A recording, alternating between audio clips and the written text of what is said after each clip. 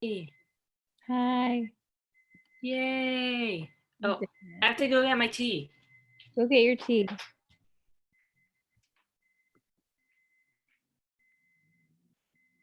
Let's see where we left off. We were talking about queer time and queer utopia not being able to be made within time travel. Is that because we only know the past, and so if we try to travel into the future, we only have the limitations of the world that has already been crafted for us?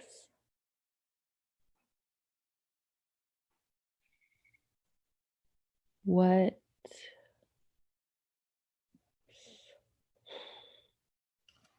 A little lost, but that's okay. Let's see.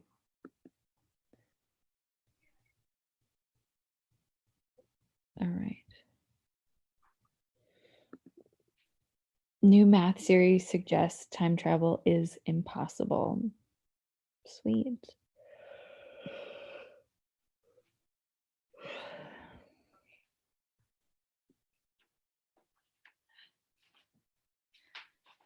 Yay, I'm so glad that I can be on my computer now. I know, right? What a gift. What a gift.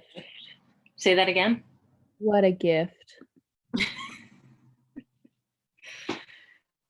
Sometimes I can't tell if you're being facetious or not. Do other people tell you that? Really? Huh. I didn't know that. I thought I was always clear that I thought I was pretty clear, but maybe I'm not. So just now, were you being not facetious? I was being sincere. Okay. Interesting. Also, it's late at night, and I think late at night things to me here sound less sincere. That's fair.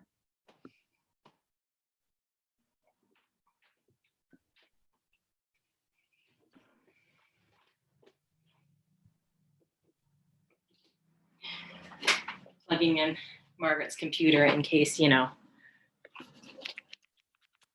Anything happens. Yeah.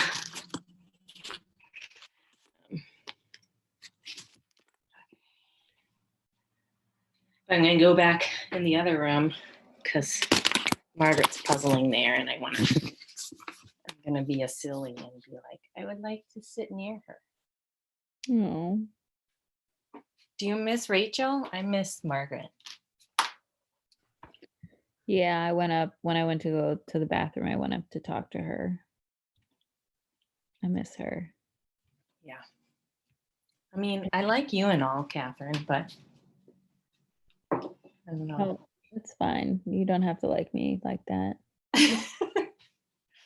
I think it's more,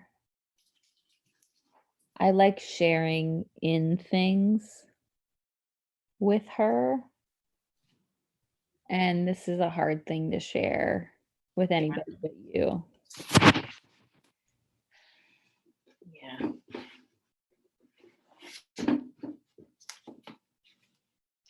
Yeah, because it requires like patience and like tolerance and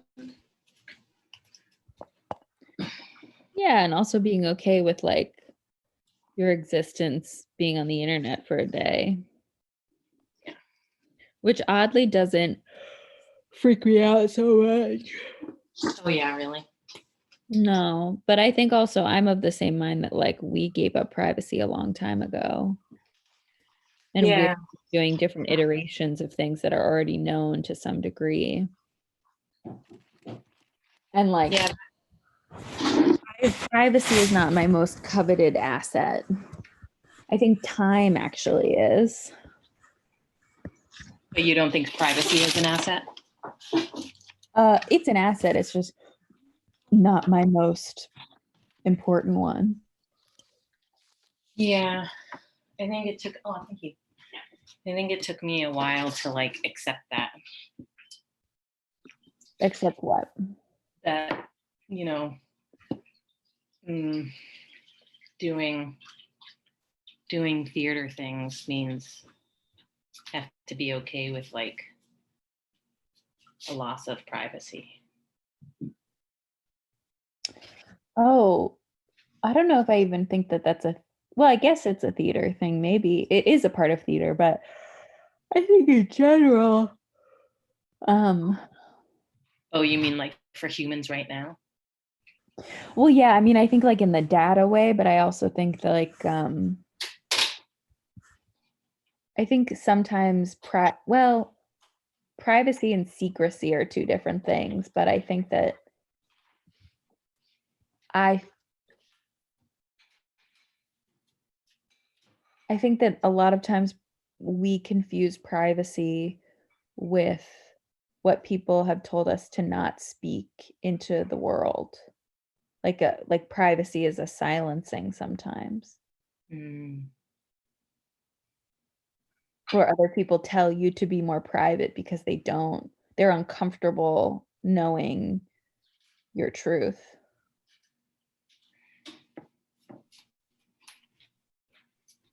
Yeah, I mean that it's like the whole like what you do in the privacy of your own home is blah blah blah type thing, like Right. that. Right, exactly. Like don't ask, don't tell. Yeah. But then hmm, I think oh yeah, what does go there?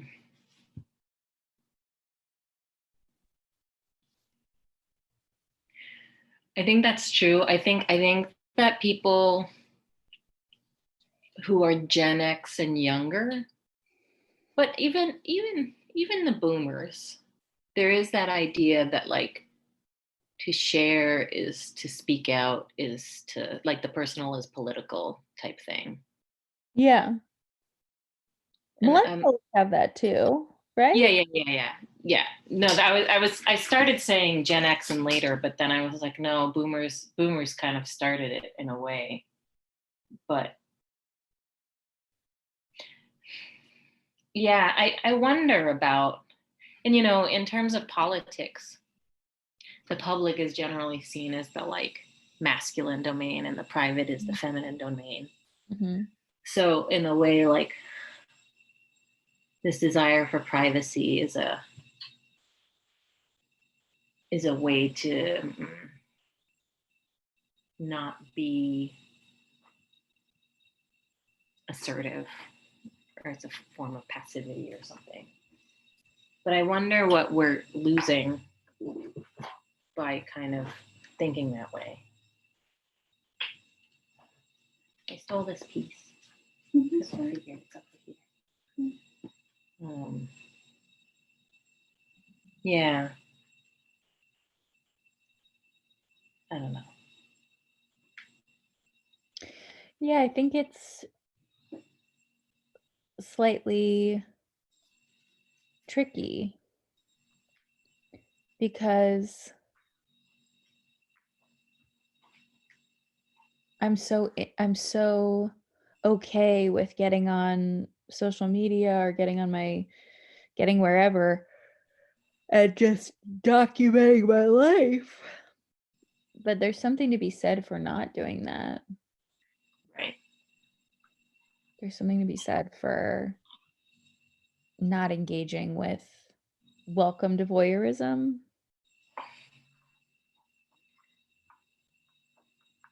What's that smile you just did? What did that mean? um, I don't know. I didn't even know that I did that smile. What kind of smile is it? It Is was it a like thing with you?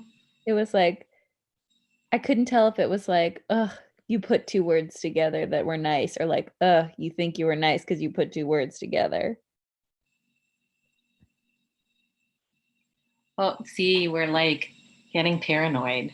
'Cause, like, remember, I'm like, I think you're being facetious, and you're like, I'm totally sincere. And I'm like, oh, I think you have a point. I think that's what my smile was. Uh, No? Did it, if I say that in hindsight, does that make sense? totes. Margaret, Catherine, and I are getting paranoid. Well, you're both tired. That's We're good. both we're both like, I feel like officially we're in the endurance portion. Yeah. Yeah. I felt like I like loved Queer Shakespeare. It was so great to like hang out with them. And I feel like the second they signed off, I hit like this energy wall. Sure. Because you Yeah. also had 3 people who are coming in. It's fascinating, these like gusts of energy, people coming in and just being like, ah, because like doing a short sprint and then we're alone. And inevitably, after people are leaving these short sprints, we are um going back to quiet things. Like we're in that slow jog. Yeah. It's it's tough to keep the slow jog up. Yeah. But I think we can navigate, I think what this like in terms of research, Oh, that's it's right. a- Research. it's all research. It's not a play. There's no play. But in terms of research, I mean, there are like if we set up those videos to play and then we need sleep for longer, we can set up the cameras to watch us sleep.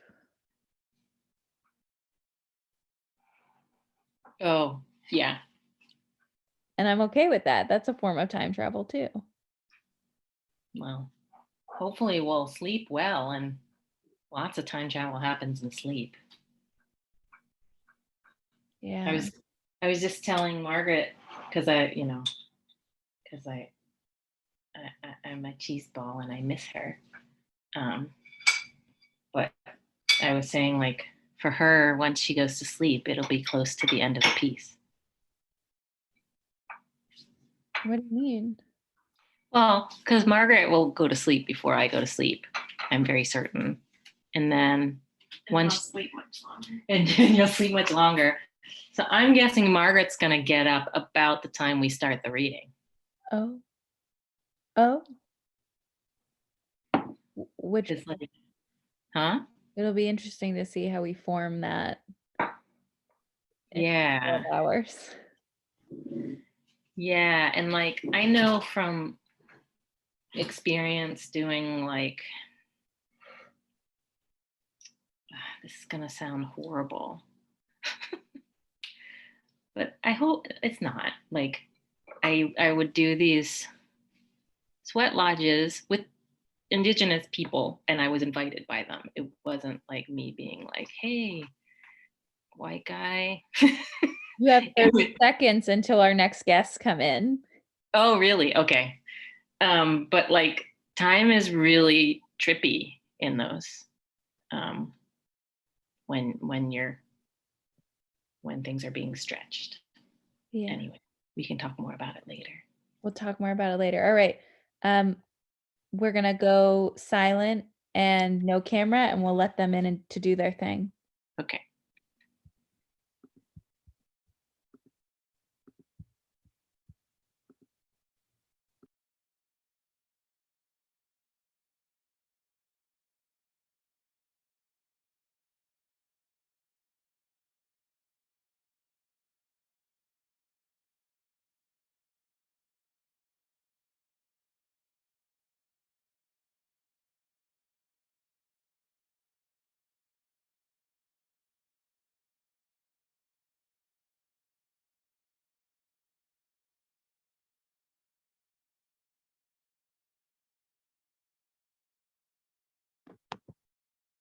Hello.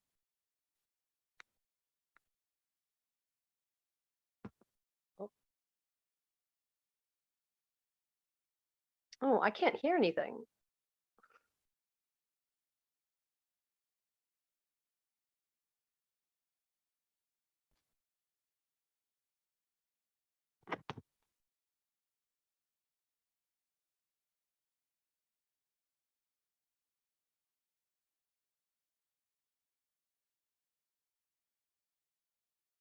I can't hear anything.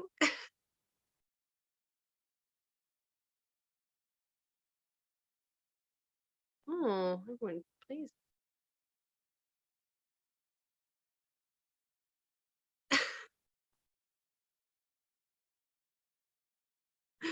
Um,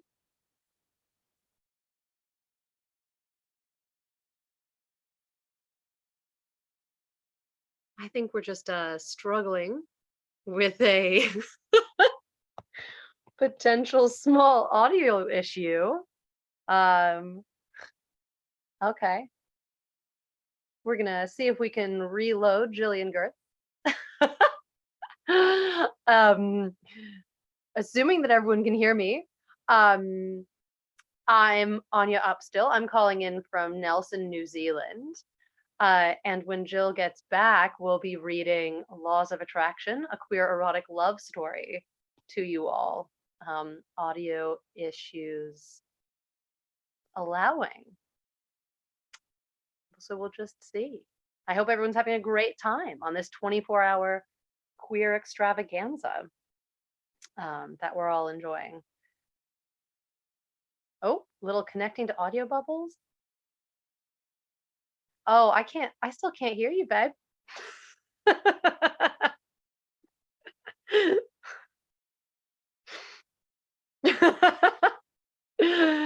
Oh. I think we're gonna try some headphones. Oh no, we're gonna try on a phone. Great. Well, welcome to this show that has just become me talking to everyone on the internet. Um, maybe I should just start, Jill, and you can join in when you can join in. Okay, we'll give you one more minute. I'll just I'll give you some background on the on this. Yeah. Can you hear Oh, me? there we go. There we go.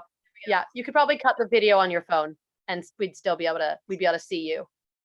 Maybe try that. Just cut the video on your phone. Oh, okay. No.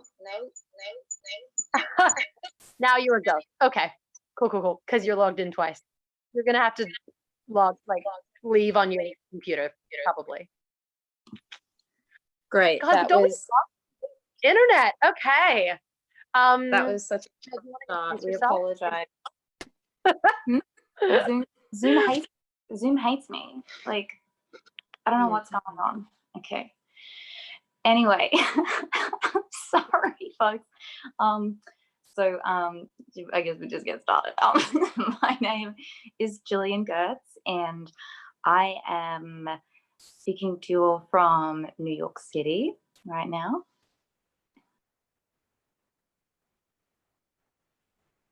You're up. Oh no, I introduced it, babe. You're oh no, I already introduced myself. You can start. We can start Laws of Attraction. You introduced it already? I did. Well, you were. This is like the least thing I've ever experienced. Okay, so this is Laws of Attraction, the first part. Okay. Kari Forrester sighed and rubbed her temples. The new environmental law case was more complicated than she had anticipated, and there was more research to be done before she could make a solid case for Rexco, the multinational company who had polluted the Lenny River, to pay full reparations for the damage they had inflicted. Forrester was at the top of her game, the head of the most eminent environmental law firm in Minneapolis, but she was also human and tired. She stood up. It was time for another single origin coffee. Just then, a knock came at her door. "Come in," Kari called, unsure of who it could be. The door opened and there was Cod Bloom, the new intern, looking sleek in a tailored dark blue pinstripe suit. They were carrying a fresh French press in one hand and a coffee mug in the other. I thought it might be about time for your afternoon coffee. I hope I'm not interrupting. "Not at all," Forrester replied, bemused that Bloom had once again anticipated her needs without any prompting. "Just set it down anywhere." As Bloom cleared a space on the crowded desk, Forrester looked them over. Short dark hair, dark eyes, slim athletic build. If they weren't the intern, Forrester could have said they were attractive, would have said they were very attractive. Bloom looked up. Is there anything else? What Bloom didn't say was that they would do anything for Forrester. There were a lot of things that they'd like to do for and to Forrester, they thought to themselves. They wondered what Forrester would look like without that fitted suit on. Her creamy silk shirt opened just low enough to give a hint of perfectly shaped, firm breasts, and the suit itself hugged inviting curves. Bloom could imagine running their fingers through that silky blonde hair, trailing kisses down that delicate neck to a collarbone, probing a currently invisible nipple with their tongue. Yes, actually. Please get me the scientists' reports on the downstream effects of Rexco's dumping of nitrous fluoride. I need to get more specific to build this case. Forrester's reply snapped Bloom out of their reverie. They blinked and cleared their throat. Yes, of course. I'll go look them up now. Bloom headed for the door, flushing at their own thoughts. Forrester watched them go. It was strange, she thought, how such a bright intern seemed to just disappear into daydreaming sometimes. Not only were they attractive, but Bloom came highly recommended from Harvard Law School and showed great promise. But these daydreaming episodes were becoming more frequent. Well, as long as it didn't interfere with their work, Forrester was fine with it. No, not attractive, Forrester reminded herself, just good looking, exceptionally good looking. Shaking her head to clear it, Forrester poured herself a cup of coffee and got back to work. This case was not going to write itself, and a high-powered lawyer like herself had much better things to do than to have unruly thoughts about an intern. Luckily, this coffee should do the trick. It was almost 9 p.m. by the time Kari Forrester left the office. The Uber driver was especially polite, insisting on opening the door for her, and she sank into the seat with a grateful sigh.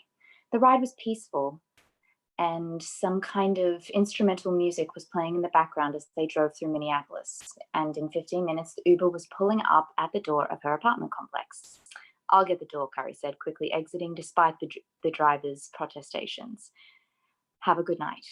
Forrester climbed the 2 flights to her apartment door and let herself into her home at 12 Oslo Drive. The first thing she did was drop her bag onto the sofa and slip off her practical but fashionable leather shoes, made in Italy, embossed in gold on the inside of the soles. The socks went next, revealing perfectly manicured toenails painted midnight blue. Shoes off, Forrester hung her suit jacket and untucked her silk shirt, undoing an extra top 2 buttons to reveal even more of that hint of cleavage that, unbeknownst to her, Cod Bloom had been admiring earlier. Faint freckles dappled the skin across her chest, reminders of summertime trips to the lake that felt like a distant memory to her now. She sighed. Time for dinner and a well-deserved glass of wine.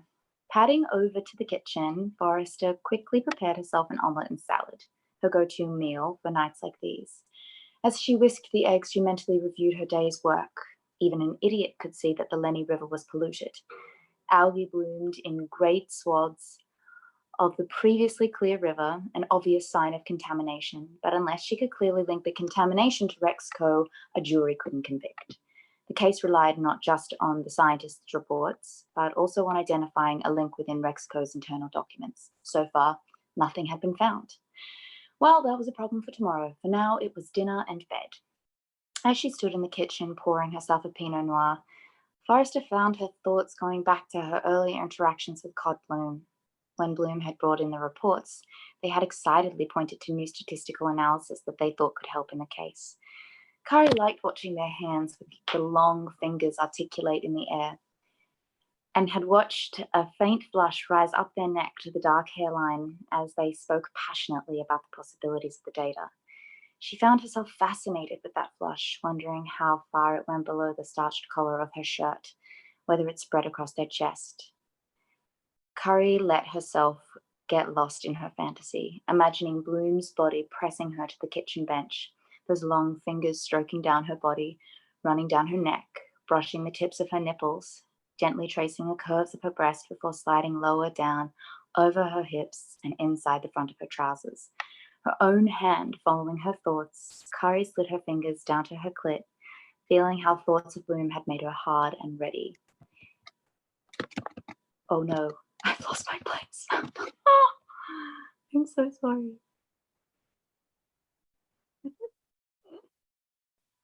I'm killing the moment.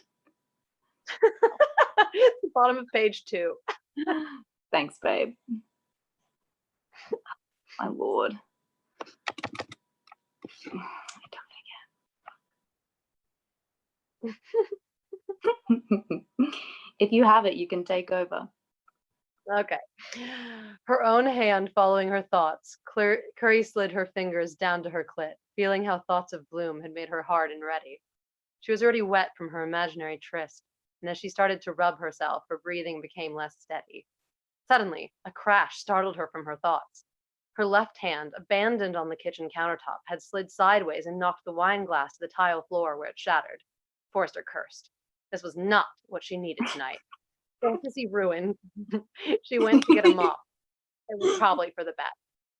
Fantasizing about an intern, even such an attractive one, was not what made her a high-powered lawyer. Okay, I'm back. It was the next morning. Gary hadn't slept. Dreams of kayaking on the Lenny River with Cod Bloom had left her feeling disoriented when she awoke. Even her usual recipe of morning run, almond bread, and full French press of single origin coffee, light roast, coarse grind, hadn't managed to restore her to full wakefulness. The shower had made a marginal improvement, and here she was at work, grumpy but present at 8:30 a.m. A pile of papers from the day before awaited her, an assortment of scientific reports and eyewitness accounts. She sighed, better get back to work. Cod, on the other hand, had slipped blissfully into slumber the night before, sated by their own fingers and fantasies of Curry's seemingly unachievable naked body. Too blissfully, in fact.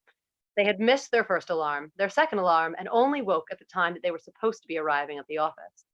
Finally awake, Bloom swore loudly and tore out of bed, hastily pulling on black slacks, a gray V-necked sweater, and practical but stylish leather shoes. They were going to be late no matter what, but at least they could be at the office in less than an hour. What would Forrester think of them now? Bloom shook their head. They didn't need another reason to be nervous around Curry. By 9:30 a.m., Curry found herself expecting a knock on the door. More than expecting, hoping for a knock on her door. She found herself wondering what Bloom was wearing today, missing the sound of their shoes on the concrete floor of her office. Their firm knock on the door, their low voice asking if they could come in. She found herself shifting in her seat, casting glances at the door just in case. She knew she was acting like a schoolgirl with a new crush, and she was not happy about it. Curry, it's time to pull yourself together, she thought to herself. Think about the polluted river, not some gorgeous intern. There are people struggling to maintain their livelihoods. That is your business, not whatever Bloom is up to. Just then, there was a knock on the door, and Cod's voice from the other side. May I come in? Curry blushed and straightened her hair, cleared her throat, and assumed a posture meant to convey indifference. Yes, enter. Curry examined Cod as they entered. Late night? She asked pointedly, immediately regretting it. Sort of. Cod didn't quite know how to answer. A late night fantasizing about ripping your clothes off, Cod thought. Well, I hope it was fun, Curry replied archly, surprised to find herself jealous of whomever Cod may have been spending the night with. But please make an effort to be on time in the future. Cod crumpled inwardly, looking down at the coffee they had brought in. I'm sorry, I promise it won't happen again. Cod held the mug out to Curry, who took it. Their fingers brushed as the mug was handed over, and Curry could swear she felt a spark. Their eyes met, bemused and excited just for a second before Bloom looked away. I'll go. Cod turned and headed for the door. Thank you, Curry called to their back, already regretting their dismissiveness. As the door swung shut, Curry slumped in her chair, setting the coffee down on the table. Damn it, she thought. I may be a lawyer, but this time even I can't argue my way out of the laws of attraction. At 3 p.m., Curry put her papers down. She felt guilty. She hadn't needed to snap at Bloom, and as a general rule, she wouldn't be so harsh to an intern. The idea of Bloom staying up late with someone else had gotten under her skin, and she wasn't proud of it. She paced around the office. What could she do to show Bloom that she wasn't angry or mean? That she was, in fact, the caring and sensitive, generous person that she wanted Bloom to see when they looked at her. The caring, sensitive, and generous boss, she corrected herself. She wanted Bloom to see her as the boss and not in the sexy let me take control of this sexual encounter way that she was definitely not thinking about. Nope, in the purely professional platonic way that people generally thought about their bosses. Curry buzzed her assistant Alice Stein. Can you ask Bloom to talk to me, please? Of course, Alice replied. No time like the present. Cod spent the morning racked with guilt. How could they have let Curry down like that? The look on Curry's face kept coming back to haunt them, her disgust at their behavior and turning up late. In response, Cod had worked doubly hard, annotating 4 case files in the time it would normally have taken them to do 2. Their hand was aching from all the writing, but they knew it was worth it if they could only get back into Forrester's good books again, if that were possible.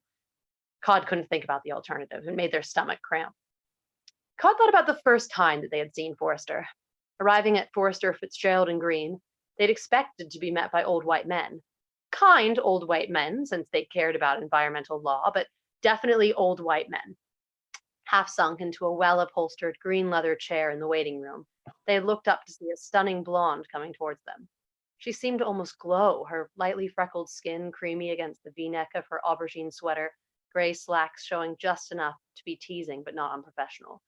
She had stuck out her hand in a direct but polite fashion. Forrester, although my friends call me Curry.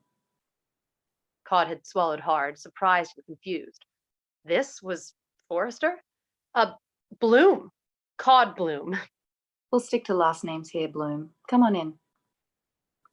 Since that first meeting, Cod's respect for Forrester, they reminded themselves, had only increased. She had a brilliant mind and a keen sense of social justice, running an admirable practice with her 2 colleagues, Fitzgerald and Green, who were, admittedly, old white men. By all accounts, she was an excellent boss and a hard worker, and everyone at the firm held her in the highest esteem, as did Bloom. Unfortunately, Cod's attraction to Forrester, they reminded themselves again, had also increased to almost unmanageable proportions. And now it looked like Cod would lose it all. When Alice walked over, Cod avoided eye contact. Here it comes, they thought to themselves. I'm going to be fired. No more Curry and no more law school. Their stomachs started cramping again. Forrester wants to see you, Alice said, not unkindly. Thanks, Cod replied, eyes still down. Alice waited. She asked me to send you in, she continued. All right, I'll head in then. Let me just finish this thought. As Alice walked away, Bloom fought the urge to cry. This was it then. They got up with a heavy heart and headed towards Forrester's office door. They stood outside Curry's door, working up their courage. They knocked. Come in, came Forrester's voice from inside. Cod exhaled, opened the door, and stepped inside, shutting it softly behind them. Curry was sitting behind her desk, piles of papers to her right and left. Todd thought she looked tired and wished they could give her a shoulder massage to relieve the tension locked between her eyebrows. Oh, stop it, they said to their brain. Just go ahead and let yourself be fired. You wanted to see me? Curry had been waiting tensely for their arrival for the past 10 minutes. Now that Cod was in front of her, she was again briefly taken aback by how delicious they looked. They came so willingly when she called. They also come that quickly with her tongue between their legs. Curry pushed those thoughts to the back of her mind. She cleared her throat. Pull up a chair. Cod hesitated, then moved one of her office chairs in front of the desk and sat. They waited expectantly.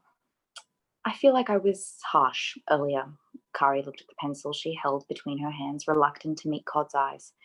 It's been a stressful week, and as a general rule, I expect my staff to be on time. However, this is your first instance of tardiness, and I never wanted to run my firm with the lack of empathy that many have been run. So, please accept my apology. Curry looked at Cod. They were slightly taken aback. Of course. I didn't think it was out of line. I feel terrible for being late, and I would never, never want to let you down. Let the firm down, I mean. A slight blush slid over Cod's cheeks. Maybe they had been too obvious. I would only ever want to let you down gently onto silk sheets, they thought to themselves. Curry found herself blushing slightly in turn, pleased despite herself that Cod had mentioned her before the firm. You've done great work here so far, she assured Cod, and I'd hate to let you believe otherwise. In fact, I was wondering something. Would you like to join me on my next trip up to the Lenny River? There's a local scientist, Dr. Homer, that I would like to talk to in person, and I think it would help you to get a more comprehensive view of the project if you could see the location yourself. It would be a full day tomorrow, and I'd have to pick you up early. No pressure, of course, if you'd rather stay in the office. Curry looked expectantly at Cod. I'd love to, Cod blurted. That sounds. Cod paused to get control over themselves. It sounds very instructive, edifying, valuable to my education. They could hardly believe their luck. Here they were, thinking they were about to get fired, and instead they were being rewarded with an entire day with Curry. Even the thought of that much proximity made them almost swoon. I'll pick you up at 8:30 a.m. Don't be late. And please remember to send me your address via email before you leave tonight. Curry stood up from behind her desk. Now, if you'll excuse me, I need to get everything in order for the trip. Of course, replied Cod as they got up and moved towards the door, tightly controlling every muscle in their body to avoid skipping with joy. See you in the morning. I'll make us a picnic lunch. They left quickly, their heart pounding. On the way back to their desk, it was all they could do to keep a ridiculous smile from breaking out over their face. Now they just had to make sure that the picnic was mind-bendingly good. They had some ideas.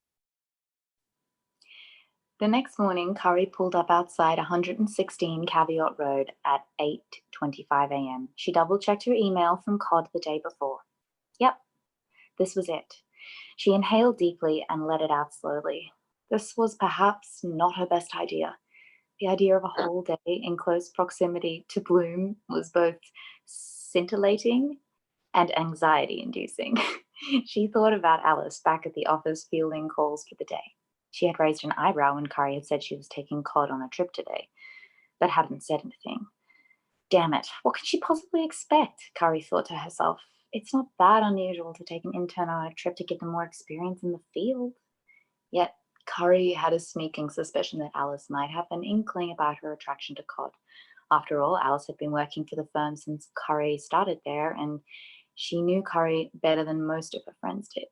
She certainly saw more of Curry than they did. Forrester's reverie was interrupted by Bloom's door opening. 8:29 a.m.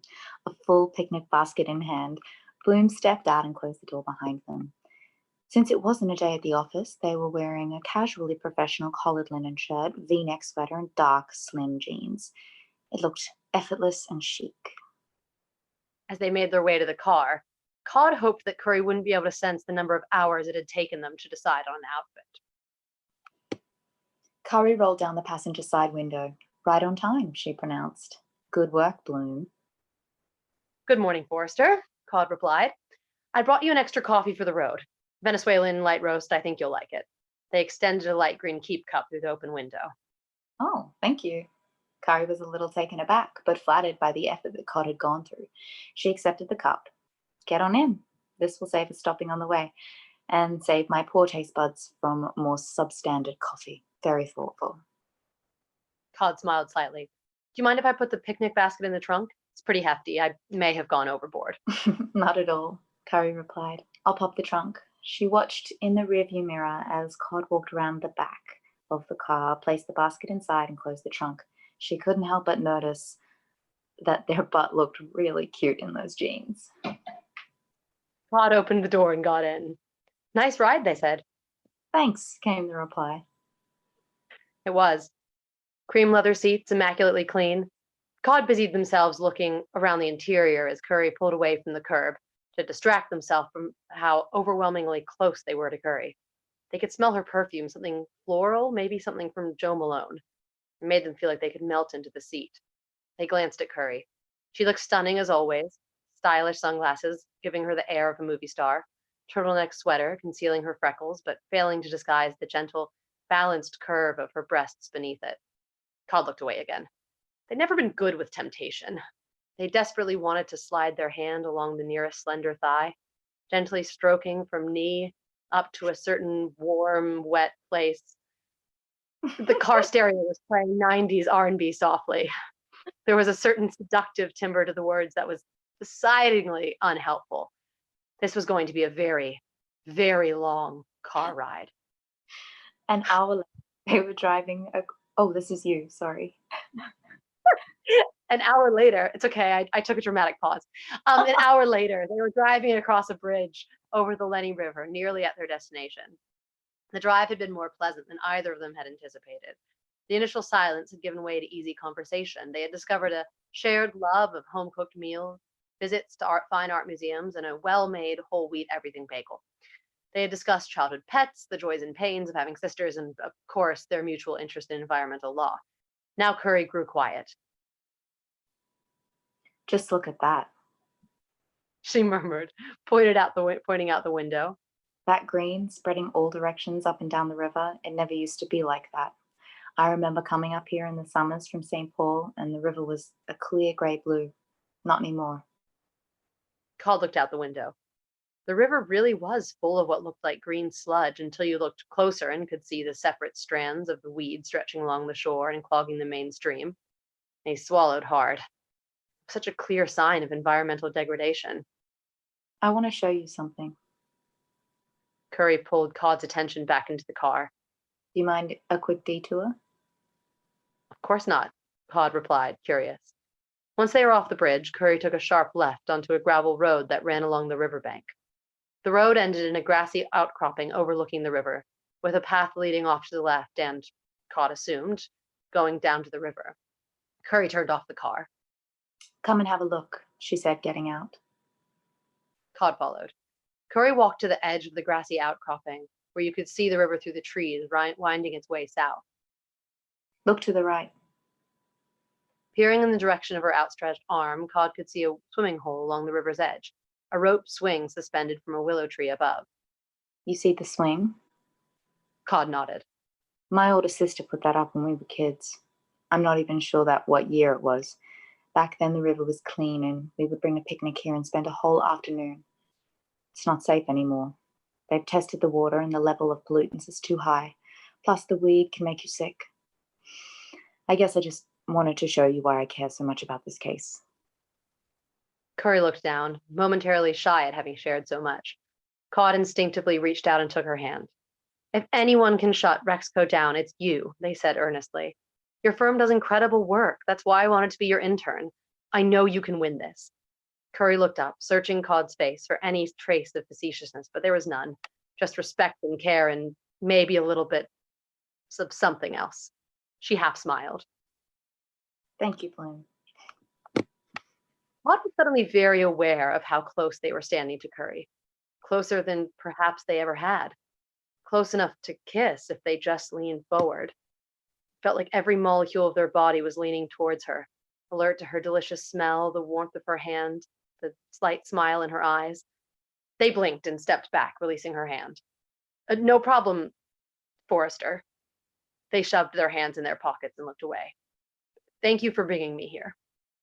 Curry blinked and shook her head slightly to clear it. The moment had been intense. Had she really shared something so personal with someone she barely knew? Well, she couldn't dwell on it now. They had a job to do. Off to the professor then, she said. Let's go. Thank you for visiting, said Professor Homer as he walked Curry and Cod to Curry's car. Forrester, it was good to meet you, and I hope that this morning was enlightening. Well, certainly. The last hour has been a brilliant insight into the on-the-ground legwork that is the background to successful environmental law cases. Insights such as these are why I applied to intern with Forrester, Fitzgerald, and Green in the first place. So thank you both. Professor Homer chuckled. At least I can trust that I leave you in exceedingly capable hands. Curry could barely keep herself from blushing as she thought of Cod in her hands. All of Cod. If only you knew what those hands really wanted to do to them, Curry thought to herself. Out loud, she replied, You're very kind, Professor Homer. We'll leave you to your lunch. Thank you, as always, for your help. Cod and Curry got into the car, waving goodbye to Professor Homer as he stood in the doorway of his lab, white coat showing a few smudges from his dirt samples. That was so fascinating. What an expert. I think his testimony could be what convinces a jury that Rexco has been polluting the Lenny River. Do you think he'll be allowed to share with them his analysis of data from the river? Cod and Curry discussed the case for a few more minutes, weighing the relative merits of supplying a jury with printed versus digital content before Curry paused. Let's turn down here. I know there's a lovely picnic spot just a few minutes away. I think we deserve that lunch. She turned down another dirt road, this one lined with linden trees, whose leaves shimmered in the light breeze. Kari found herself more and more attracted to Cod the more she knew about them and the closer they worked together. Lunch would be a welcome break from the shop talk that she found suddenly so sexy. Hopefully there would be other people around her to distract her from the way smiling made a dimple appear in Cod's right cheek, a dimple she longed to touch. Kari pulled into the park. The picnic spot was indeed lovely. A couple of picnic tables stood in the middle of the clearing, just a few minutes' walk from the car. Trees on all sides lent them dappled shade and insulated them from the rest of the world. It was stunningly peaceful and empty. Well, there goes my distraction, thought Kari. Instead, she had unintentionally picked what might have been the most romantic possible spot for a lunchtime picnic, which under different circumstances is exactly what she would have wanted for her and Cod. A cheese board, maybe a bottle of wine, feeding each other lingeringly across the table before fingers reached down to trace necklines, ducking under necklines to circle and tease nipples and venturing lower still. Are you all right? Asked Cod, noting the unfamiliar look that had come over Curry's face. What? Yeah. Kari nearly stammered, just thinking about the case. Very complex. She cleared her throat. But enough talk about work. Lunch? So that's the first 9 of 30 episodes. And it looks like that's what we have time for. We can do one Jill, more, babe, if you want. Want to do one more? Want to finish the picnic? Okay, we'll finish the picnic. Well, maybe we should go through to 11 because that's a good episode. Okay. Yeah, okay. Yeah, you're right. This is okay. We'll get it. We'll go to 11. There's a hand touch, there's a cheek touch. That I think we need to Don't give it away. Oh, sorry. Okay. Part 10. Cod got the picnic basket out from the back seat of the car and brought it over to the picnic table where Curry already sat. I hope you don't think I went overboard, they said, as they began to unpack. I just really like picnics. And I really like you, they added to themselves. First, they pulled out a checkered tablecloth, 2 ceramic plates, napkins, and cutlery. This was followed by 2 glasses and a small glass jug of fresh apple cider. It's a local brand from the farmer's market, Cod told Curry. I'm a big fan. I know you have to drive. I promise it's not alcoholic. Next came an array of fine cheeses, thinly sliced baguette, Kalamata olives, perfectly sized tiny pickles, fresh grapes, a miniature jar of mustard, and salt and pepper in tiny silver shakers. And lest I forget, Cod added, all important, the chocolate, as they added a bar of single origin Peruvian chocolate to the mix. I used to work at a chocolate factory, so I'm a little bit of a snob, Cod confessed. Anything less than 70% I can't really stand. I hope that's all right. Kari was slightly taken aback. This is beautiful, she said. You didn't have to go to all this trouble. It's no trouble, Cod replied. For you, they added to themselves. It was worth the 3 separate trips to the farmer's market, Whole Foods, more like whole paycheck, and Cheesemonger to see the look on Curry's face. Go ahead, eat.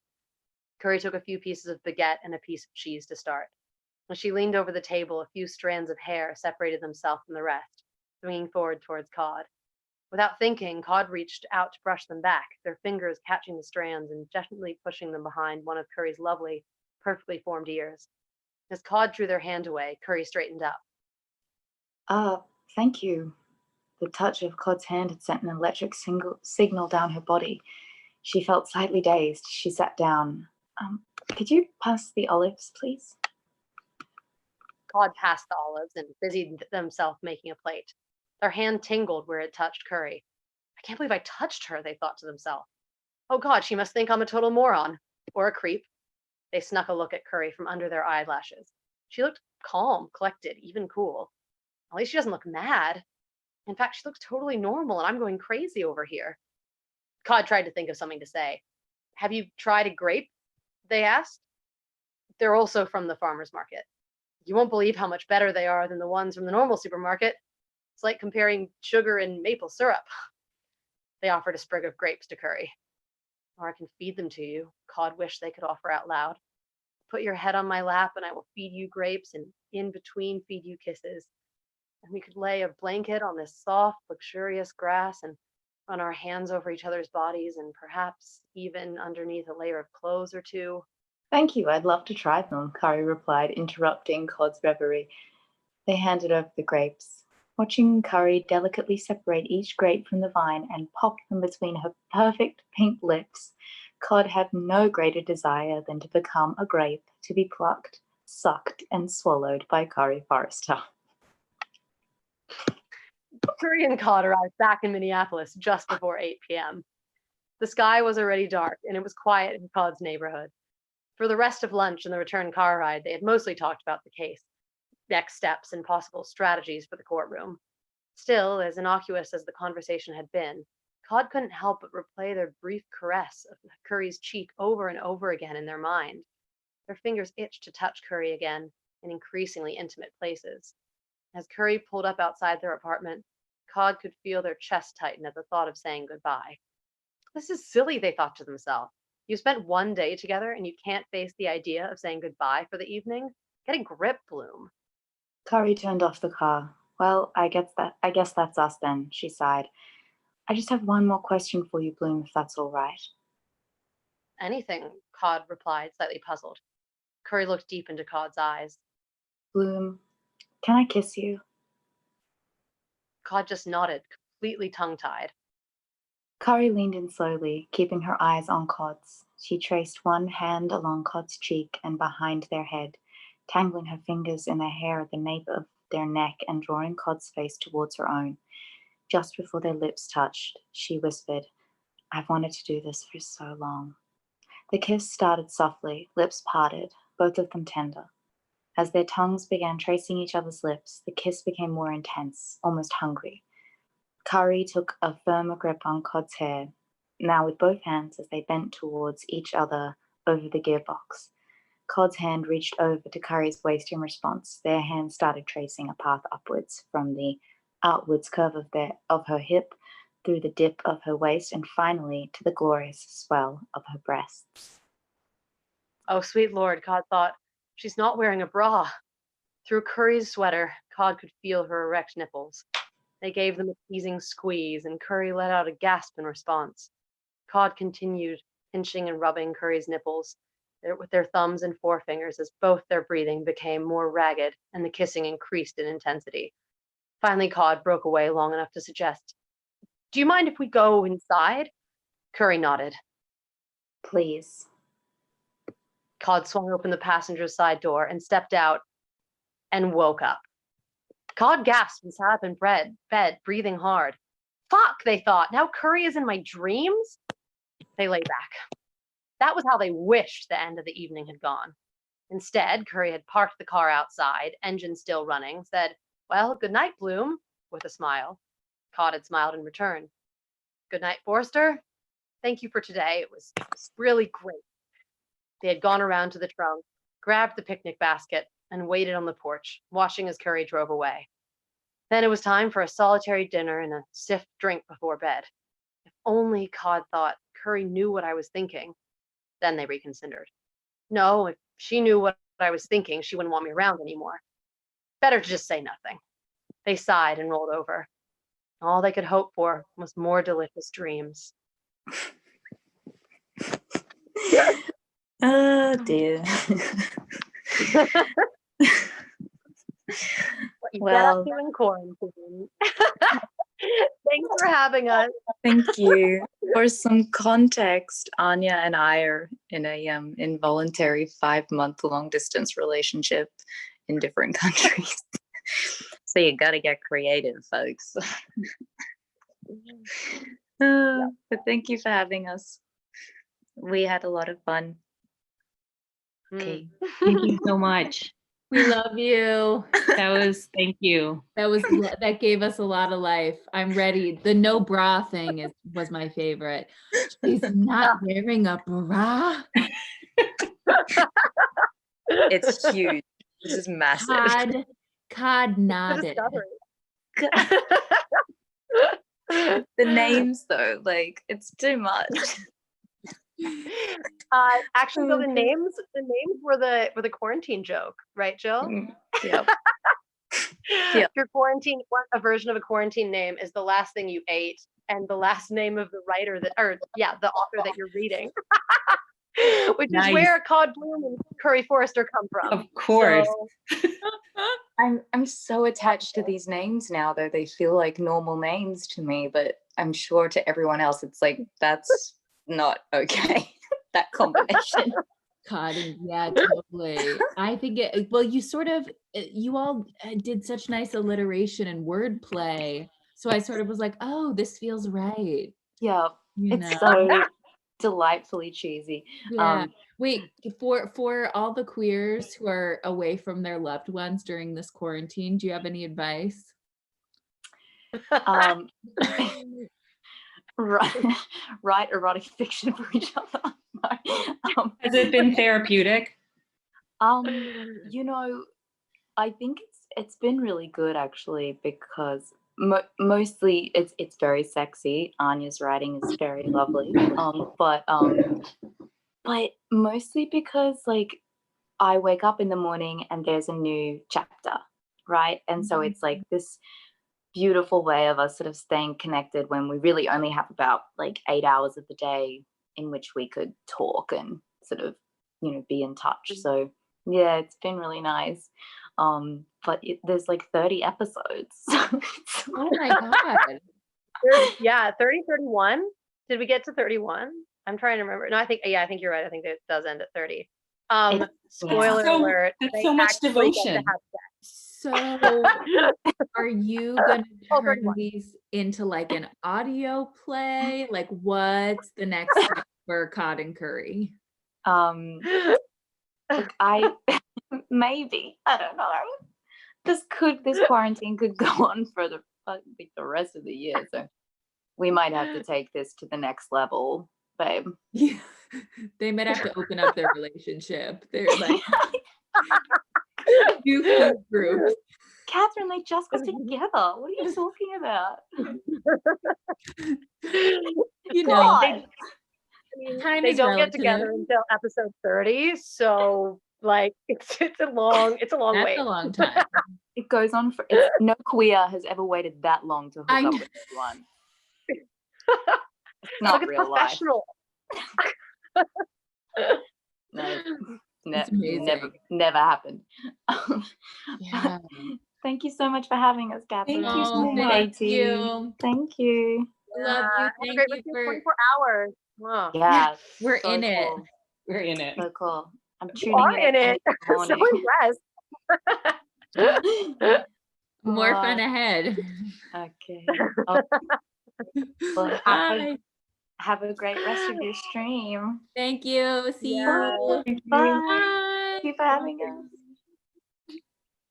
Oh. The people leaving is incredible. Yeah, I want to have like a reel of just like how people leave meetings. My favorite was Rochelle couldn't figure out how to get her audio gone. I don't think I've left yet. Yeah, that was. Oh, that was pretty good. Margaret has gone to sleep, Margaret has gone to sleep. which I'm very happy for her. Rachel's gone to sleep too. Oh, really? It's now the witching hour.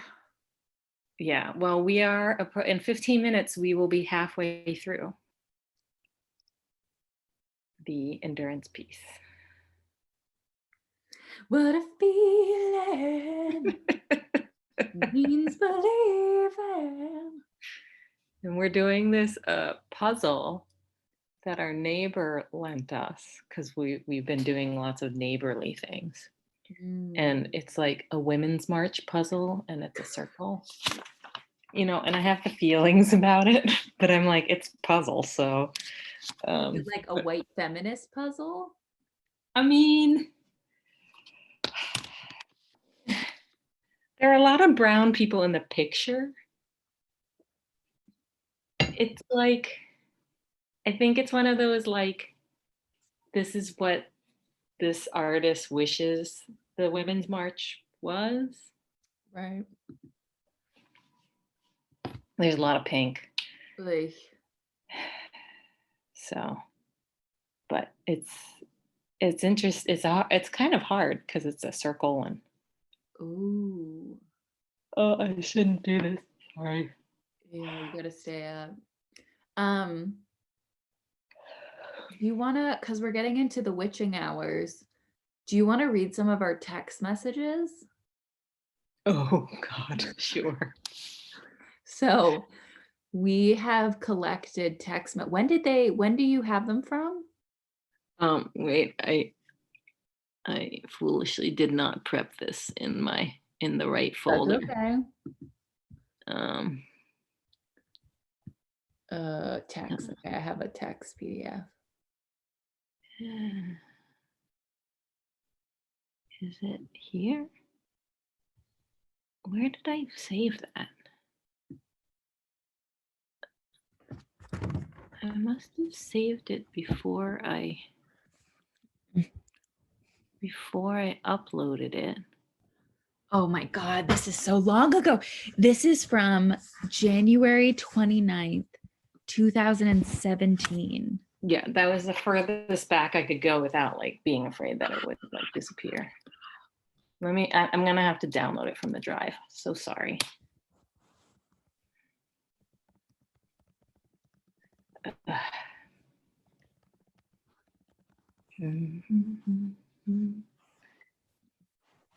Dee, dee, dee, dee.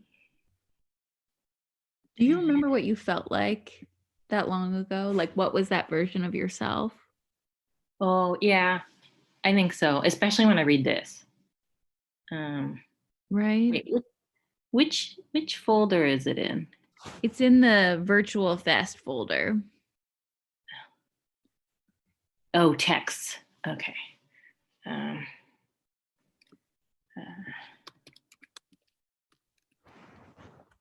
Hey, streamers currently that are watching us, I have a question for you. And I'll put it in the chat too. Do you read your previous emails or texts and totally cringe?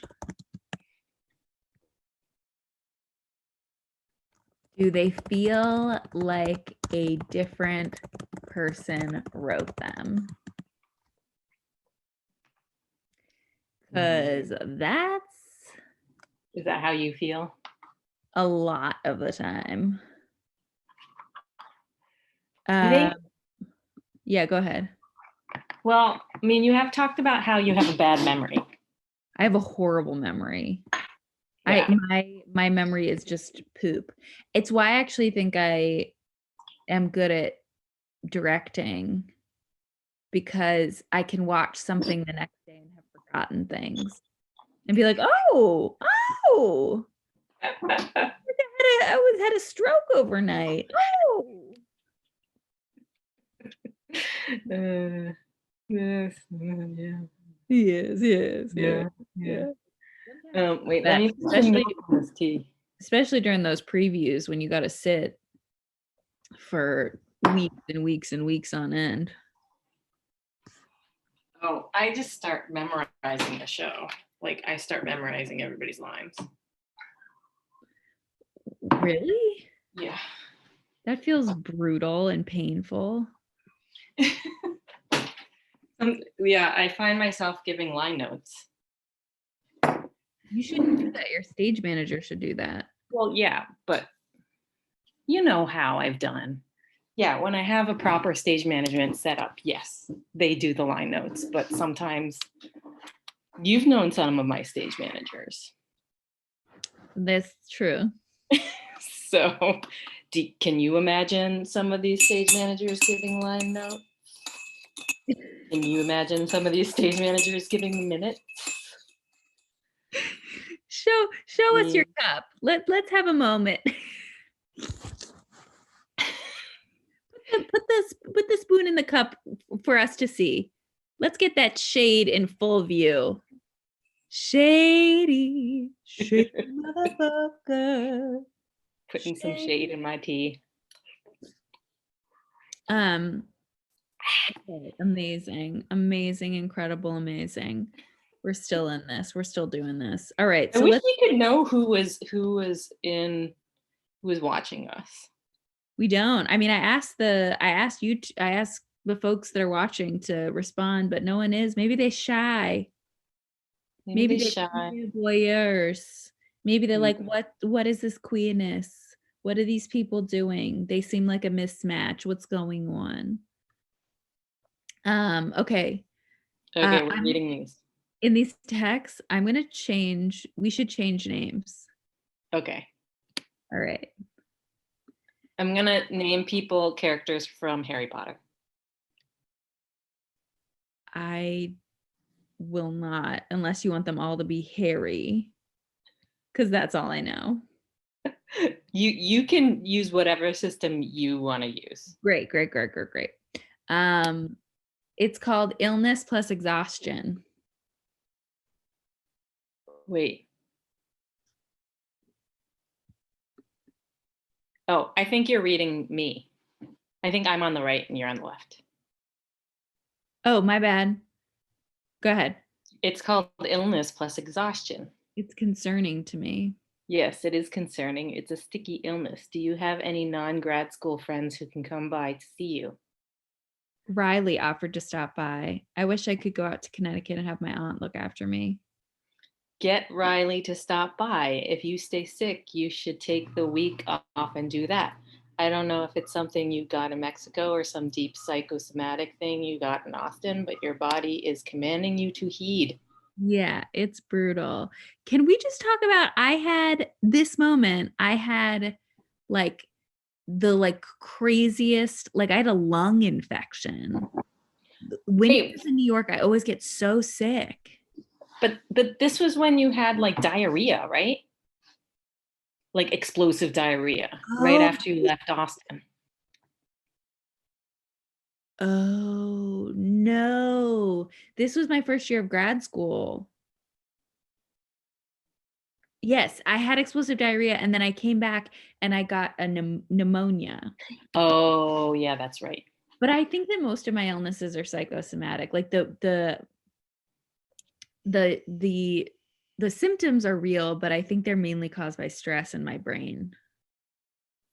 Mm. I mean, I think, yeah, you stress yourself to illness often. Keep going.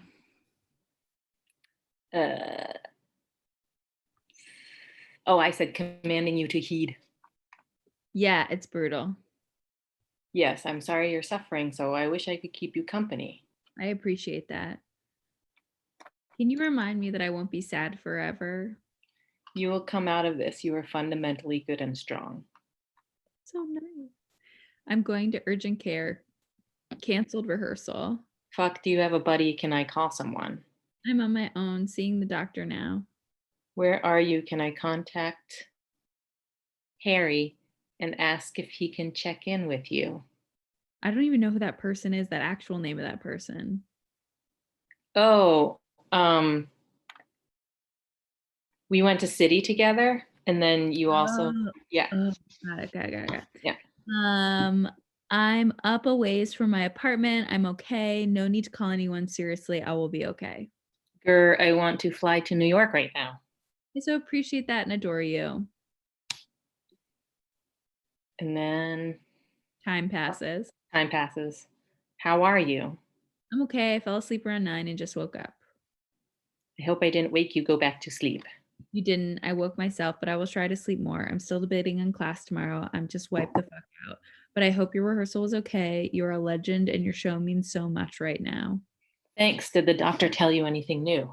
He thinks I have a bad sinus infection that has gone untreated, and so it has worked its way into feeling like the flu from hell. Honestly, he wasn't very helpful. He wants me to get on more antibiotics and allergy medicine. I slept for another 13 hours last night and feel wretched, not sure what to do, honestly. I have class with Portia today. I want to go, but also feel like it might be a mistake. Sorry, I feel like a whiny, sick child. Stay home. Portia knows you're sick. You're not Whitney. Whiny. Autocorrect. I saw Hermione yesterday. How was it? It was interesting. We went to protest together. I'm glad you went together. We went to the Women's March, in fact. Oh, Then we had a frank discussion about whether I think I'll come back. I suggested I live somewhere else, and we, quote, date for what? Well, this is a long time ago. She was open to that, but then asked if we would see other people. And when I said I wanted to see other people, she said that was distressing. So much was said, it wasn't bad. Then she called me after rehearsal and basically said everything I wanted to hear. So I'm confused, and I think I should lay off Ron for a while, but I don't know if I'm ready for that. I'm so sleepy. I don't want to get out of bed.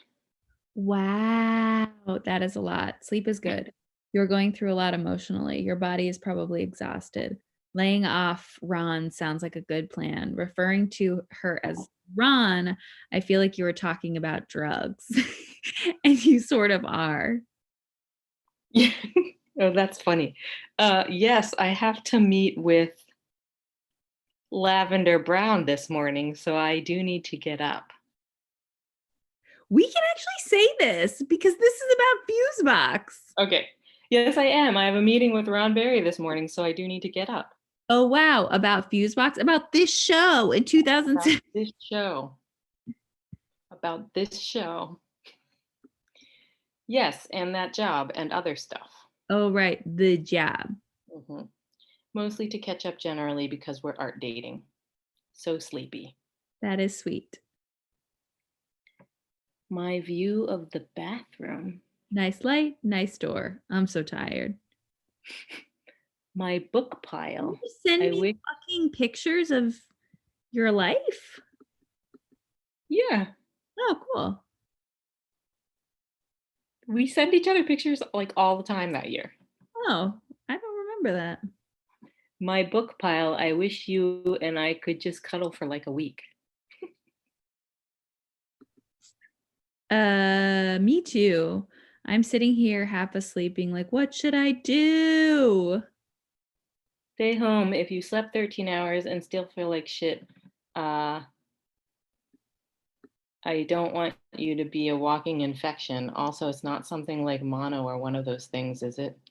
I don't think so. God, I hope not. I had mono in college. Oh, if you had mono already, you likely won't get it again. Of course, you've already had mono. Oh my God, I can't believe I said this. I got strep throat right before I opened a show in high school. Both the leads, this woman and myself, got this strep throat. The drama teacher sat us down and told us how we couldn't get sick in the theater, how we always had to show up. She told us this horrible story of getting in a car crash and losing a huge job because of it. I'll never forget that talking to. She punished both of us for being really ill. I feel like I walk around with that every time I'm sick. Sickness is not allowed in the theater. OMG. Wow, we were scarred. Is that the kind of theater you want to be a part of? No, definitely not. It just seems like the real awful reality. Perhaps also it's class. Text Portia, tell her what you're grappling with. I'm emailing her now. If she's disappointed with your absence, she'll tell you. Right. Ugh. And I have a feeling this is a question she asks herself. She never ever stops though. She's amazing. I wonder if she ever gets sick or whatever let it affect her. Right. Maybe she can give you advice on how to make that possible, sustainable, human. Be where you are and ask for help to get where you want to go. You're paying $50,000 a year for it. What? Oh my God, my body just hurt when you said that. Hi, Portia. I'm not going to be in class today. I went to urgent care last evening and still feel awful. I'm hoping I'll be on the mend today as I finally have some medicine and my fever has come down. My team is ready to present their work. If you have time to chat later this week about it, I'd love to meet with you to get any feedback you may have. Does that work? I feel like I'm seeing 4 of everything. Yes, that's great. You could be more direct and say something at the end like, I hate that I'm sick. I'm trying to figure out how to be human while meeting the sometimes inhuman demands of theater. I'd love to learn from you how you seem to do it with grace and strength. You're so good at emails to people. Do you know that my like writing style, I think, deeply changed? Going to grad school did it, but also having you help me with emails and help me with my application essays, because I would be like, I'd put all these like words before just being like, I am this. Yeah, And you'd be like, I think I want to be good, kind of, sort of, maybe. fuck you. An asshole. It's like a thing. I give so many people that talk, especially women, when I'm like, no, you have to talk like the person that you want to be. Mm. Don't doubt yourself in your text. It's hard. I mean, it's hard for me. Whenever I write a grant proposal, I'm like, I'm so great. You should give me everything. I'm the smartest and the most talented. That's what it feels like I'm writing. Oh no. Yeah. Yikes. That's real. That's super real. That's super real. But it feels better now being like, I give me, this is my practice, versus like, I hope it will be like this. It's like, no, it is like this. This is how I am today. This is how I am. Yeah. That's who I am. I'm not really sure how I got Odell. Wait, you totally told me the story of it and I've forgotten. Odell. Yeah. Rachel. No, I know Odell, but I forget who gave it to you. Rachel. Oh, okay. Yeah. You We came back to the computer with it. Oh, did I? Mm-hmm. I don't remember taking it. Love my Odell. Odie. All right. Let's continue. Yes. I love that. That feels so vulnerable. Yes, she respects vulnerability in the spirit of inquiry. It's also basically exactly what you just said to me. That is very true. Okay, I'm gonna send this and crawl into bed. And I have my rehearsal here tonight for Breck, because fuck if I'm gonna leave here. But also it's like, good, that's a sound compromise. Because there's part of me that's like, you're still rehearsing? That's crazy talk. I know. Oh my God, in grad school, I just was, ugh. Yeah, plus I can make them all tea and be like, I'm sorry I canceled last night. She wrote back, feel better, get well, sleep. Yes, of course she did. And then there is a picture of KT smoking a cigarette and drinking a cup of coffee and looking like a boss. Dapper. I don't even know where I was when I sent these texts.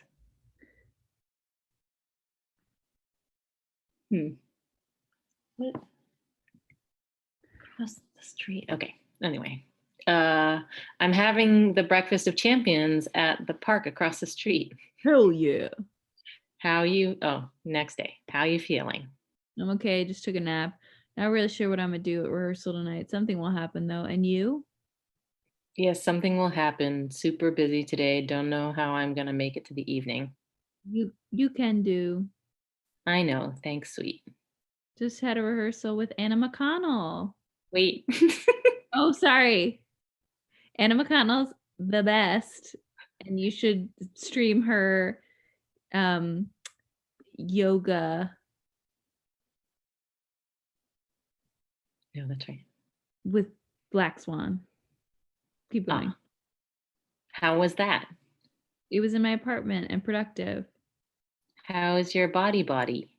Better. Oh my God. And there is a photo of me with such long hair. I look so like, young. You look really different. I was like, who's that? Yeah, it's me. Really? That's so wonderful. Yep, the antibiotics have finally kicked in. Now, not to be a killjoy, but you still got to take it slow. Don't push too hard before you have all your strength. Good. Get ye some Monistat and probiotics. I submitted the Point app last night at 2 a.m. I had thought it was due tomorrow and glad I told Ron because she reminded me it was due today. So I'm fucking wiped. I finally getting food and coffee for today. Oh, I remember where I was staying. Good, you got it done. And food. I just ate and got the biggest size coffee they had. Now I gotta write 300 words for class by 1. Well, damn, you got this. My life seems to work in 300 word increments these days. How long is 300 words? Like, how many paragraphs? Well, it's like 2 double-spaced pages. Okay. Not a bad way to live. How are you eating? I'm eating. Created my first break piece today. I stole something from What's Going On. You're welcome. Yay, eating. What'd you steal? Well, Anna first, and secondly, your applause-o-meter for who wins the competition at the end. Mine is far more sinister, though. How was it more sinister? I have 4 women who have been held without food for days, competing over a loaf of bread, aka their survival, and being forced to perform a horrific audition-esque setup where they have to play the cliche version of themselves. Maybe it's not as sinister. I don't know. It feels a little less jovial. It's real. Question mark? It feels real. I mean, in America, it's metaphor, but it feels real for the now. Yeah. Hermione and I are talking. Went to the protest with her Sunday. We might have sex. We've talked about it. Oh, that's a development. I'm strange. Yeah, we went to the protest and then processed. Processed. Shrug. No stranger than everyone else. Thanks. And then I was like, what if I live someplace else for a bit and we dated? She was open for a bit and then was like, wait, will we date other people too? And I was like, yeah. And she didn't like that. And then I went to rehearsal. And then she sends me sad texts while I was in rehearsal. And I called her back. And while I was getting groceries at the web, the HEB, she was like, can you please come home? I don't want to go back. We need to change and come home. She said it better than that because I was very moved. I was crying in the soup aisle. And then when I got home and Ron wasn't up anymore to text with, I was like, shrug. Of course, yesterday, Ron and I had intense texts and ended. Oh.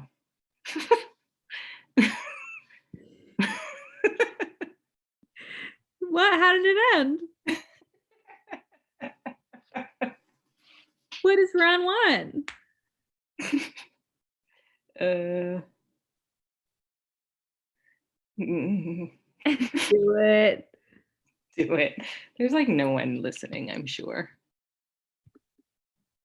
I'm like checking in the worst. There's 3 watching. Who knows? Maybe some of those are bots. Okay. That ended with her telling me she wants to come in my mouth. Oh, fuck. That's hot.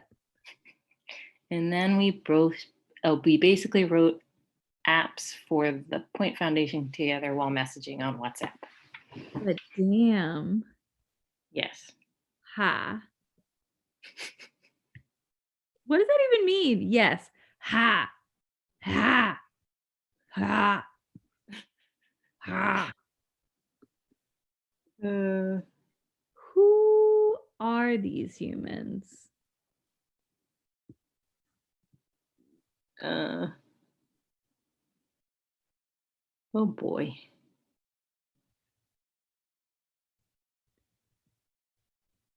Keep going.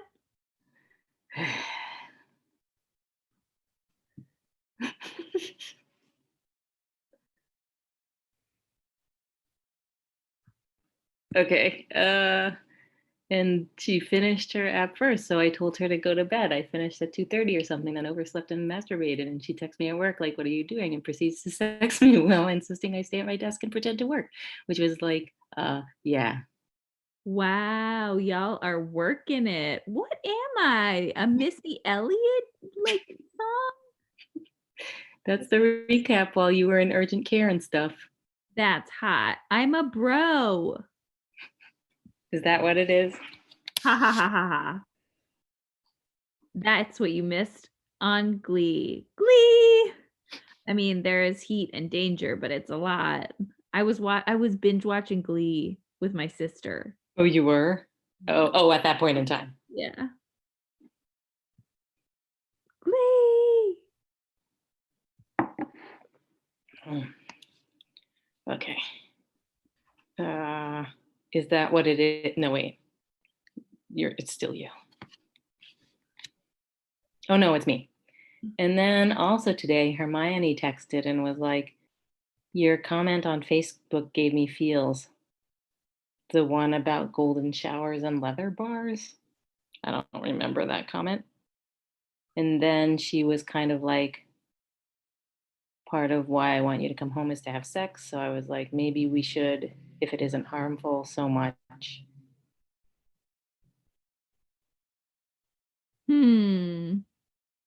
Fuck, I've missed you, KW. That sounds tricky. I missed you too. Today was my first day back. I gave Portia a big hug. I'm gonna be at auditions on Saturday, and she's gonna throw me in with the new folks if they have an odd number. I was like, yay! But anyway, you're very wanted, which I know you like. Who doesn't? But also, what do you want? God, I don't know. I'm horny as fuck though. Glad you'll be at auditions and viewpointing. Yes. I just want lots of sexy times, which is why I was honest with Hermione about seeing other people. And she was like, I don't like that. I want to be working towards something, which is 100% reasonable. And still sexy times, I think my priorities may not be very good. Maybe don't frame it in good and bad. You live in a queer world. Destroy the binary. But Right. Thanks. And maybe think about it in terms of what feels sustainable and healthy for you and what makes you feel able to be your best self in the world, or not even best, just your true self.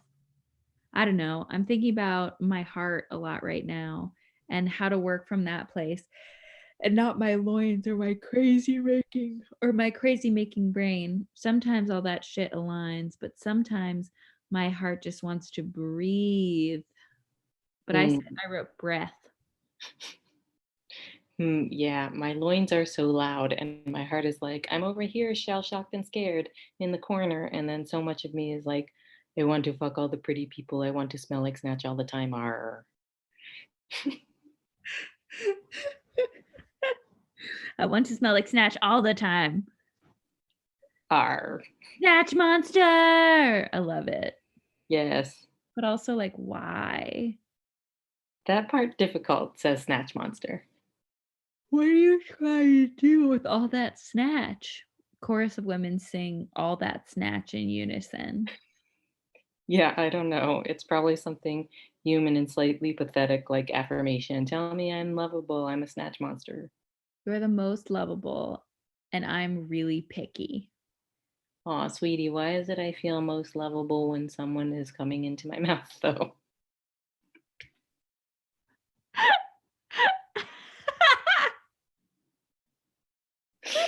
Ugh. Also, we need to get drunk at some point and write your new solo show, Snatch Monster. A joint production of Gale Theater and Generic Ensemble Company.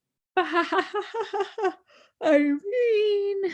It's just a close up of my chin with viscous fluid dripping off of it. Oh God, yes. Have I shared that song with you? Fuck it, you win. No, share. OMG, enjoy. Also, I think Rose is upset with me, or I've been upset with her. I'm way confused / a bit too tired to handle it. She tried to start a really epic, intense conversation with me about our relationship while I was heading into rehearsal, and I was like, why do you do this thing? Why you do this with the pling on my while I'm sick? Why does everything have to be like we are dating? I'm sorry, I'm shitty. Yes, I have seen this actually. It was stimulus for our development. That's what I thought. Arg, did Rose know about urgent care? Yes, I feel like I can't give her enough. And I'm heartbroken that I can't. I know. But also I can't. Yes, it might be a time for a shift. Yes, that was starting to happen. I think she feels it. Yeah. Oh no, I had a dream about ass hat for the first time in a bit. A fever dream, those are dangerous. I don't think I had a fever dream, but I was very sick. I was in his house and there was all this stuff that was still mine. I was sorting through her panties and mine, and her mom was there. And every time I found something that was mine, all her stuff was on top of it. But it was basically all my stuff. And so I'd move her stuff off, and then the item of or piece of my furniture would grow to huge sizes. And I'd be like, well, can't really take it with me. And then I left most of it. And he came to me and he kept telling me to wait for him. And the whole time my room resembled my childhood room, one of them that I remember. The colors were the same. So if you want to shrink me, there's plenty of Freudian shit in there. Yes, I don't think you need me for that. You are, after all, a performance studies person, so close reading should be easy for you. Yeah, it goes two ways in my mind, but it all leads back to me leaving essentially everything. Which it sounds like you think is childish and somewhat insignificant while also unruly and a burden. Yes, in some ways, yes. Leaving my childhood room more seems like he is associated with my childhood and all the baggage I have from that. And so I leave that part of me. Bye-bye. I don't know. Yeah, it actually sounds like a healthy dream, if painful. All of it felt healthy until that motherfucker said, wait for me. And I was like, fucking subconscious, why are you implanting that in there? Yes, but then you still knew you needed to leave. You were knowing in that. Through knowing, when are you coming to New York? When does the snatch monster return? Oh God, did I tell you I signed on for another micro project? I want to go there like now, though. Also, I'll just be like a mini snatch monster because I'll need to be tame around you. What? I'm your wing lady. Or tamish. I'm going to the ballet with, I forget what I named this person, on Friday. Ooh, everything is beautiful at the ballet. Ha ha ha ha, yes. I love ballet in a totes fucked up way. I love it too. So it's a date, so much leg. Yes, it's a date. I like her. I recall you'll watch so much leg and then get so much boob.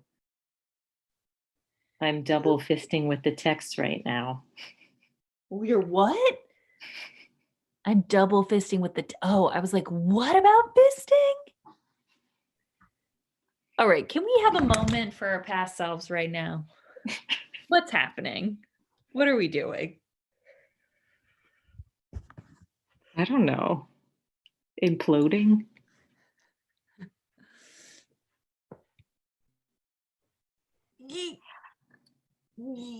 Giggity. Like,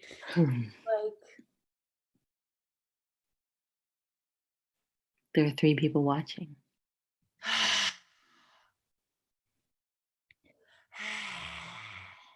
Oh, nice. we're about to have a dance party.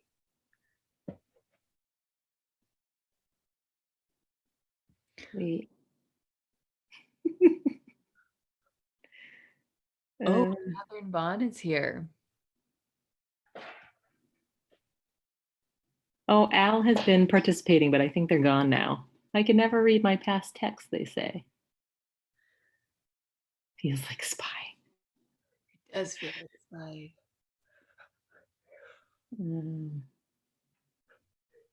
It's getting weird in here.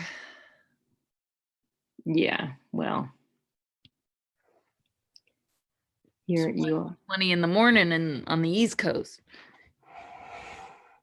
it's 12:20.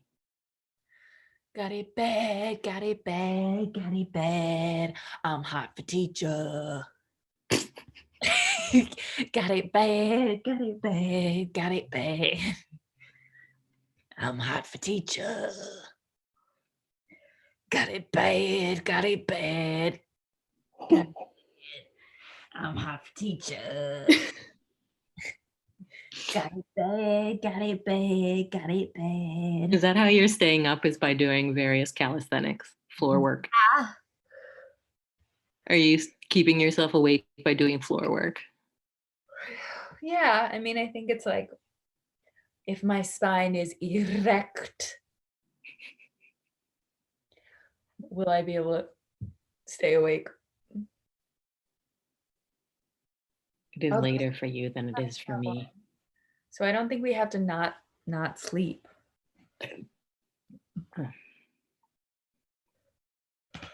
How is this dance party gonna happen? So we're gonna let Catherine take over because I think Oh, Catherine's okay. a bit of a setup, and we'll stay on with video.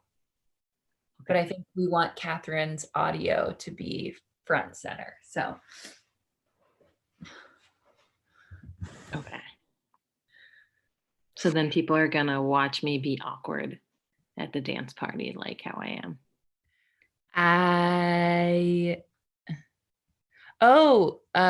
Your friend is on. This is better than Frasier. You know, that is such a high compliment. Wait, Al is still on? Yeah. How? That's good. I think Oh, okay. Al can't sleep. I'm sorry you can't sleep, Al. you must be so boring and yet fascinating, but whatever. Who we are? Yeah, this is it's research. Well, also Al is doing research because they're in my program. So Oh, we are fodder for their research. what kind of research are you doing now? Well, actually, like, I know that part of Al's research is on kink, so I feel like the erotica was very much up their alley. Yeah, there was some exclamation points. Does all erotica though have to like, it's funny. It's like, oh, I shouldn't say this. I thought their erotica was amazing. I'm thinking about different erotica. When I was in college, I dated someone who turned our life into an erotic piece of mystery lesbian. I think I've told you this, right? Like you can get it on the internet, like World War. Yeah, I think, didn't they end up writing for that lesbian website that has gone Yeah, defunct? After Ellen, which is gone. That's right. But she wrote this like lesbian erotica World War II spy novella. There's so many words. And it was about us. And it was really awkward because there were all these passages about curly brown hair and like the two of them. And then she wrote a second one. And it was like on the internet. Like you can buy it. Can you buy it now still? Yeah, hold on. I mean, I will find an image of it. not that I plan to buy it now. Okay, I'm not gonna reveal this person's name, but I will screen share a photo. Just Of in the case. person? No, of the book cover. Oh, of the book cover. And like blur out the name. No, I just took a photo without the name in it. I see. Oh my. The music. So in this photo, do you think you're the woman in the front or the woman in the back? I'm the lady in the back, the brunette, tall brunette. Oh, okay. The tall brunette with the curly hair. And at the time I had long curly hair, but now I can't. That hair looks kind of red to me. I know. Well, she always thought I sort of had like, I don't know. I didn't read it. I don't know. You know, I started reading it and then I was so like, ugh. I mean, I think reading erotica that has oneself in it, that is, you know, other people are reading, that can be awkward. Right? Right. And then weren't you in college? So probably the writing wasn't awesome. Oh, hello. We're seeing your emails, by the way. Who are you saying hello to? You. I'm saying, oh, there you go. So yeah, no, I was in college. She was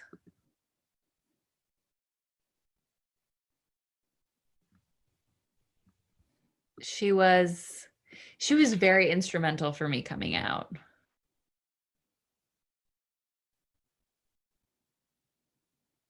But having spy erotica written about me wasn't exactly where I was going. We actually had I was like, no one's watching. Why not share all my secrets? She did this awful thing where she found out I was getting married and she like sent me this really awkward text message. And it was like there was a ton of lesbian drama surrounding it. Did I tell you about this? Like recently? Yeah. Oh. Yeah. Like I don't really talk to her. And she found out from her sister that I was engaged. And she was like, "You're getting married? What the Weird. fuck?" And I was Also, like, just like she found out from her sister. That is very lesbian drama. so much lesbian drama. Oh. But this isn't the ex who, like, anytime you would drive from the south to the north, you always stay at their place and you gave them the plant that I gave you. No, that's not my ex. That's my best friend who is a lesbian, but is not a lover, just a friend. It was an accident that I gave her the plant, though. I didn't mean to. I took it out of my car because I was there for a couple days. And so I was watering it and then I forgot it. It wasn't on purpose. Well, you can't get that plant back now. No, but it's still alive. She has it. That's good. So she's a You bunch had some plants in your apartment. Huh? You had some plants in your apartment. Yeah, I have a ton now. Yeah. But it took me to be 30 to be able to handle a plant. I was learning how to water myself for a while. All right. You ready to do this dance party? Absolutely not. Okay. Well, we're going to welcome Catherine in and then give her the platform and we'll be in the space. So world, dance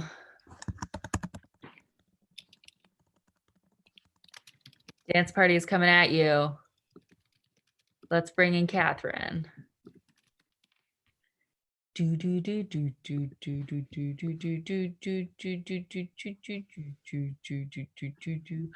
Oh my God.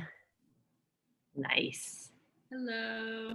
Your space looks amazing. Oh my God. Oh my God, we're huge.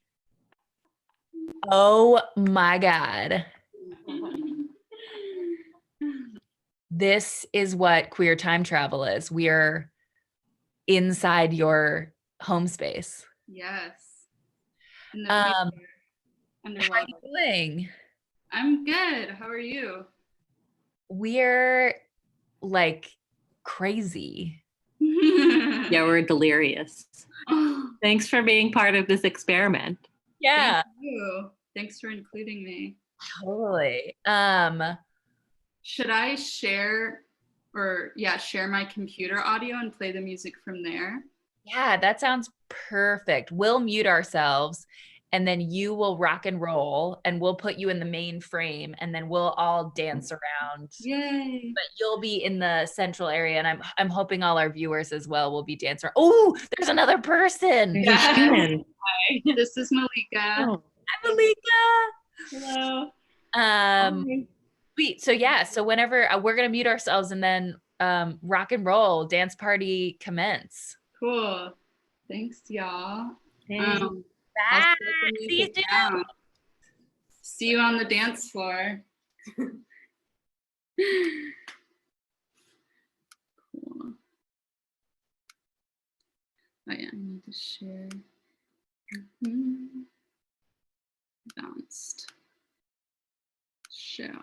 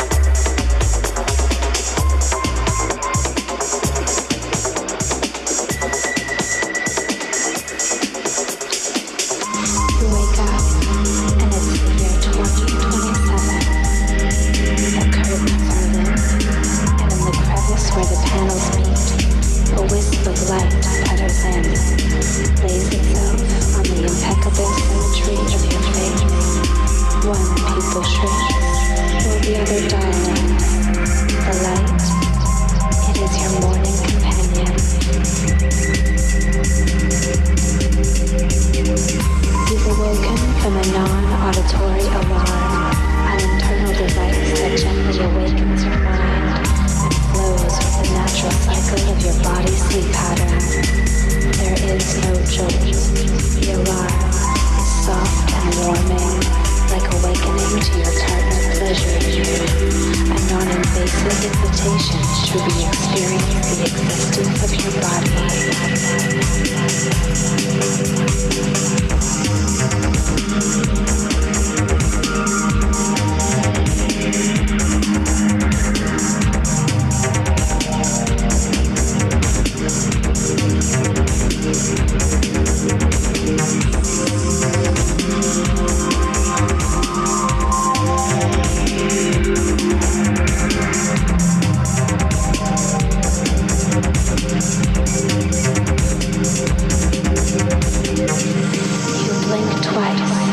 Activate the voice that offers you a single serving of positivity. There is no social media or news. There is no necessity for interaction of any kind. Only a diffusion of the reality that you choose to invest and rest with. An extension of the hidden vision in your pleasure receptors. The silent hush of solace and insignificance.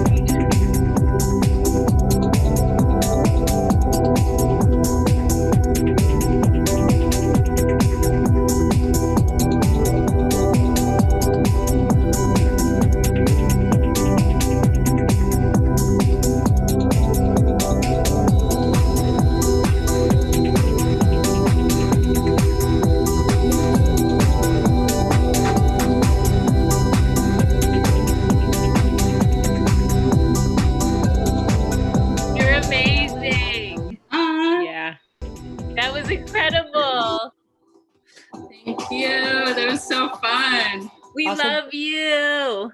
The dancing with the masks was awesome. Ah, it was My so favorite, fun. my favorite moment was the wall twerk. Yes. Nice. We've been practicing. It's incredible. Thank you for bringing so much joy to our party and giving us some like new life. Oh, thank you for doing 24 hours of queer programming. That's awesome. Listen, it's all the programming I want all the time. So Yes. have an amazing night and come hang out intermittently throughout the stream. Yes, definitely. Mwah. See you on the other side. Yeah. Yay. Thank Bye. you. I just like this little mysterious court person. Wow. Do we all feel energized now? She I'll says turn with on the tonight. yellow.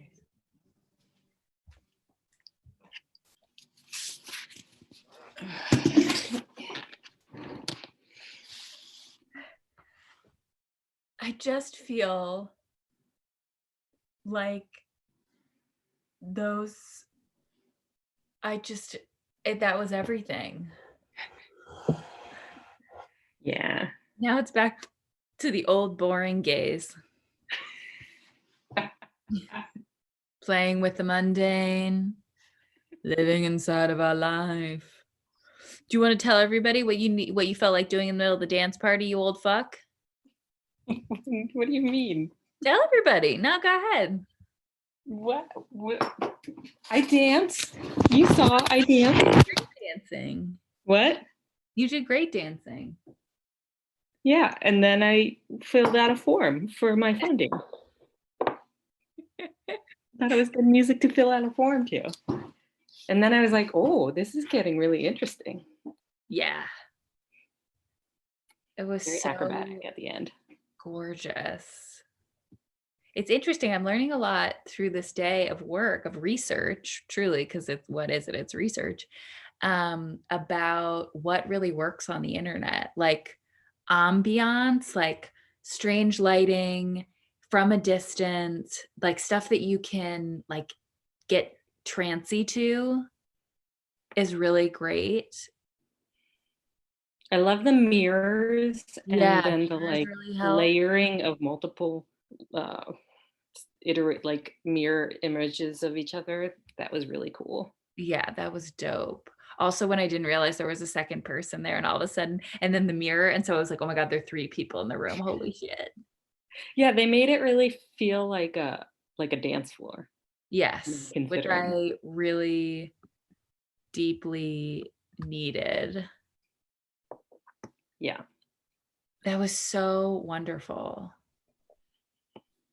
Because it also felt like a gift, like all the lights and the projection, and it felt like this big queer ass gift.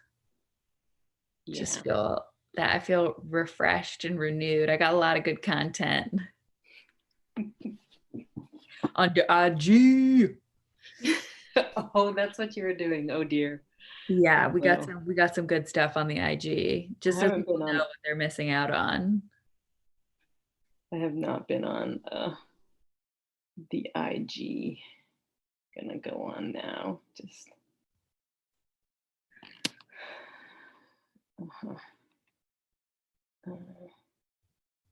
wow, so much going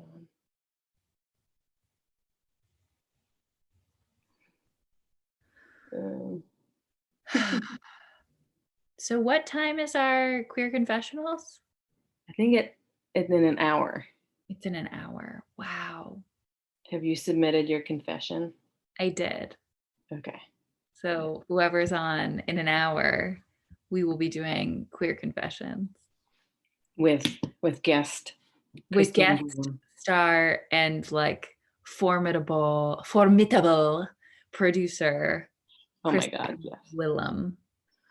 Yes, I've known Christine since she started at UT. I think it was in 2015, and we took research methods together.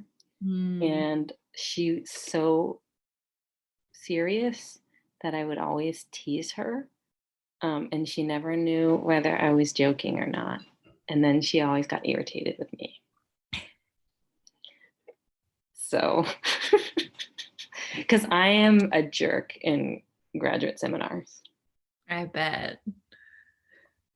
You get really defensive.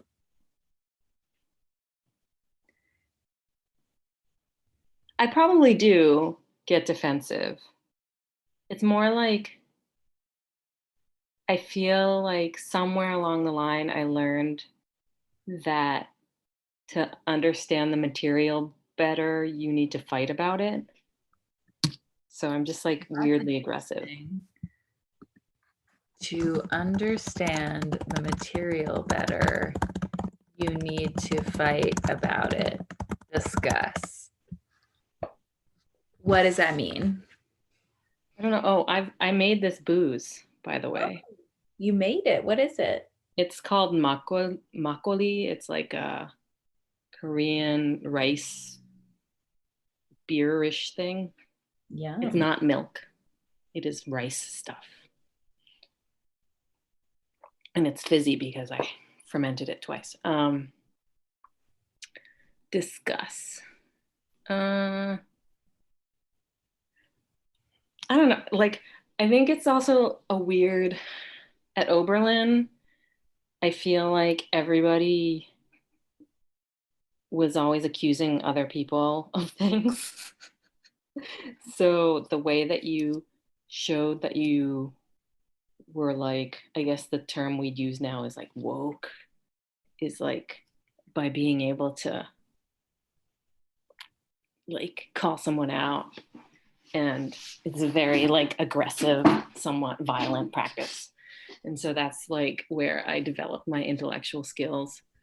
So then when I got to grad school, everybody was too polite. And I'm like, I'm paying a lot of money to be here. And how am I supposed to learn about the material unless like people would just show up and be like, do, do, do, do, do, do, do, do. I'm like, I didn't read very well, but I want someone to tell me I didn't read very well. I always was one of the better readers in the class. It was a bummer. I always felt better and intimidated when I was in class with people who always like, who made me realize I didn't read as closely as I could have. But that experience, I don't know. I didn't have as much as I was hoping. But I'm a snob. You are a snob. So I don't like being a snob. But He's okay. You can be a little bit snob. I have an idea for something to do. what's that? I think I'm gonna go get my headset so I can speak really like gently on a microphone. And I You want have to do ASMR things. Sure. Hello. I wanna get some situated light. Can I get you to do some reading while I get set up? Yes, reading from which Let's doc? read from the big book, not the text, but the chronological order. Okay. So, okay. Oh no. This stuff. All right. Yeah, there you go. We're still in like 2016. Oh boy. I'll start. You go away.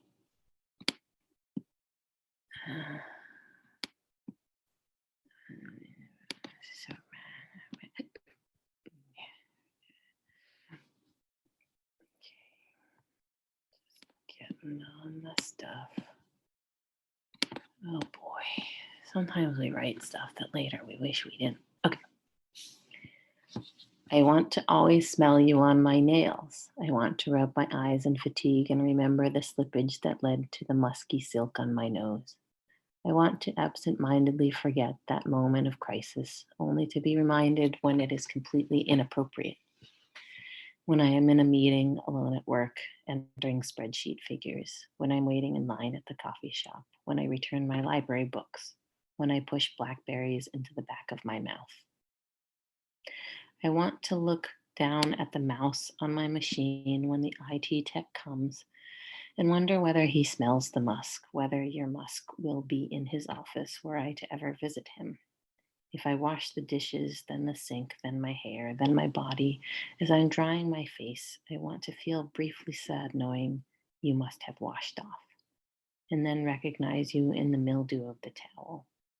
I must not know how to wash my hands, or you are just that powerful, or my nose has memorized each contour of your scent. I want to know the gradations, the geography of my nails, the peaks and ridges where your smell stands fast, where it gently lingers, and where it escapes as a brook babbles away. I want to be able to tell by the smell how long ago it was I was inside you, so that should I contract amnesia, at least I could find my bearings like an invisible tattoo across my skin that only I could sense and comprehend. I want the peak of your scent to lead me to you in my forgetfulness so that, like a bloodhound, I can find you with my eyes barely open, a leash dragging loose from my neck. I want to renew the scent daily, multiple times a day, so that the only way I'll allow its dissipation is in you taking the scent back on your tongue, down your throat, through your blood, out your organs, and further concentrate and thicken the potency of your smell. I must go to the source and will forego polite human hygiene practice until I do so. I will be stubborn in the provenance of your smell. No substitutions, no rain checks, no delays. I will be the connoisseur of what time of day or month you smell like, whether you are joyous or angry or distracted or calm, and what intensity of trembling occurred in each extraction. Mark me, let me take you everywhere. Oh, look, you're here. I feel like my haircut is very stringy and gross, like Severus Snape. Okay. Am I continuing? Should I get in a dark place? Hi. Hi. I'm just getting myself situated. Hold on.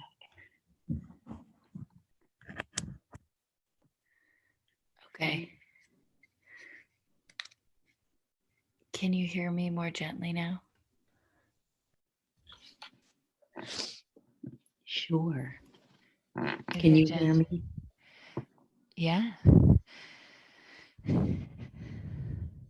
Should I go to darker place? Yeah, you might want to go to a darker place.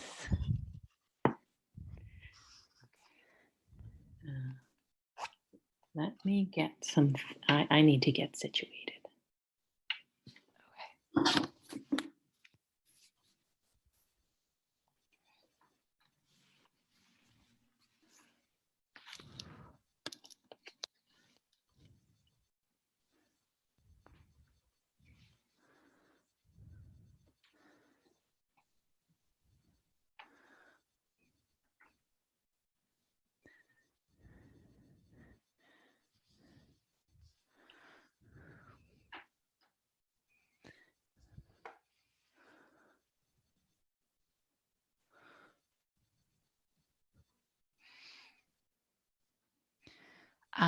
I'll keep reading a little bit. Oh, look at Mila.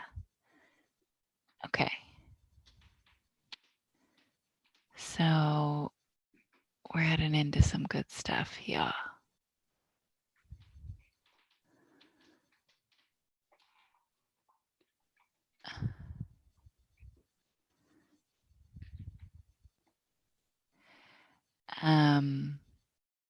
Let's do some more chronological order. Okay, I don't want to do this one, but I do soon. All right. Ooh, okay, cool. I'll start here. KT, did you get to I'm on a horse? No. Okay. I did not.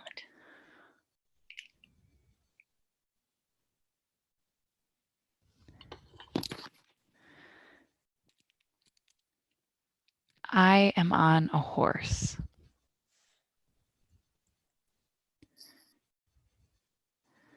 I am on a horse.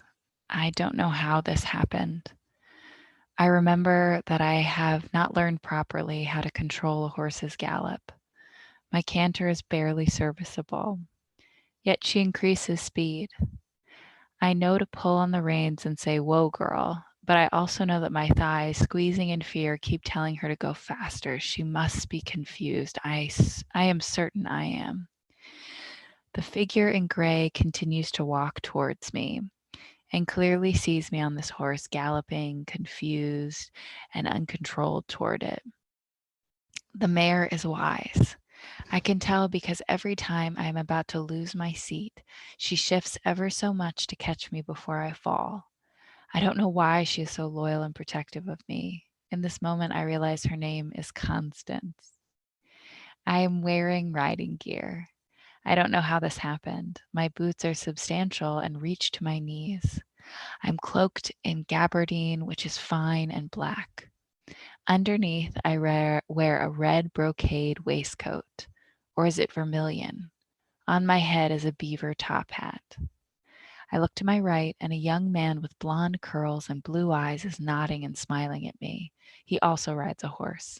I understand his horse name is Areto. I understand this young man is my best friend. I understand that he believes he is virtuous, and I believe I am virtuous.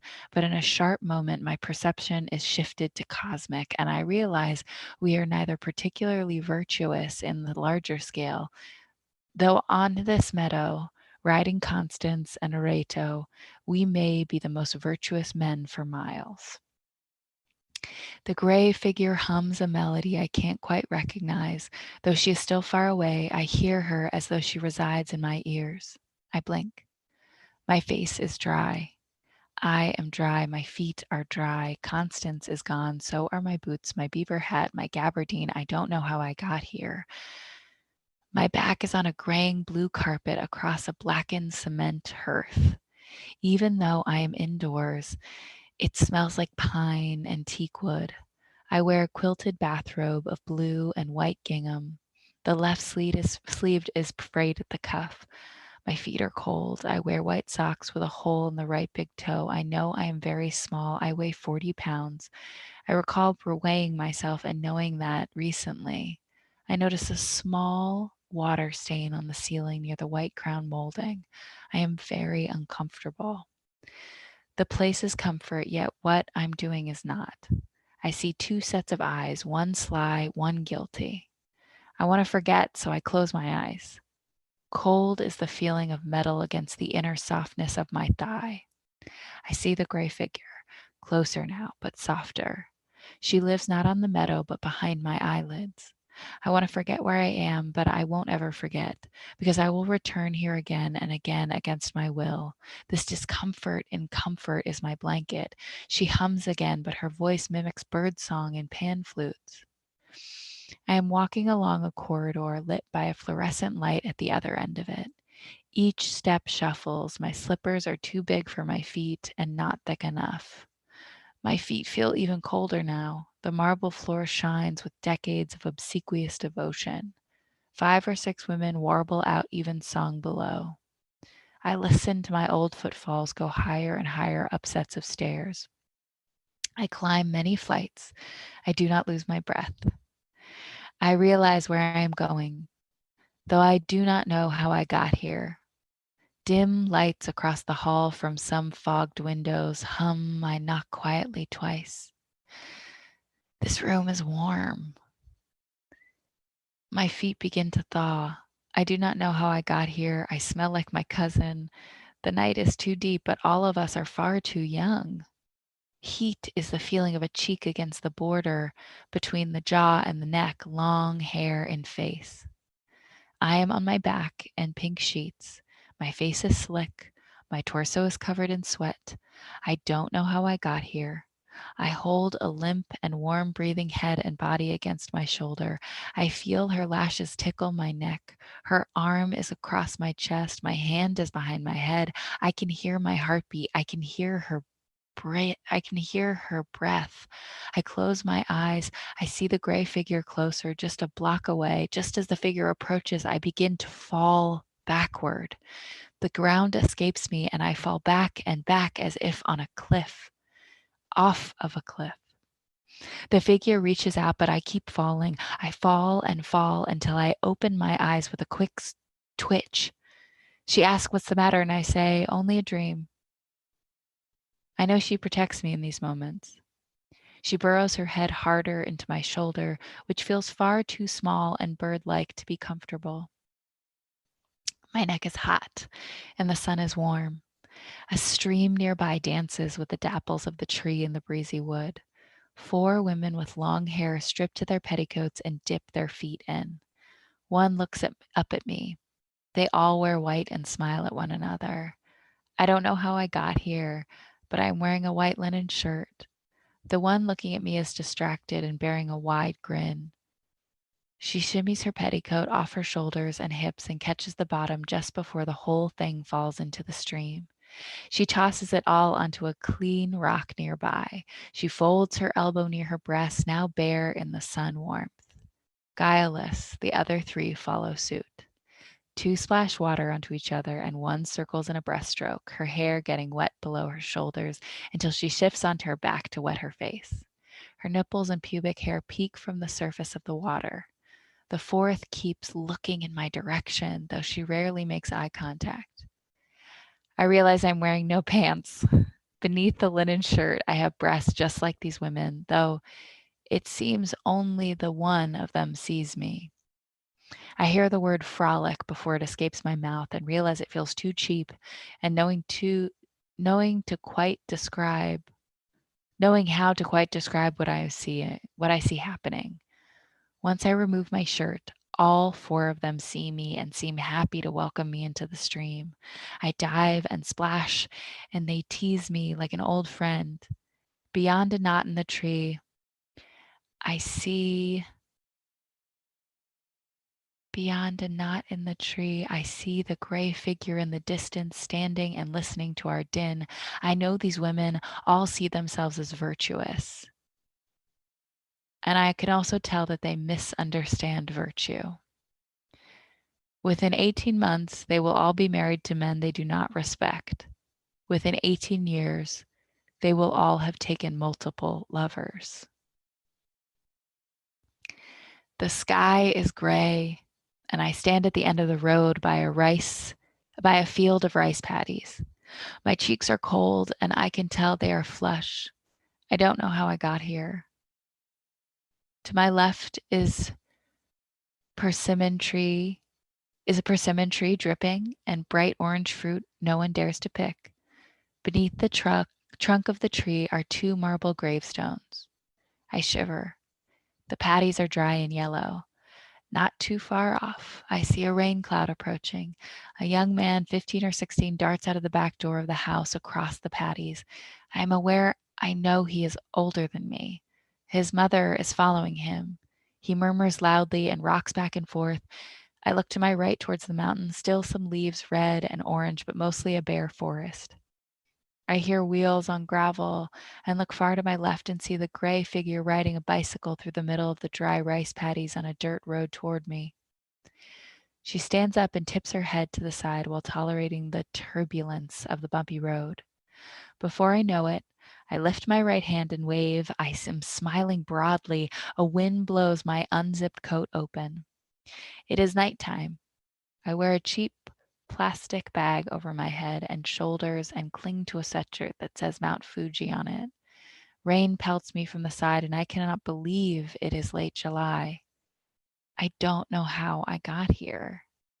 I want to buy that 600 yen Nissin cup noodle that would normally cost about 70 yen in the grocery store. Ahead of me are 2 adults, 1 man and 1 woman. The man shines a flashlight on the path ahead of him. The woman, clings onto his belt with both hands. I am pushing the woman's hips from behind. She says words in a plodding rhythm, but the wind makes it impossible to make out what she is saying. I look to my right and see dots of flashlights going up in the dark shadow of the mountain. Behind me, another man offers something to me which I decline. I understand he is my brother, and the two ahead of me are my parents. We walk up the trail, barely hearing one another until we approach a steep precipice with an old chain beside steep rocks. I look to the top and see the gray figure standing and watching us. I stand beneath my mother, pressing on her hips as she scrambles up the rock face. She pants and grimaces. The sky is getting light. I am barely conscious as I find myself on a platform throwing coins into a basket and ringing a bell. We turn around and the sun rises. My mother pants still as the tears stain her cheeks.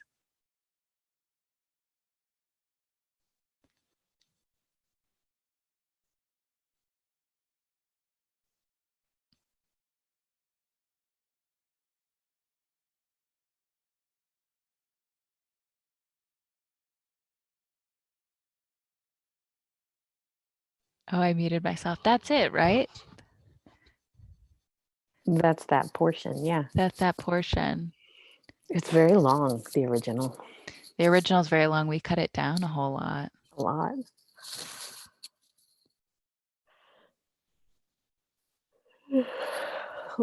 I have a candle too. It's in the other room. Hey, ooh, dreaming of the day. Ooh. I want to play a game. Okay. When you were little, Mm-hmm.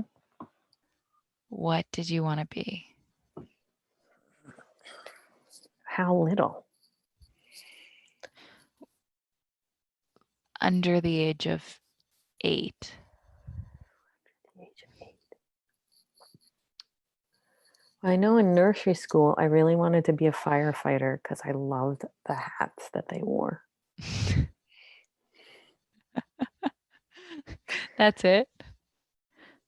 I was very attracted to hats. So I wanted to be any occupation that involved cool looking hats. So firefighters were, of course, the best. Police was okay. You had to have a uniform. Yeah. I guess chef would have been okay. Oh, mail carrier. Definitely wanted to be a mail carrier. You want to be a mail carrier? Why? See, Not that there's anything wrong with that. I've never heard a kid wanting to be that. Well, we had a mail carrier named Mr. Bennett who was nice. You know, we knew his name. And at that point in time, I mean, mail carriers still wear uniforms. I feel like at that point in time, maybe it was just Mr. Bennett. He was very like sharp in terms of what he wore. But mostly I just wanted to wear cool outfits. Never wanted to be in the military. Very interesting how that, I suspect that my mom probably actively discouraged me from that. And that's how my memory is working.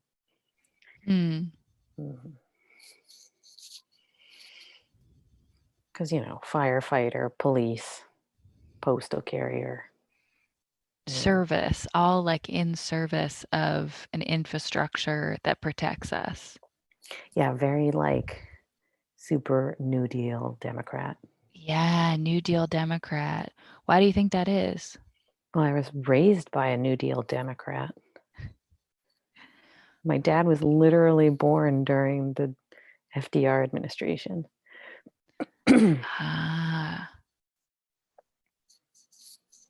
What does he think of the world now? I think he's very discouraged. Mm. And he's like Like this isn't what he fought for or whatever. He wasn't like he didn't fight in a war, not in that way, but like Right. What he like worked towards or believed in. mhm. We Yes, he's very discouraged by the state of the world. What did you want to be when you were growing up?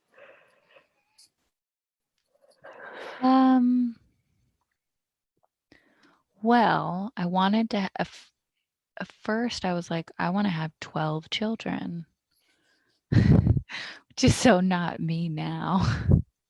I mean, you want to have Um, some kids. I think I'd like to reproduce. But 12, really? Good old Catholic. Oh yeah, Um, that is a very Catholic number. yeah, so so I wanted to be like a novelist, or like I wanted to be a writer of some sort.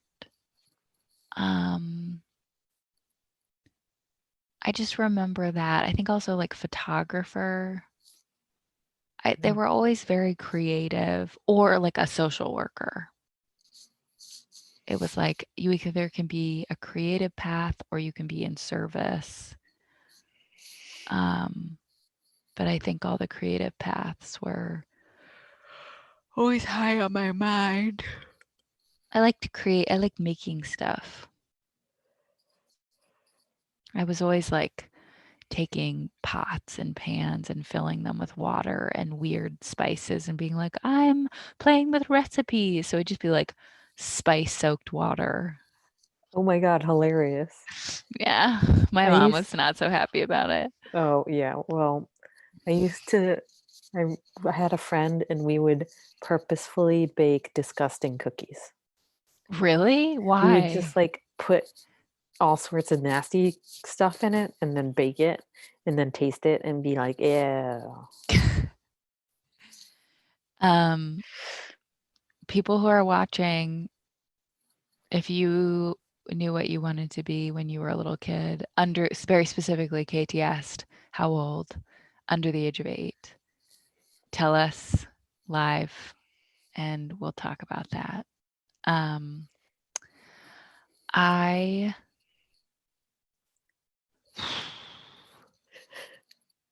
It's hard to think about like like this thing that comes with age and choice is like you see, I try not to think this way, but inevitably because of time, like just windows close, you know? Like what Things windows?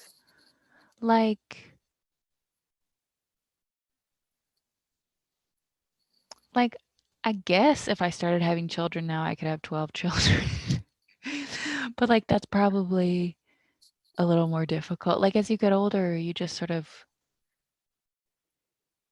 well, if I wanted to be like an Olympic athlete,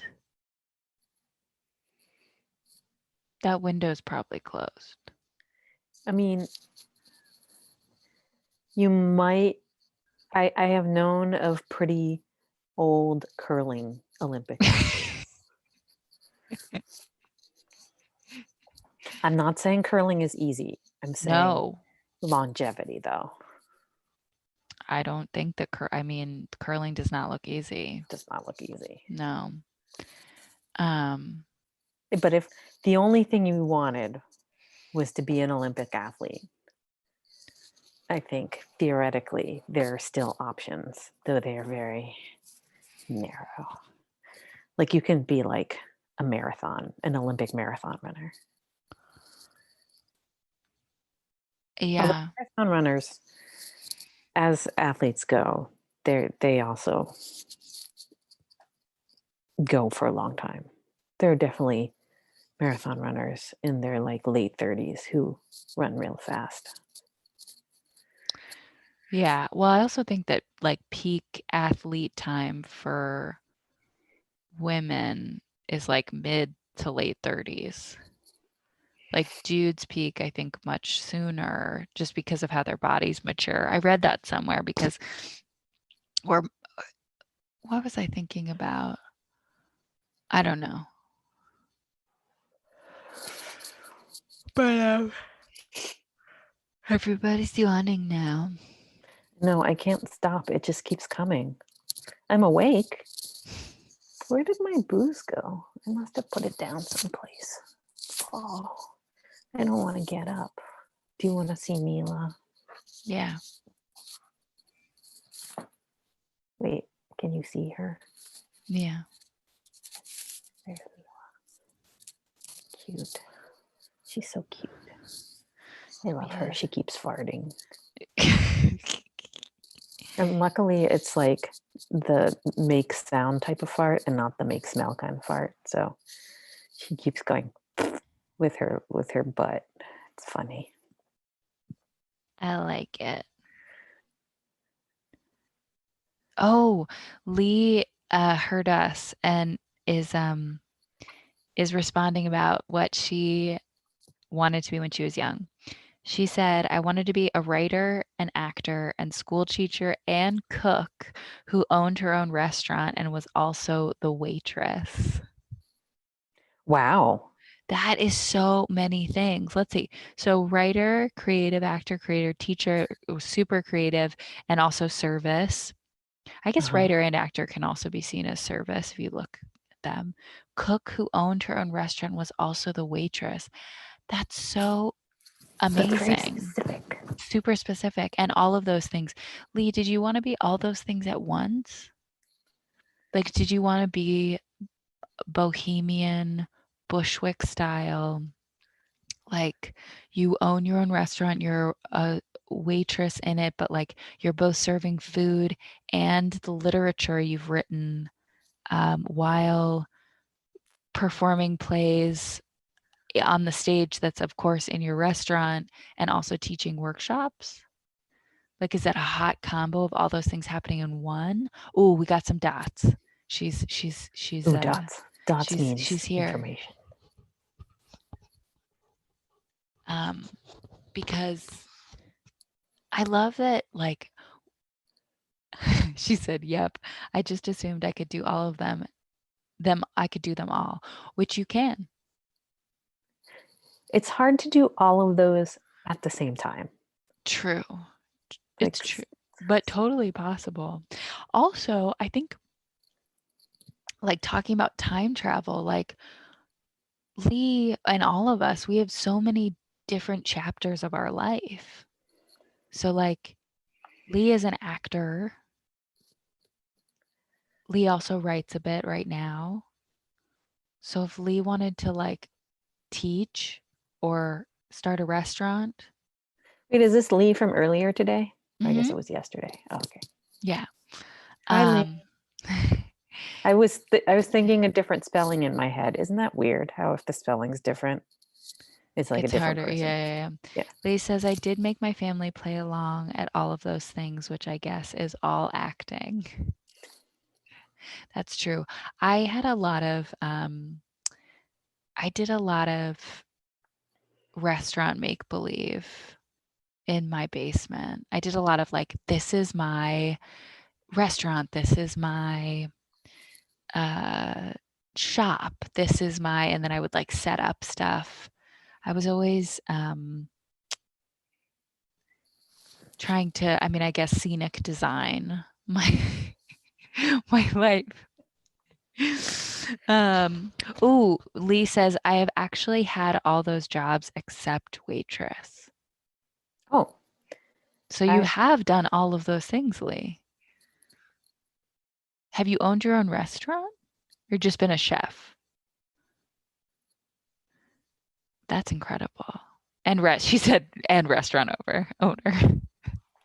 Also, I feel like maybe this is a stereotype. I feel like it's rare for me to know an actor who has not done food service. Have you worked in food service? When I was in college for a summer, I worked at a bakery behind the counter. And then that's it. I've never waited tables. Mm.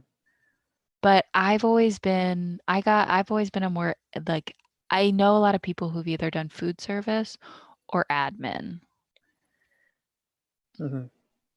And I did more admin-y stuff and nannying. Oh, I haven't done nannying. Yeah. People don't trust there are a me with lot their of, children. why? Oh, have we not had this conversation? Probably have, and you've No. forgotten. Oh, sorry. No, that's okay.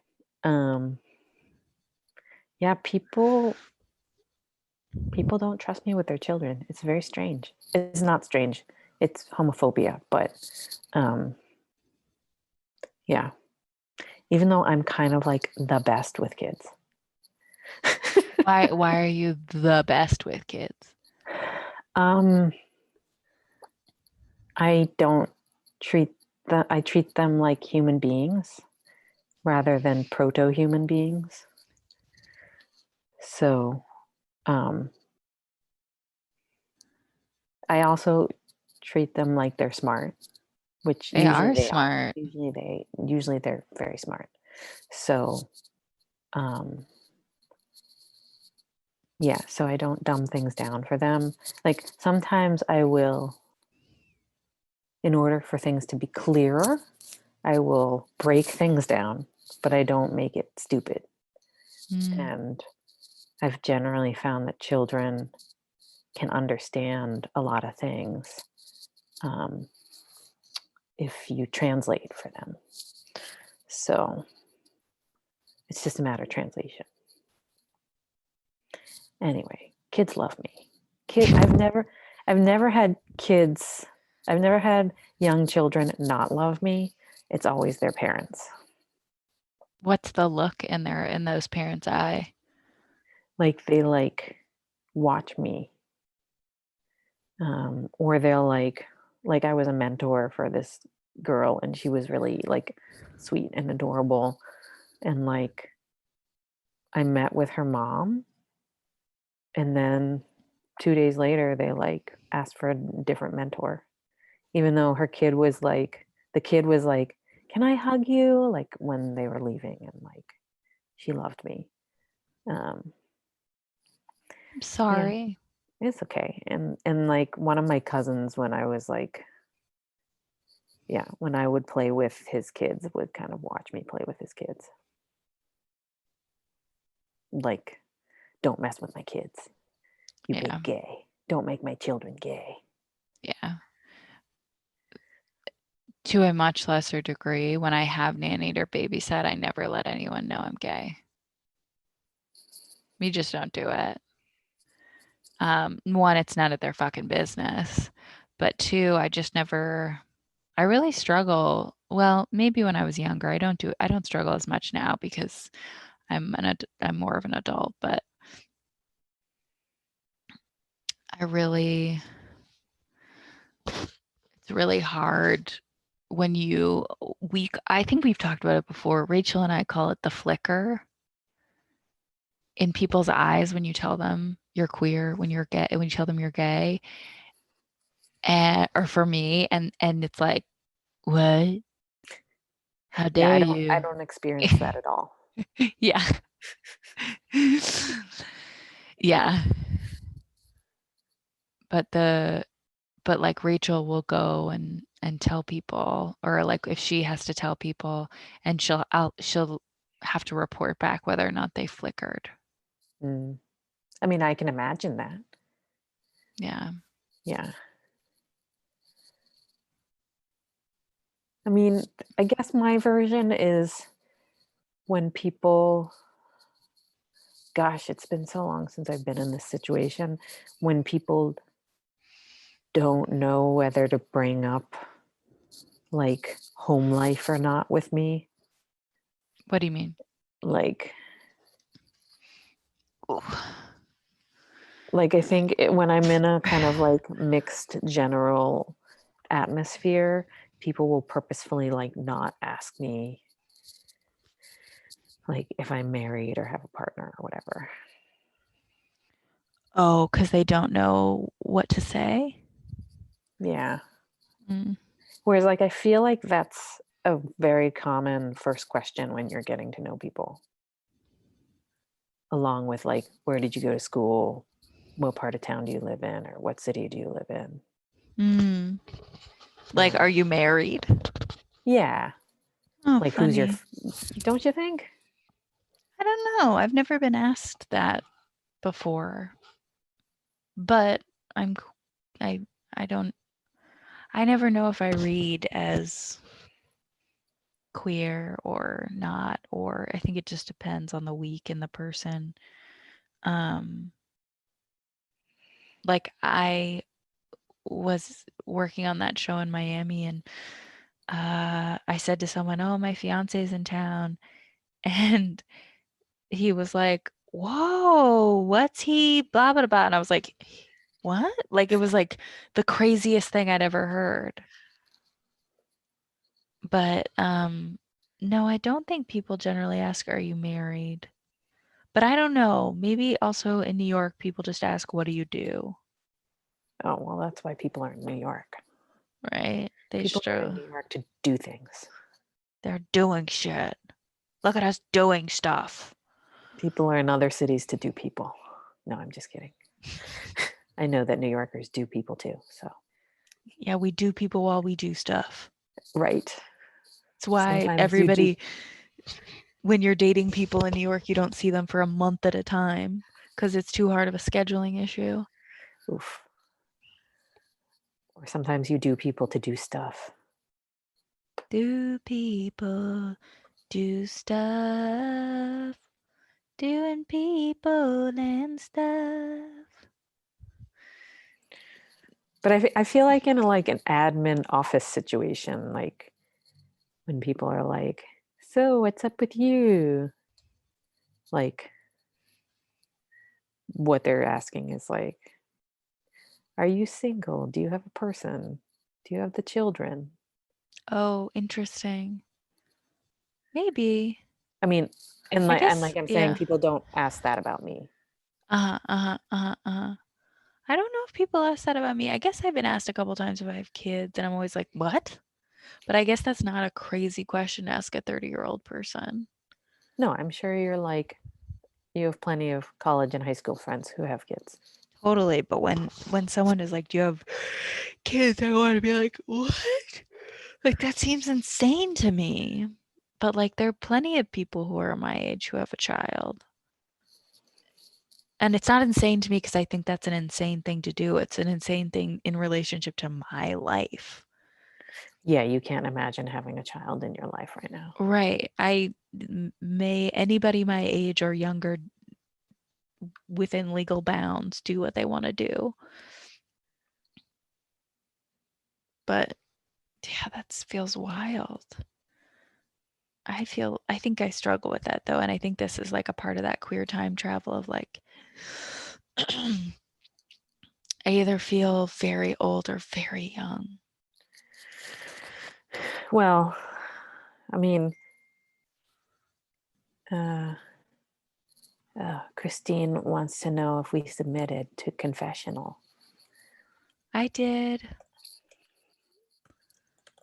Do you say I did too? Yeah. Oh, that's a good don't tell, prize. don't tell. I know, but it's a good one. That's amazing. I know. So, wait, we were talking about something. Oh my God, Christine is about to just rock some people's worlds in 10 minutes. So hold on, people. In 10 minutes, we have queer confessionals and their prizes. If you got to stick around to get a prize. And they're like super serious, good for quarantine prizes. Super serious, great prizes that will be sent to you. So, but I was going to say, yeah, I either feel like a total fucking kid or I feel like I'm the oldest person in the room. There's no middle ground. There's no normal. I mean, that's a total queer experience. Yeah. Because like part of one interpretation of like queer time is like this idea that queers are always in arrested development, Mhm. which like we totally talked about before. So like you never grow up. You're like have Peter Pan syndrome. Right. And then the other is like I feel like generations in queer communities are shorter. So like I don't like I feel like people treat me like a queer elder more often than not nowadays. And I'm not that old.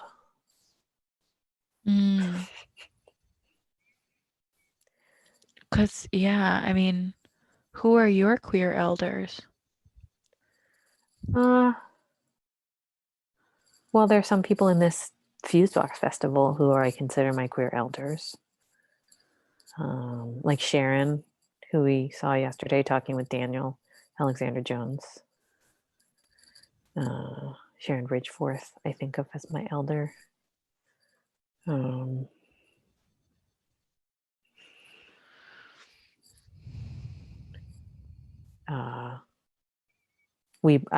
feel like we share a mentor who I think is a queer elder, although I don't know whether she considers herself queer.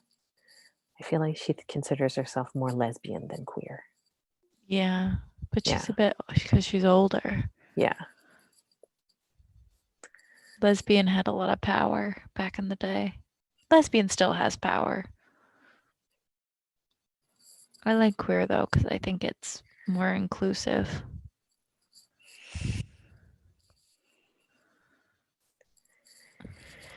Yeah. Oh, are we not doing Tinder? Isn't that happening at 1:30? Thought that was. Oh, that might have. Well, we missed our window because we're gonna have our queer confessionals. So. Yeah, Tinder time was 1:30. Oh, bummer. I wonder if anyone tuned in for that. Maybe. You never know. But I feel like it's not as fun if Rachel isn't participating. Yeah. And We then were I gonna was- go on together. Yeah, which I think is adorable and weird. It's adorable and weird. See, I was on Tinder for like 5 seconds, but like I went on like 3 Tinder dates. I met my soon-to-be wife on Tinder. Yeah, I think that's why it's like it makes sense. That makes sense. It also is sort of this weird thing where lesbian Tinder or queer Tinder is so specific. Every date I went on with women off of Tinder turned into like a relationship. Like there was I thought that I could be casual, but maybe I'm just like shitty at casual. I know that there are some people who are great at it.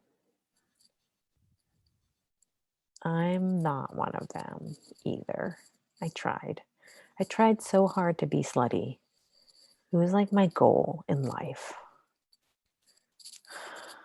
It's hard.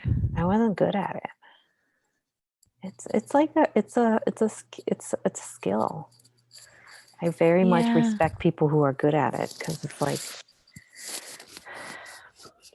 Yeah, me too. I'm not clear cut enough for it, I think. And then I get all like squirmy and like I don't know. I get all squirmy and then like by like I think that I'm trying not to hurt people's feelings. I end up hurting people's feelings really bad. That's real. That's real. That's real. And I think sort of on top of that, I really struggle with jealousy. Because like if you're putting it out there all over the place, you have to have an expectation of it's not non-committal, but like I have to be okay if someone doesn't text me back. I have to be okay if I'm not a priority. I don't like that. You're a Cancer. I know. I'm okay with.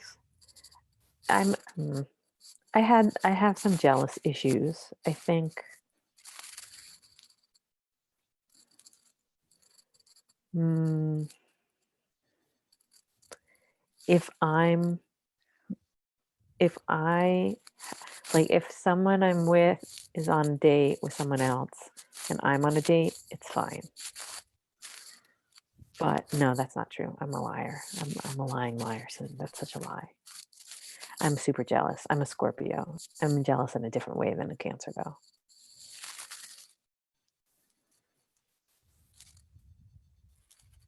Yeah. Yeah. Yeah. Yeah, baby. Oh, yeah, baby. Let's see. I should do some. I'll do some like fake ASMR. Allow yourself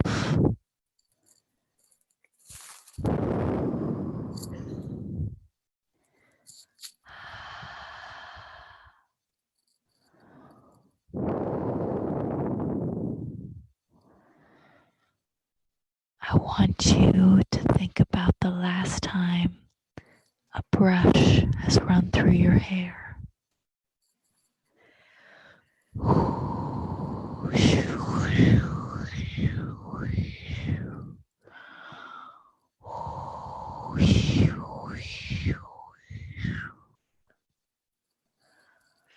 I want you to think about the last time you ate a hard-boiled egg.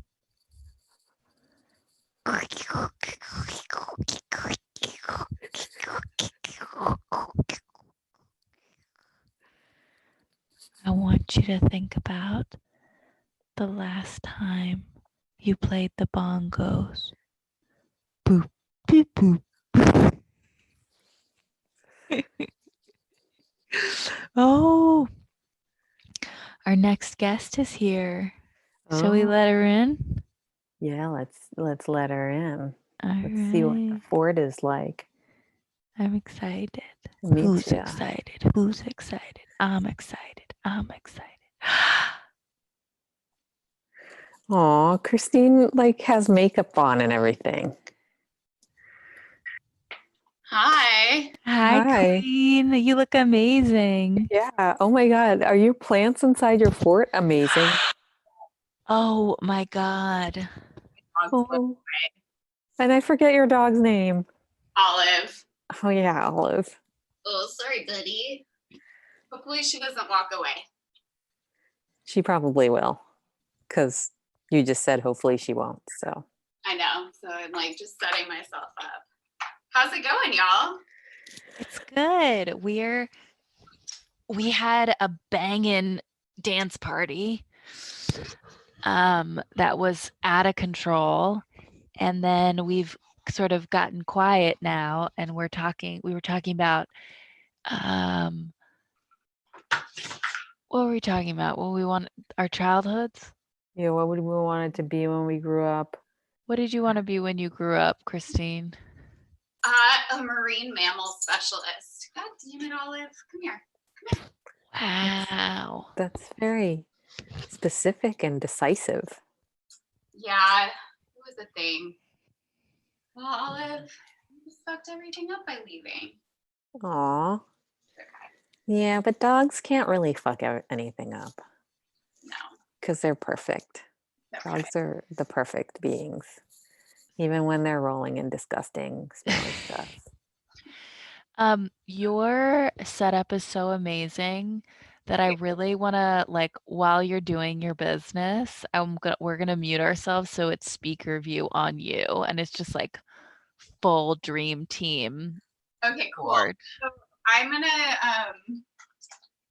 this is my setup, and I'm gonna get off my phone, and then so there's like 28 confessions, and then at the end, do you want to come back? You can come back. Yeah. Come here. Come on, boo boo. Come on. Come on. Sit.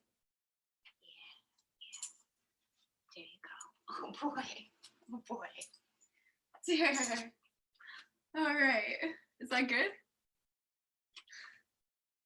You look amazing.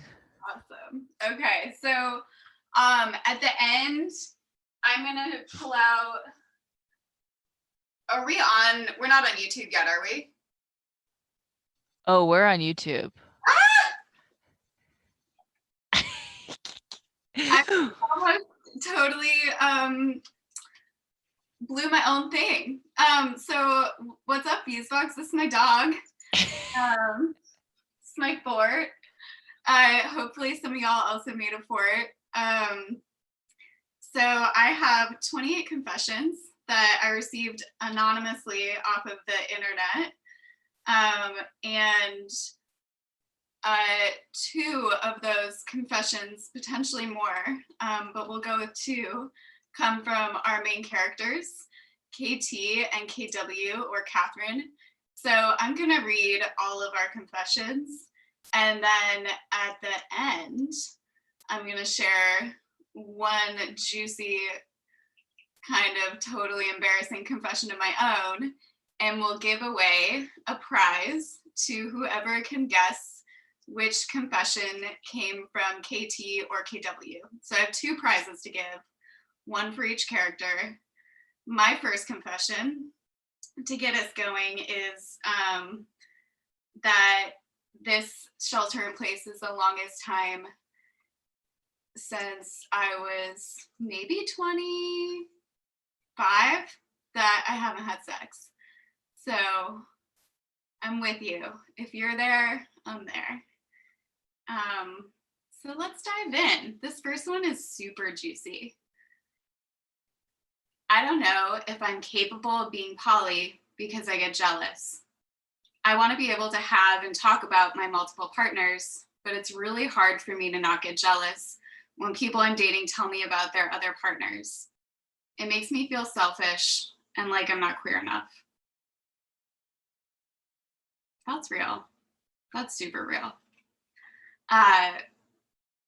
When my husband and I first started dating, my best girlfriend and I got drunk and made out. I still haven't told him even though he knows I'm bi. Damn! I wonder how long you've been married for. It's probably gonna come out.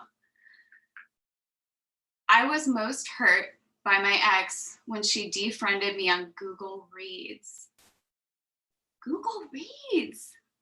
That's very niche. That has to be from an academic. My dog is really stressed out about these confessions, if you can't tell. I loved my best friend deeply. She had long curly hair, and it was effortless to spend time together. We cuddled and played with each other's hair. When she told me she loved me, I broke off the relationship. I wasn't comfortable with myself or my feelings, or what having a girlfriend meant. How it broke my understanding of love and romance. I regret not giving our relationship the space it deserved to breathe and be discovered. Gosh, I wonder if this person is still in touch with this person that they broke off with. I've been hearing that a lot of people are reaching back out to their exes during COVID, so I'd be curious to ask this person if they normally think about this person or if it came up just during this time when we have a lot of time to sit and think with ourselves. This one's pretty short and sweet. A drunken sort of first fuck in a bathroom during Mardi Gras. I feel like that's like kind of a badge of honor. I don't know if that's really a confession, but I'll take it. Okay. Does anyone remember Clara Furlani and Meet Joe Black? I'm specifically talking about that poolside sex scene. That scene fucked me up as a little kid. I was raised to think that queerness in all its forms was wrong. So for a long time, I think I confused my genuine attraction to other women as jealousy.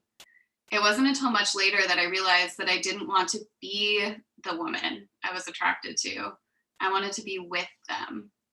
Anywho, thank the goddess for Clara Furlani and her black swimsuit for starting me down that garden path. Yeah, I have a movie like that too. My earliest queer celebrity crush that I can remember is of Lola Bunny from Space Jam. I mean, she's hot, to be honest. Probably when I was 5 or 6.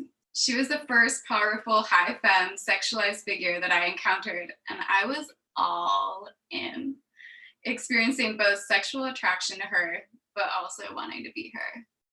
I'm fully there with you on that one. Like, who isn't? She's a super babe. Ava came out early, cut her hair off, and started wearing button-downs. Our gay friends took her under their wings, and I reveled on the sidelines through my dumb boy relationships, knowing that my real love was for Ava. Ava and I were the real soulmates. We kissed once at a theater camp during Spin the Bottle. My heart dropped into my butt the way that it does when you're so happy you could die. I yelled at her once when she got up at 7 to get coffee for another woman. When Ava got her first girlfriend, whose name was only one letter different from my own name, I was supportive. When her heart was broken for the 500th time by another mean girl, I was there. When I started kissing girls and then sleeping with girls and then loving girls, Ava was in my mind. She was my first unrequited, unrealized. Our breakup wasn't really about us even. She didn't love who I was anymore. Too mean, she'd say, as if my barbed jokes hadn't made her laugh since we were 15. You don't take care of yourself, she'd say, as if her endless, turbulent sex life hadn't been at the center of my care for her. I miss Eva's teeth, maybe most of all. One time I fucked a woman just because she had the same gap. She loved me too much, so I stopped answering her text. Mini confession that some of you who are close to me know is that I have a hand fetish because of my biggest professor crush, Anne Pellegrini. She spiraled me off onto like just this wonderful world of beautiful hands. So even though it sounds like things with Ava weren't super sweet, at least you have a love for teeth. Someone I know is getting top surgery, but because of the ways they treated me, part of me wishes they couldn't get it. Damn, that's very honest. Whew. I've been secretly talking to someone else's man, and I don't feel bad about it. I definitely fucked someone that I didn't know have a girlfriend until I was already fucking them, so, you know, it happens. I didn't feel bad about it either.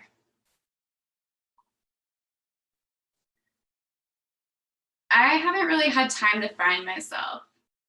I know I'm not someone who's only attracted to the opposite gender.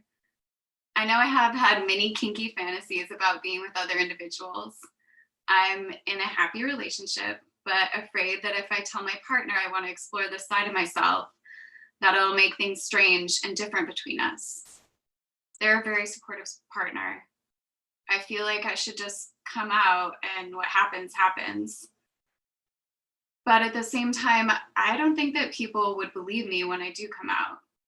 I also don't want to put a label on this because I just don't know. Am I pansexual, bisexual, or queer? I just don't know. I have a group of individuals that would be super supportive and would help me. Yeah, you should definitely come out. It's super scary and hard, and I feel like I'm constantly oscillating between bisexual and pansexual and queer, and that's okay. You know, we're always becoming ourselves, aren't we?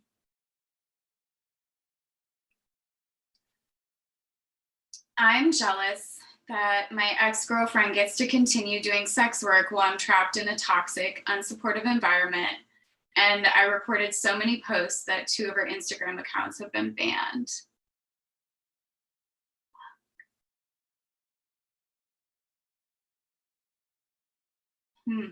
I hope you get out of that environment, whoever you are. And I'm not sure if you want to do sex work, but if you do, which is what I'm inferring from this confession, then I hope you find a way to be able to also practice what you want to practice.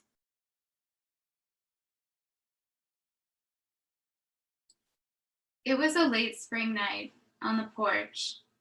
The farmhouse and its surroundings littered with bodies, partied hard and passed out. You brought out my inner queer, under the blanket next to your sleeping husband.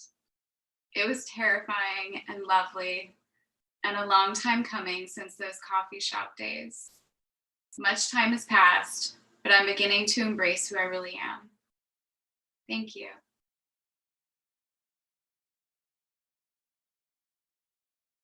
I want to taste the laughter in your mouth. Rub your lips with hot, wet fingers. It keeps me alive and feels so heavy at the same time. Yeah. There's someone I feel that way about too.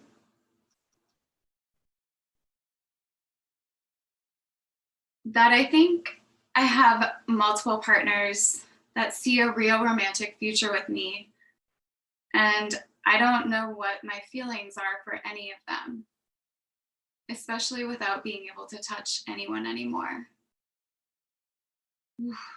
That's a poly conundrum right now, isn't it? Olive is not quite as stressed out about your confessions as she was in the beginning, y'all. I don't know if that means that they're getting less intense or she's just getting used to hearing them, but she's chilling out.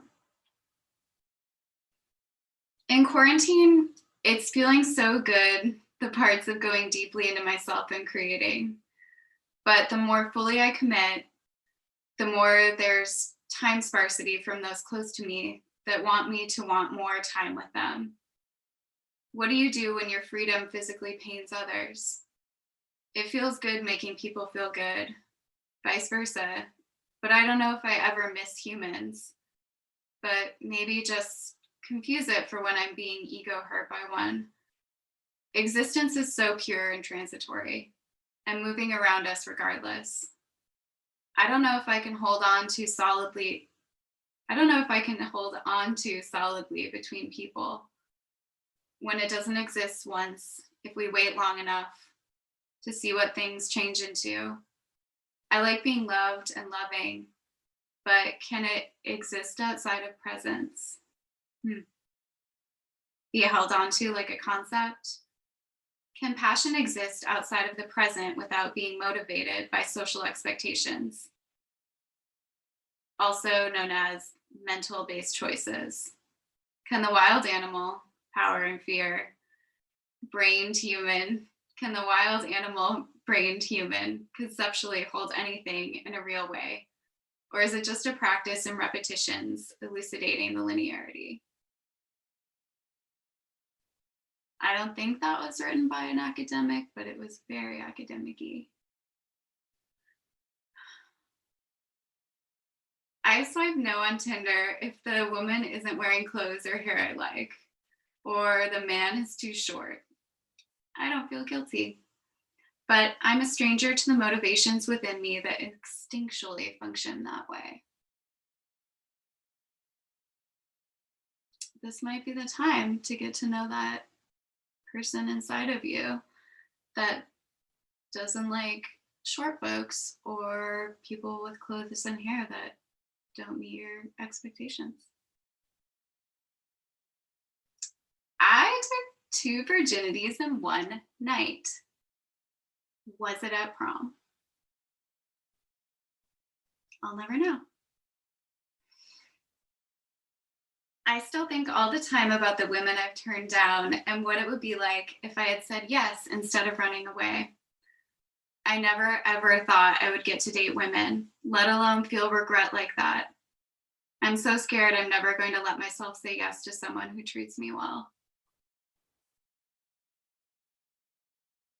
I think if you know that about yourself, that's the first step to getting over it, isn't it? That's definitely what my therapist says. I sometimes think, had I hooked up with the Greg in high school, how my relationship to sex might be different. When he texted me, "I'm horny," at a sleepover at our mutual friend's house, I regret sitting up in my sleeping bag and shaking my head at him in the living room darkness. I had quite the high school crush on him, and now, many years later, I realize he would have been the perfect person to lose it to. Gentle, positive, experienced. I didn't say no because I wasn't ready. I was 16. I was fucking ready. I said no because truthfully, I felt self-conscious about my unkept pubic hair. Mine was, and is, dark brown, thick like my head hair, easily tangled and kind of curly. It really takes up a lot of body space. It would take me many bad and good sex experiences later to realize that pubic hair, in all its shapes, textures, and ratios, in its diversity, ugliness, and beauty, the vast colors and details do not make or break the joys of sex. Our bodies are ours to love. That feat marks the best hookup. Also, like, pubic hair is a really good cushion. So I feel like if you have nice, springy, thick pubic hair, it's just more comfortable. I don't know. I feel guilty that I don't know what I want. Me too. The first queer kiss I had was when I was 16 and the other person was 20, which in hindsight was a little, ugh, but I guess that's common. The other person, however, wasn't really queer per se. I still don't understand what happened. The adult me is like, ew, gross. But the 16-year-old me was like, I kissed an adult. And it was like a kiss. It was a kiss like I wanted, rather than the kind where I kind of have to grin and bear it. But that shit fucked me up. The main good thing that came out of it was it made me realize I like kissing girls. And that is a very important piece of information I cherish to this day. I started to think I had a pretty clear type until someone fucked up my trend. Yeah. I still get goo-goo-eyed over my partner. I'm surprised I haven't grown out of it. That's super cute. I wish I was more kinky. Don't we all? Sometimes I think I'm not queer enough or haven't been for long enough to identify. How long is long enough to be queer to identify as queer?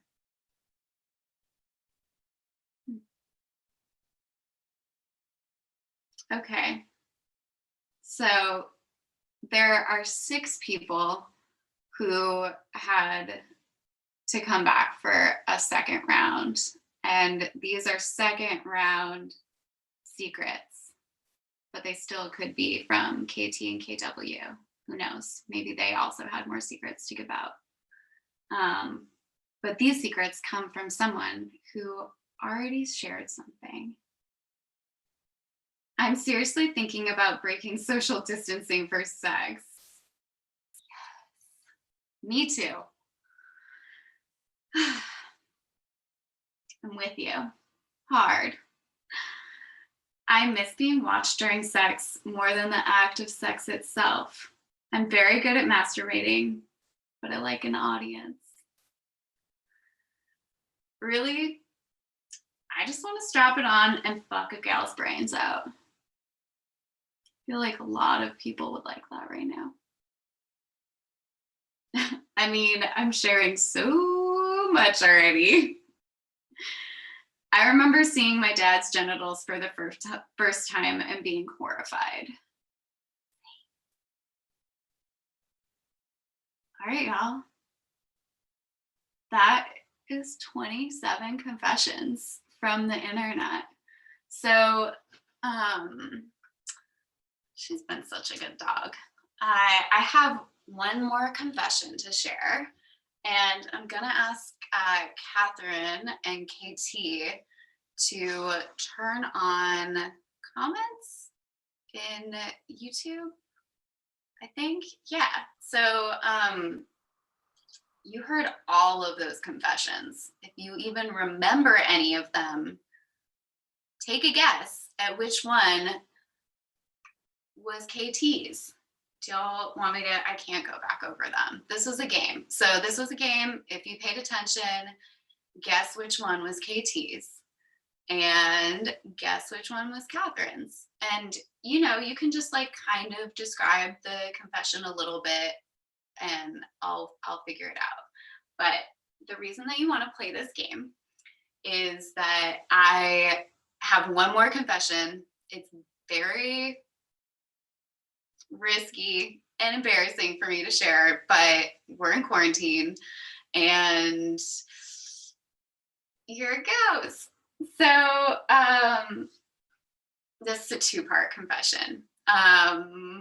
So I have never topped a girl with a strap on and got called out on it by someone I'm seeing. And so not quarantining with anybody, just here sheltering in place with my sweet pup. So I figured what a great time to support Babeland and what a great time to get some strap-on practicing. So I ordered my first non-vibrating dildo. It's very cute, but I made a rookie mistake and it's very big. So in the spirit of generosity, whoever can guess which confession came from KT or Catherine, I will order you your very own, very large suction cuppable confetti dildo to keep you company during quarantine. So KT, Catherine, you want to come back in and we'll see what people have to guess. Hi, baby. Hi. This has been so incredible. Some of them were brutal. I didn't, but also like so brutal in such a beautiful, like you are all the best things about a Botticelli. The setup. It's just perfect. Yeah, we're back. I mean, I also think there's something really brave about getting something really hard and ugly off your chest. Mm-hmm. And that is actually something that really inspired me about the script that y'all wrote. Like the characters are really not likable sometimes and they're really real. And that was really brave of y'all. So that's actually part of what inspired me to want to do this little segment. So whoever you were that admitted some really hard things, thank you. Listen to the script tomorrow and you'll hear some of those things coming out in the script too. So is anyone in the chat? Does anyone want their own confetti dildo? I just admitted that embarrassing thing. Somebody has to own it. I mean, there's been definitely a lot of activity on the chat. There's been, yeah, people showed up for you. They did. Hey, I can't. Oh, right, yeah. So Max says, I wish I remembered enough of them to guess, but these were beautiful and important. Mhm. Casey just gave a smiley face. Jay or Rear said Olive Fan Club reporting for duty. Max said, I didn't make a fort, but we love Olive. No. Okay. Jay O'Rear said, I'm guessing that KT's is the long one that used the phrase that was something like elucidating longevity. And Casey said 2 virginities. Casey, whose one do you think is that one? Mine or KT's?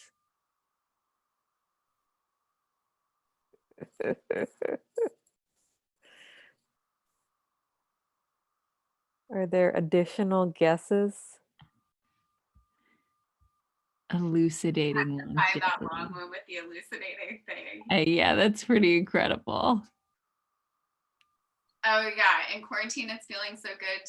The parts of going deeply into myself and creating, but the more fully I commit, the more there's sparsity for those close to me.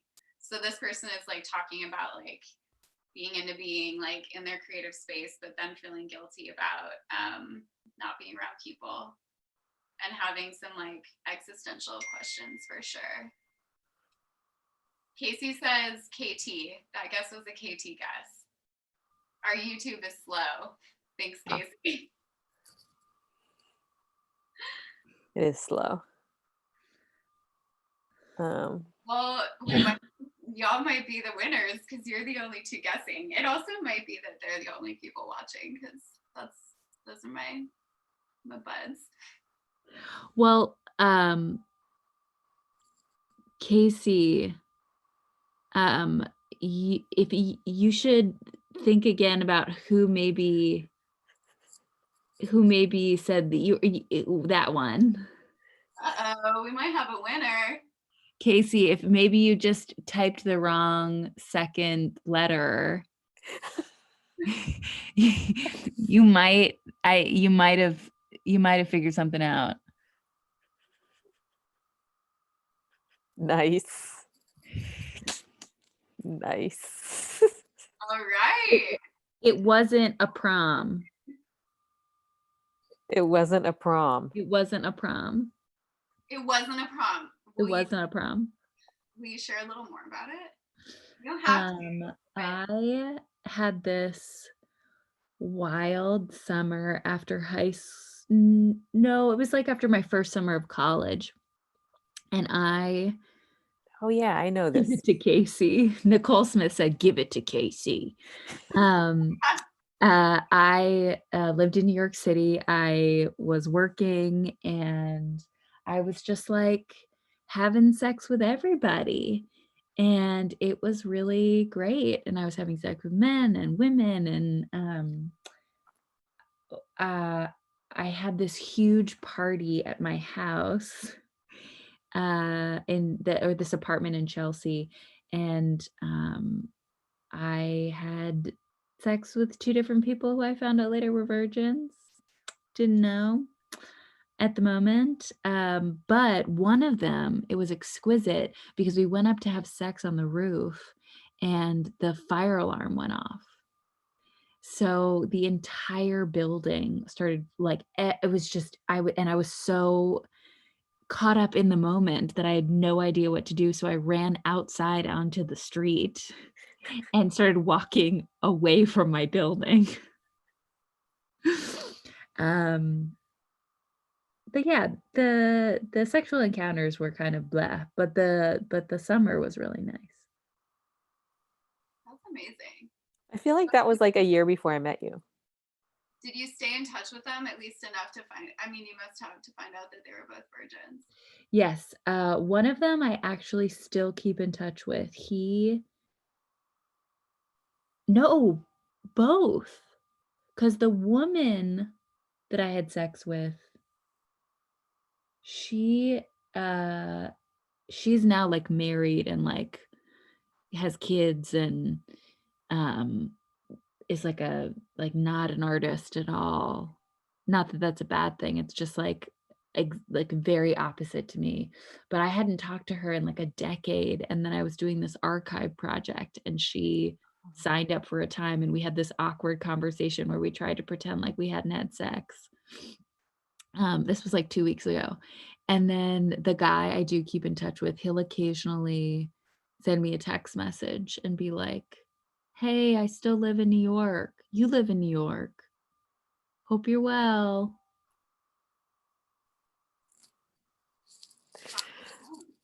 Oh That was boy. anticlimactic, but yes, I do keep in touch with them. That's really sweet. That's like the sweetest conquest story ever. Huh? That's like the sweetest conquest story. Yeah, I was taking names that summer. I was like, let's go. Casey, which was yours? It was not the elucidating longevity one. Oh, I know who that was. Sorry, Jesse. Um, it was the one, the first girl that I kissed was when I was 16 and she was 20. That Oh, one was a very brief one. Wow. Wow. I was thinking that whoever wrote that one wrote like exactly the way they speak, and like as I was reading it, I was trying to like in my head think of who spoke like that, Uh-huh. but then I realized I was getting out of the moment. Do I speak like that? I mean, I It's funny because like sometimes you speak like super academic, and then sometimes you speak like that. But there's yeah. a friend that also speaks like that I thought that one belonged to. Yeah, I'm either like Dr. Brainy Brain or Ditsy Ditsy Dits. I'm not really like, I don't have a like level. I think That's how I talk. Anyway. So that was, yes. Yeah. Also, I was slightly delirious when I wrote my confessional. So it was really sweet though. yeah. That fucked me up though. That was a messed up relationship. I'll just say that. Yeah. I feel like that age difference is really damaging for the younger person. Yeah. The people that I know that have had an experience like that. Yeah.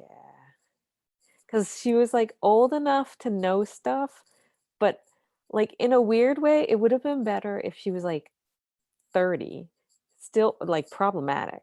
But then like I feel like she was just like super careless. Mm. And I feel like a little bit older, she would have been like either known not to like, you know, let it happen or been able to be like, hey, calm down. Okay. Rather than like weird, like, I'm not going to talk to you anymore, except I kind of will, but not really. Yeah, it's not good. I feel like people do that at all ages, unfortunately. Yeah, I mean, yeah, people are horrible and humans are bad. And also beautiful. That's true. Oh my God, Olive is so adorable. Your fort looks so great. I'm so deeply impressed. The foliage. is gorgeous. Shout out to Jess and Mac who helped me art direct. Incredible. Christine, did you have one? No, I peppered mine right on in there. You just went, came in straight out and did it. I love it. I wasn't sure if you had also put in an anonymous one. No, because I figured I would give it away by like reading it oddly. Being like, oh, look at this. Like, you know, Two Lies and a Truth, like you always like the lies are always super elaborate and then the truths are like, yeah. I mean, That's in sixth grade. You know, it's like something it's like very I didn't, but no, with Two Lies and a Truth, it's like you model the lie after something that actually happened to you and you just switch one detail. I think that's cheating. That is Yeah. totally fucking cheating. What? That's No. cheating. We also like I took like Adler technique acting for a long Mm. time, and we would do these like elaborate like stories about ourselves where we would like in the beginning of the class we had to tell like these very elaborate stories that had like props about our lives, and like by the end of doing one of them I had almost forgotten which one was true and which one was a lie. It was really kind of terrifying. And that's why the method is a thing. Yeah. When did you do that? Adler Yeah. from like 20 through 24 to 27-ish. Mm. Then I did Meisner from like 27 to 29. Wow. All that acting. A lot of acting. That's So like very specific type of acting. yeah, I also went to clown school and dropped out. Another confession. Clown school dropout. Clown school dropout. I don't know. I had like this weird theory that in order to do like really good experimental work, I needed to study like all of the like really mainstream things. And then I realized that then I just like only knew people that did the type of work I didn't really want to do. So Yeah. cool. That happens, where you're like, oh, I'm gonna get inside of this particular like this thing that everyone's doing in this one way, and I'm gonna reinvent that shit. And then you're like, oh, but all the people around me don't want to reinvent it. They think it's legitimate. Oh God. Oh God. That was me at 29. But it's really like brave and amazing that you then were like, oh, I'm gonna take a different route. Maybe. I think that's a lot of time in actor training. It is. But I don't know. It teaches you a lot of other skills I'm learning. Mm. Yeah, there are a lot of actor skills that are applicable elsewhere. Yeah. Like how to stand in front of a room and Yawn. yeah, yeah, exactly. Only an opera person can yawn like that.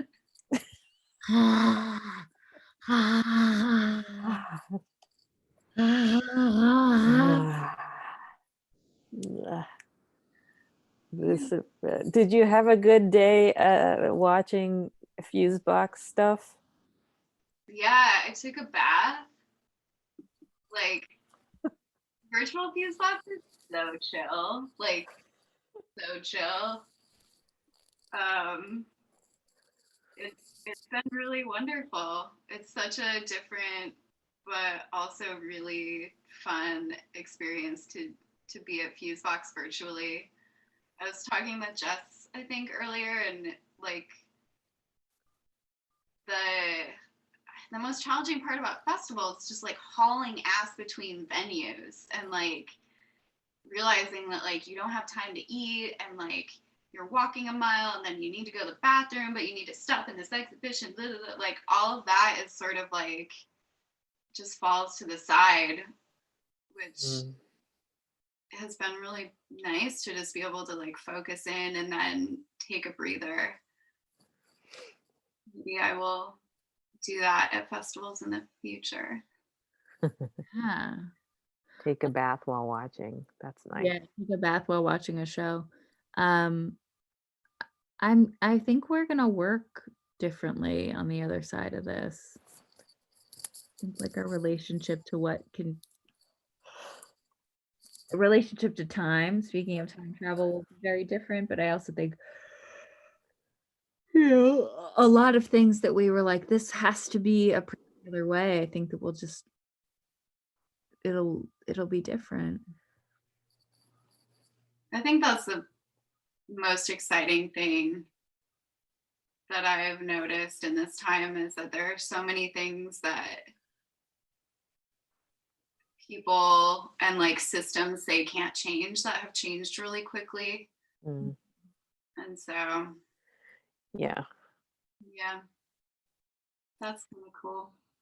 Yeah, I think we've talked about this a lot tonight, that like when time is paused, all of a sudden there's this suspension effect, and in suspension there's potential, and it's exciting. There's like, oh, like something could change.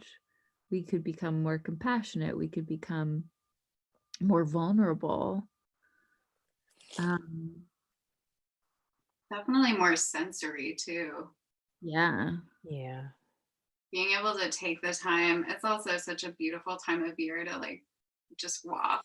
There's so many beautiful scents. And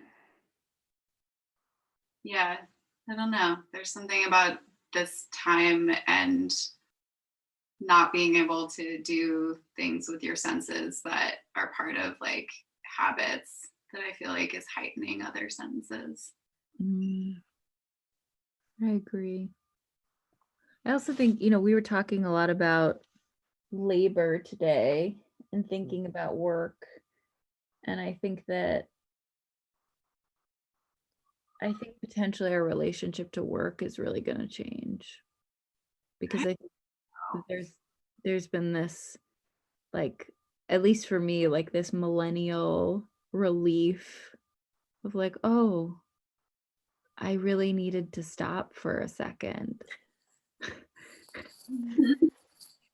And I think that like through stopping, through things being put on hold, you reprioritize. Yeah. Yeah. I have thoughts too, but I am moving very slowly in my brain shell. That's okay. But if I do think that, well, time does move differently in quarantine, and I have appreciated that shift in time. I don't know how. I feel a little bit like, I don't know if it's like Stockholm syndrome or whatever. Like I'm like, oh, a dread of like, what happens when we go back? How are we going to readjust? Like, I like have this idea that like the world is going to start like scraping open my front door and like pulling me out. Like all these anonymous hands will just like grab me by my lapels that I don't wear anymore. To be like, you're going outside, see? Get on out there. Like it's not gonna happen because like I'm not even teaching next year. Like I'm kind of like, I'm gonna have one of the probably smoothest planned reentries into society that one could ask for. The only thing that would be smoother would be like if I was like a tenured faculty member going on a year sabbatical, because it would be more money. But yeah, I don't know. Well, all I gotta say is that thank you, New York. I got my first unemployment installment yesterday. You did? It was wild. I've never been able to get unemployment because I'm a freelancer. But now I did, and I feel thankful. I mean, anyone who works is always paying into unemployment, so 100%. we should be able to withdraw from it from time to time. Elizabeth Warren says too. Yeah. Her. Oh, I miss her too. I miss her. Also, didn't her brother die of COVID? Yes. Yeah, that's sad. Yeah. Yeah. You know who I don't miss? I don't miss Joe Biden. I know, but we got to get behind Joe. I was doing this like I won a raffle for a professional development workshop from this like Human Dimensions of Organizations. Yeah.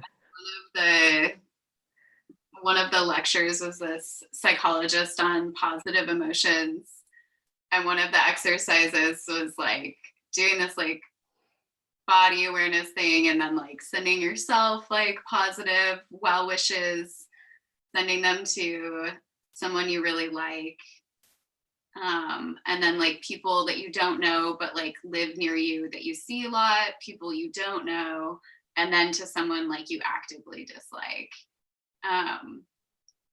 And like the research around that was like that, like being able to like well wish even like your adversaries will like make your own ability to love yourself better, something like that. I'm fucking up. Yeah, but we always have to be wary of jumping to that last step too early. It's a process. You can't give good energy to like Trump on the first day. Yeah. I know people who've spent like a whole year just giving themselves daily that kind of metta, just giving metta to themselves for like a whole year every day. Yeah, I think that's probably what this method had, a whole system to it that was like a quick, this is what you eventually do. But yeah. Yeah, I just feel like, which racist uncle should I vote for? Like, it's like, is it the racist uncle that sits in the dining room at Thanksgiving or the racist uncle that sits in the living room at Thanksgiving? That's what it feels like. But, At this point, I just want someone who won't tell people to drink bleach. Like my bar is so low right now that and there's only one of those old white guys that will do that. So currently, yes. yeah, but I also think there's something too around not that I trust Joe Biden necessarily, but he's a career politician. So that means that he knows when to withhold information. And I think that there's been something inside of this crisis about not like being a leader is so much about what you say and also what you choose not to say. And so there's like, I don't know, there's no one to trust because it's just chaos. There's no method. It's just vomit out of a mouth. No, you don't have to worry about my vote. And I wish I could feel better about who I'm going to be voting for. We had some good people in the ring. I'm sad we lost them. That was fun this week. Yo, there's a kitty on my patio. Oh, hey, Puss. Oh, there's a cat. Hey, Puss. Oh. Is Olive into cats or not so caring? She used to be really into cats, and then like she learned that cats were not really into her, and so now she's them. Oh, I should cuddle Mila. That looks good. I don't know. Oh, I'm gonna get all tangled up in all my wires. Oh, Mila. Maybe the most wonderful thing about this time at home is Olive is actually not a very cuddly dog at all. Oh. She's learned, gotten so cuddly. I know. Olive just hung out the whole time. I'm so impressed. Chill, but she usually would be like over there. But she's loving you. I know. She was so mad at me that I made this fort today. She just like sat out in the yard, like every time she came in, she just like looked at it and then was like, no, I'm gonna go back outside. She's not like all about the fort. Yeah. My friend Coco made a beautiful fort that I posted on the feed, and her dog like immediately got in it and loved it. And like she made hers at like 7 p.m. and I made mine at like noon. And Olive probably didn't get in it until like 1:15 this morning. Olive. Tough crowd. Yeah, she's picky. Well, this is like her blanket too. This like fuzzy, Oh, like not a lot on the sofa without that blanket. So she's also like, what the fuck are you doing to my blanket? I see. I see. I know and I see. Oh, you got some nice rubber plants, I know. You just some did snake plants. this art direction. Mac and who else helped with the art direction? Jesse. Jesse. Well done, y'all. I have way too many, but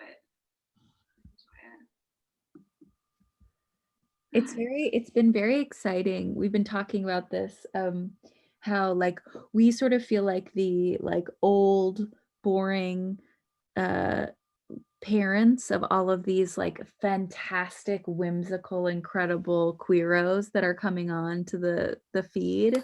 Because everyone that's coming in is like this burst of energy and like a dense scenic design and like so much like heart and joy and care. It's like so much density of energy. And then they leave and we're like, oh, I guess it's back to quiet time again. Which I feel also is like very much in line with my experience of queer community. It's like I want to hold up with my partner and like stare at each other, or I want to be like, oh my God, you're amazing. So yeah, it's been very fun and I'm just so impressed by your like ambiance. got nothing but time over here and plants.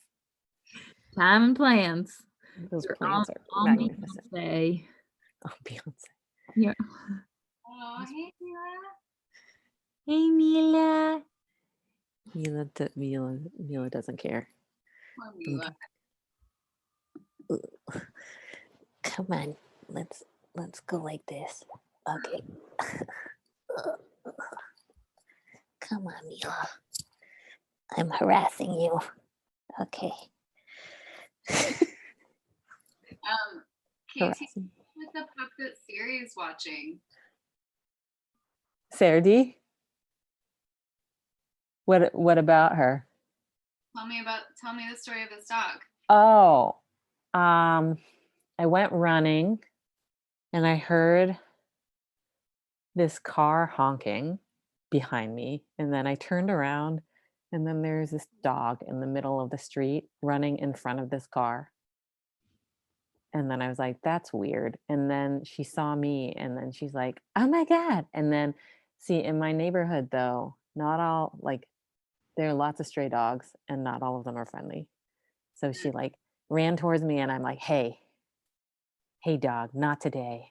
And she was like, well, okay. And then she like turned around and ran away. And I was like, I hope her person finds her. And then later, Mila, Margaret and I were on a walk. And then like totally different part of the neighborhood. And then we like turned a corner and she was there. That same dog that was like running in front of the car. And then she was like, hi. And then she followed us. And then we kept on like thinking we'd like lose her. And then she almost got hit by a truck. And I had to like yell at the truck so it wouldn't run her over.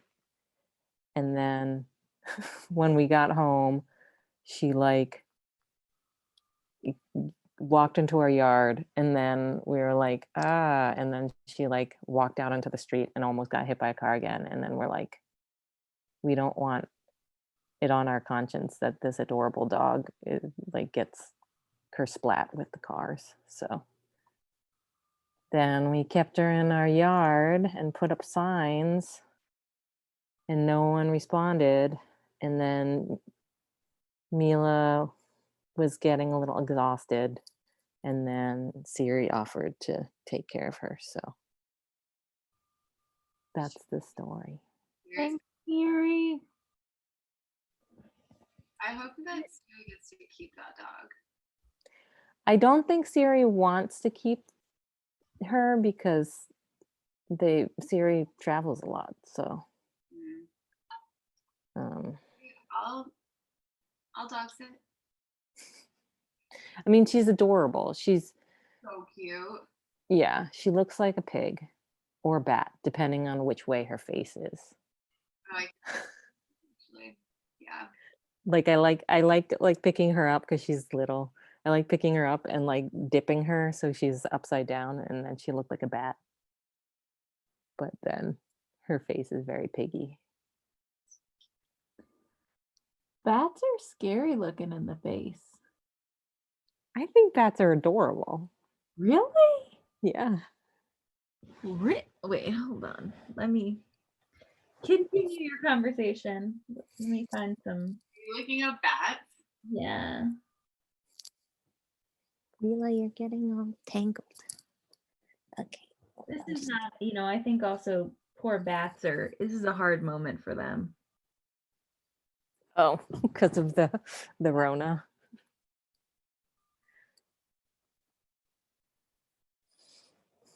Bat. Yeah, it looks like a pig.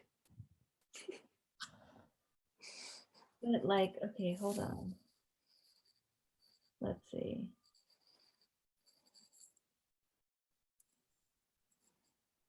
They're not handsome creatures. Oh, not handsome, cute. They're not like pretty. They're like ugly.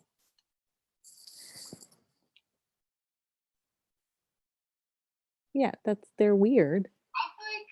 That They're dog not like like a cartoon bat though, like a cute one. Okay, you met the dog, Mm-mm. Catherine, yes, I did on the internet. on the internet. So, okay, here we go. These are that you'll like these. Okay. I typed in cute bat face. So like this one looks like a little dog. Mm-hmm. That's a Yeah. fruit bat. Oh, good to know. This one little scary, to be honest. I don't like so much. Not big. I forget what that one is. How do you know so much about bats? I like watch all the BBC Earth shows. Oh, I used to have sex to those. Huh. Isn't that too? Yeah, they were like sort of a perfect mood setter. Yeah. Really? Yeah. Totally. It I was a don't. thing for a while.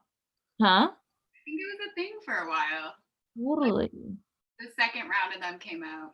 Yes, yes. When they came out on Netflix, that second round, I remember just lots of fucking to it. Because you don't miss anything if you take a break. Well, clearly you have, because you can't recognize what a fruit bat looks like. Well, you know what? That moment of pleasure was more important than knowing about fruit flies. I mean, bats. Can't even figure out the species. Whoops. Fair. This is fair. I second Siri keeping that dog. Yeah, Mac. Well, it will be Siri's choice. But hopefully we can keep the dog in, like, I don't know, in the family, whatever that means. I wish that she wouldn't tire Mila out so much. Sorry, Mila. I didn't mean to. Did you see if she had a microchip? Yeah, No. she doesn't. Yeah, the animal control came by and they had a chip reader and she didn't have a chip. Aw.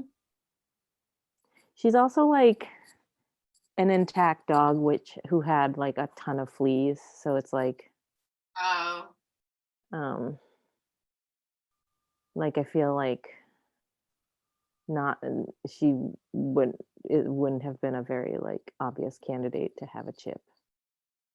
But her teeth were super clean. Just all sorts of weird stuff. So like someone loves her. or was she really like really young? I mean, I feel like it's pretty clear she had puppies, so she was probably an adult. I mean, maybe she's like 2 or 3, but Okay. okay, Mila. Bye, Hey, Mila. weirdo. Okay. Oh, it's 3. We're allowed to time travel. We're gonna time travel. You ready to time travel? I'm gonna get ready to time travel. I'm gonna get ready. Christine, you've made our night. Yeah, those confessionals were awesome. It was so wonderful. And I agree, so brave. Everybody just being themselves. Yeah, anonymous submissions are sometimes good. Yeah. They're really that vulnerability and that honesty. And some of those were like so honest. And I just, yeah, I'm very touched by people sharing. I also just want everyone who like had a conflict about their gayness to just come out. Mhm. If it is safe for you to do so, come on out. Let your freak flag fly. I feel like though, like I like have mostly had like long-term relationships with cis dudes, and like I feel like I like just always have to keep coming out again and again. Yeah, we were talking about earlier. We were talking about what I call the flicker when you come out to people, and if they're like phased by it, their like eyes do this thing where it's like, oh, what? How dare you? I don't. I'm gonna pretend like it doesn't bother me, but it kind of bothers me. And so my partner and I always say, if one of us has to come out, because we're always coming out all the time, did they give you the flicker? Mm. See it so quickly if people are freaked out, or they're like, no, that does not compute with your body, does not compute. Yeah. Yeah. Oh man, I just had like the first time in my life of like my family being homophobic a couple weeks ago on like a stay at home like group thread where they were talking about Chick-fil-A. Ugh. And I was just like, do y'all not remember that I'm queer? You don't? Cool. Yeah, so I like had to call them out and then like leave this family group chat. And I hadn't been drinking on quarantine. Actually, maybe this whole thing came out of that. And I was on a Zoom with a couple of good friends, and I had like a 4-pack of fancy cider. And I drank like all 4 of them and blacked out from 4. No. Oh God. But it was like with good friends that were being really sweet, but like at some point somebody was talking about dildos, and like I like drunkenly showed them that I ordered this one and was like, it's huge, what was I thinking? And then in the morning was like, oh my God. Was I talking about my huge ass dildo again? It's so easy to Fall get. into that conversation, right? Apparently it is. I just needed to get one. Is it veiny? What? Is it veiny? No. No. It's so easy to buy a gigantic dildo. Right? Because Like- you're like, oh. Yeah. Also, if you're in like a gay store run by gay men, it's just always the one that's actually going to be the right size is going to look positively microscopic compared to everything else that they're selling. No. So, and Yeah. then you get home and you're like, oh my God, this is so gigantic. Yeah. In what world did I think that this would be? Oh my goodness, I watch too much porn. That's what happened. That's how my thoughts would go. I mean, I think my thoughts were like, oh my God, it's been 2 weeks since I've had sex. This is insane. And then I was like, oh, well, I just need something that's really going to do the job. Get it done. Get in there. Fight the good fight. Obviously, I wasn't thinking very clearly about like what happened. It's so difficult to think clearly about dildo size. Truly. I mean, at least it's cute though. Yeah. Cute is good. Yeah, Right? It's confetti, right? confetti, rainbow confetti. Could be- Yeah. Gotta have some positive when you've made this choice. And like someone wants that size. It's just, Maybe not us. in my experience, like, yeah. Well, yeah. Maybe not me at this exact moment in my life. I'll say that. Christine, I think we're gonna embark on our time travel.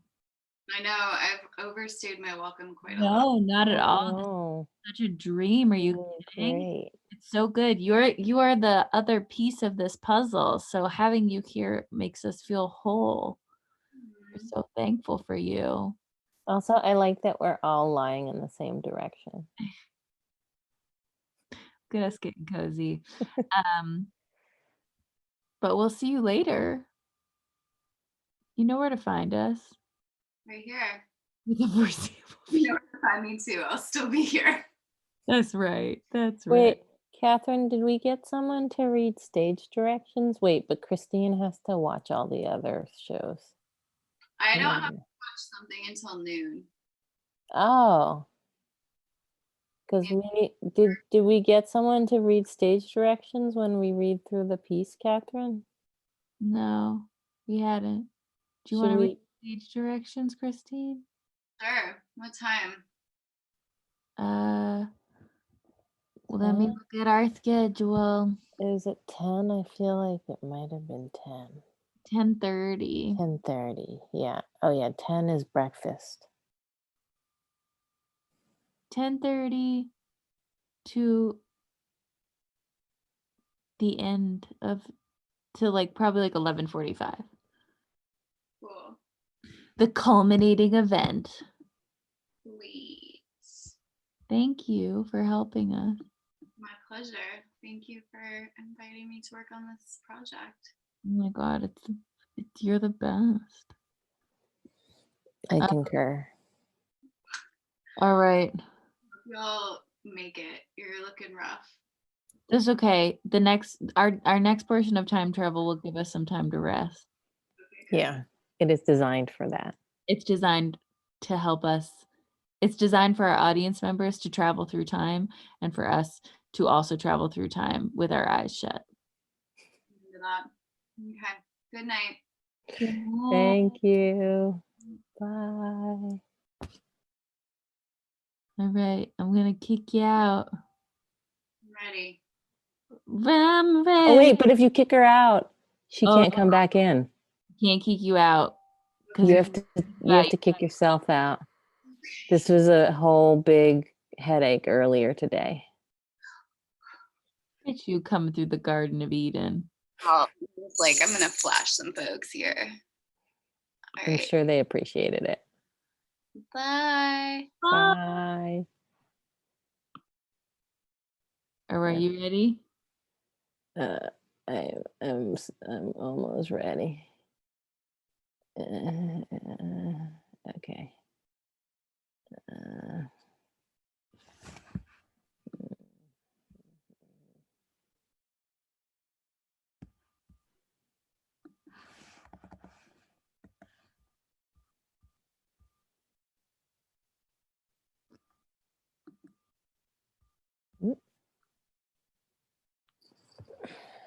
What? Mm. Oh, ball sacks. It might have. Oh, it's opening. Are you opening?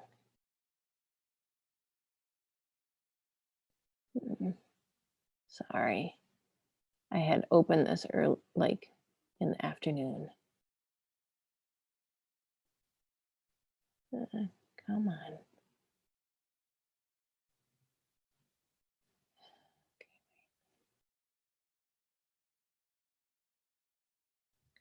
Come on.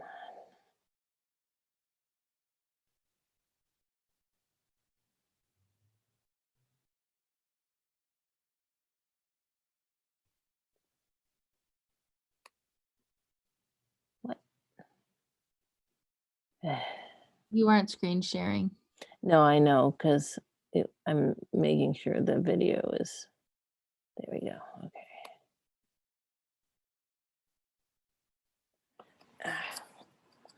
Okay.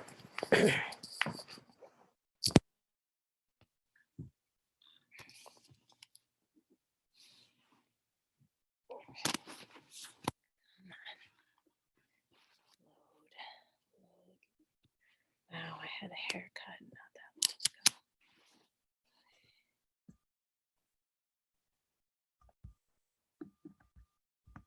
Almost there.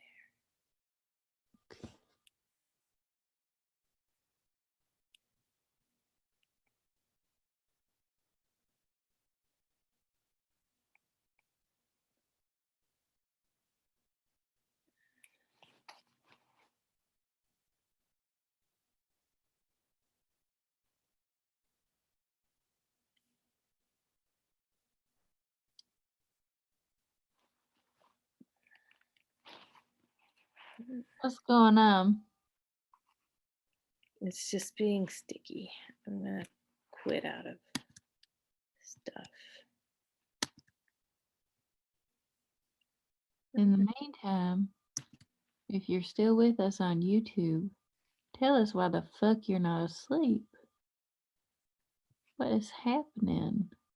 No shame. No shame, but do you want to be awake right now? Is it a choice? Is it a choice? Or was it mandated?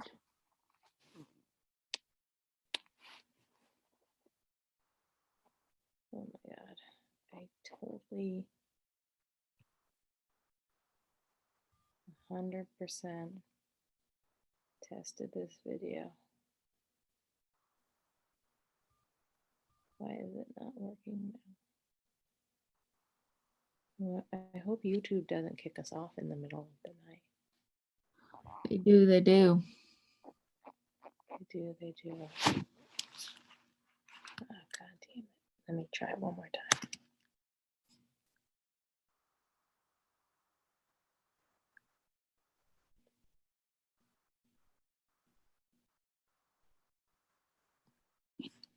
One more time.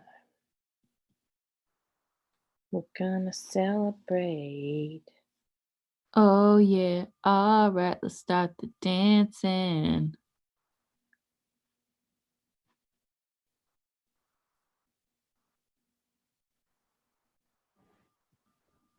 Margaret's on the phone with her mom. Just want to check a thing. I'm just checking to see if my stuff. Hey, Sharona, stay in here. Oh yeah, okay. I know this poop. Sharona, you're not going outside. No, you're not. That's how we found you in the first place. Sharona, like a song. My Sharona. Exactly. Not to be confused with people now singing My Corona. Exactly. Well, we named her Sharona because I'm like, someone needs to make a song after my Sharona. Do you want Sharona? My Sharona. Can you see it? That's Sharona. You see her? But it's frozen. Yeah, Sharona. So, but it's a spray, right? Yeah.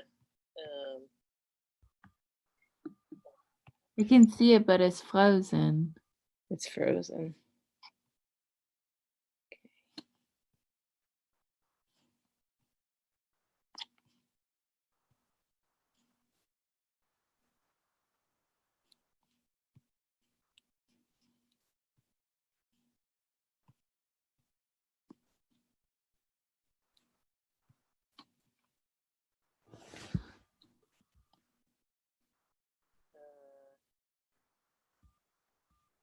Better?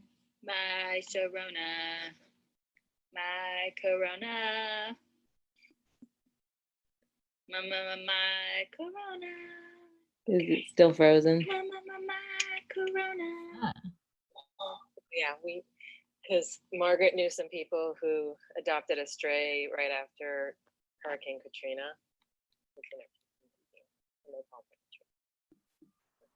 Katie, I'm gonna text you, okay?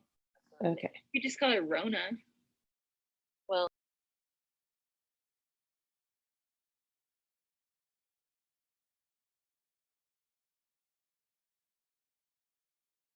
our glasses for like looking at the computer for long periods of time.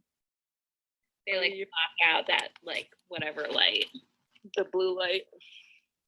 Yeah, I had those on my normal glasses until I realized that during tech, it's not a good idea because you can't see. Because it makes the color slightly different. Yeah. But now that I'm having all these meetings, I never normally use them unless I'm doing something like long, but now I'm on the computer all day, so. How long did you run? Our show is canceled. I'm sorry. I'm sad about our show being canceled.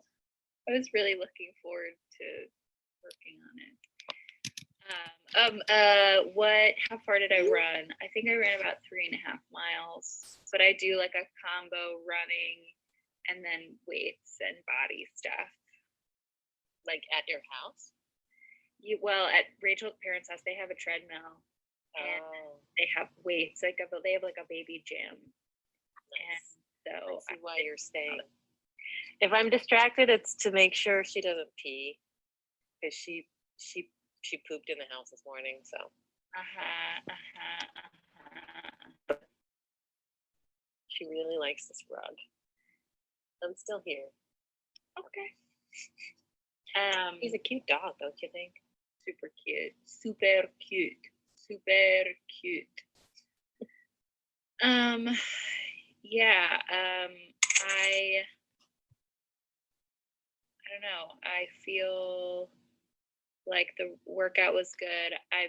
I'm going a little too hard at times because I think I'm really anxious and I'm having a lot of like chest tightness because I'm anxious, and I don't really I don't do panic. I just start like like zeroing in on things.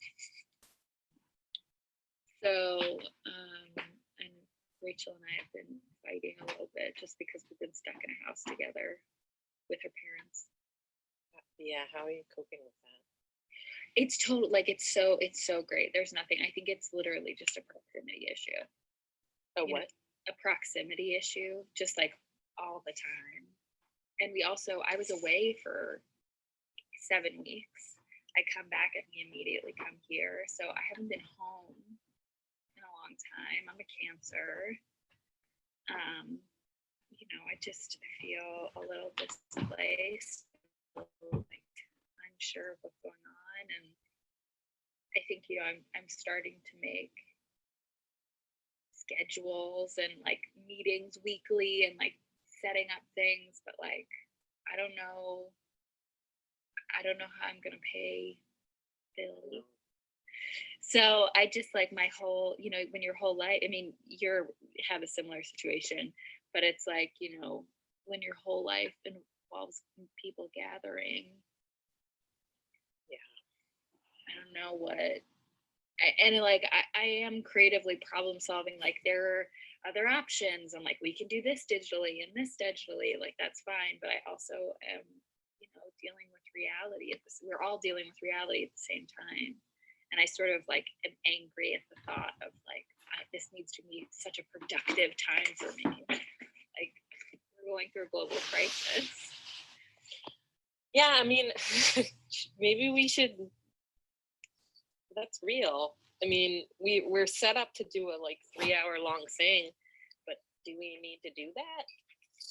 I don't know. How do you feel? I mean, I think I know, I don't know, because a part of me also likes being distracted, and I think that you're great, so I like talking to you. And I mean, right, no, I like talking to you, but I also have this like, I'm mad at productivity because I'm like, oh, this, here's I'm gonna be so me right now and be like, a lot of why this virus is like getting such a good foothold in the world is capitalism, and being productive is like exactly what capitalism wants. And so I'm like, well, maybe capitalism needs to chill the fuck out. And like, I mean, it is like forcibly chilling the fuck out, even though still like fucking Trump privatizing the tests. Like, we could have been testing so many people if we just took the WHO test rather than like trying to like let pharma make them. Anyway, no, it's so fucking real. It's like, and I was feeling, when we talked with Christine, I was feeling like, okay, great, like we'll just figure stuff out, and I still feel that way. But I'm today, in this day, you know, I watched part of that stupid fucking press conference, and I shouldn't do it. And I just was like, and Rachel and I were snapping at each other because I think we're just like, you know, none of us. Cabin fever. Yeah, we're having cabin fever, and I'm feeling like I want to punch something. And my crazy parents didn't believe it was real. They thought it was a hoax until only very recently. And they haven't called me once. I'm in New York, which is the epicenter of where this is happening at the current moment. Not a single fucking phone call. You know, it's stuff where I'm just like, what, how? I mean, I feel really lucky because I'm with a family right now that does give a shit about each other. But it's like, how? And it's capitalism. Like, my mom's out working. My mom is out like being a real estate agent. No. Oh. Yeah, she's like out. I get so sick. I know, she's out. She's 60. She's 70 years old. And sorry, I'm gonna rub down the sides of my body.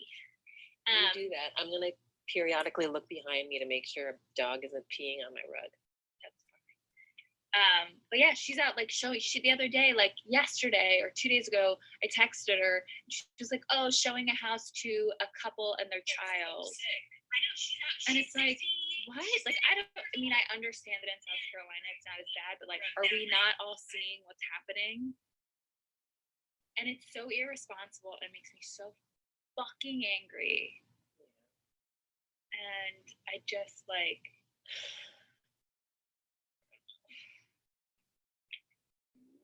I don't know.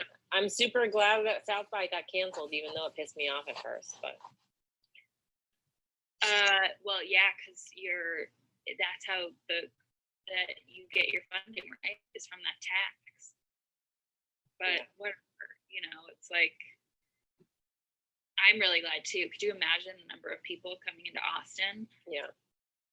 Well, the number of confirmed cases doubled since yesterday, which it's only 41, but you know, if it keeps doubling by next week, we're gonna be like full on. Yeah. And these are just confirmed cases. I do feel like I've been texting with my friend. I'm on several group text chains. I'm sure you, because that's how we're coping. And like, they have a 99-degree fever, and they were like coughing earlier this week, and then they were worried because they have asthma, so they went into student health, and they were like, I'm coughing and I have asthma, and I need my prescription filled. And they're like, here's your prescription. You don't have enough symptoms for us to test you. And they just sent them home. So now we're checking in, and they just like have had a fever for the past 2-3 days. That's not good. and they don't have a car, and they live alone with cats. Yikes. So now we set up that like they're gonna check in with us when they're asleep, just to let us know what their fever is like. Because like if the fever gets over, oh, my internet connection is unstable. If the fever gets over 101, that's when you're supposed to go to the hospital. But like I know that if my fever was at 101, I don't know how conscious I would be. Right, because I mean, if you're veering towards 102, 103, you're in, you know, you are on fluids. You are very much being taken care of by a group of people. Yeah, medical professionals. So, and then I've been reading just like stories of like progression of how people's symptoms go, and I'm like, this is not a cute like cold. This is not a cute flu where you just lie in bed. Like people get like weird dementia, people get like diarrhea and vomiting, people get unconscious, people need to be intubated. So like an intubation is so like it takes, have you ever been intubated? I haven't, but like I think it takes weeks just to recover from that, like your body to like not feel like there's a tube going down your throat. So all of these stupid young people who are like, it'll be fine. It's like, well, maybe not. And also you could like even if you don't die, you can undergo trauma that like physical trauma that takes years to recover from. So, I mean, also it's just,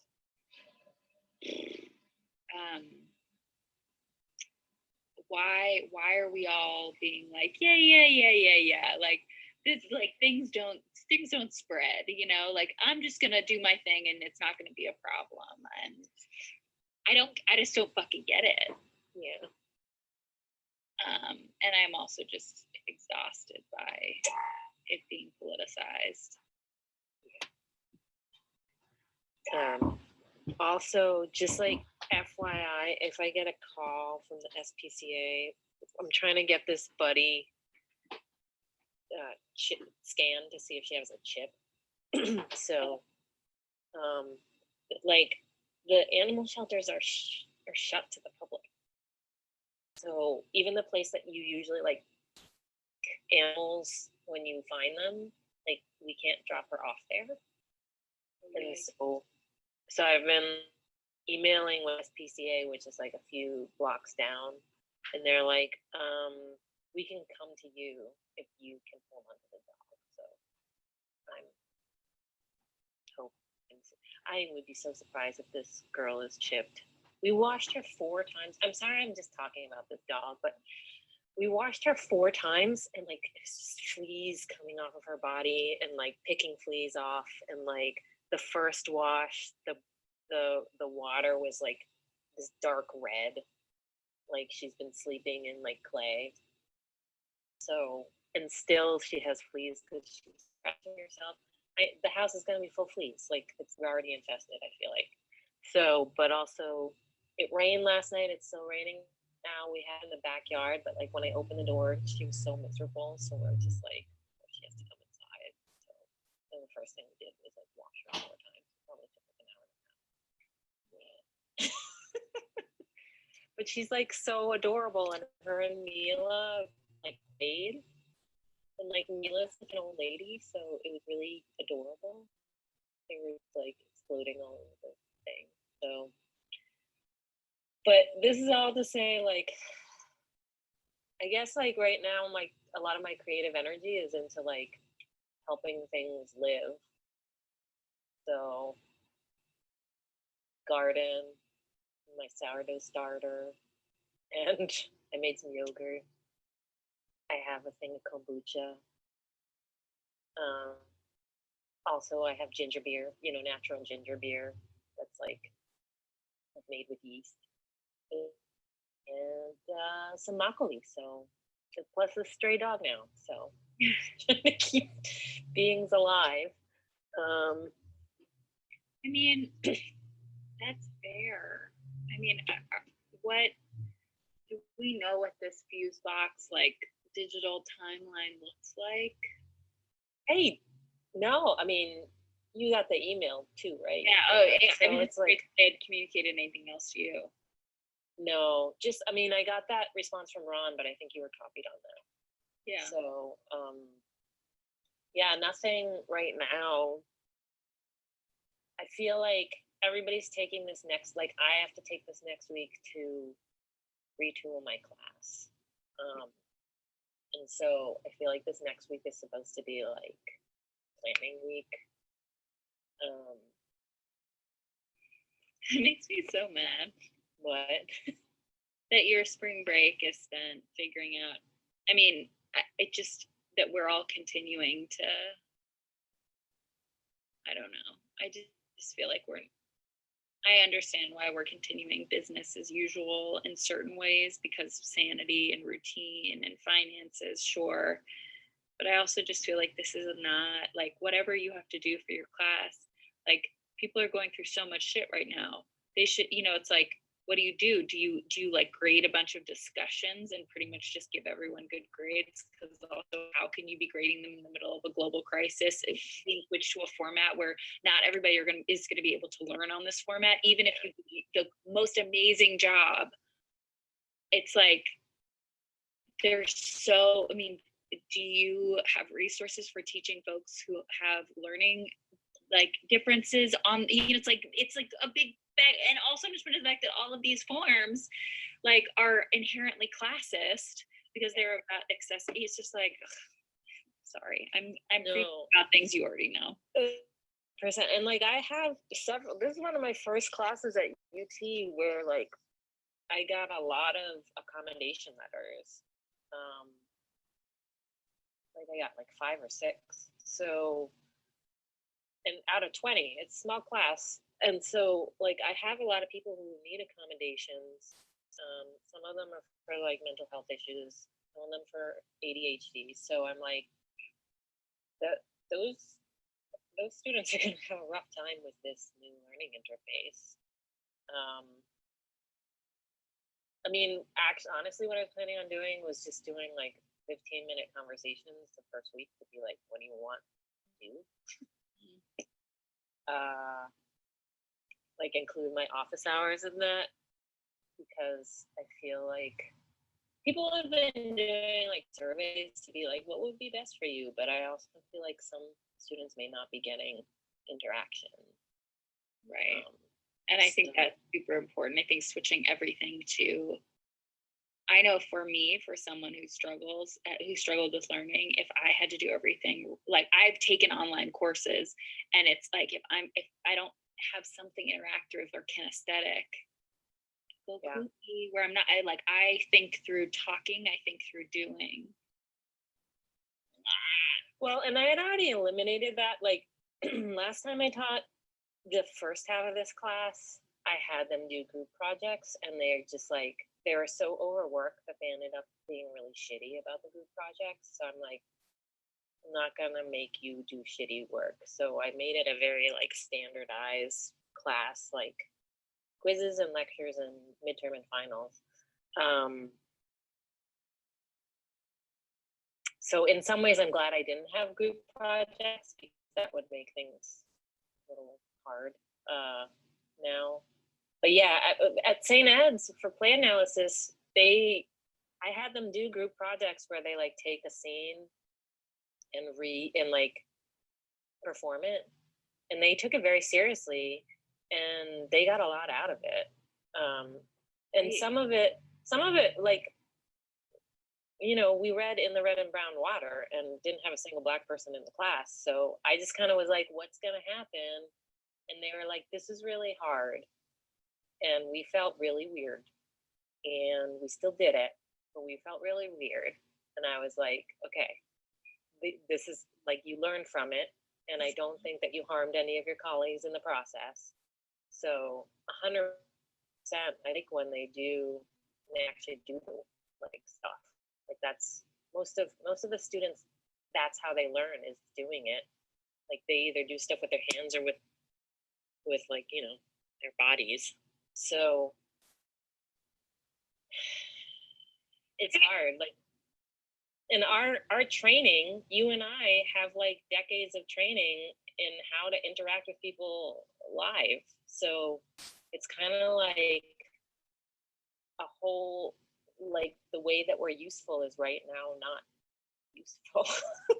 Right. And I mean, I've had some limited, I've been trying different formats for like, I've now done some new play development where we read the play and talked about it via Zoom. It was actually more successful than I assumed it would be. Like I learned more about the new play. I'm going to be reading some older plays with people. I've been trying to do some brainstorming stuff. It's all fine. But like the things that are magical to me only exist like they have to be live and with my body, like anything I do that is digital, I want it to lead me towards a like in-person situation. So yeah, I think I'm just like angry. And also I totally understand, like there's no part of me that's like, let's secretly all get together because that's really important. No, like we all want to take care of ourselves. Food and shelter are primary needs. I can fight not during the global crisis that theater is a primary need. It's not a primary need. Human interaction is a primary need because we're relational creatures. But I'm not. I mean, the thing is, like, so many people need what theater provides right now, and like we can't give it to them. So, I know.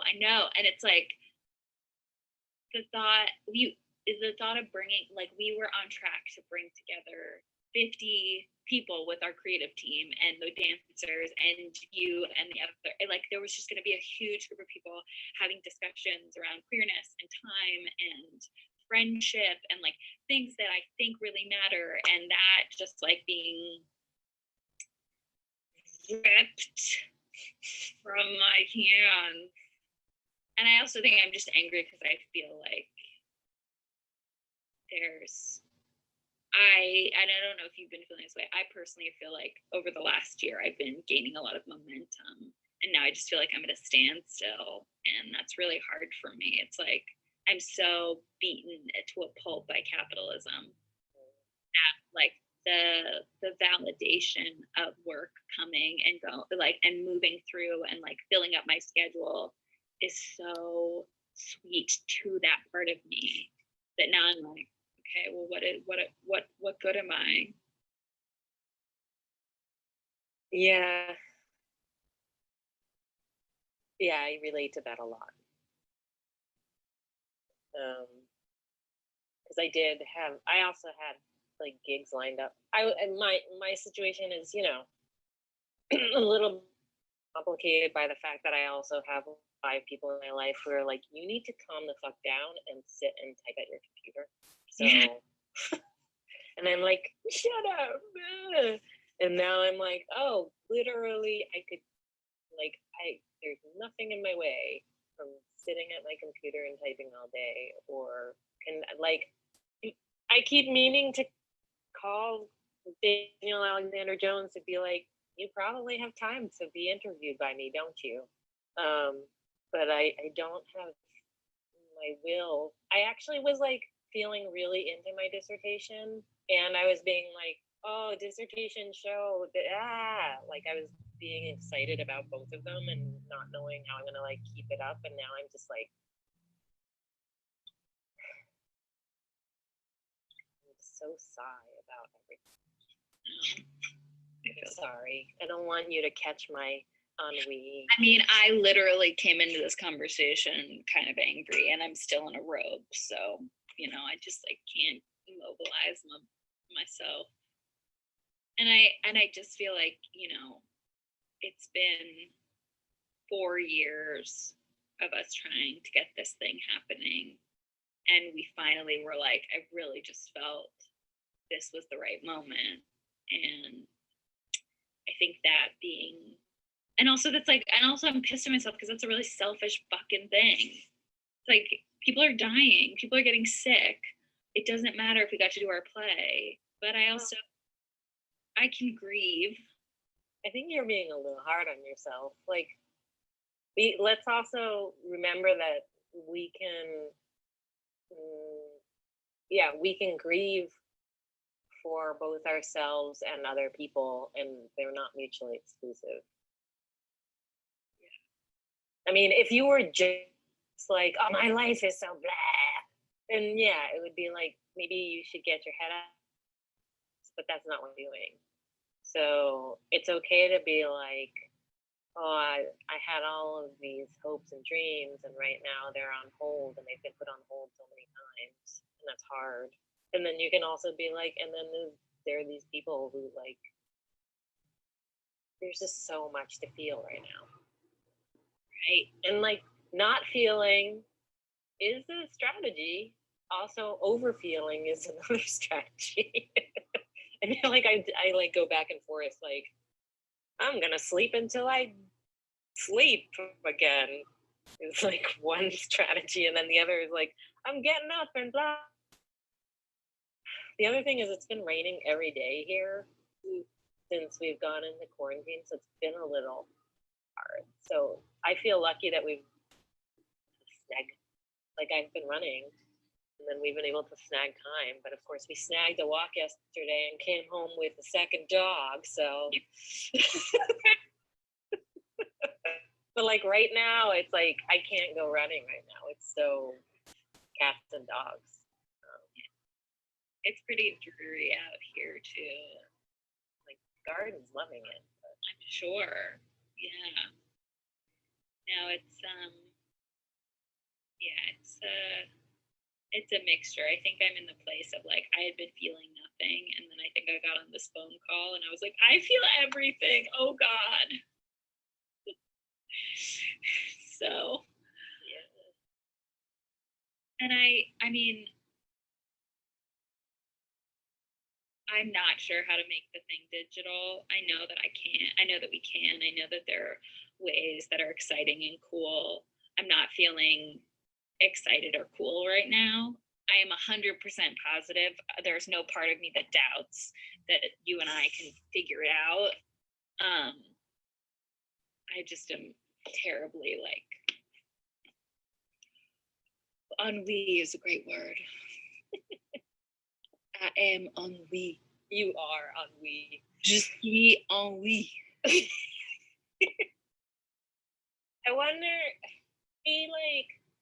so I'm like about halfway. I like suggested cuts. Should we just like do suggested cuts? Like I finish doing the script in the next like 5 days or something. Yeah, and then I can do my pass through it too. Yeah. So in the next 5 days, we both do suggested cuts, pass through the script, and then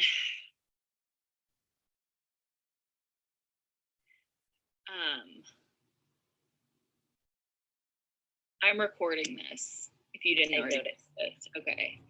And I recorded the last one, and I'm just gonna keep recording everything we do now from now on. Great. Even keep track of like when you get the transcripts made.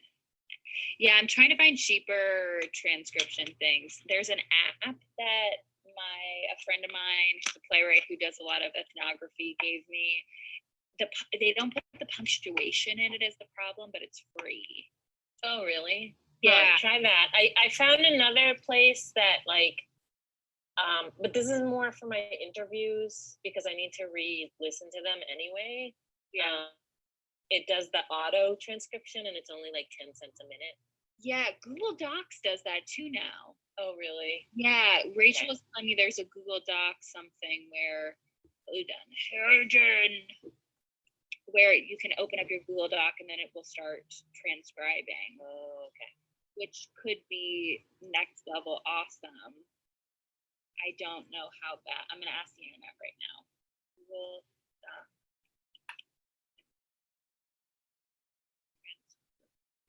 There's someone coming up my driveway to take some sourdough starter. I'm gonna go wave at her. Okay. Insert a new document, click on tools, select voice typing. Good luck. Thank you so much.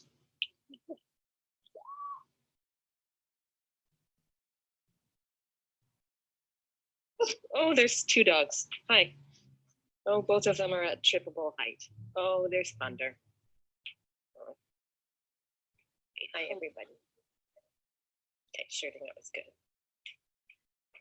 Microphone. I don't understand. It's telling me how to do it, but I can't do it.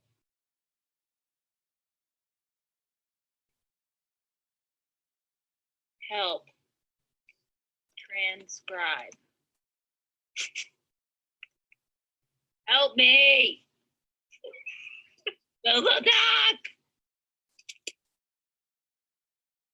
Hey, Sharona, come on, get on my lap. Hi, lap dog. Hi, lap. Okay, finally, an easy way to transcribe audio for free. Okay, so if you haven't wasted hours, docs, blah, blah, blah, blah. Find a quiet space, plug yourself in, open a blank doc. Tools. Okay, I've done this. Tools. There's no, that option doesn't exist anymore. Oh, okay. Also now, like, Google has done a thing where, like, if you don't have G Suite, then fuck you for a lot of stuff.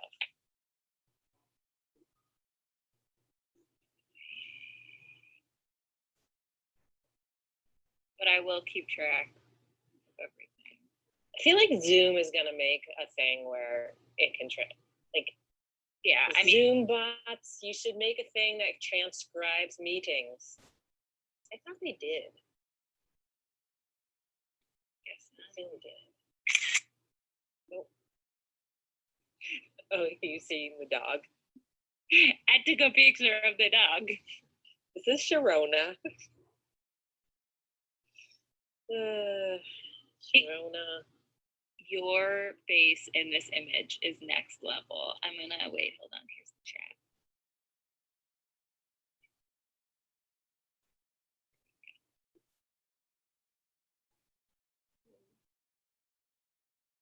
I put it in the chat.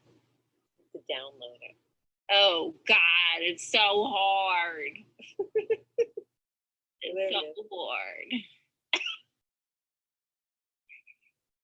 I look so harassed.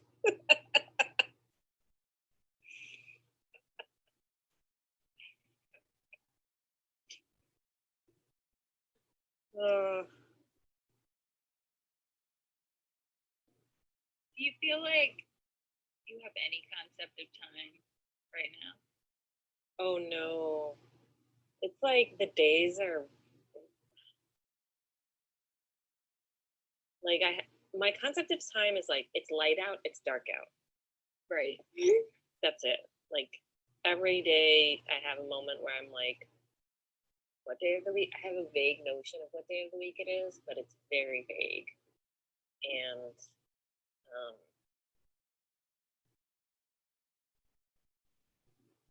And then it'll be like I have very little idea of what time it is right now. Like, I know it's afternoon, but this morning, Mila woke me up to like get let out, and I was like, oh, it's nighttime, and I looked at the clock and it said 7 a.m. and I was like, oh, it feels like 3. Like, it's just, yeah. What about you? Oh yeah, no, I don't really. I mean, I think at first I did because I had such, like, I've been doing such like rigid scheduling, and also I was in a production schedule which was very rigid. But the last 2 days I just don't, unless I have things scheduled to do. Like today, we didn't wake up till 10. I normally wake up at 7. Yeah. Woke up at 10, watched a little bit of news, was like, I'm gonna go work out. Then I thought we had our call, but I fucked up the time. So then I had more time to work out. And then I just sort of like found myself lying on the floor for a while because I love lying on the floor. I don't know if you know this about me. I just love lying on the floor. I mean, it's on brand, so. I don't think you've ever said that sentence, but I'm like, when you say I love lying on the floor, I'm like, of course Catherine Wilkinson loves lying on the floor. So good. Like I'll just work out a little bit and then I'll just lie on the floor. And then I'll work out a little bit more and then I'll lie on the floor. Or I'll just like walk into a room and lie on the floor and listen to what's happening in the room. But now I'm like in the middle of the day, but it feels like I'm ready for dinner in bed. I'm just always tired. Like sometimes that's why I'm like, I have to exercise or work out or garden or something, because otherwise I'm just like, because if I run and I'm tired, I'm like, cool, that makes sense. But if I don't and I'm tired, I'm like, what the hell? Right. So it's like, I don't know how much of it's time travel and I don't know how much of it is depression. Yeah. And I mean, is the subtitle for queer time travel depression? Have you read Anne Speckovich's book? No. Well, one is called Depression. Oh, great. But she, because she's one of these like public feelings people, which is like a subset. I would call it a subset of queer. And it's like about how, like, thinking about your feelings, having feelings is like a political act. So, the book that really made what she does kind of well known is called An Archive of Feelings, and it's about like lesbian pop culture. And then the book she wrote after that is called Depression. Here, I can show it to you. I have it on the screen. Oh, that's a gorgeous cover. Yeah. Wow. Is that a painting or is that, what is that? Allison Mitchell, Hungry Purse, The Vagina Dentata in Late Capitalism. You know that website where you can get all of these like academic books basically like JSTOR. pirated. Huh? Wait, there's a pirated? No, what is this? Yeah. I don't know this. I know that JSTOR has now opened itself to the public because of the coronavirus. But I already had Oh, JSTOR. really? Columbia alumni get to stay plugged in a little bit to their academic shit. What's the Oh, website? I will send it to you in the chat. Thank you. Thank you. It's really good for academic ebooks. Like I Shared Depression is there. Let me see.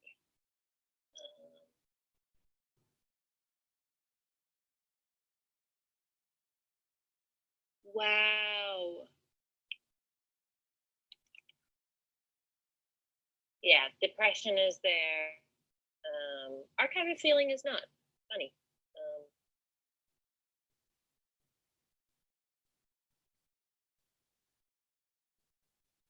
Oh, and titles. Oh yeah, I sent you to the author search.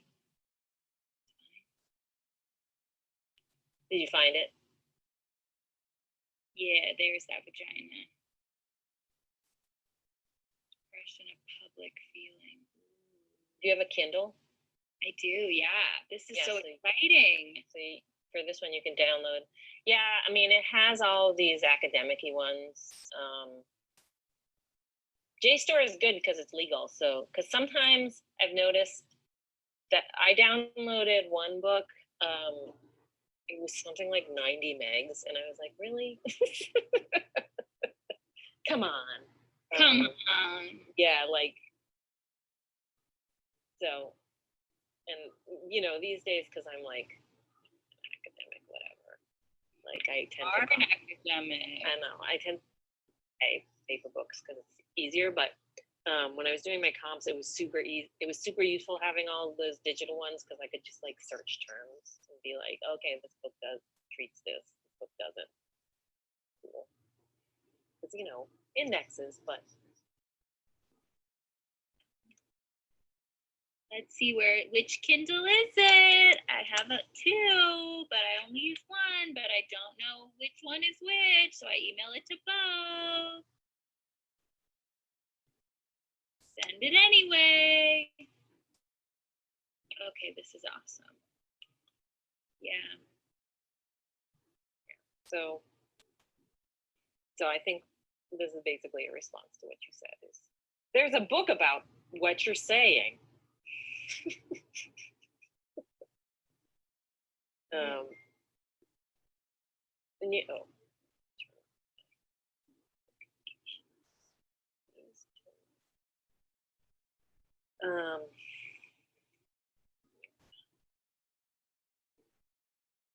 And you, and you know Gretchen Phillips, right?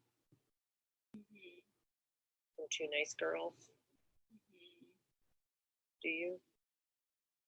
I've heard of Gretchen Phillips. Okay, so Gretchen and Anne are together. Oh. They're like a lesbian power couple. Numero uno.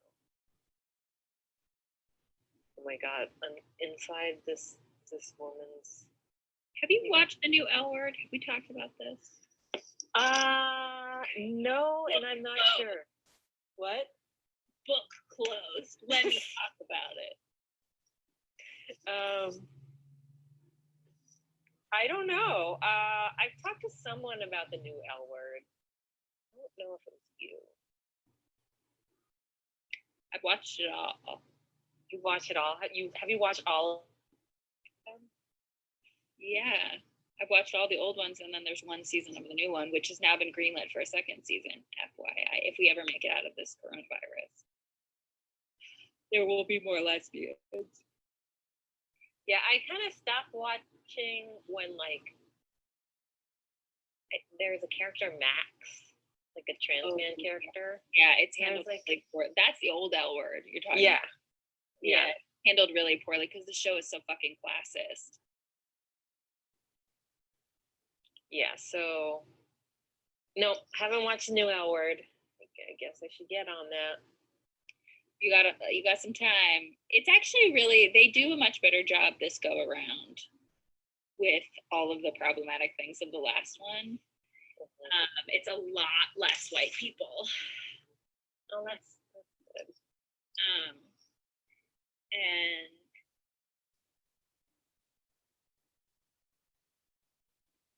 yeah, I just like want to be Bet, but I don't want to be Bet. Who wants to be Bet? I'd much rather be Bet than Tina. Well, Tina is like a bit of a loser. But Bet is like a trash bag. Bet's not a trash bag. Bet is an entrepreneur. Bet is like an art genius business lady. Okay, well, first, Bet is Jennifer Beals, so you can't be mad at that. Right. But also, her character is not awesome. Maybe it's because it's like she's a cheater, and I feel very sensitive. She stops the cheating. And then have you gotten to the part where she's dating the deaf woman? No. She does so much. She like really, really evolves. But she cheats on her pregnant wife. Like, she wasn't pregnant when she cheated on her. She got really? pregnant afterwards. Yes. She was not pregnant. She had a miscarriage, and they were both very upset. Bet made a bad decision, and then Tina went forward with getting the sperm put in. Yeah, I mean, both of them are awful. I'll say, like, throughout most of my marriage was probably more of a Tina, except at the end I became a Bet. So I feel like secretly you want to be a Shane.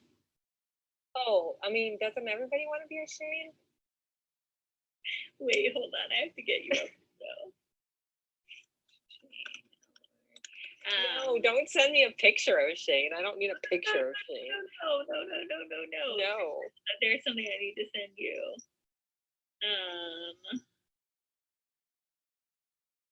I'm too chunky to be a Shane, though.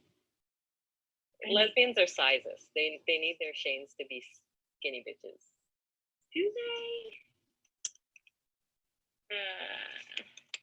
Love Shane. Shane's actually really cool in the new one. Okay. Maybe I should say white lesbians. I feel like lesbians of color like big butches, but Big butches. yeah. Say it again. Say it 10 times fast. Big butches, big butches, big butches. That's hard. Right? Hard. Big butches. Here we go. Here we go. My favorite worst Shane outfit. Man, Zoom needs to fix they need to make it so you can preview.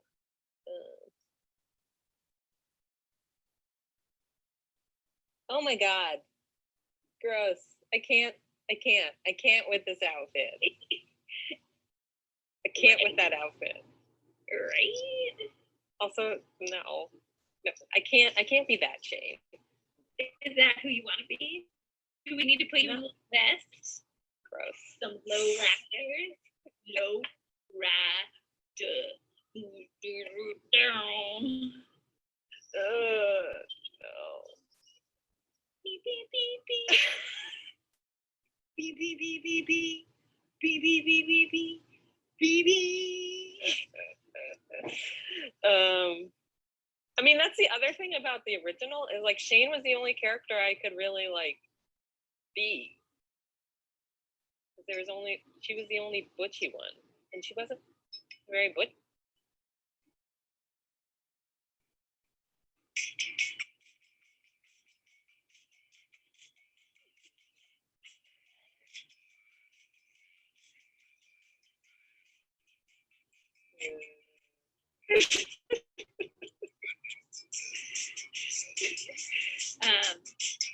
Yes.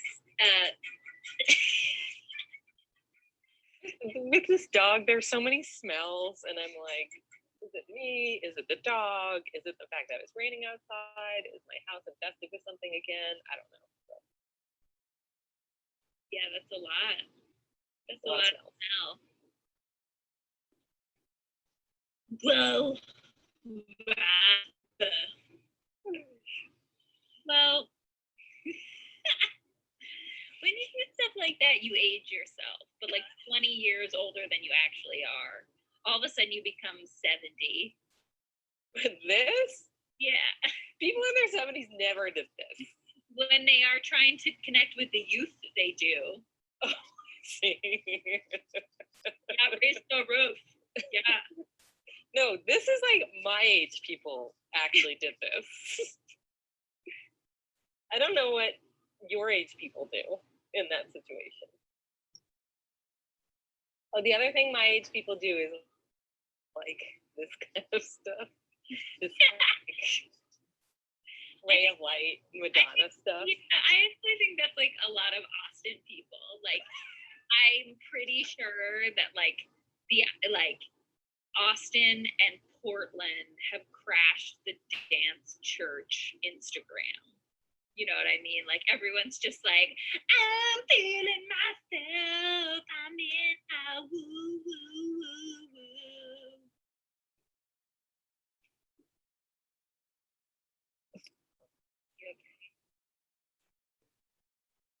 Coughing, but also I have a runny nose. Also, it's allergy season in Austin, so like that makes it really hard. Right. Don't know what is what. No. But we have been taking our temperature a lot. Oh, good. And I run a full 3 degrees higher than Margaret. Wow, so is Margaret cold? Yeah. She's like 95 degrees. Wow, and you're 98? Well, she was 94 yesterday, and I was 97. She was 94.5, and I was like 97.5. And then we're both low. Like, you're supposed to be, what, like 98.5, right? So. Yeah. Are you measuring your temperature? No, should I be? I mean, it's a good idea. Okay. I will start doing that.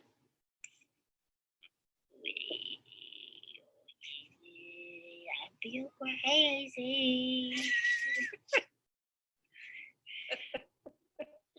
I've been in the suburbs for a week. This is what crazy feels like to me. Crazy. No. Drive me crazy. I just can't sleep. I'm so excited. I've been too deep. Oh, crazy. But it feels alright. Baby, thinking of you keeps me up all night. Do you know that song? Can't sing it. I can't sing along to it. You know, oh, okay. You know how I feel about Britney Spears, though. I don't. We've never talked about this? No. I have a really strong feelings about Britney Spears. Like that was like my first CD, and so I've tracked Britney. I also think that Britney's. I feel bad for Britney now because Britney is clearly on so much like lithium that Britney is not real. Like it's like there's nothing behind the eyes, and it's just like all these fabrications of who she once was.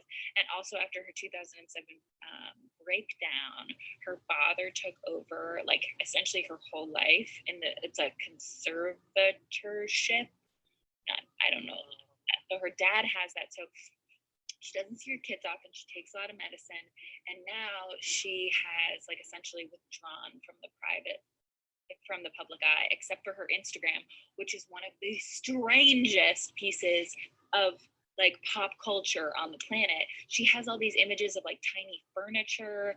She like does dancing in her backyard and videos it.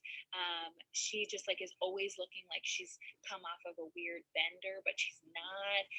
Very strange. So I do that. I also think she's actually one of the least problematic of the pop stars. Here's why. She has never, unlike all of the other pop stars of the early aughts, appropriated any culture. She's like always just been like a Southern, like kind of slutty, not in a bad way necessarily, like pop singer. She's never like think about Christina Aguilera. She had her whole like dreadlock situation at one point. Think about even like NSYNC had some moments where people were like in cornrows and doing strange things and trying to rap and beatbox. She never did it. She was just like, I make pop music. I just make pop music. She also has never. She's like, she doesn't feud with other people. She's just like really knows how to stay in her lane. But probably also the lithium helps.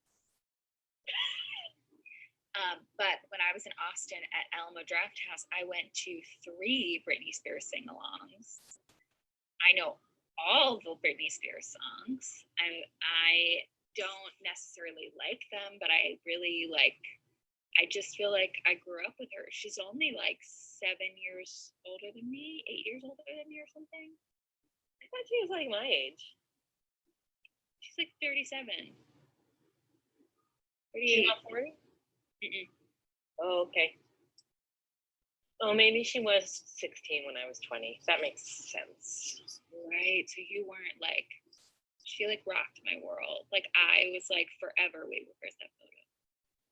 It's like how like middle schoolers look up to high schoolers. Right. And I was in college, so I don't know high schoolers. Like I thought I should be wearing pants that have thong extensions because of Britney Spears. And then when she broke down in 2007 and had her Gimme More situation, I was obsessed with it because she was on national television high off of her ass or drunk, we can't tell, and just like trying to perform and couldn't do it. I'd never seen anything like that.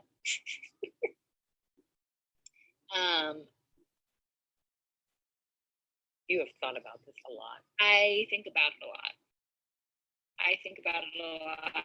Because also I follow her on Instagram, and I just think about like she stopped growing up at about 8 because that's when she started being on the Mickey Mouse Club. she hasn't matured from the age of like 10 to 12, you know, she's like permanently stuck there.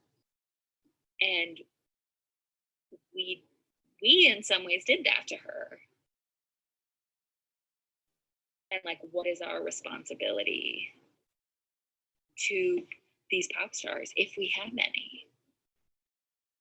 I also like secretly always wanted her to be a lesbian. I needed it. It's never happening. I mean, she did make out with Madonna that one time. So did Christina Aguilera, but you know what happened on the VMAs? She kissed Madonna and Britney Spears kissed each other, and then they cut away to show Justin Timberlake's reaction while in real time Madonna was kissing Christina Aguilera, but Christina Aguilera never got the recognition. I remember that. I'm so glad. I would have also said, you know, Christina Aguilera made out with Madonna too. Oh, okay. Clear. Claro. Yeah, but I think people do remember Britney more. Yes. Yeah. They should have cut to JT after both of the kisses. Right. But, you know. And, oh, wait, this is even more important. I feel like Justin Timberlake made his career on slut shaming her. And that's also one of the reasons that I really love her. He made his career both on slut shaming, or like being a part of the slut shaming of Janet Jackson with Nipplegate, and slut shaming Britney after she cheated on him and making it a part of his aesthetic moving forward.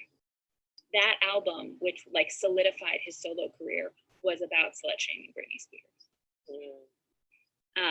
And Britney, that was around the time everything started to get very difficult for Britney.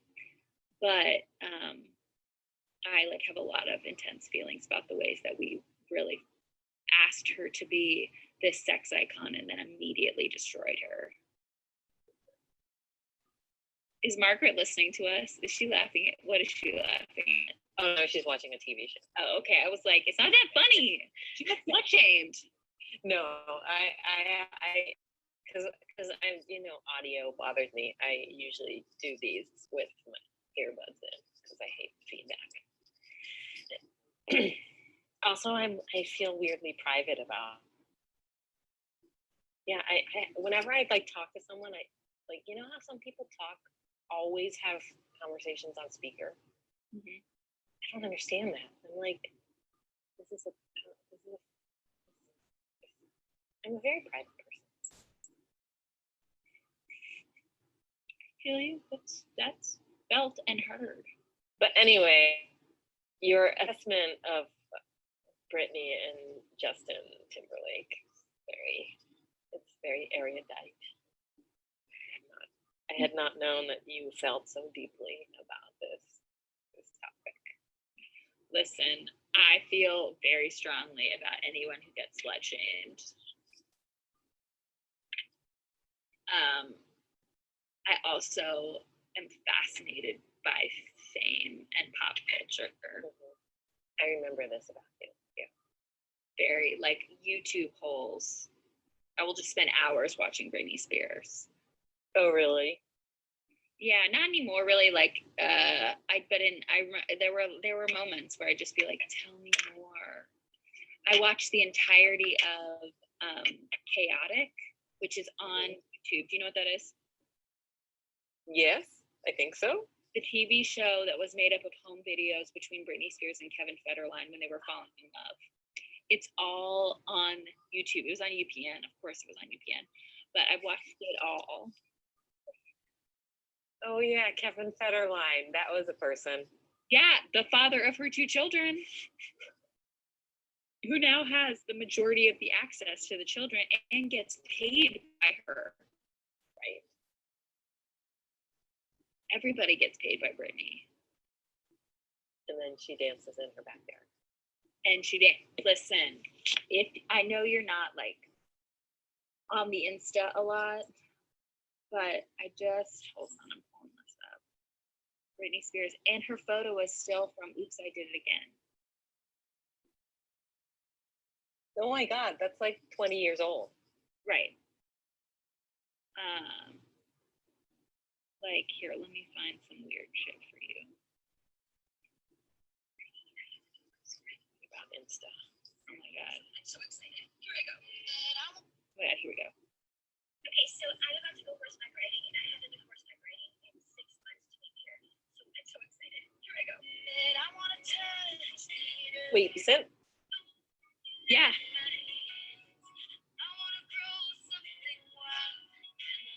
But she looks like she's 12. I know. This is like very recently. Someone's documenting it the whole time for her Insta.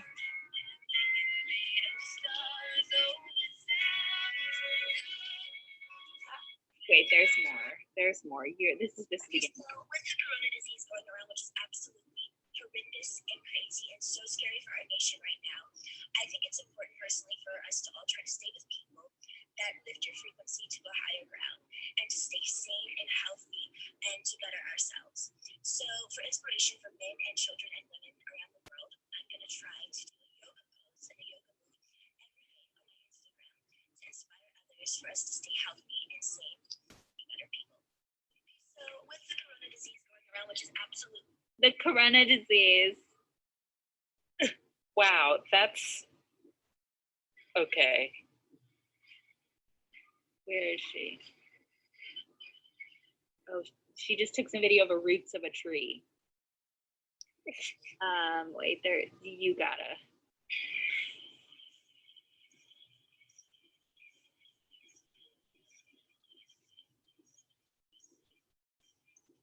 Oh my.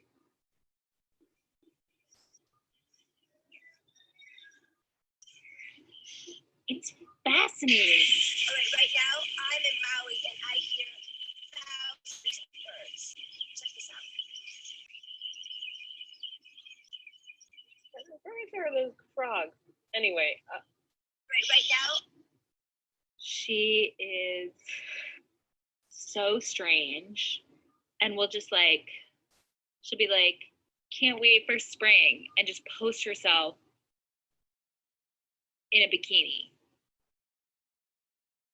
so she's like a thirst trap. She's thirst trapping.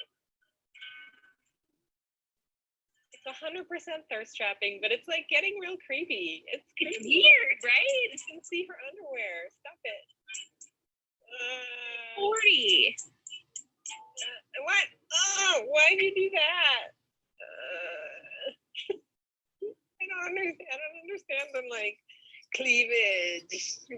But I love modeling new clothes to the exclamation point. I got this dress for Christmas and it fits me to a T, 6 exclamation points. I hope you're all having a wonderful holiday, 3 exclamation points. Don't forget to leave Santa cookies, ... and milk tonight. This face 3 times. oh, she's so weird. Do you think she writes her own stuff? Yes, I do. For her Insta. The caption for this is love spending time with my babies. Who are her babies? Like her children? Yeah, I thought so, but they're dogs. Dogs? She likes being sexy with her dogs. Oh my god, what? It's so weird. It's so weird. Like weird bestiality stuff. I know you'll reach a point where you're like, I can't take this anymore, but No. What does that mean? Because I love you.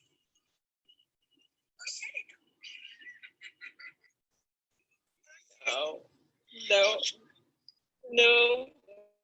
Filters from what's a face.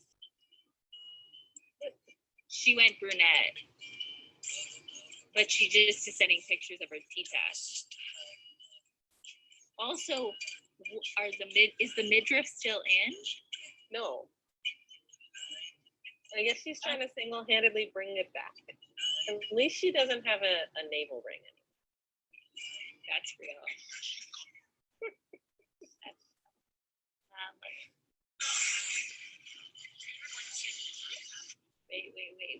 tiny furniture.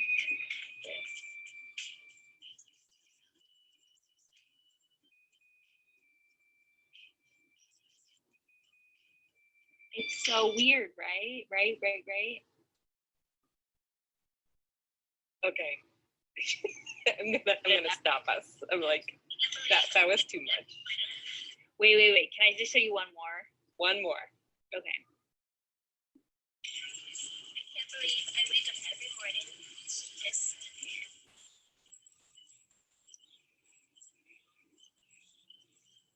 Ew. Okay, not only is my boyfriend really hot, he's probably like the best chef in the world, and he's showing off right now. Just check this out.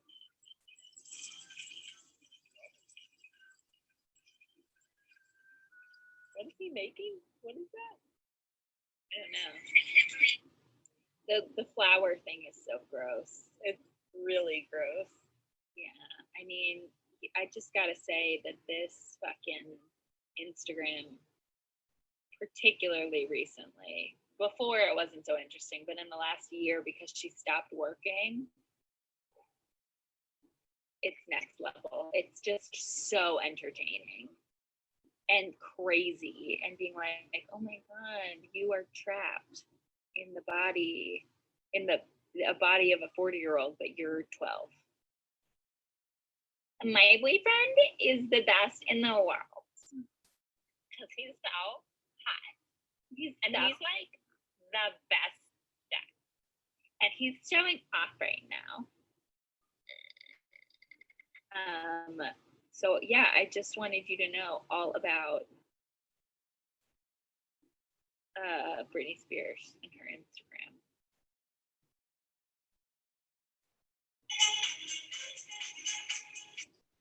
No. Listen, we're too much. We're of different generations. I'm trying to think who that would be for me. Oh, I know who that is. Like Tiffany. But she didn't have as long a career as Britney. Or like Debbie Gibson, who then became Deborah Gibson and had quite a respectable career on Broadway. That's true. People fascinate me. She like picked herself up and was like, okay, I'm no star, but I'm gonna work. Broadway. What was she in on Broadway? I don't remember. She was Belle in Beauty and the Beast. Oh. Yeah. Deborah Gibson. Deborah Gibson. Let's see, it'll tell me Playbill. Deborah Gibson, Playbill. She was she was Beauty and the Beast. That was the big thing. She was Belle.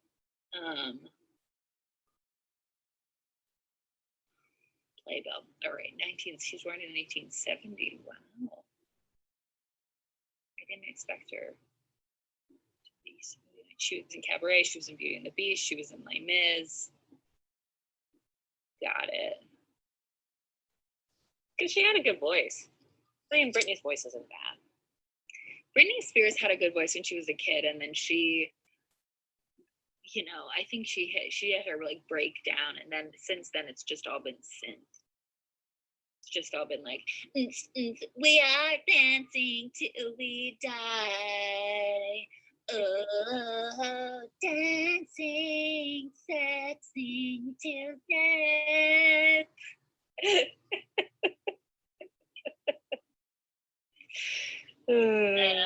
Just, it's real. All right, so what are we gonna do? We're gonna, over the next week, for the next 5 days, we're gonna both make edits and finish editing the script. I'm halfway through. Have you looked at my suggested? I have. I'm gonna go in and say yes or no to them. I've just been reading them in the emails as they come in, but I need to look at them in the script. Oh, okay. I took out the Durista monologue. I know. I noticed that. I have. Yeah. have questions. Like, I'm okay with that, but are you sure? I don't know. I liked it because I did think it said a lot about you. My sense of humor. Your sense of humor, but also like it's very layered. Yes. Yeah. Well, let me see about getting it back in there. Rachel says we can't use the name Durista if we use it though. That's fine. We can make that a thing. Yeah. So finish editing the script. And then do you want to get together and read it? Yeah. Okay. When do you want to do that? Let's make a Zoom date because now I'm obsessed with Zoom. Because I think it's superior to Google Hangouts.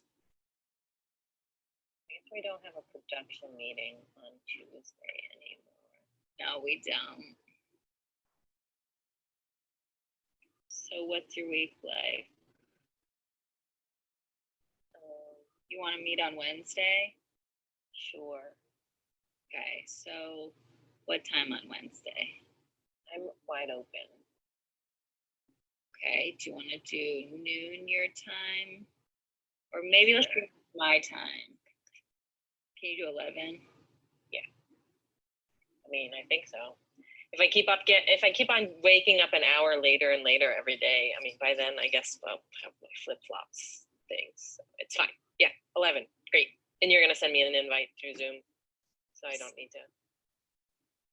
Computer audio schedule. Hold on.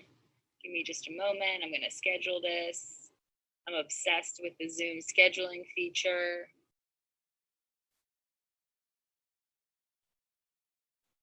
Here we go. Add guests. KT. We're gonna make it tangerine colored.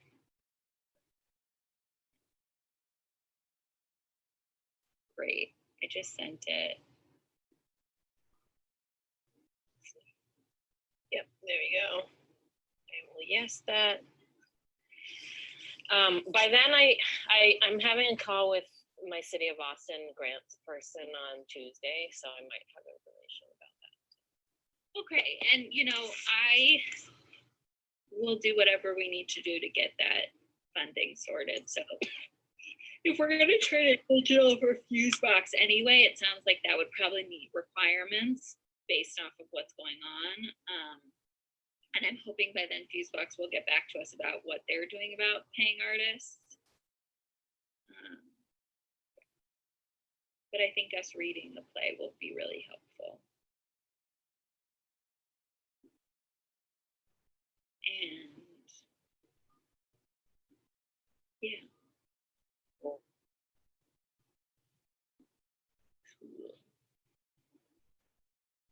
Okay. All right, back into the world.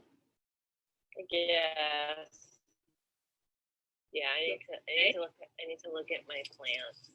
And did I show you my sprouting kale? I showed you that. Yeah. Now all 8 of them have sprouted. Proud of you. And they're like, none of the other ones have sprouted, but they're supposed to take at least 10 days. So I'm not. Charlie sent an email to me about some of these video submissions. I'm like not in a place yet to really deal with this, but I'll forward you the email. Okay. So you can see some of these humans. I mean, I also feel like I don't plan to pay Charlie more than like $200. Great. So I'm going to forward you this email and you might want to say, hey, Charlie, this is what's going on. Well, I never said yes to his will you pay me $500 to look at the video? So That also is crazy. That's not how, like, that $500. If we were paying him $700 overall for in person, that's kooky to pay $500 for organizing some videos. And actually, it's not even like, it's a database. I feel like I'm gonna send it to you and you can go there, but that's kooky to me. okay. Well, I can always be like, the funding is meh. Like, I might have to give it back. So Right. Play all videos. I don't want to play all your videos. Okay, great. And then there is an actor friend of mine who is very queer and very cool, named Jill. She is really interested in the project because she was going to apply online and was like, and I know she's an amazing human. She was like, if you ever need someone to read or do anything digitally right now, let me know. cool. I think that there are actors that if we want to put them in there or bring them about, I'm going to text her back. She sent me this really nice email being like, I want to be a part of what you're doing. Yeah.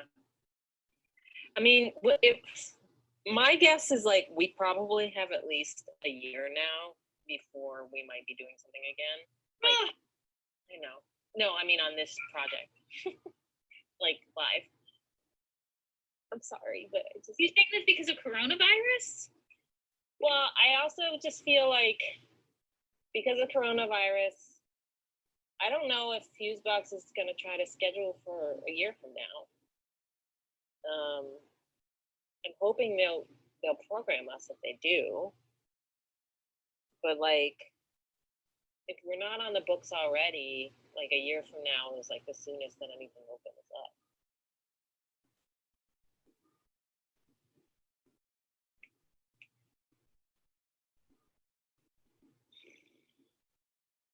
Is that, huh? More waiting, more content. This play's never happening, is it? No, it's gonna happen. It will happen. Maybe I'm being too conservative. Maybe we could. I don't know, because I also don't know I truly don't know what the next month is gonna look like. You know, I think there is a high likelihood, at least in New York, I mean, the numbers are doubling every day. So there's a high likelihood that shit gets scary and that people get sick. Yeah. I mean, I don't think we're far away from, like, I don't want this to happen, but I'm also like emotionally preparing myself. Like, I don't think we're very far away from like people we know personally getting sick and being confirmed. Like, I'm pretty sure some of my friends are sick. They're just, you know, they're not being tested. Yeah. So, you know, and some people it acts like a long cold, and other people they have to be hospitalized. So, I don't know. This is all to say, if we're gonna have, let's be optimistic and say 6 months. I feel like, do we need Charlie's help casting if we have a lot of lead time? I don't necessarily think so, because I also like there are enough actors that I like who are in quarantine right now where we could be like, hey, you know, I think that one of the reasons we were getting those from some of these amazing humans is that there wasn't enough lead time.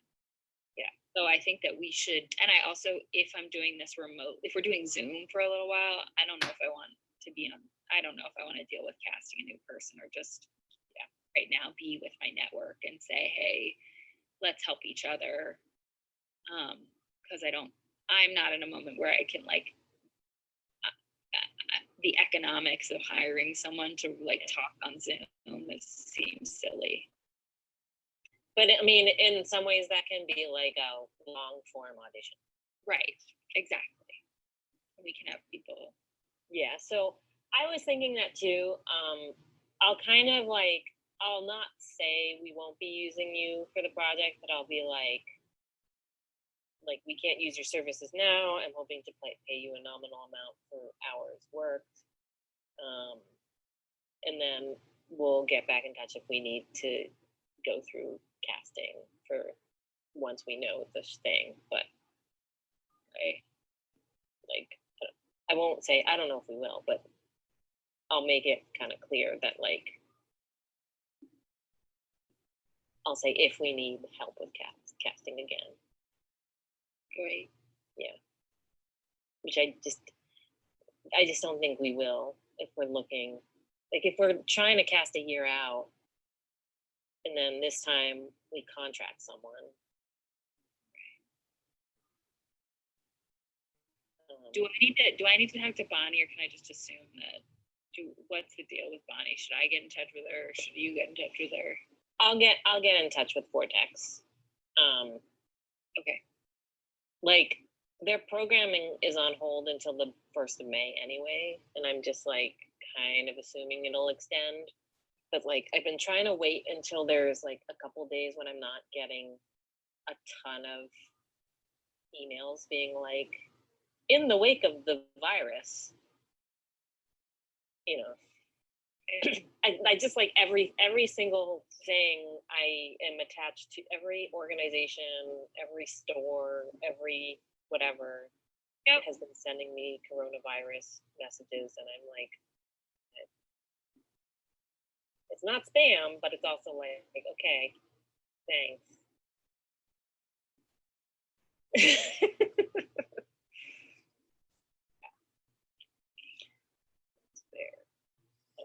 Okay, well, Vortex is shut right now, so I really don't see them opening before summer. Great. Is Bonnie freaking out? I'm sure she is. That's the other thing, is I'm sure she's freaking out. So I'm like, you know, if you talk to her when she's freaking out, it's not pleasant. Not useful, right? I figured that when the thing with Bonnie is that she is so difficult to like get focused, that when I do get on calls with her, I usually want it on her terms, because if I'm trying to poke stuff out of her, she just gets like, ah.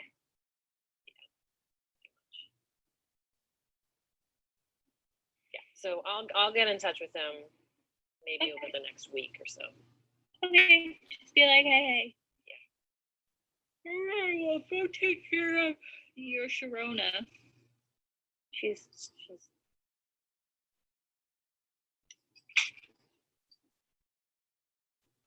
Can you see her? Yeah. Listen. Do you want to keep her? I don't. Oh. Okay. I mean, I don't know. Yesterday I was like stealing myself. I'm like, I'm not gonna care about this being. But, you know, we washed her 4 times. It's hard not to bond with someone after you've washed them 4 times. And then her and Mila seemed to get along, like they played this morning.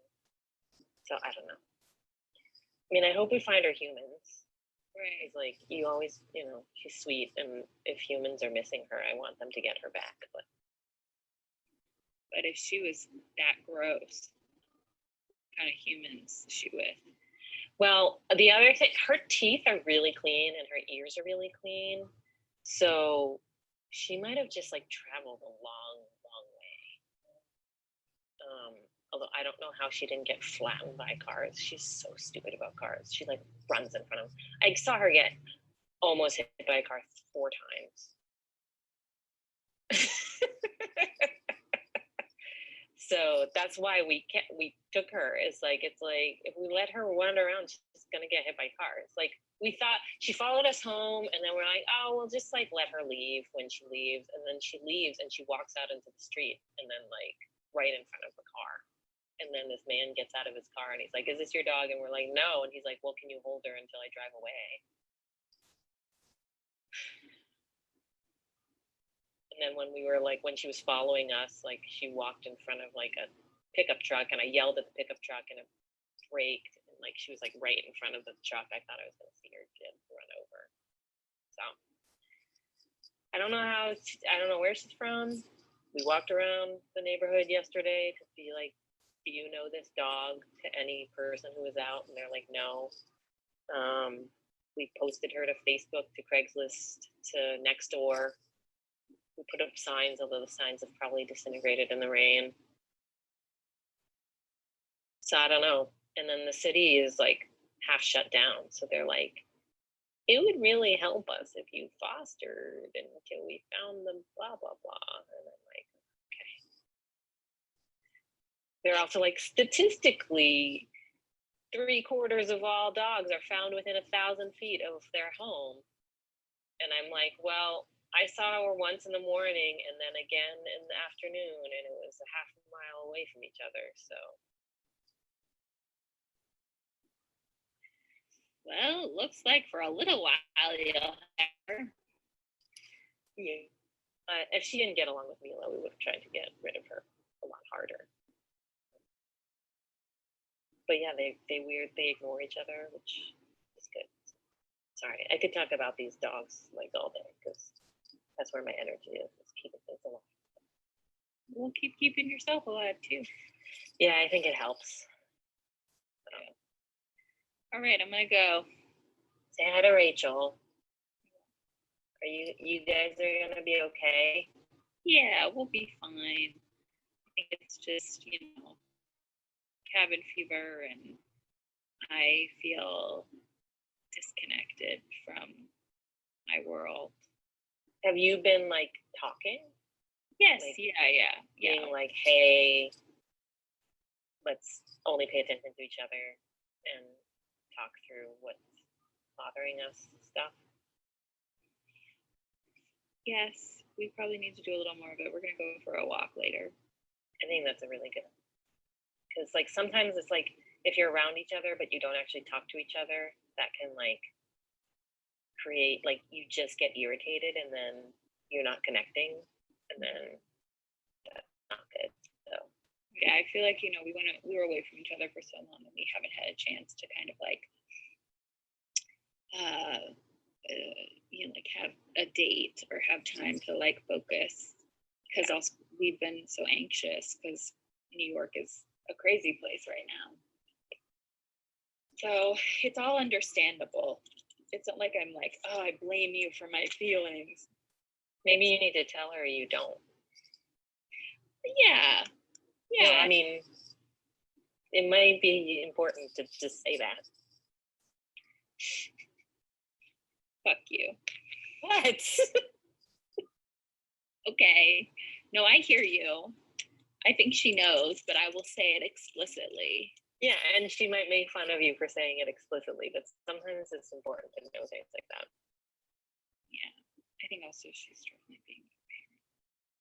I know, and you probably should check in about that. Yeah, because and like also staying at mom and dad's probably isn't the awesomest for your sex life. That's real. I mean, I think it's the best for safety reasons, and 100%. But yeah, no, it's like, yeah. I'm also I know a morning person and she's a night person, and we can't seem to find each other on our schedules. Yeah, because I love sleeping early. Oh, yeah. See, Margaret and I tend to go to sleep at the same time, and then I tend to wake up a little earlier, and then she wakes up like an hour later. So we tend to go to bed because we're such lesbians. Yeah, but what I'm saying is that like I like having sex in the morning. She's like, at night. And so I like at nighttime when I get into bed, I want to go to sleep. And then I want to wake up and be like, yeah. Yeah. I understand. Yeah. But you have to go to the bed earlier. But once I get into the bed, like I could get into bed right now and I just fall asleep. Yeah, you need to talk through that. You need to come up with a strategy, because you can't just expect it to fix itself. It's not gonna fail. Do you like plan? No. Say things like, hey, you wanna tonight or something like that. Well, it's not a bad idea. It's not a bad idea. It's spontaneous. That's because you haven't been together for all that long. Sometimes good to like make a date. I'm just saying. Got it. Heard. Thanks. Thank you. All right. Well, I'm gonna go talk through my feelings and my sex life. Great. You have good luck with that pooch. Thanks. Keep it alive. I think that part I'm good with. It's disruptions. There are so many disruptions. So my hair looks crazy, but also kind of crazy. Yeah, I like it. It's a look. It's a look. It's a vibe. Okay, I should let you go. You Okay. go talk through things. Say hi to Rachel. I will. Tell her like we hope both of you are well. Okay. Same to Margaret. Okay. Will do. Yeah. Talk to you soon. Yeah. Be safe. You too. Okay. Bye. Bye. Bye. Do, do, do, do, do, do. Did you see the email about? I've been so not on top of these emails I've been getting from Fusebox. Today I did a bunch of them, but Yeah, but it's kind of frustrating because it was like nothing. Can you answer us immediately? Right. I'm just like, listen, we're in the middle of a pandemic. I know you're trying to do your job, but like I got episodes of Fear the Walking Dead to watch. Got shit to do. It's a busy time. Nice. Is my eating like very loud in your ear? No.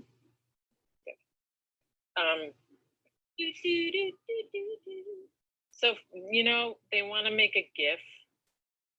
Yeah, so the videos that I have of us are the time-lapse videos. I'm not sure how gify that would be, but let me pull them up for you, and you can see them. Well, the other thing I was thinking is we could just do a GIF of me like handing you something through the phone, and then or vice versa. Yeah. Or let's see, hold on. I'm playing with Instagram right now. I don't have any French fries. Otherwise, I would say it should be a French fry. I think French fries are easy to get at the grocery store. Oh my God, I'm just like kicking ass right now.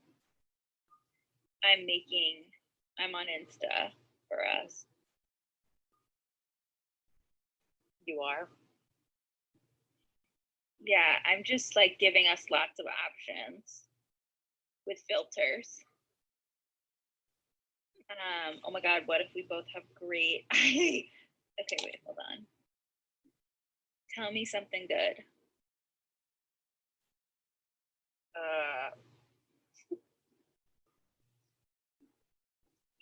Tell me if you like it. What? Huh?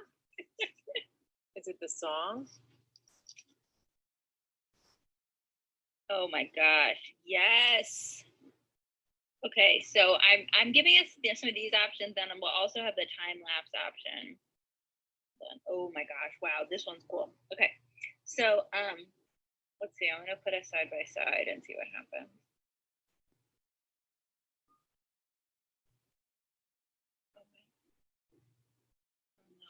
I gotta have it stacked. I gotta hide it.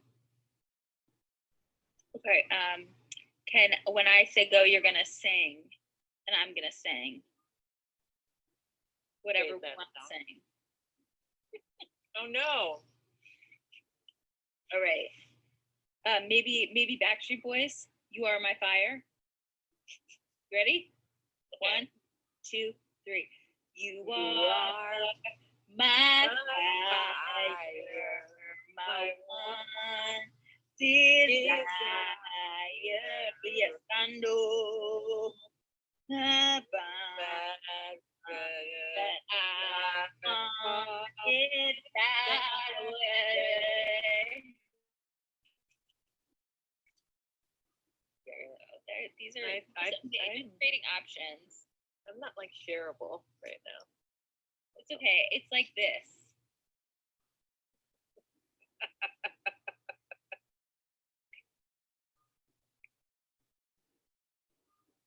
Oh no, I don't have eyebrows if I do that.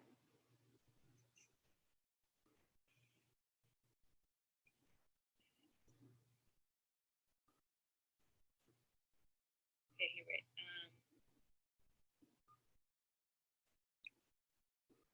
Tell me about your garden. Tell you about my garden. What? It's gonna be super boring. Okay, you don't have to do it. I just took some good footage.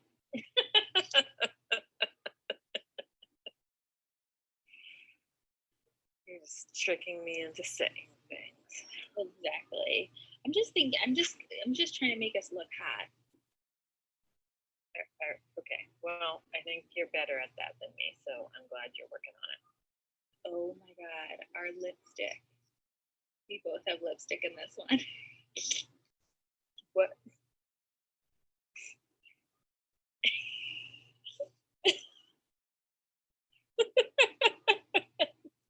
That's so weird. What? Is that a filter? I'm having so much fun. Ooh, this one's interesting. Okay, let's see about this. Can we both bob our heads this way? So opposite? Opposite of each other? Yeah. Dun, dun, dun, dun, dun, dun, dun, dun. And now together. Fine. And dun, dun, dun, dun, dun. Okay.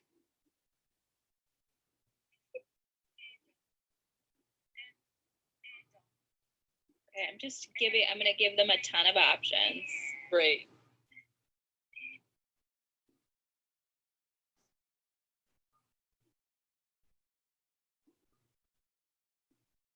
Ooh, okay, we like this.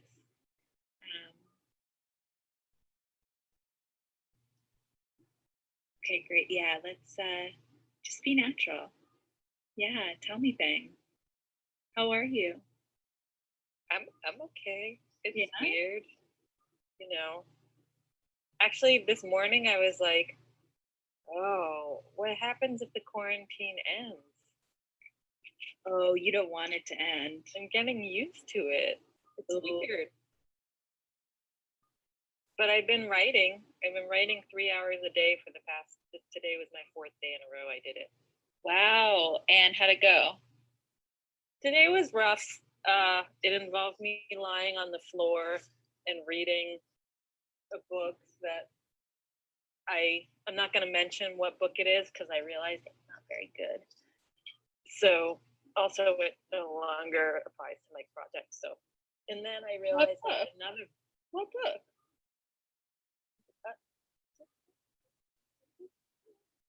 What book are you reading?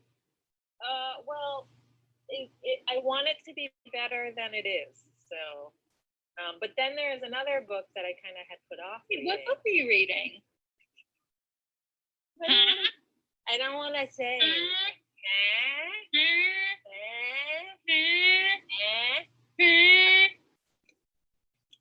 But I found another book called Queer Phenomenology, which I've been putting off reading, and now I feel like it applies. So that's good. That's this one. This is a good one. What was the book you were reading? The book I was reading, it's called Performing Queer Latinidad, and like I want it to be sexier than it is, and it's not very sexy. So. Show me the book.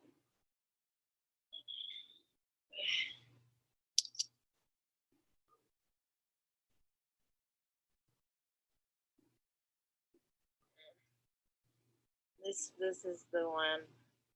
So I was lying on the floor and I was like, oh, I don't know. Whoever did the index wasn't very thorough. I hate that. And then I kind of feel like even though it's not very old, like it's from 2012, it feels strangely dated. So, yeah. But I also yesterday was thinking about Kia Corcoran. Yeah, Kia Corcoran. You know, Kia Corcoran. Yeah, tell me, read something. Oh, am I reading something?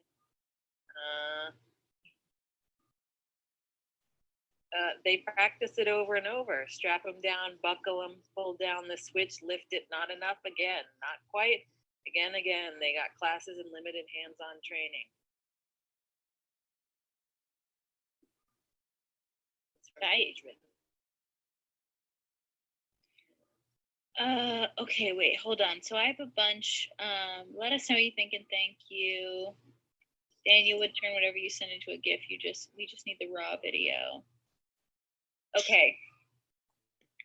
Daniel, I have some options. And I text them to you, question mark. What is your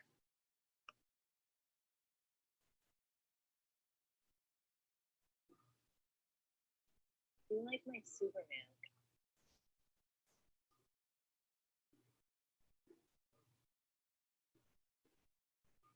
Don't wanna hear you ain't nothing but a mighty, yeah, ain't nothing but a miss. Don't wanna hear you, I never wanna hear you say I want it that way.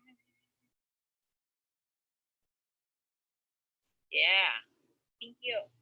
Thank you. Yeah. Yeah. Thank you. Thank you. Okay, let's talk about this. Okay, so I'm gonna send you a bunch of these videos and you see how you feel. Thank you. How are you sending them? Text. On the phone.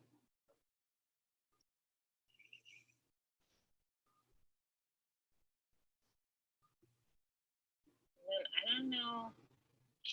I don't know when we should start and end. They said noon in the email. They did in the email? Yeah, and not this email, but the last email, there was something about starting and ending at noon. So didn't see it.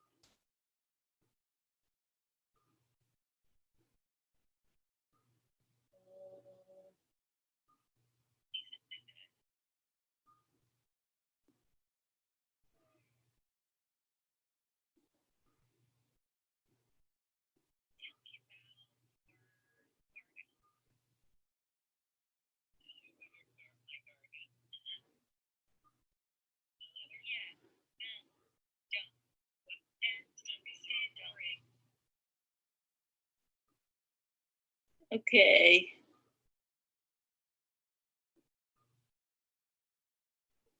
Do you think noon is a good start and end?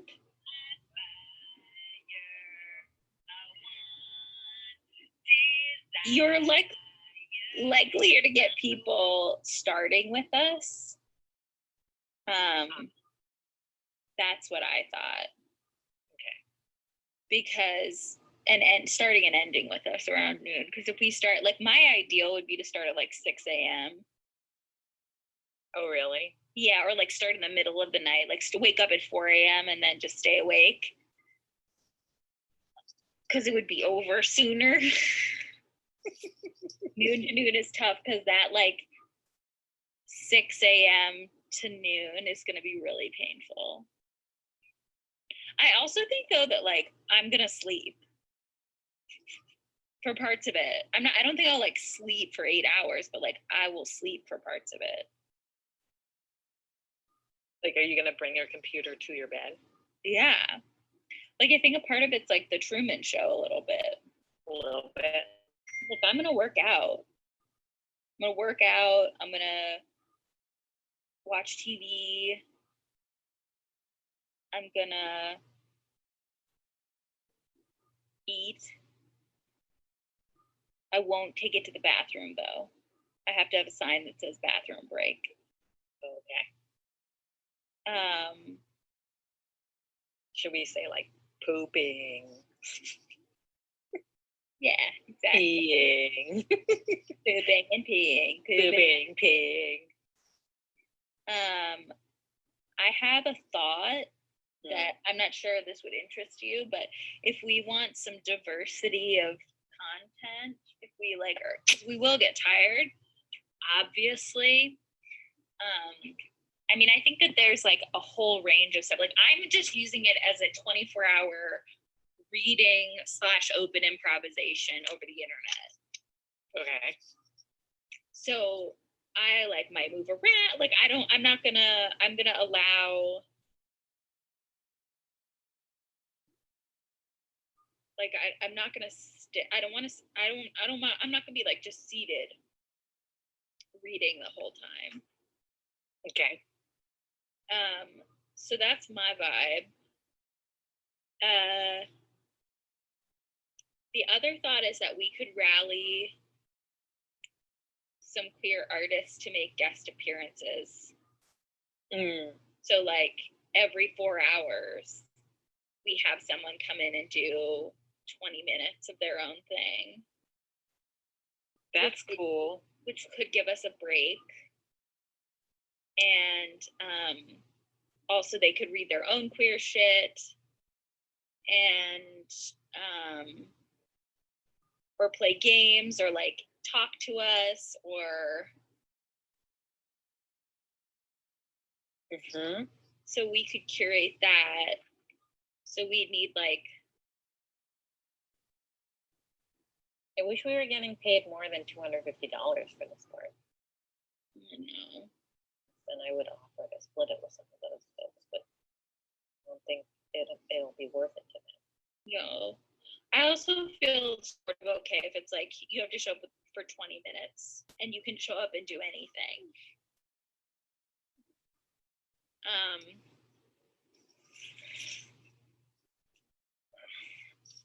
I guess I can go garden. Yes, that means definitely I should garden. That means I feel like I need to be able to switch back and forth between my computer and phone. I guess I should download Zoom onto my phone. Have you used Zoom on your phone? That works though. Yes, I do have Zoom on my phone, but I don't know how it works switching back and forth. We should probably do a test drive for several hours at some point. Yeah, it's true. Oh, they'll pay for your Zoom account for a month. Did you see in the email? I figured since I'm getting it for free from UT, we should use yours, and then they pay for it for a month. Okay.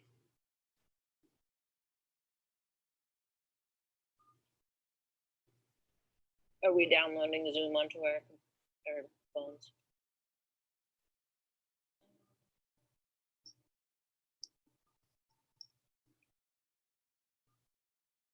Okay.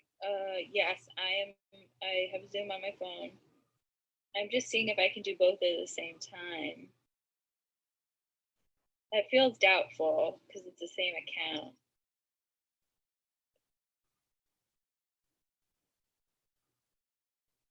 Wait, which Zoom is it? Jesus Christ.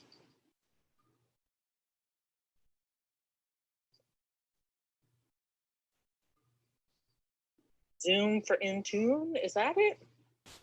No, it's just Zoom.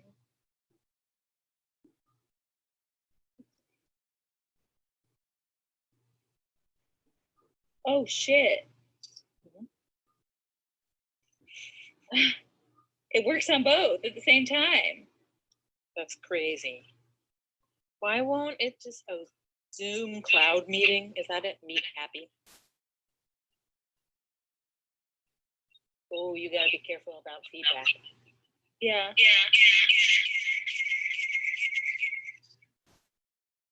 Okay.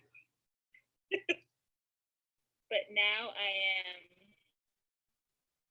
Oh my God, there are two of me.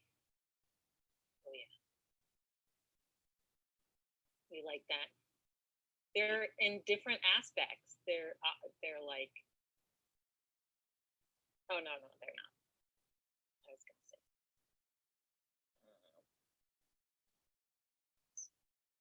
Okay, so this is good to know. So I can switch in and out. You can switch in and out. Hopefully I can switch in and out, right? Yeah, so if you download your Zoom and log in, we should be able to get 4. I'm having issues to download right now, but we can download. I'll download it again before.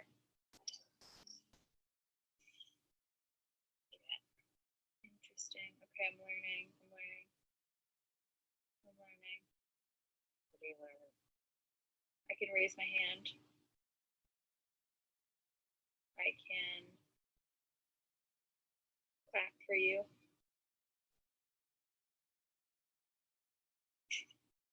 And lower my hand. Oh yeah, did you not know these things? No, I know how to do it on the computer. I just didn't know how to do it on the phone yet. Oh.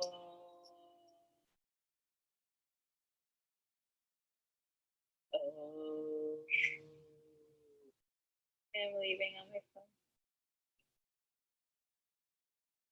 Open. Sign in.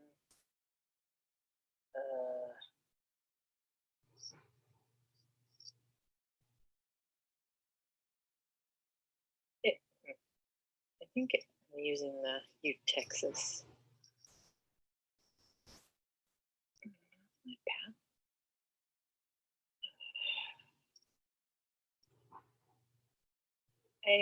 I'm so cheap. I don't my password manager. I just only have it on my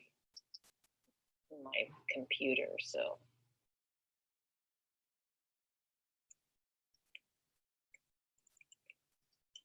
what do you use for your password manager?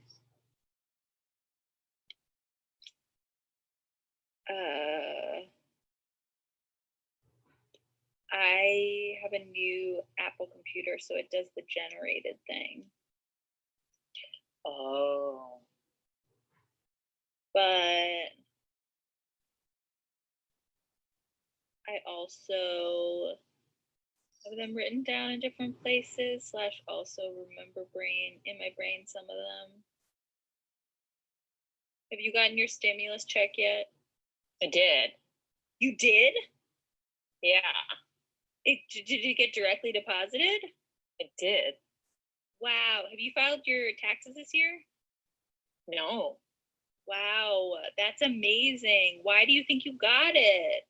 I don't know. I was gonna say something about the alphabet, but then you would have gotten it too because you're towards the back end of the alphabet like me.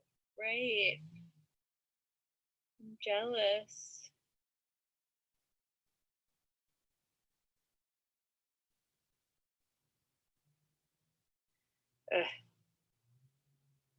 Whenever I sign it, I have to figure out my sign in stuff with Zoom. Okay. Because like, I don't know which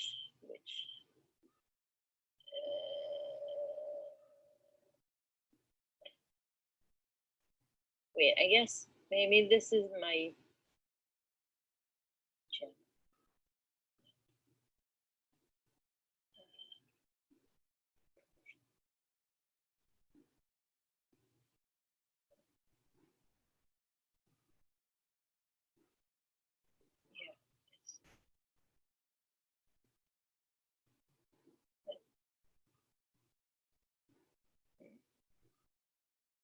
Yeah, I don't know how to navigate this two-factor authentication. You know? I don't know. Since I'm using my account through U Texas. It's weird.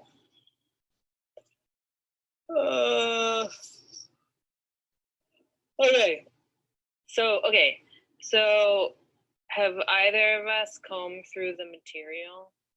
No. Have you? I'm not that concerned about combing through it. We just need to organize it chronologically. I feel like there are some things in the texts that we might not want people to hear.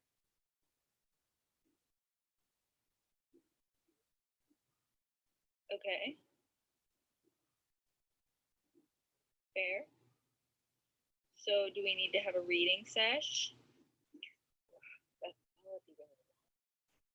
I know the text messages will take a long time, and the text messages are probably where those things are. Maybe those should be really late. Yeah, I think those should be really late at night. Then we should just come up with some type of system where it's like, oh, can't read this one. You need a word. Yeah, like redacted. Yeah.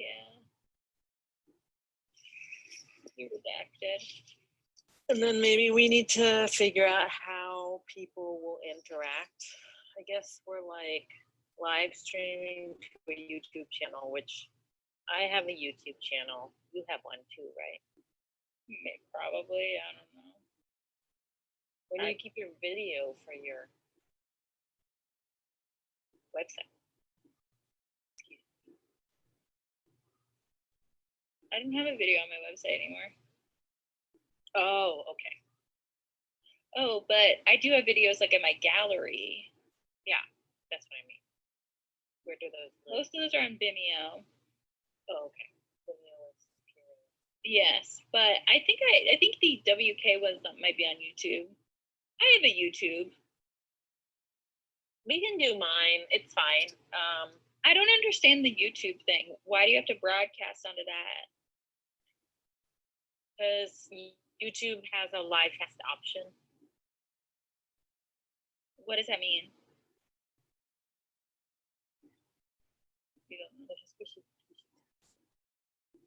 Okay. Okay, so we need to figure out a rubric of interaction. We need to have a tag with the. Again, I don't know whether they're going to organize tech rehearsals.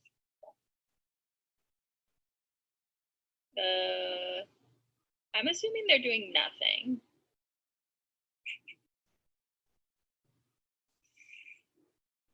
Truly. But I think that we need to have a sesh where we tech and we move around. And we switch between And apparatus rhythms and things. And I think that we might want to make a general list of maybe a hour by hour.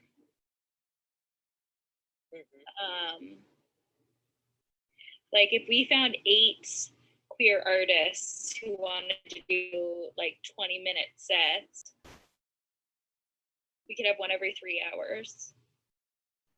Do you think anyone would want to do it in the middle of the night? I don't know. But I might have some queer people who live in Australia. Ooh. That would be daytime for them. That's exotic.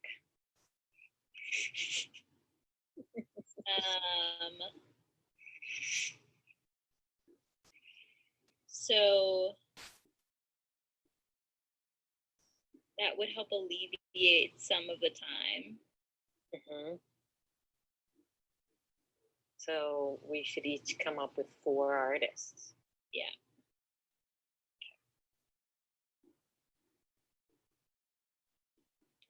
Great.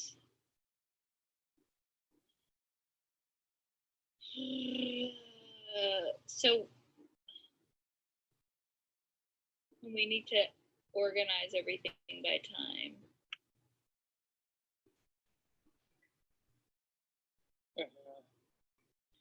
Okay, so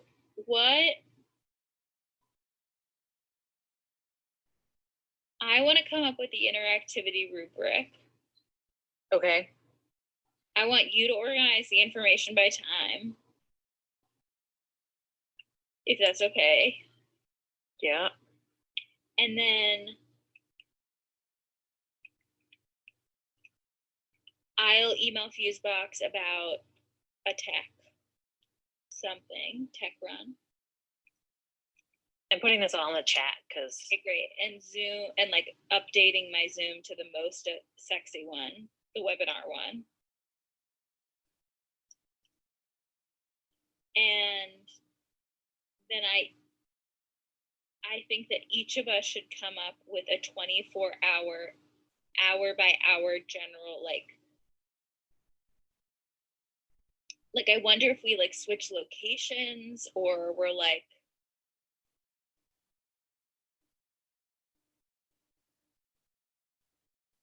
I wonder if we can link up some of what the like chronology of the text is with space.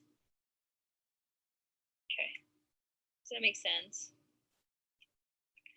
yes. So when you say organize info by time, you just mean like put it in chronological order? Yes, put it in chronological order so that we could make a massive PDF.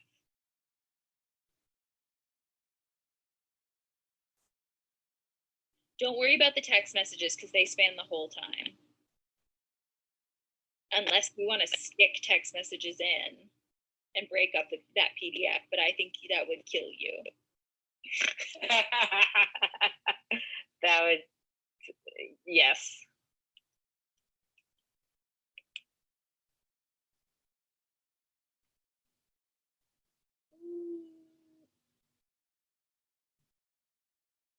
Okay, so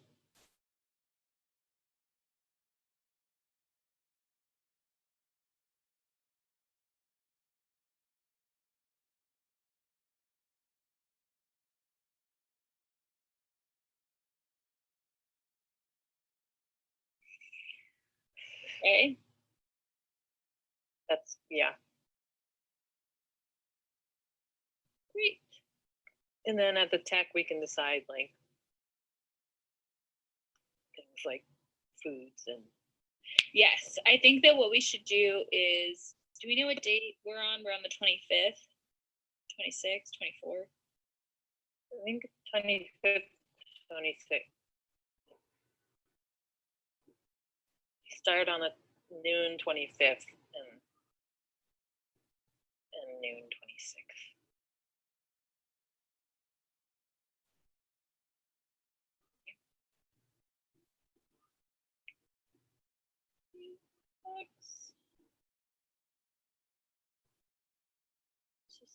So we end on a Sunday.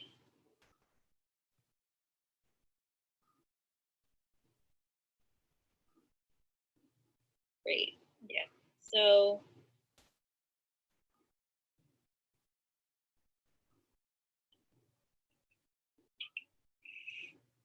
we're gonna do stuff like watch.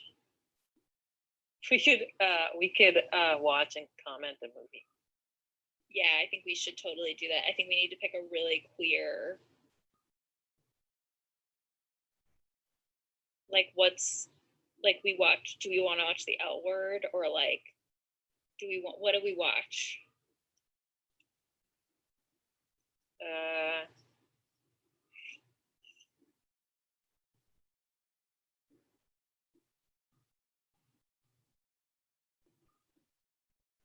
Like, do we want to do classic, or do we want to do like do we want to do like Priscilla, Queen of the Desert, or do we want to do something like more recent, like I don't know. What is like L Word? You can do something better than the L word. Let's see. The L Weird. L weird. Here. Have you watched Portrait of a Lady on Fire yet? No. I haven't either. That's some good gay content. We could watch But I'm a Cheerleader. Could watch it, but I'm a cheerleader. I'm a Cheerleader is one of my faves.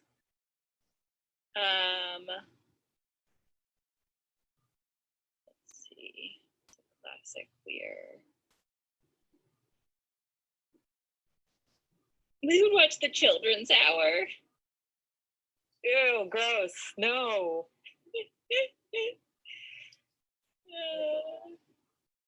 No Children's Hour. I don't want to do Priscilla because it's very masculine.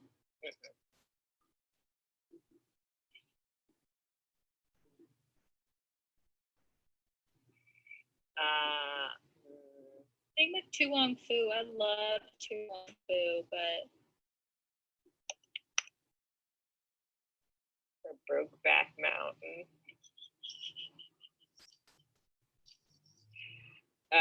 Debs. We could watch Debs, although that's probably gonna feel really dated. Lost and Delirious. Do you remember that? No, I don't know if I've actually seen it. What's her name? Who was in Coyote Ugly?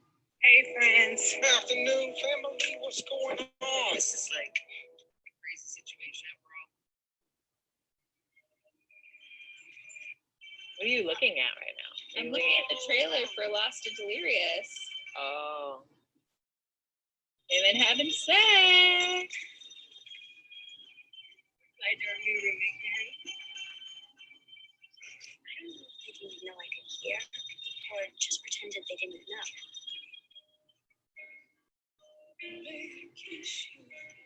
Rediscover a lesbian classic. Their shadows became kind of just like part of my dreams or something. One of the greatest love stories ever told. It really isn't what you think. Tell them the truth that I'm not like that, of course. Tori is not a lesbian, so you should just forget about her. Holy Tori! I'm totally in love with Tori. Oh yeah.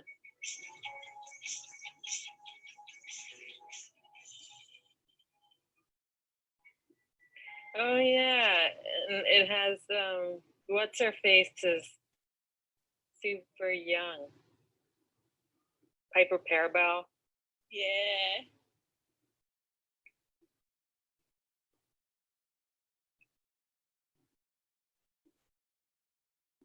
Sure, we can watch Lost and Delirious. What's this on? What is it on? I don't know. Piper Parabel, yeah. Because she was also in Piper. She was also in another Les movie. So many Les movies.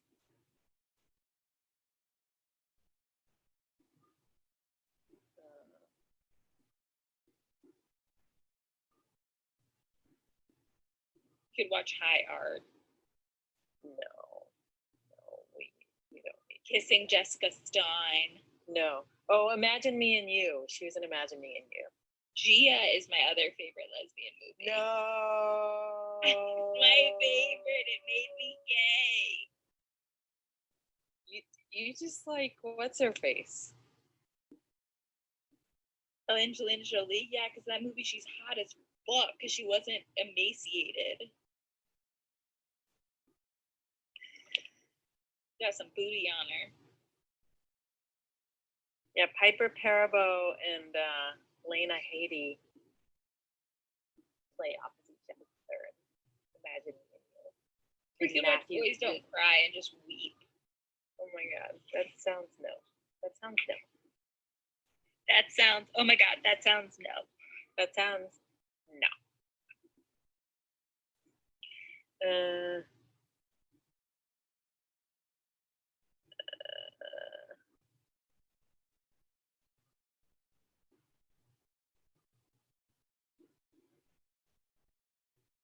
Okay. We could just watch Selena. We could. That's not a lesbian movie, but that sounds awesome.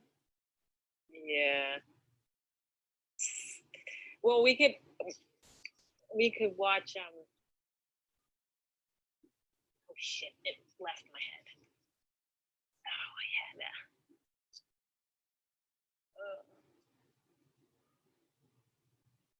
Oh, we could watch Blue is the Warmest Color.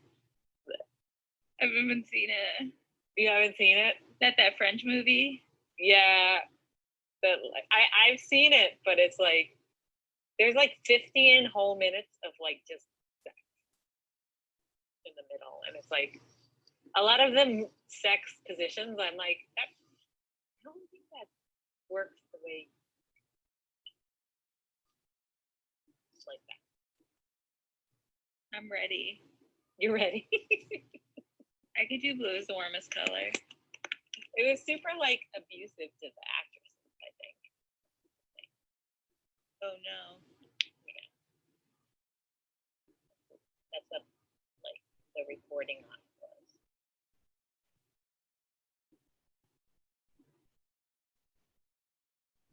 Have you not seen Imagine Me and You? Which one's that? That's the one with Piper Perabo and Lena Headey. It's set in England. Is it another lesbian movie? Mm-hmm. She lesbian? Trust. I don't think so. Stability, trust, permanence. Nothing. Oh, I'm glad I'm not you. Like I've known heck all my life. What, there's some good finger on? Yes, there are. I'm trying to sleep with as many as I can. Anyway, how about you? Married?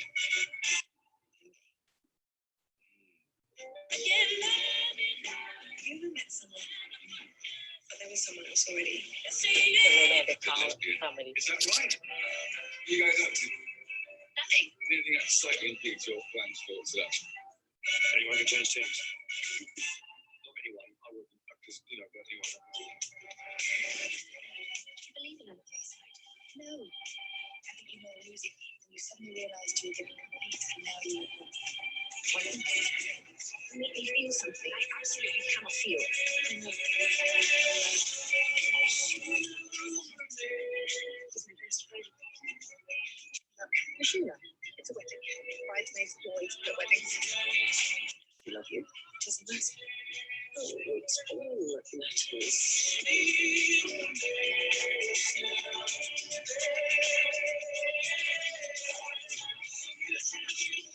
Don't move. You'll let it okay, stay perfect still. Oh. These little lesbian movies. What happens at the end?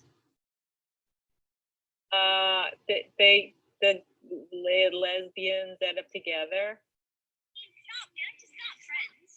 Or lack thereof. You're a whole other story. My mom wants to know, boys my age drive me crazy. All right. So it's like super romantic comedy. I think we should watch like one like hot like lesbian like blue is the warmest color situation and one like lesbo rom-com. Oh, we could watch Bound. So bad. What's that? It's like a kind of campy noir.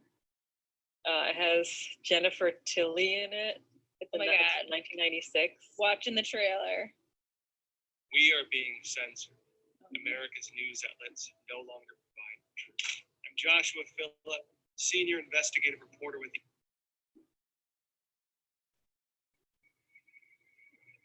I'm ready. I'm eating my shit up. Just waited for my moment to do Mystery Science Theater with lesbian films. something that's going to fit you like a glove. And that part of you that you got right now, part of you that we know is never going to be straight. Just three little words.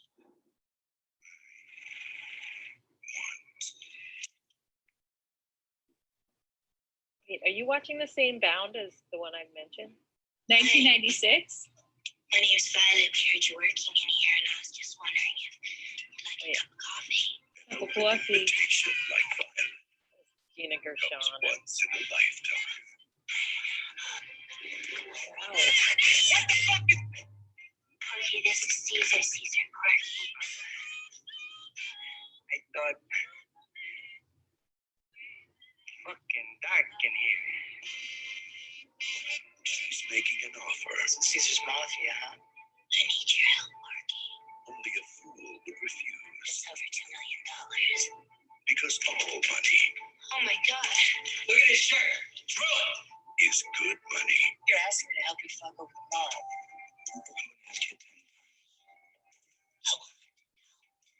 Admit it. What? You lost it. Where's my money? If their plan succeeds, if they survive, they can trust each other. I guess it was a job. Maybe the cartels. All part of the business. One in the back of the head. For the pleasure. You were nothing before you met me. You were nothing. Nothing for the money. What was mine and what happened? Money. For each other. Doing everything you could.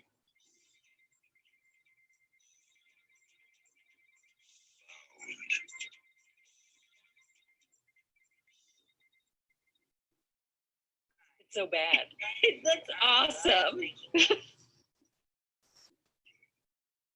It's lesbian noir. I could get into that. So maybe we both make a list of like we do some. Excuse me. Oh, gotcha. We do oh, sorry. There's a lot happening around here. We do a top 3 list.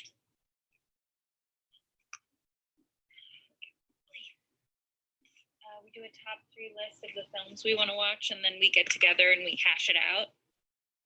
Okay. Why won't it let me?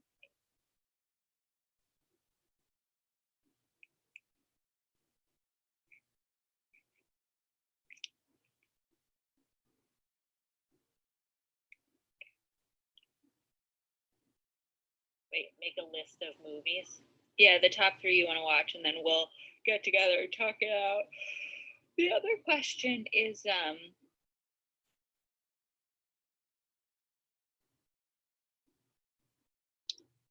do we want to have some sort of schedule, or just people can drop in? You know what I mean? Like, hey, we're gonna watch the movie at this time. If you want to See, watch it that's- with us. That's an interesting thing. Because that could be fun if we schedule certain things. Right, because then We need to people can come be up like with a- 8 o'clock, 10 o'clock. There's an 8 o'clock movie. There's a 10 o'clock movie. There's a 6 o'clock dinner. There's a 4 o'clock workout. So I guess that's in our the chronology thing.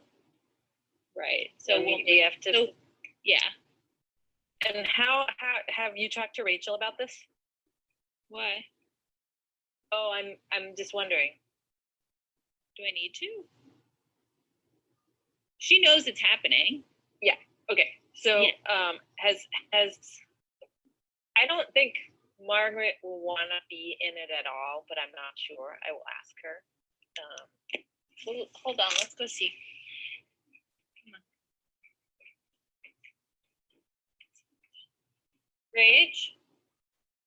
Rachel?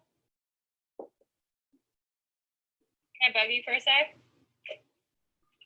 Katie's on the Zoom. We have to ask you a question. We ask you a question? Okay, can I show, is it okay? Bye, Katie, how's it going? Hi, Rachel. I'm okay. How are you? Aw. Chilling, you know. So we're talking about our 24-hour thing that we're doing, which Yeah. has been like 10 days, 11 Yeah. days. And we need to know if you want to be a part of it, if you want to be seen, or if we're just going to stay apart for 24 hours.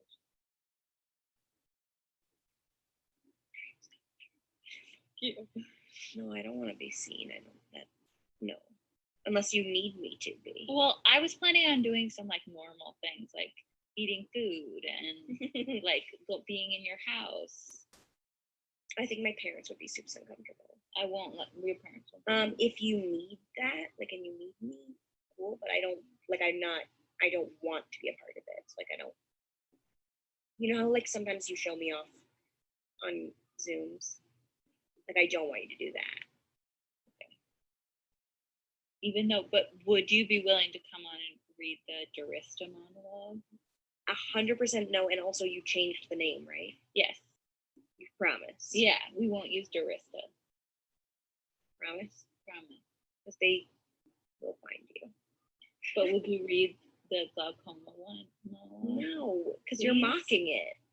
But that was a real submission. It wasn't a good brief. It wasn't my fault.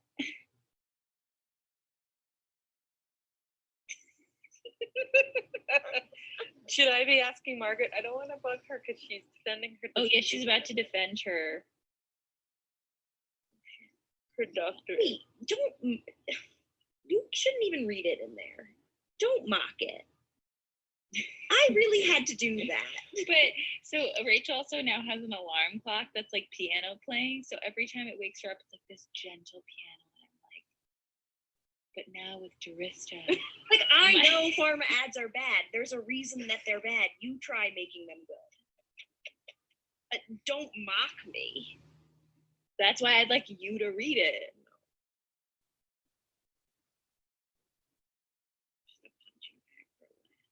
Aw. Maybe, perhaps we should, because I should talk to Margaret. Just not. I feel like I need to not. Not now. Okay. Yeah. So let's table this for our next meeting. And we'll figure out, maybe Catherine, you and I need to be more decided on what exactly we would be asking for. No sex on camera also. Yeah. Unless, well. Are you the kombucha lady? No. What's the kombucha lady? Send it. I don't have it. You gotta find it. I don't know how to. I gotta pee. And I think I'm gonna fall asleep. So I gotta go sit at my desk again. Okay. Bye. I understand. This is fall asleep time of day. I totally understand. It's a fall asleep kind of day. Okay, so It looks sunny out. Huh?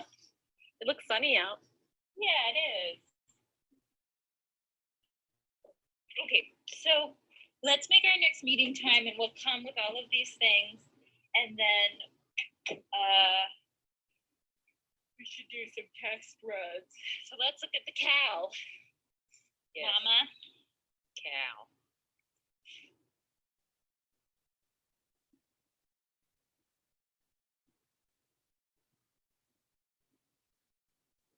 I'm kind of wide open except for between 10 a.m. and 1 p.m. because that's when I write.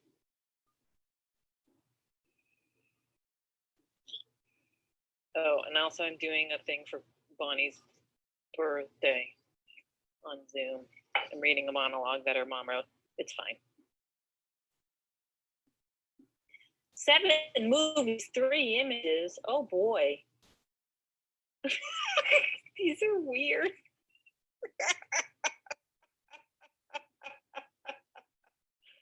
Oh my God.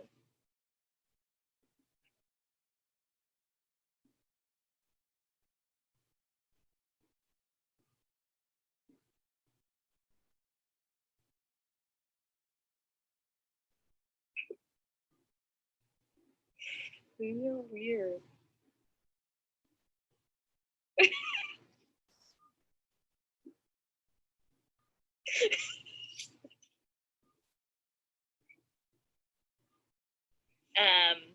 Okay, so this is so weird.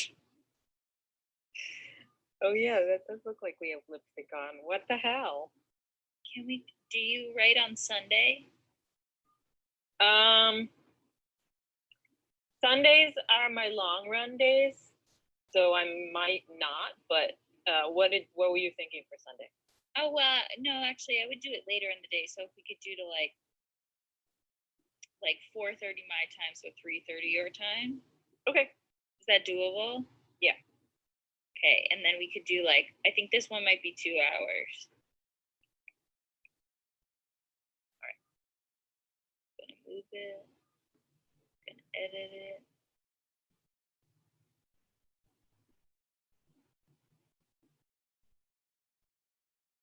Okay, I moved it. So same. Oh my God, your face. Sorry. I was looking at the neighbors. Like, what are they doing? That's what the nosy neighbor face is. Okay, so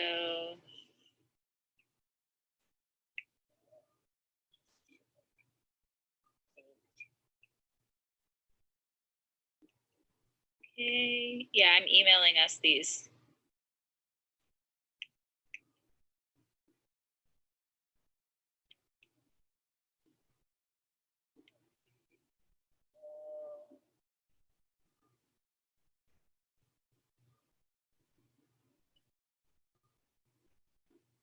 Okay.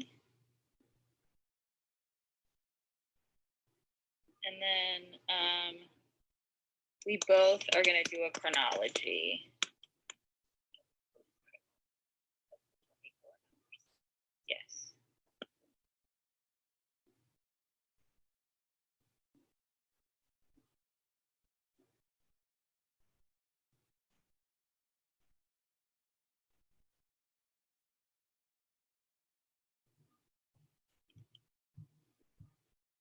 Oh, when we were at City, did you hang out with Isabel Sanchez much?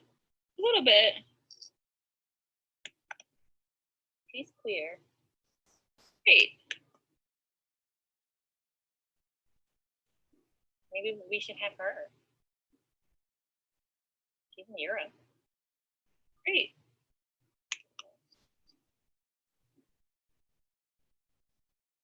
I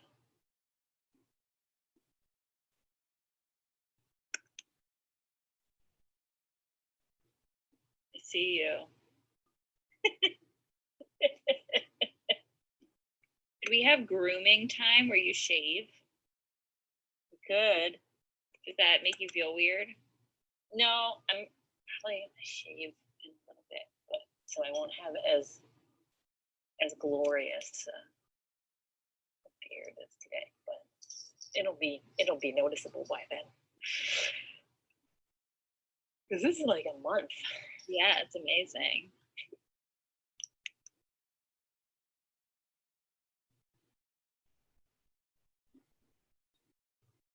Well, like you can't see on Zoom, but here too. Should we get on Tinder for an hour? What? Or Lex? Should we get on Lex for an hour and see if we can find women? I've taken Tinder off of my phone. I think. It's off of my phone for sure. Yeah. I don't even know what Lex is.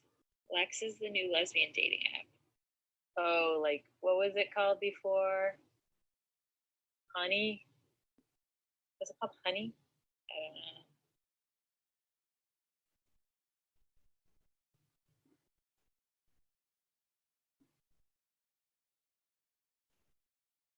The neighbors are doing something in the fence.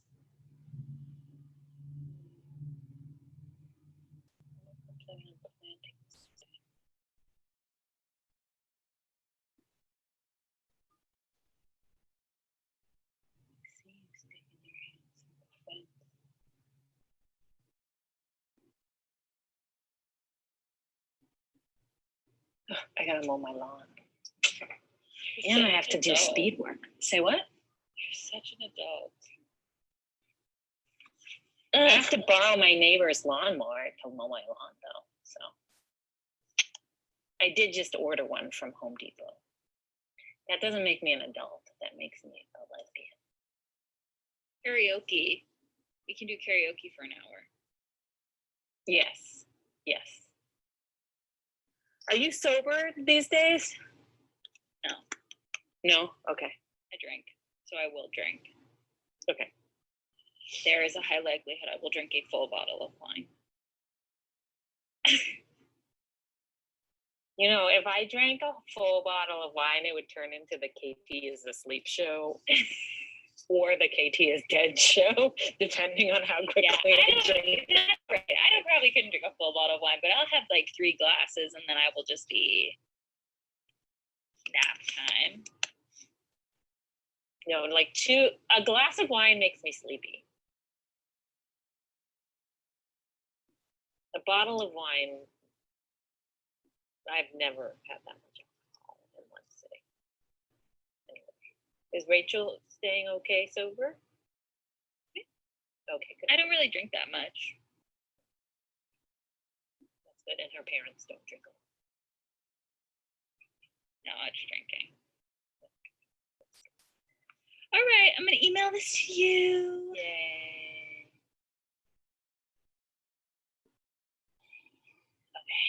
Are you gonna do the city company Zoom alumni happy hour?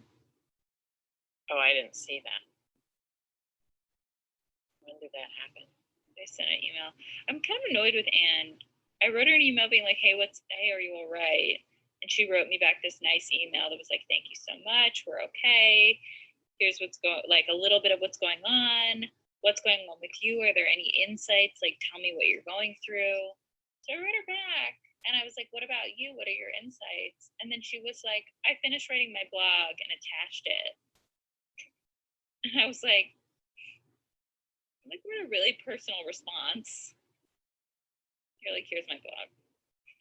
Yeah, everyone's gonna read your fucking book.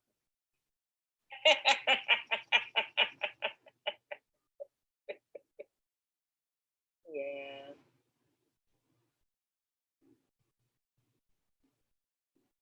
It was annoying.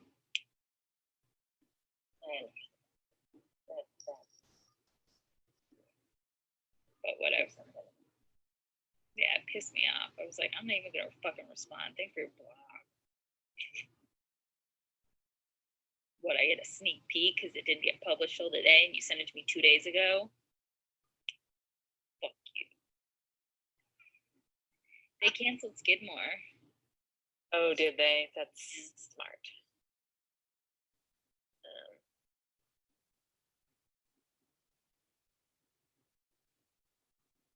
Yeah, I'm glad.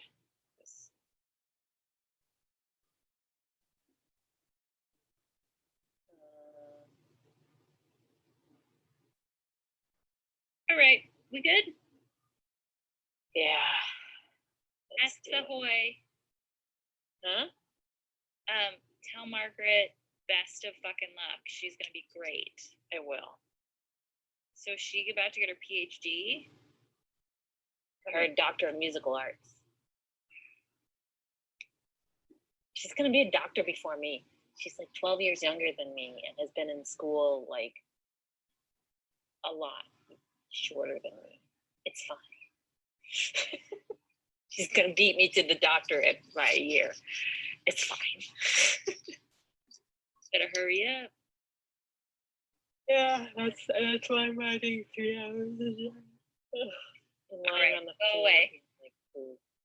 But since I've already written today, I'm gonna do things like mow the lawn and take a run. Perfect. I'm gonna go work out. You go work out. Thank you. I love you. I love you too. I'll see you Sunday. Bye. Bye. Bye. Bye. Sorry. You're what? What are you sorry for? Why are you sorry? Hello? Can you hear me? I can hear you now. Wunderbar. Why are you sorry? That I was late?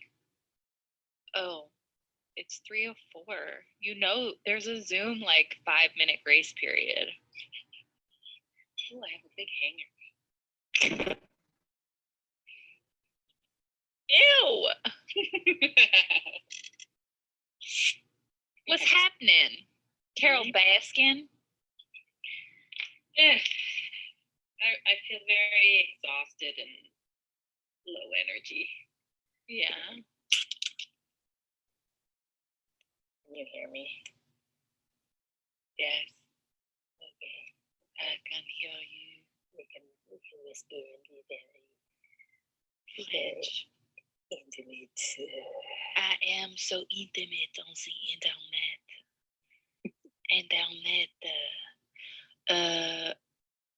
So you are okay? How is your writing going? Oh, it's okay. I had to like this morning and then Saturday. I was just like, bleh. And so I wrote. I showed up to write, but not much writing happened. You're doing a great job. And I was trying to prep for this meeting. I have some things prepped, but other things not so much. Okay. What do you have How prepped? about you? I think I put everything in a document in chronological order, I think. Oh shit, in a document. All right. But not the texts. No, the texts aren't a part of that.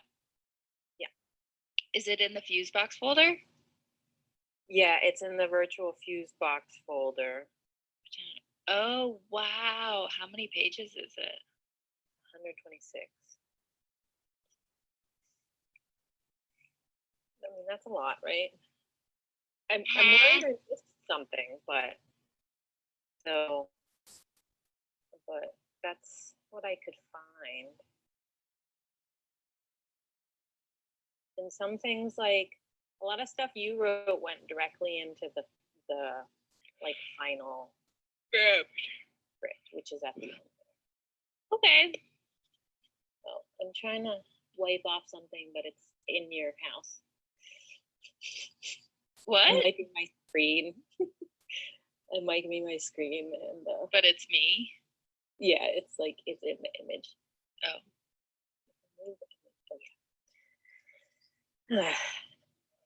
Great, that's awesome. I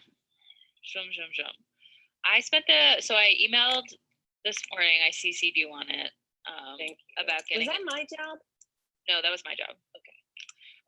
Figuring that out, just because I want to make sure that it's all up and running for them. I'm surprised that they haven't reached out being like, hey, this is how this goes.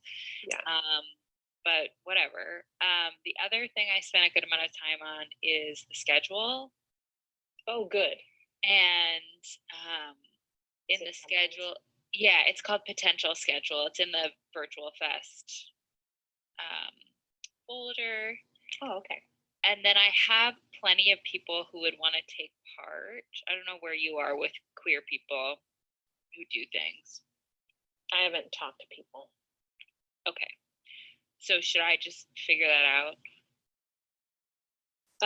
Well, I was thinking it might be nice to invite some of the people who are queer in the production team. So Kelsey, Corey, Iman, Christine. Cool. Totally. We can do that. Yeah. But the only one that I'm specifically know I need to do at like a specific time is Alexis. She's slated, and I put her early because everyone in Austin knows her, and so I think it'll be a good, like, people will get excited. Cool. There are several other people. There's a group of queer artists that I hang out with a lot who are directors and actors who want to do like queer Shakespeare, like just read queer as Shakespeare passages. I have the writer of Thucydides, which is about the AIDS crisis. He doesn't want to read about the AIDS crisis, but he wants to do something with two of the queer actors that are in the show. I have, who else did I talk to? Oh, my friend in Australia. She does like weird. Oh, maybe you've never met Ruby. She does like weird video stuff. And I was like, whatever you want to do. She has a mullet. It's incredible. So she might be a good person for for the 2:30 a.m. Okay, great. So I tried to do a breakdown of the biggest thing, like my biggest question marks for us as a team are the beginning. Like, I don't know what we do, because that's probably one of the times where people will be like, oh, cool, it's starting. I don't know what to do here. I then have us doing some reading of the script and starting that process. I then have physical exploration that could be like a viewpoint, see something. I just sort of started, I'm happy to move all these things around, but I think they're all things that are useful. Then I have the queer workout. So I'm going to lead that and you're going to do it with me. And you got to have like fabulous workout gear. I don't know if I own fabulous workout gear. Well, you're going to figure it out. Then we have Alexis coming on, and what I'll forward you the email that I sent to her today that was essentially like, hey, this isn't theater. So here are things that like are options for you to do. So let me send you this text or share it.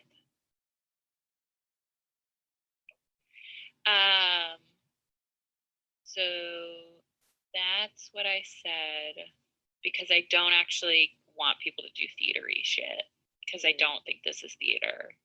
And I'm not treating it as such, I'm treating it as research. It's research, okay.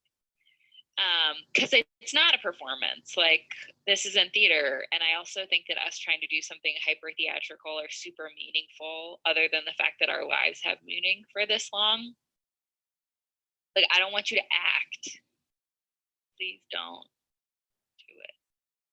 I did act on Saturday for Bonnie's birthday thing on Zoom. How'd that go? It was fine. It's just, it was like plays that Bonnie's mom wrote. And so then I was researching the character, and it was like a monologue. So I was researching this person that I was supposed to be.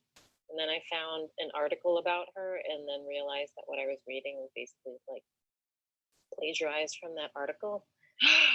And so then I was like, Bonnie, so this is like not original content. And then we talked, and then she had her mom like revise it, and then I read the revision, and I'm like, not really similar, but whatever. I just did it.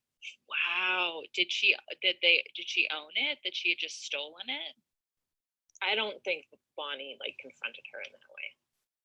Oh, okay. But was Bonnie receptive to you being like, hey? Yeah, she was. But then it was a little bit like, oh, should we not do it? But I don't know. I think my mom is going senile, and I'm like, Makes sense. Yeah, I don't need to. Yeah, I don't think that's super necessary. Because I think that like what we're learning is about time and voyeurism and people watching and also fucking with time. So okay, so we do queer workout, then Alexis is in, and then I put in audience time. I don't know what this means. Like question and answer time. The one rubric thing that I was supposed to do was the audience one, and I'm a little confused because I'm not quite sure what the setup of the Zoom is yet. So if we're doing it as a webinar, then they can ask questions in the bot thing. Oh, they can? Yes, because we don't want them to be able to zoom in like their audio or visual. We don't want people to be able to see it unless they have the special link. So like, well, then that sounds good. Do a webinar. Yeah, we would do it as a webinar, and then they can ask questions. I also think it's time where like I'm interested in time where like if there's no one asking us questions in the Q&A, then we like get on our social media platforms and we're like, hi, I'm Instagram living, like come to this thing. And I think we could also Instagram live while we're on the Zoom. Totally. Unless we need to switch over, like, well, Instagram live, I think you only on for an hour and then they boot you off.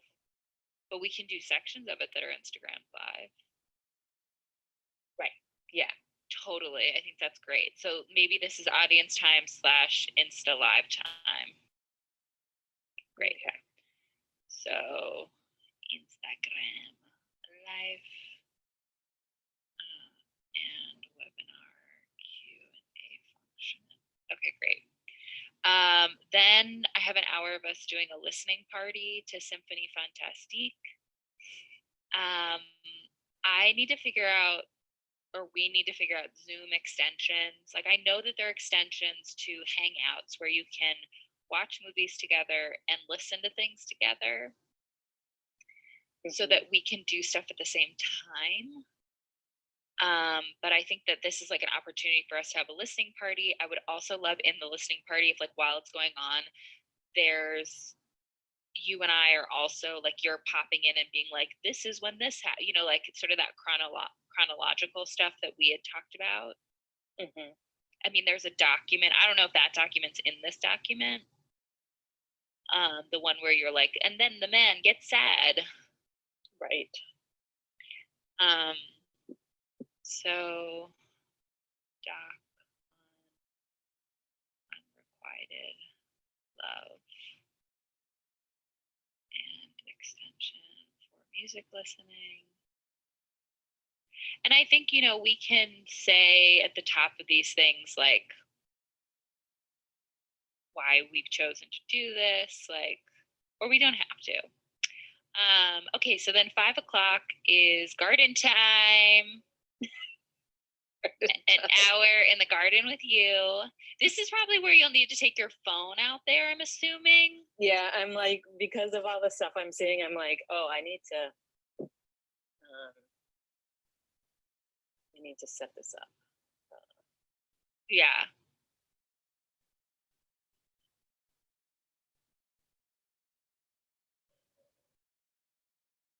Okay.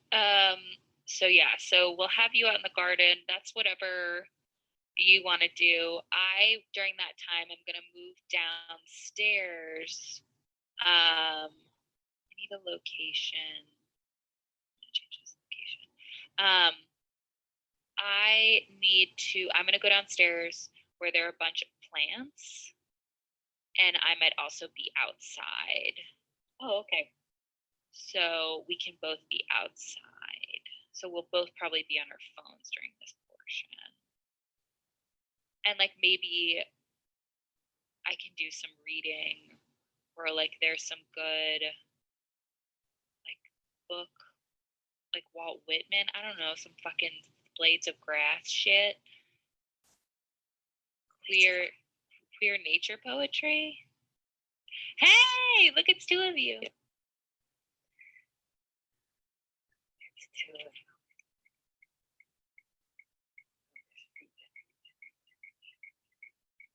Like maybe I just read like Mary Oliver for an hour. I don't think Mary Oliver is queer or was queer, but no, and Mary Oliver.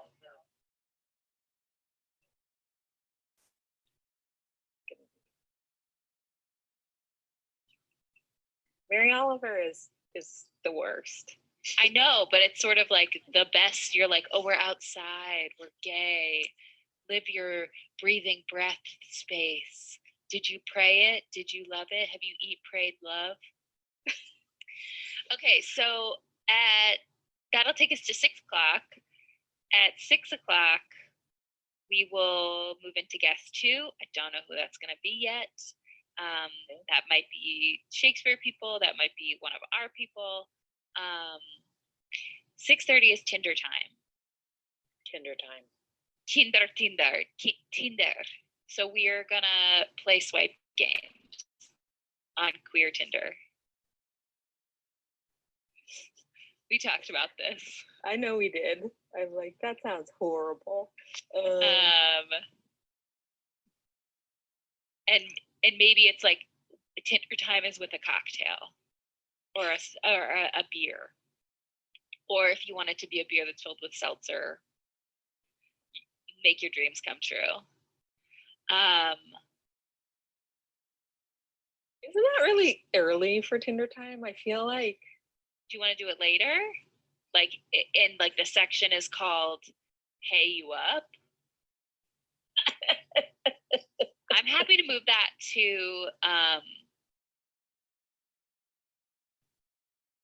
Yeah, I'm happy. I'm happy to move that. Where would you like that? Do you want to do a half hour of bedtime stories instead of an hour, and we could put Tinder time before we go to sleep? Sure. So does this require me to download Tinder again? Yes. Yep. Yep.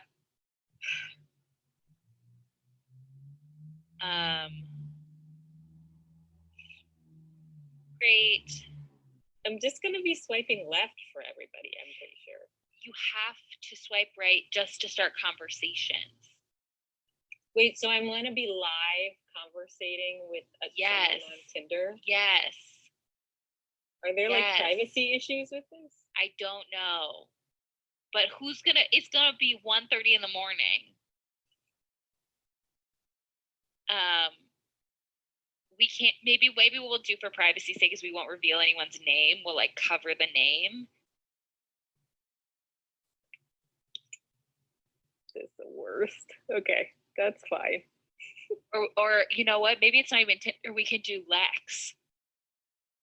Lex is the lesbian app. Oh, is it any good? I don't know. I've never been on it. I'm getting married. I don't know. Well, I was on Tinder when I was married.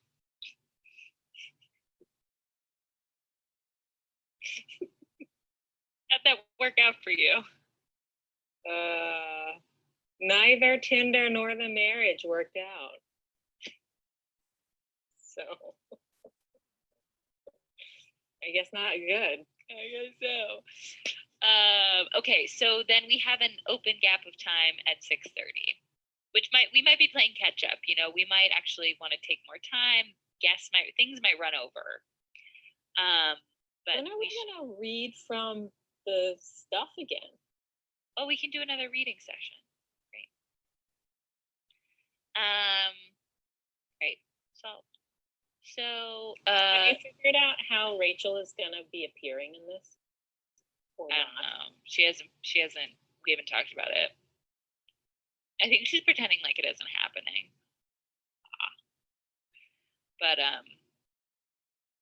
I imagine she'll come sit outside with me or something. Okay. Cooking from 7 to 8. We can cook things and eat things. Then I have from 8 to 9 queer karaoke hour. I imagine there might be a software extension for karaoke, or we can do screen sharing where I will pull up YouTube on my screen and then you'll look at it and then we'll do vice versa. Okay. Because both of us can screen share.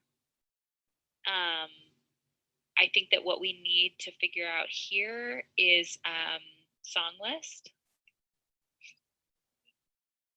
and links so we can move right into it. I think this is also a moment where if we want, here, wait, I'm going to put a to do.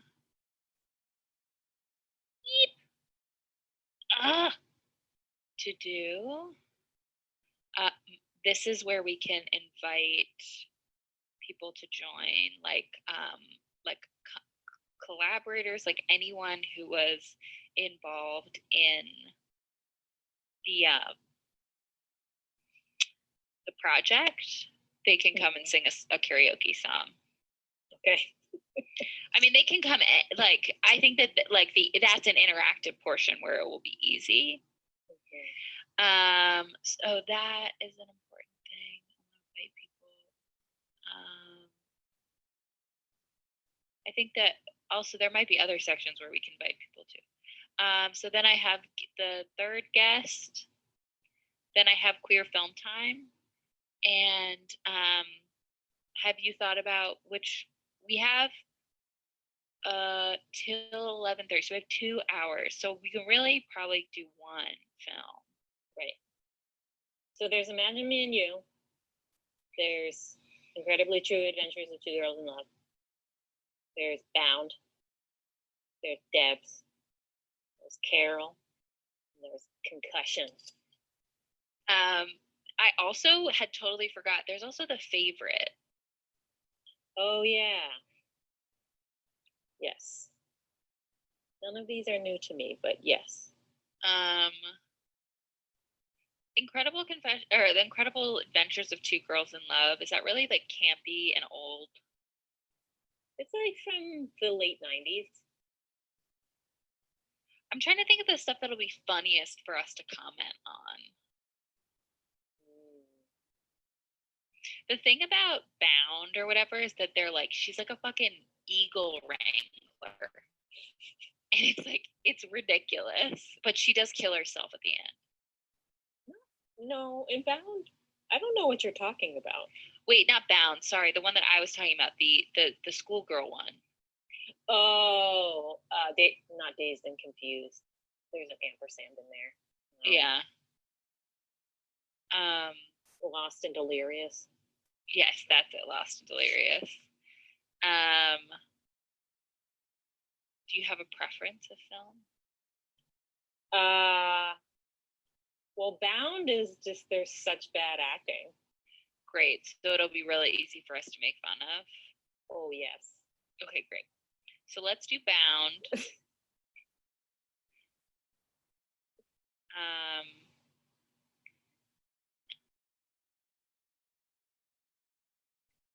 Great.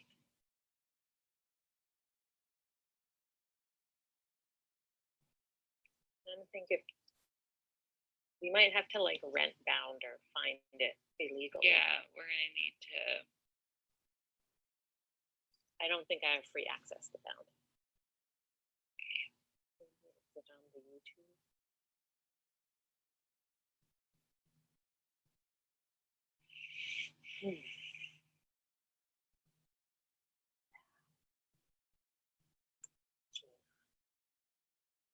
Gia. That's my favorite.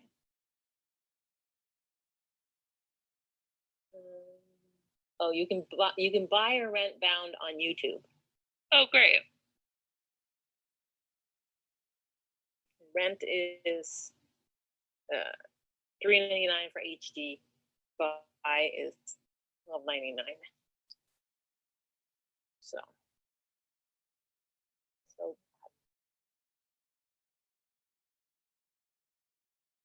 Great. So we'll watch Bound. Then we'll have our midnight guest. Then I figured we have a dance party. Okay. I mean, it doesn't have to be. I can't dance party for an hour. I can't dance party for an hour.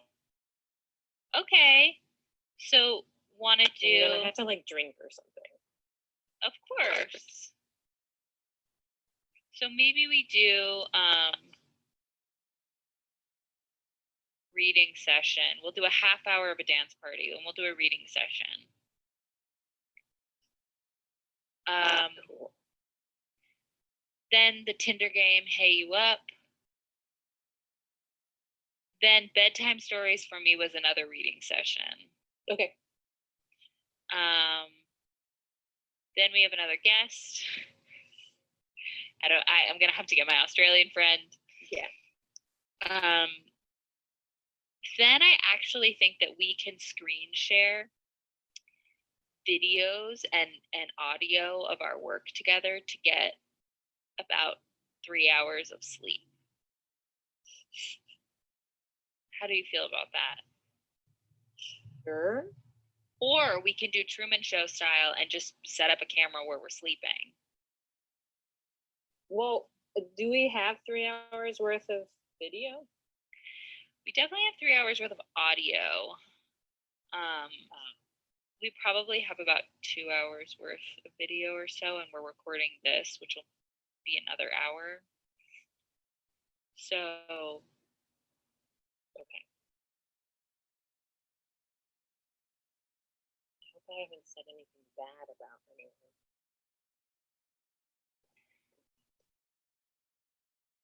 I mean, maybe. I don't know. I mean, we don't have to use that model. I just know for me that I'm gonna have to sleep. I don't think I'm invincible. Yeah, so so, I mean, let's use that. I don't, how will we set that up? so like,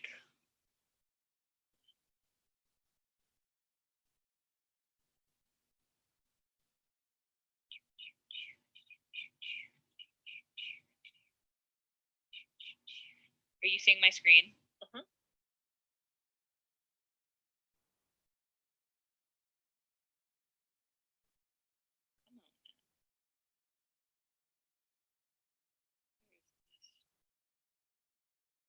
Open. I won't you open.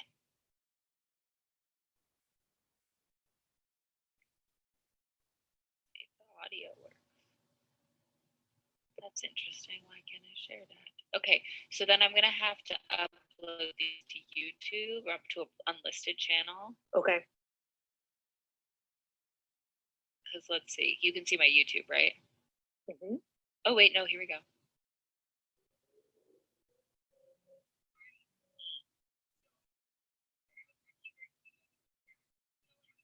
Oh no, that's a different.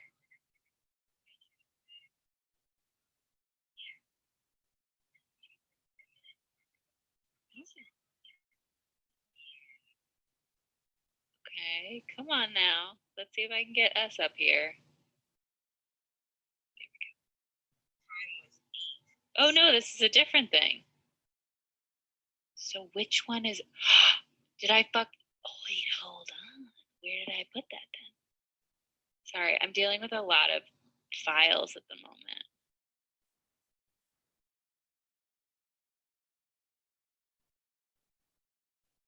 Is this up? Yeah, it is. I mislabeled it. Great.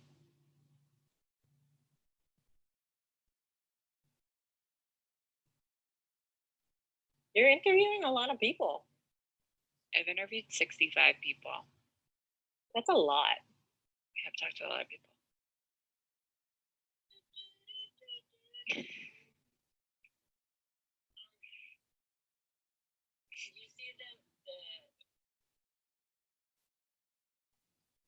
So I'm gonna have to put this on my computer, I think, so it'll be more reliable.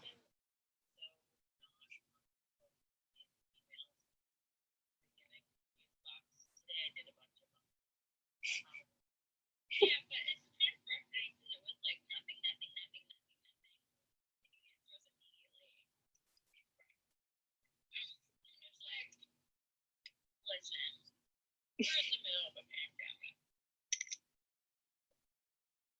I know you're trying to do your job, but like I got episodes of Fear the Walking Dead to watch. I shit to do. It's busy time. Nice.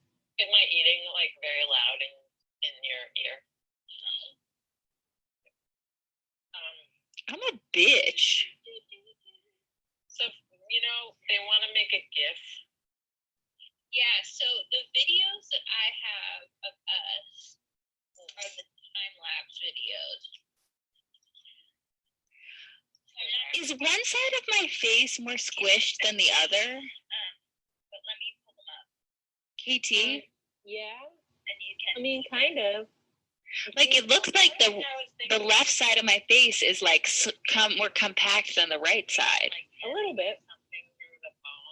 Wow, weird. Or vice versa. Does that make me look weird? Do I look weird all the time? No, I think also when it's on like a screen, it gets like accentuated. Like it's one of those things that like when you mention it and I look, I'm like, oh, okay. But like when I see you in person, it's less. It's like not.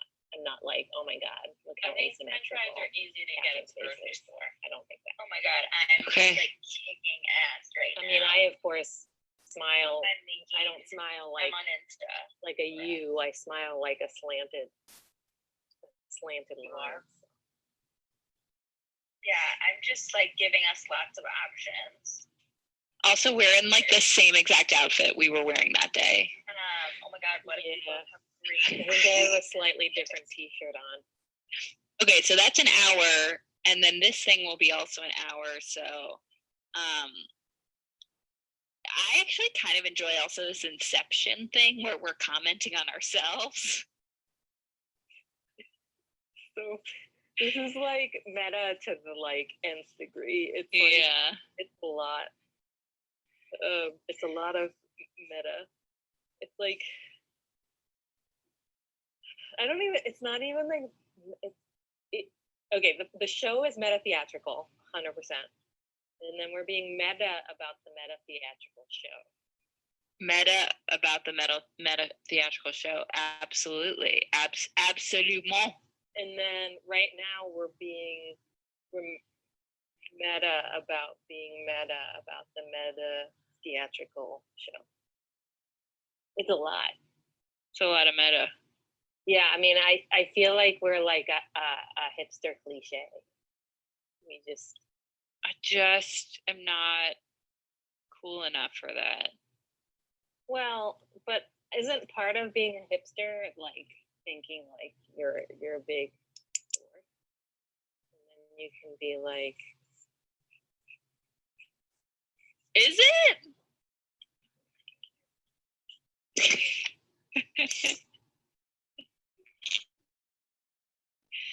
Yeah, because like being a hipster is like, oh yeah, now that everybody likes it, it's not good anymore.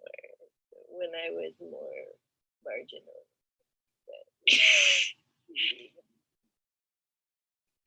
Okay. Rude. I said we. We. Plural. We. It was not second person. You and me is we. We.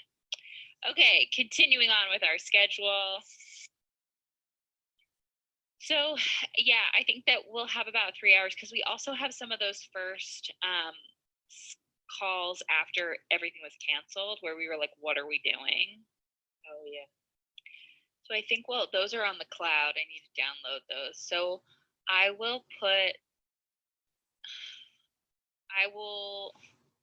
They need to be able to play continuously.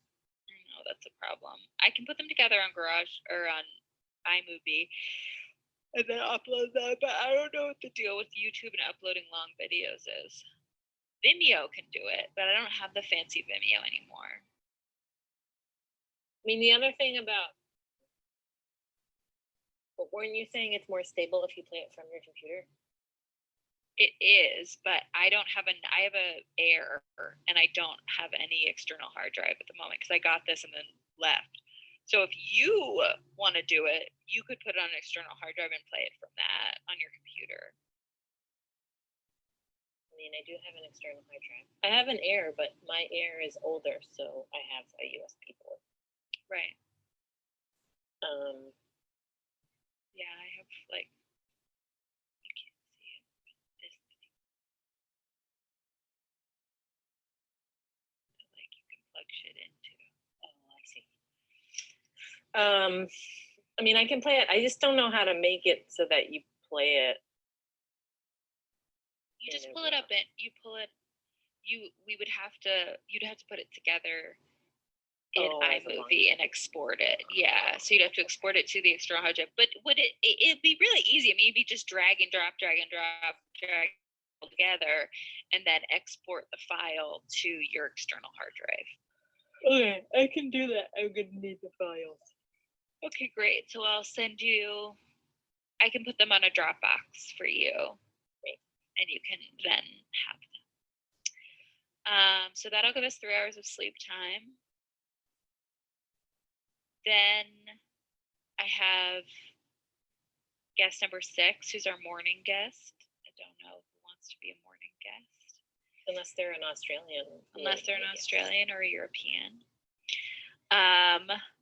Then I have some grooming time. Oh, and it's probably noon Central Time, just like. Yeah, I realized that as we started talking. I was like, oh, God. Oh gosh. Okay. I don't know what to do from 8 to 8:30. I mean, this can be more reading time. I can do some garden time in there. Because I usually do my make my coffee and then go look at my garden. Great. Between So 8 and Great. So we got garden time, which will be outside.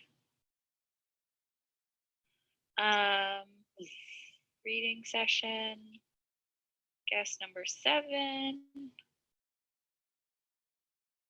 And then I have another, we can move breakfast to here. Okay. Breakfast. I don't know what to do for the last hour. I mean, I think the last half hour or so is reading. I imagine we'll have a conversation about what the fuck just happened over the last day. But I don't know if you have any thoughts on what this hour can be. Were we going to read the actual script at some point? Script that we have. Yeah, we can do the read the play, and then I want to do reading session. Okay. Yeah. Okay. Letters. And then we're finished. Great. That'll do it. That sound good? 24 hours? Yes. Hi, Margaret! Kevin says hi, Margaret. She can't hear because of. Oh, sorry. Did I just yell in your ear? It's fine. Here, wait, hold on.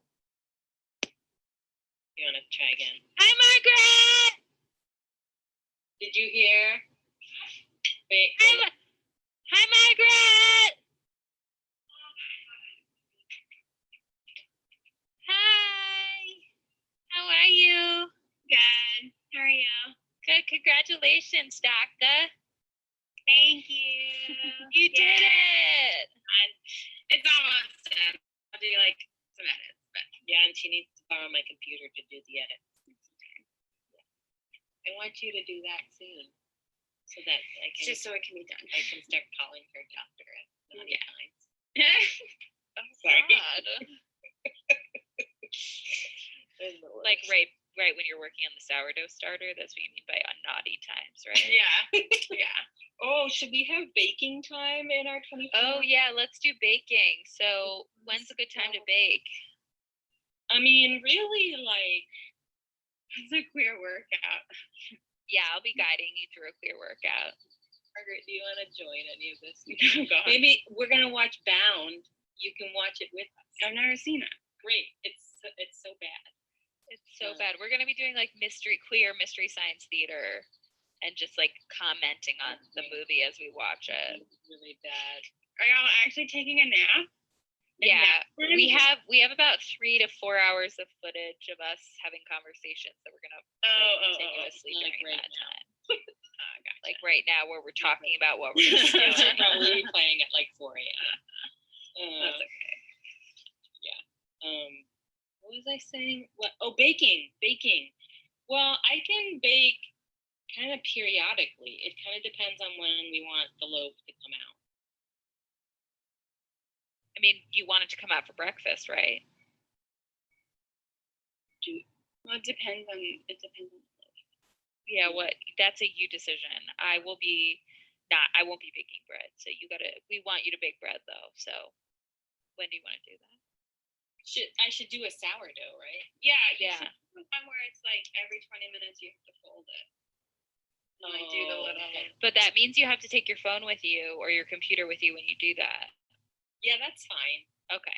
If I have the starter started the night before, then I can start shortly after we begin. And then we'll be able to eat it the next day. Great.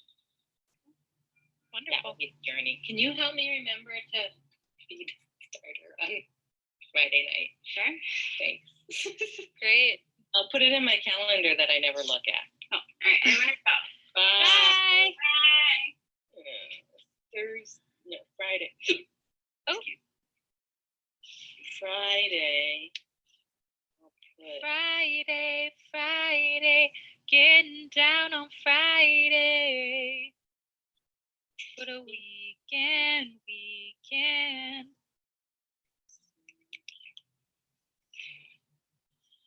All right, yeah, we have to have bread baking. Great. Okay. So, Thank you for doing this because I didn't have a chance to do this. it's okay. So let's make a to-do list so that we're prepared. Yes. Okay. Is it better if I make it, where is it good for me to make it? A new document? Or on the bottom of this document? Yeah, I should put Mila time in there. Oh yeah. Where you just like show off Mila. Do you have an animal over there? Should we do pet time? We don't have an animal. Well, unless I just put Rachel on. Or maybe there's just what I would really love is if there's a section of Rachel talking to Mila. But I don't think she's gonna want to do it. That would be kind of awesome. I wish I could just set Mila down in front of the camera and go away for a while, but she would just follow me. So. Yeah.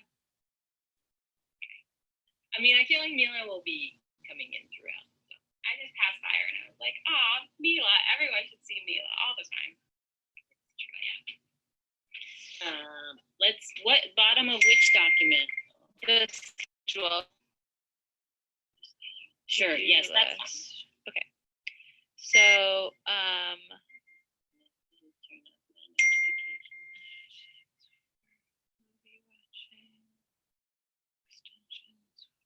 karaoke, song list for karaoke. I'm gonna make signs for different times. Do some crafting. Like this. Yeah, like that. I feel like this is gonna be like a thing that I'm just gonna wave around. That's great. I love the meta at any time. Export chronology to PDF. Download Lack/Tinder.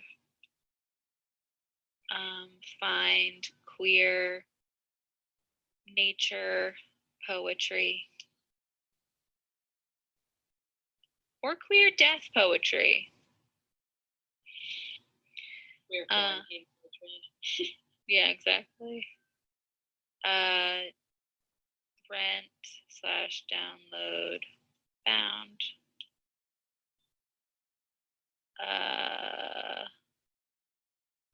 Oh, did you get the money that I sent on Venmo? I did, the 500. Yes, I did. Thank you. Love money. Yes. Do you love money though? I feel like No, I don't love money, but I really need money at the moment because unemployment for New York hasn't come through yet. So, but I got my stimulus money. I don't feel very stimulated by my stimulus money. No, are you fucking kidding me? Okay, the big thing I think is need more guest artists. Invite people to dance party and movie watch. And I guess we should do those fuse box things that they've asked. What's that? Oh, like, yeah. Do the video of ourselves. No, that's already been made. They already like compiled all that together into a like digital thing. Oh, they already did that? So Yeah. I don't need to do that? No, but you need to do, I think that we should coordinate I think we need to have a meeting with Christine. about Christine. I just want to talk to her about being, she seems very connected. And she might be able to also send an email out being like, hi, this is happening. Queer people. Let me see. I'll text her. Yeah. Before Friday, if we can do it on Wednesday, maybe.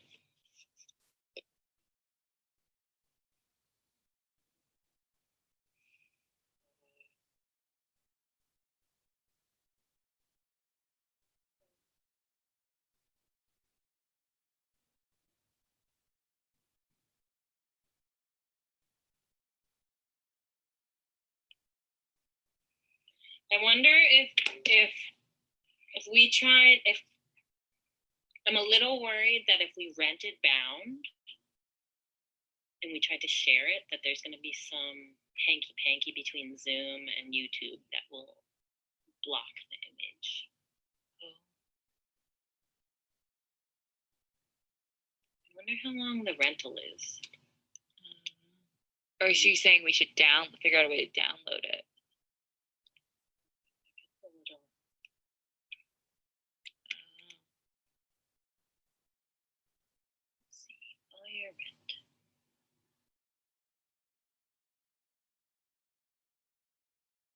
If we can rent it for a week.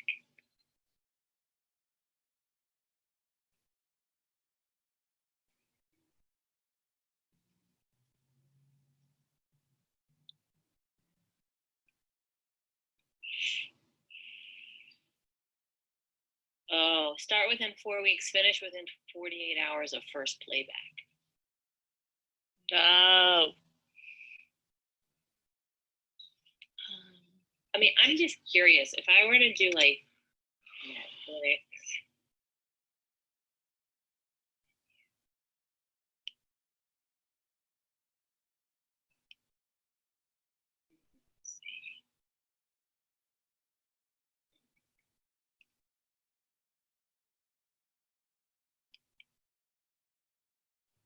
if I were to do like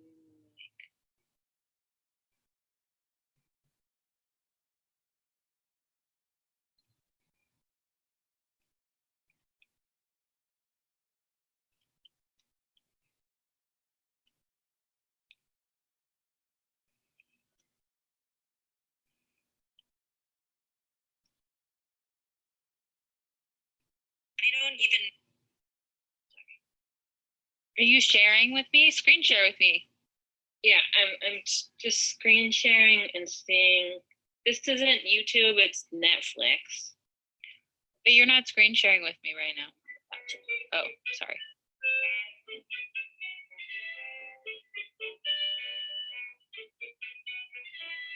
Do you see an image? Yeah. Okay.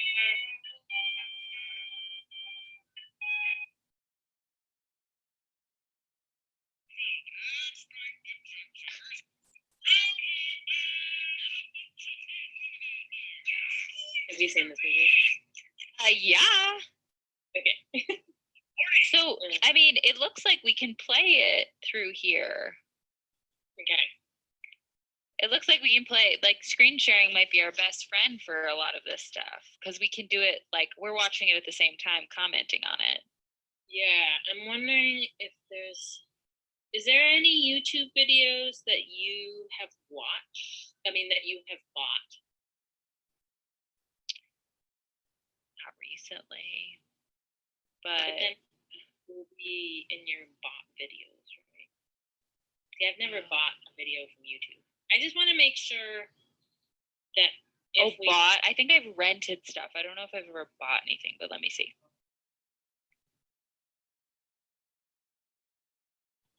Library.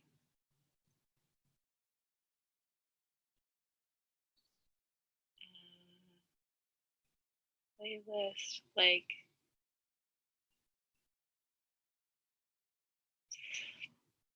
Yeah. Oh, dumb.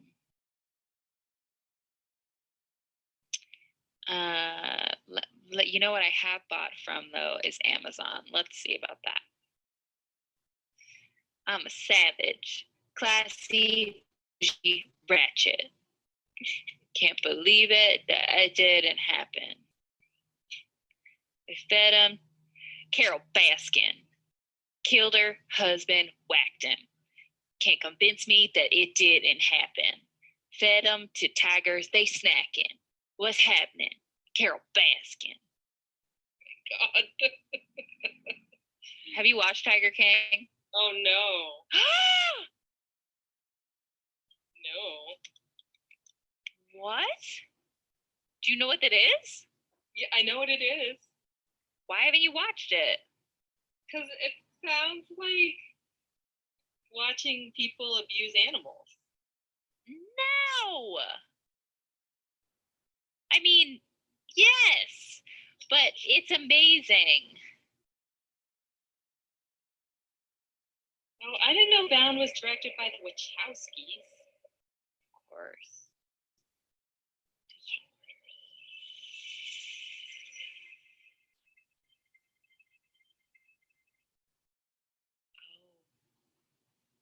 Are we watching it? I think this is Grace Stilling's always been a lot like trailer.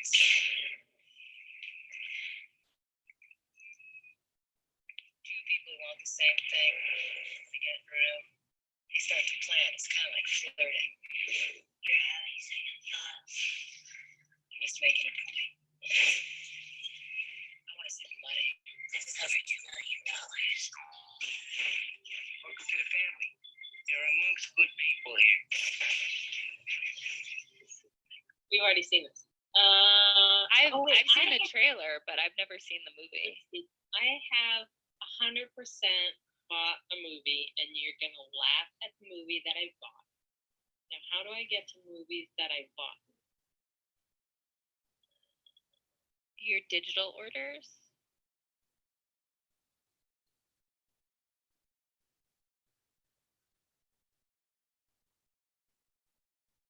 Your digital orders?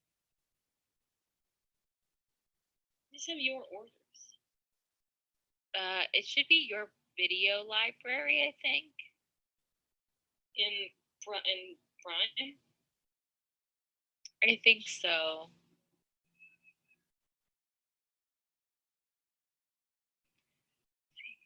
I have some that I bought too. Let's see.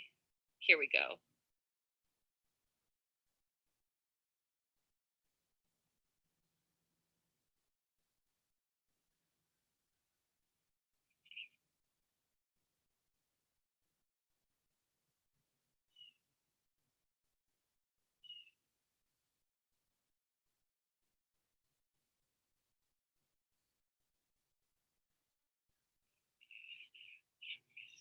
Are you watching it? Yeah, I can see it. Okay. Cool.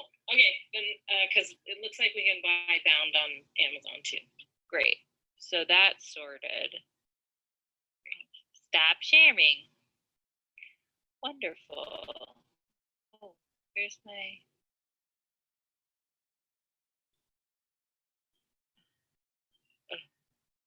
Ugh. There we go. Okay. There's so many things happening at once. Okay, so let me go back to our to-do list. KT Amazon. So we sorted out the movie watching. I mean, I think the karaoke we can just do YouTube. Okay. And I think we can do the Berlioz on YouTube as well. Okay. Or just like screen share and play the music. Yeah. Also, I have the Berlioz on my computer. On your computer. Okay, so then let's just do that where you can screen share and then play it. So KT screen share. Well, we don't even need to screen share because you can just play it. Yeah, it'll be tinny. The sound will be tinny. That's okay. We don't have budget to pay no mixer. There ain't no mixing happening.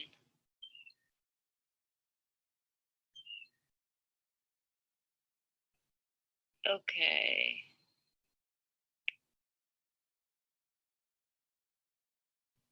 An Ohio prison is the largest reported source of virus infections in the U.S.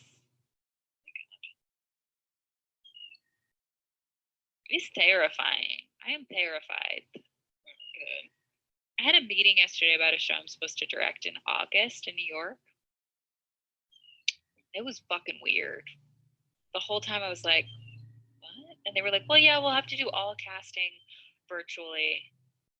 And that's fine though. We're like, casting agencies are quickly switching to online. And I was like, cool, but what if we don't want to do that? I just don't know if by July I'm going to be like, yeah, I want to get 10 people in a room and get real close with your bodies. Right. I would honestly be surprised. Yeah, me too. I also don't think I'm ready to like look at a group of people as a leader and be like, this is exactly what we should be doing right now. Yeah. That's a bigger Yeah, and like, yeah, the whole charge thing, like, it always takes so much like psychic energy to do as a director. Yeah. I don't know, You're like, nothing without it. yeah, the team can't work without it. It's like being on a boat without a sail, and like I don't have that psychic energy to be able to make a charge right now. Yeah. Though I do have enough energy to put a bunch of rotting logs in my car. I don't know. House. Oh, I was like, what? Because I'm starting a hugel culture. I'll show you when we do stuff. Carol Baskin. Okay.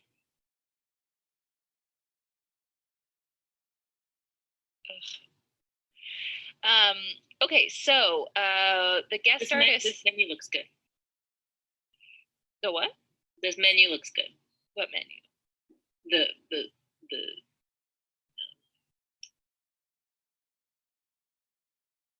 spreadsheet. The spreadsheet. Oh, the spreadsheet. Okay, cool. I was like, what the fuck are you talking about? All right, so if we've done it, I'm putting a green light on it. Okay, I will for now write to people on our team. Yeah, if you can do it. Do you want to do that right now? Yeah. Great.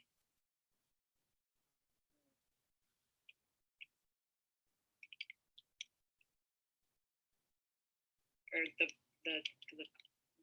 ostensibly queer one. Ostensibly queer. What's the Japanese song that you sang? Tsugaru Kaikyo. Okay, I don't know how that's spelled.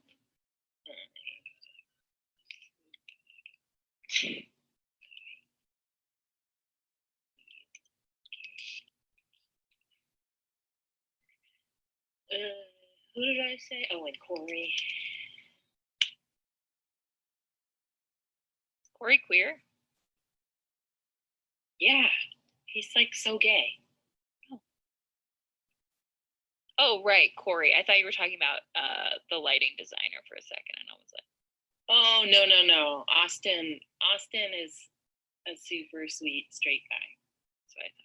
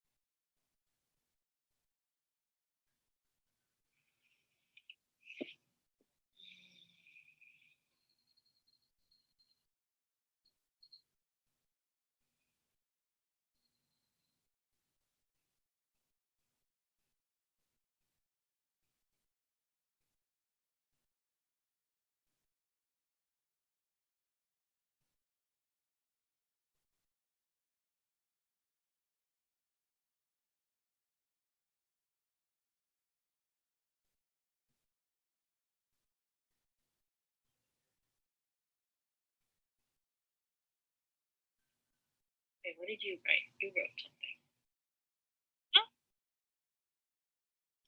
I put it in the chat. I got it.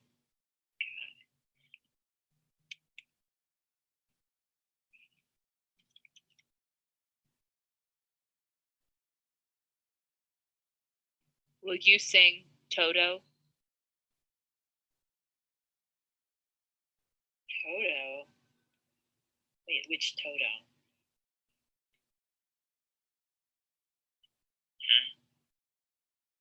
Hold on. Yeah.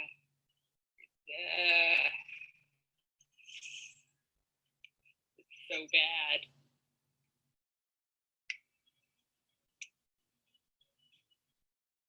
Oh my goodness, it's so bad. Go in the night. Can you still see me? I can see you, yeah. Okay.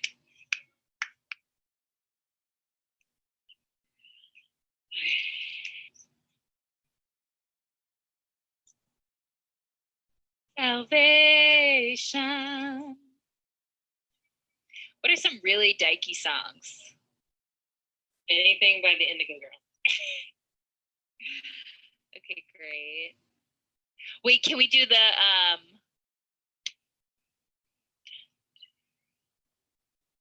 oh my god, we have to do this one.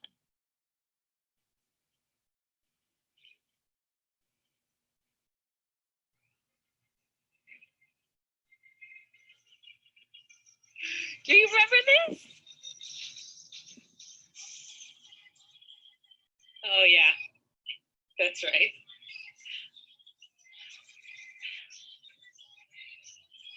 Okay. This is not enough.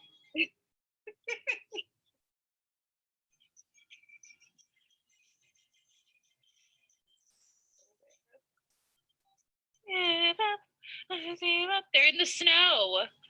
What could happen?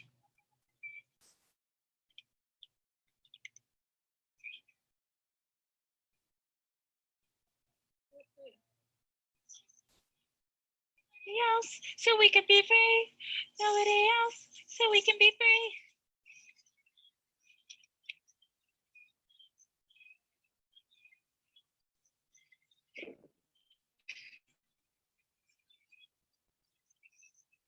Not enough. This is not enough. They make out? Yeah, they make out. There you go. Oh, we only need 7 artists? Yeah. I guess we only need 7 artists. I mean, if we have more people, just get as many as possible, because the more people do stuff, the more we can take pee breaks.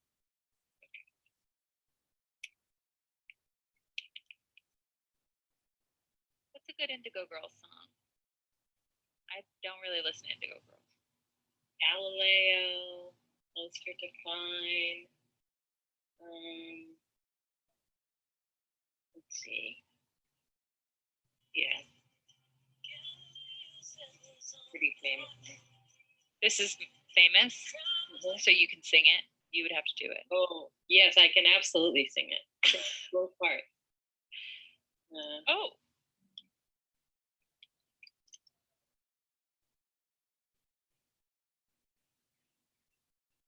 Great.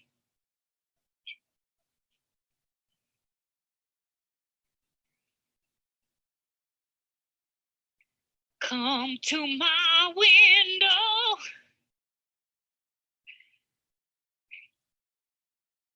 I know. I'm ready. Bye.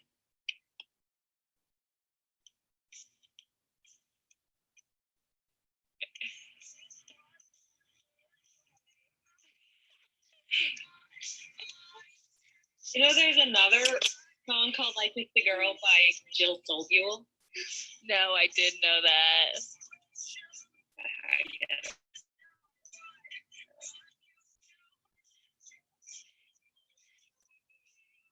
I'm curious for you. My attention, I can't. like this. We can do both of these.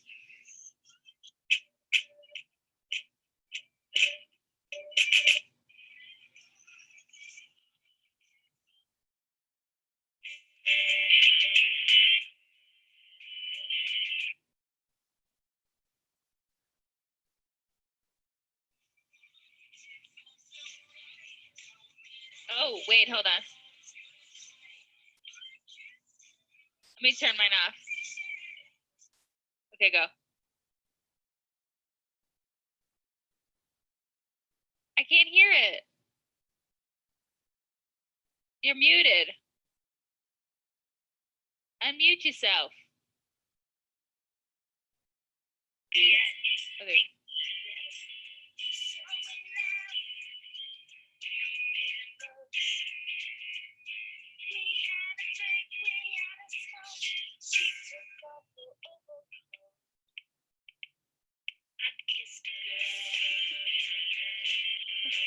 So we like melodies.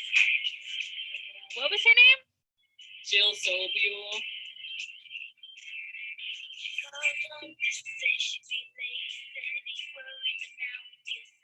Oh my god, it's Fabio. I forgot Fabio.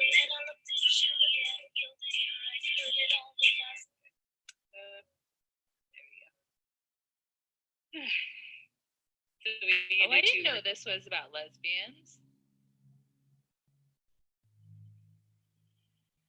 What's about This song.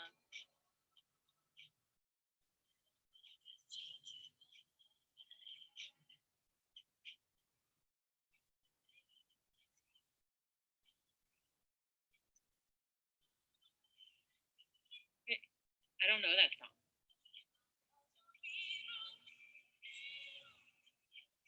Was your lover?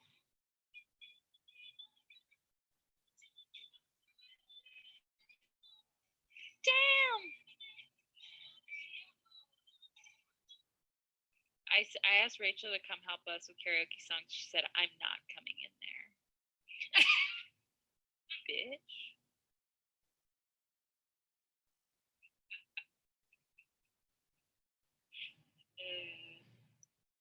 Okay. Well, I have to eat. Okay. But I feel like we're in a good place. Did you send that email? I just sent that email. Okay, great.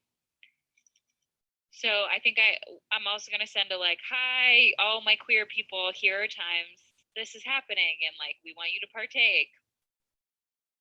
You need to do some karaoke songs, and you have this list. This thing is happening really soon, and I'm having a little bit of agita about that. Are you? You're not. You're just like, whatever, it's fine.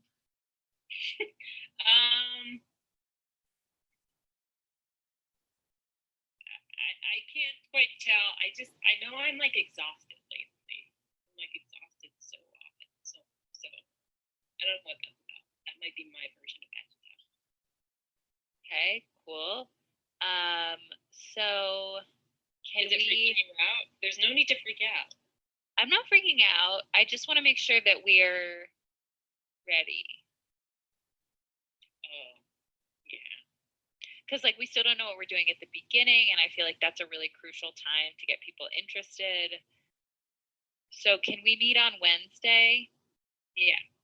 Okay, and we can talk about the intro, and I would love to take everything that we're doing and test drive. Okay. And we can split that up over Wednesday. Imagine also we'll need to meet on Friday and Saturday morning. But I would just like to start test driving things. Plus, we'll probably hear back from Fusebox. Yeah. Wednesday, I'm available in the afternoon. Okay. Like what does afternoon mean? Like after 1 my time. I could do a 2 to 3, or I could do an evening, which would be at 7. I think I'd rather do a 2 to 3. So that would be a 1 to 2 my time. Yes. I just want to, and I'll just move it over. Let's do 2 to 3:30. Okay. I just want to make sure I just have a little bit of anxiety that we're not prepared. But what is preparation for this kind of thing? Yeah, I mean, a lot of that's where it's like performance art and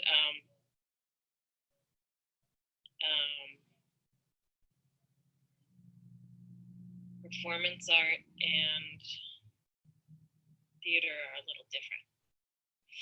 Totally. I just think that I don't want to look like an ass, like we didn't, like, I want to make sure everything's prepped and like the time stuff is prepped and Yeah. so that we can have freedom inside of it. Okay. All right. Then we'll, so can you tick off as many things on the to-do list as you can for Wednesday? Yes. Great. And when you finish, just give it a green light. Just highlight it a green. Okay, great. All right. I'll see you Wednesday. Yay. Bye. Bye.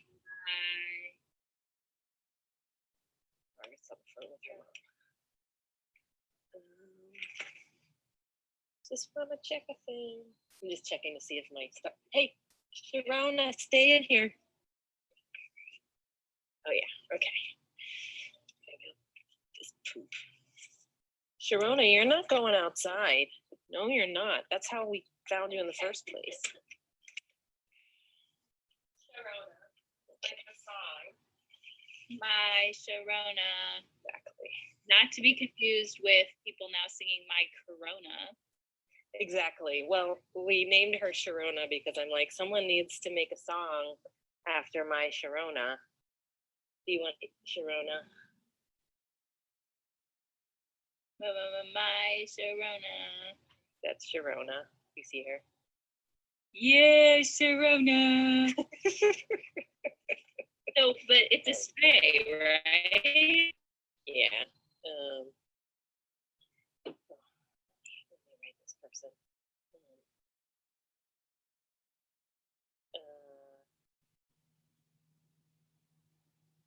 My Sharona. My Corona. My Corona. Okay. My Corona.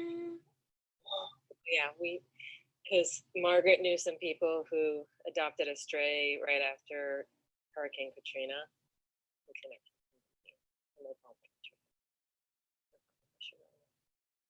We can't call her Corona. You just call her Rona. Well, yeah, that's, yes. That's the, oh my God, your glasses. Yeah, There's your glasses. They are glasses for like looking at the computer for long periods of time. They like block out that like whatever light. The blue light. Yeah, I had those on my normal glasses until I realized that during tech it's not a good idea because you can't see. Because it makes the color slightly different. Yeah.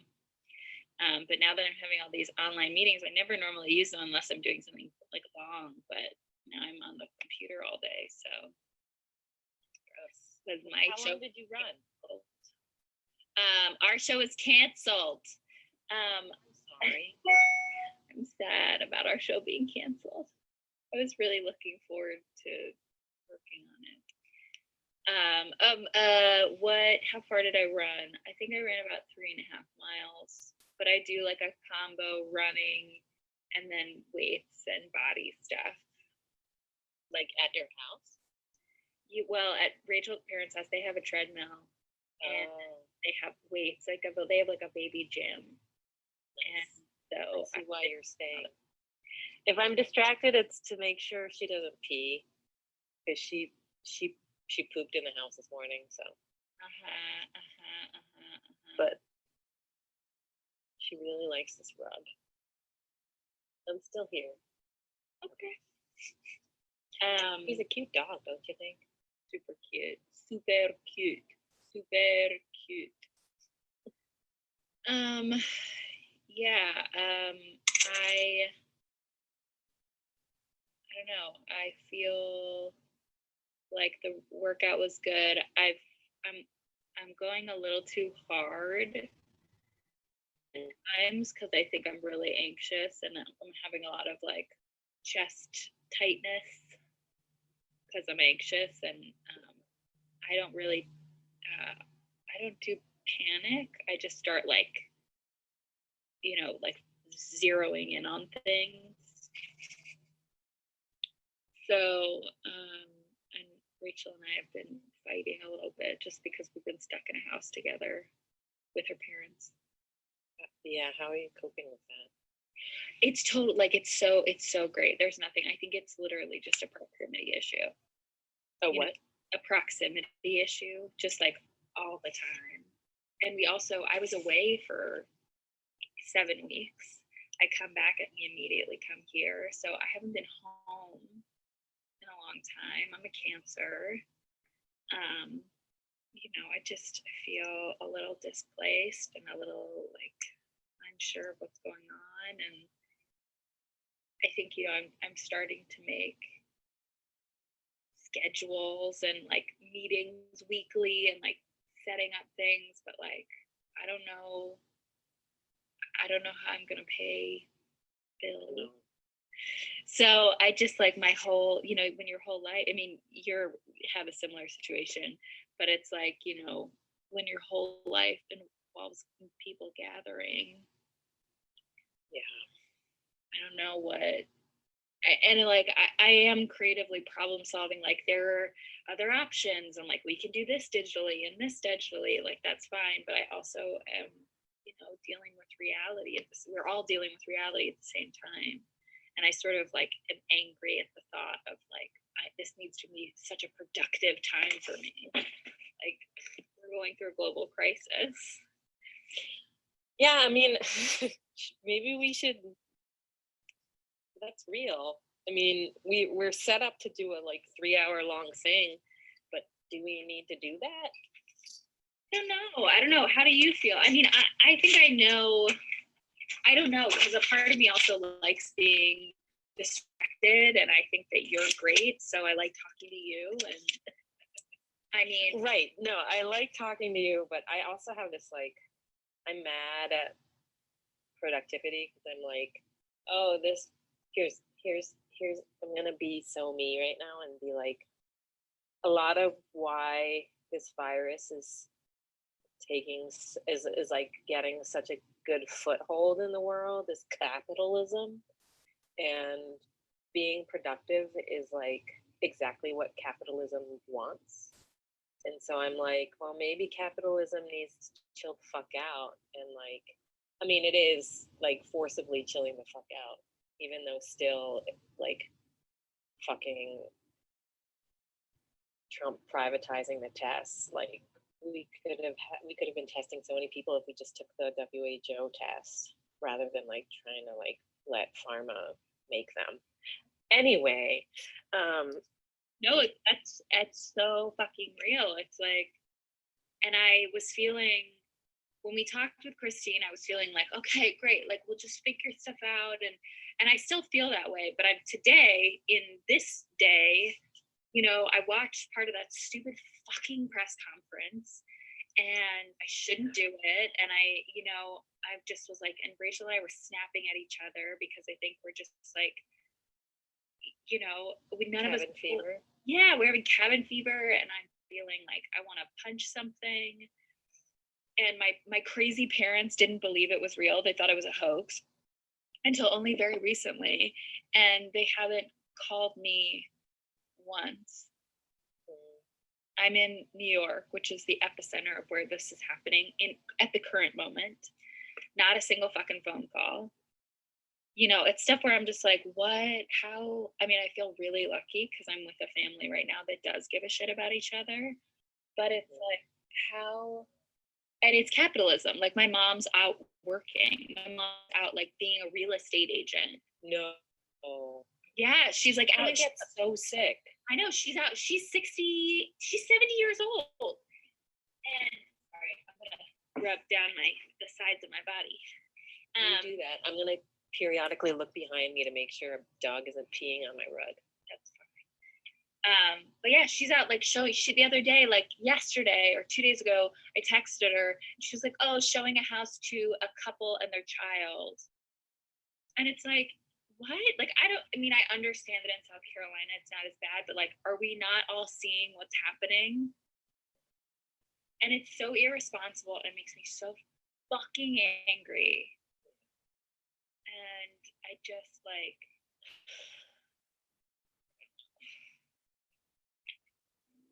I don't know. I'm super glad that South by got canceled, even though it pissed me off at first, but.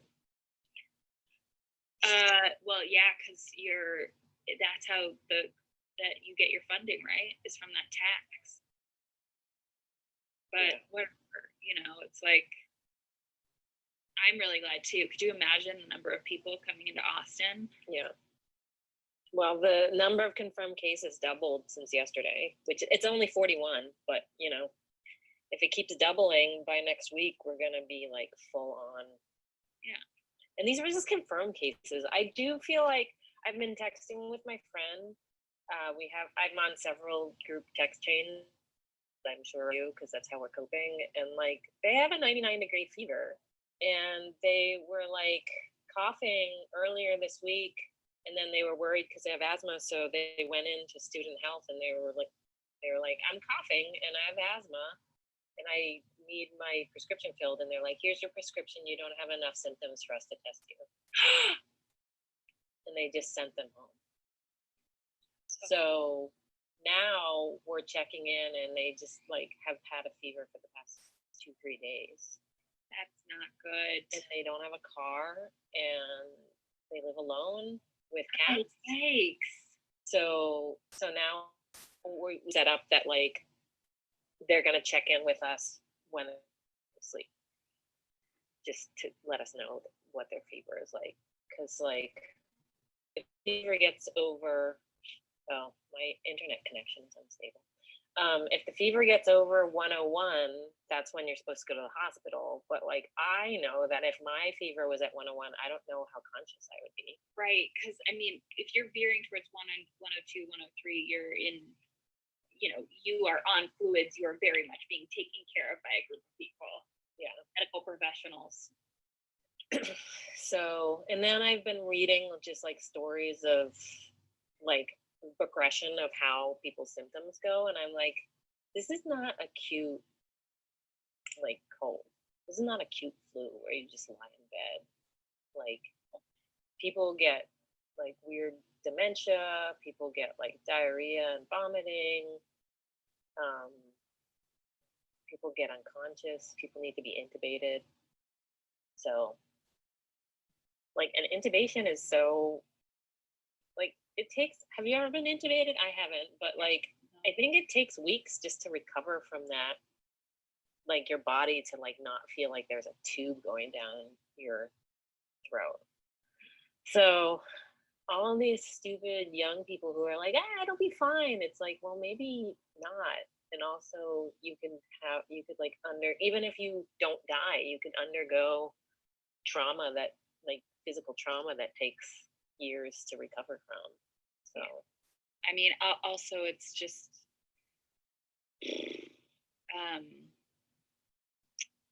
why are we all being like, yeah, like this, like things don't spread, like I'm just gonna do my thing and it's not gonna be a problem. And I just don't fucking get it. Yeah. And I'm also just exhausted by it being politicized. Also, just like FYI, if I get a call from the SPCA, I'm trying to get this buddy chip scan to see if she has a chip. So, like, the animal shelters are shut to the public. So even the place that you usually like animals when you find them, like we can't drop her off there. And so I've been emailing with PCA, which is like a few blocks down, and they're like, we can come to you if you can hold on to the dog. So I'm hoping. I would be so surprised if this girl is chipped. We washed her 4 times. I'm sorry, I'm just talking about this dog, but we washed her 4 times, and like fleas coming off of her body and like picking fleas off, and like the first wash, the water was like this dark red, like she's been sleeping in like clay. So, and still she has fleas because she's scratching herself. The house is gonna be full of fleas. Like we're already infested, I feel like. So, but also it rained last night. It's still raining now. We had in the backyard, but like when I opened the door, she was so miserable. So we're just like, oh, she has to come inside. So then the first thing we did was like wash her 4 times. It probably took like an hour and a half. Yeah. But she's like so adorable, and her and Mila like played. And like Mila's such an old lady, so it was really adorable. They were just like floating all over the thing. So, but this is all to say, like, I guess like right now, like a lot of my creative energy is into like helping things live. So, garden, my sourdough starter, and I made some yogurt. I have a thing of kombucha. Also, I have ginger beer, natural ginger beer that's like made with yeast. And some makgeolli. So, plus a stray dog now. So, trying to keep beings alive. I mean, that's fair. I mean, what do we know what this fuse box like digital timeline looks like? Hey, no, I mean, you got the email too, right? Yeah. So I mean, it's like they had communicated anything else to you? no, just I mean, I got that response from Ron, but I think you were copied on that.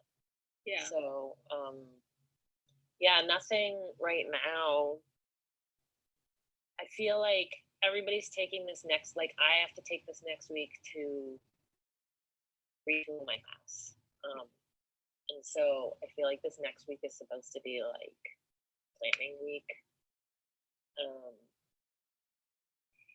It makes me so mad. What? That your spring break is spent figuring out. I mean, it just that we're all continuing to. I don't know. I just feel like I understand why we're continuing business as usual in certain ways because of sanity and routine and finances, sure. But I also just feel like this is not like whatever you have to do for your class. Like people are going through so much shit right now. They should, it's like, what do? Do you like grade a bunch of discussions and pretty much just give everyone good grades? Because also, how can you be grading them in the middle of a global crisis? Being switched to a format where not everybody is going to be able to learn on this format, even if you do the most amazing job. It's like there's so. I mean, do you have resources for teaching folks who have learning like differences on? It's like a big. And also just for the fact that all of these forms like are inherently classist because they're about accessibility. It's just like, ugh, sorry, I'm preaching about things you already know. And like I have several. This is one of my first classes at UT where like I got a lot of accommodation letters. Like I got like 5 or 6. So, and out of 20, it's a small class. And so, like, I have a lot of people who need accommodations. Some of them are for like health issues, some of them for ADHD. So I'm like, those students are going to have a rough time with this new learning interface. I mean, actually, honestly, what I was planning on doing was just doing like 15-minute conversations the first week to be like, what do you want to do?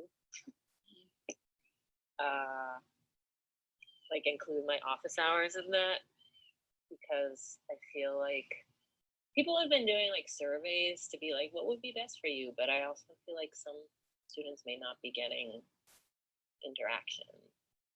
Right.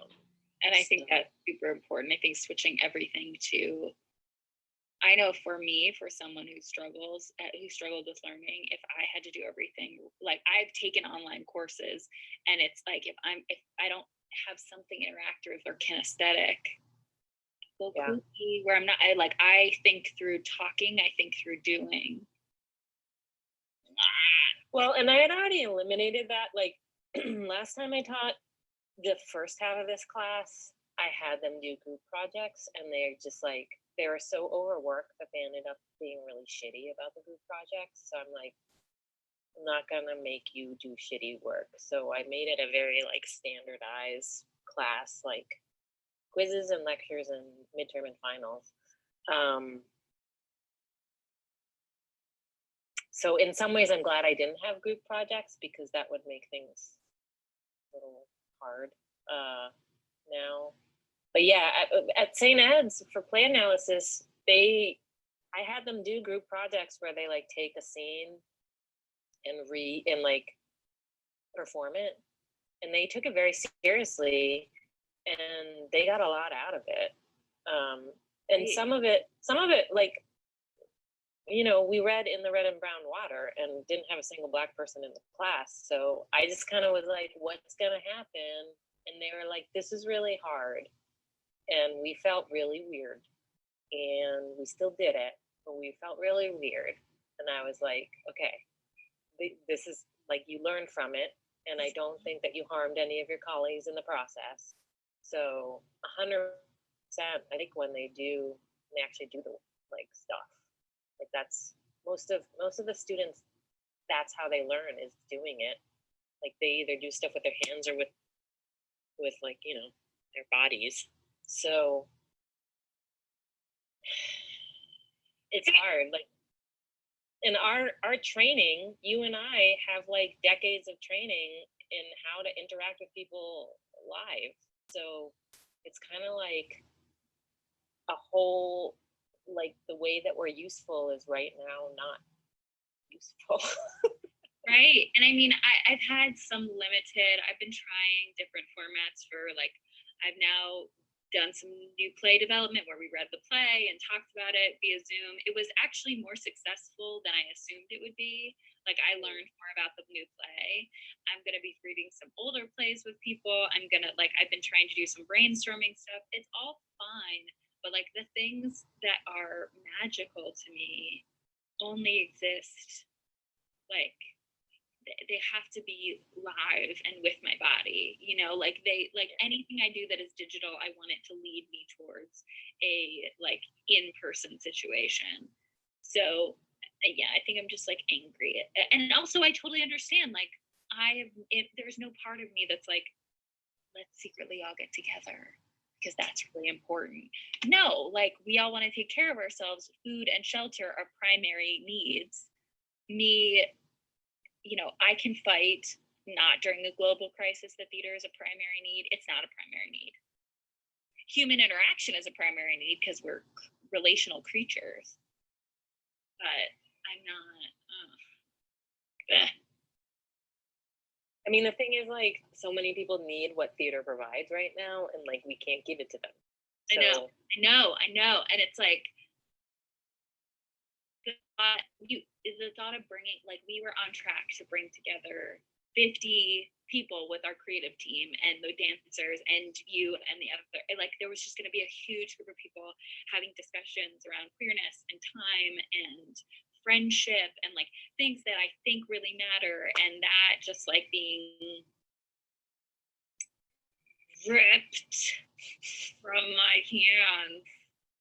And I also think I'm just angry because I feel like and I don't know if you've been feeling this way. I personally feel like over the last year I've been gaining a lot of momentum, and now I just feel like I'm at a standstill, and that's really hard for me. It's like I'm so beaten to a pulp by capitalism that like the validation of work coming and and moving through and like filling up my schedule is so sweet to that part of me that now I'm like, okay, well, what good am I? Yeah. Yeah, I relate to that a lot. Because I also had like gigs lined up. And my situation is, you know, a little complicated by the fact that I also have 5 people in my life who are like, you need to calm the fuck down and sit and type at your computer. So, and I'm like, shut up. And now I'm like, oh, literally, I could, like, there's nothing in my way from sitting at my computer and typing all day, and like, I keep meaning to call Daniel Alexander Jones to be like, you probably have time to be interviewed by me, don't you? But I don't have my will. I actually was like feeling really into my dissertation, and I was being like, oh, dissertation show, like I was being excited about both of them and not knowing how I'm gonna like keep it up, and now I'm just like, I'm just so sorry about everything. I'm sorry. I don't want you to catch my ennui. I mean, I literally came into this conversation kind of angry, and I'm still in a robe. So, you know, I just like can't immobilize myself. And I just feel like, you know, it's been 4 years of us trying to get this thing happening. And we finally were like, I really just felt this was the right moment. And I think that being, and also that's like, and also I'm pissed at myself because that's a really selfish fucking thing. It's like, people are dying, people are getting sick. It doesn't matter if we got to do our play, but I can grieve. I think you're being a little hard on yourself. Like, let's also remember that we can grieve for both ourselves and other people, and they're not mutually exclusive. I mean, if you were just like, oh, my life is so blah, then yeah, it would be like, maybe you should get your head out, but that's not what we're doing. So it's okay to be like, oh, I had all of these hopes and dreams, and right now they're on hold, and they've been put on hold so many times, and that's hard. And then you can also be like, and then there are these people who like, there's just so much to feel right now. Right. And like, not feeling is a strategy. Also, overfeeling is another strategy. I feel like I like go back and forth, like, I'm gonna sleep until I sleep again. It's like one strategy, and then the other is like, I'm getting up and blah.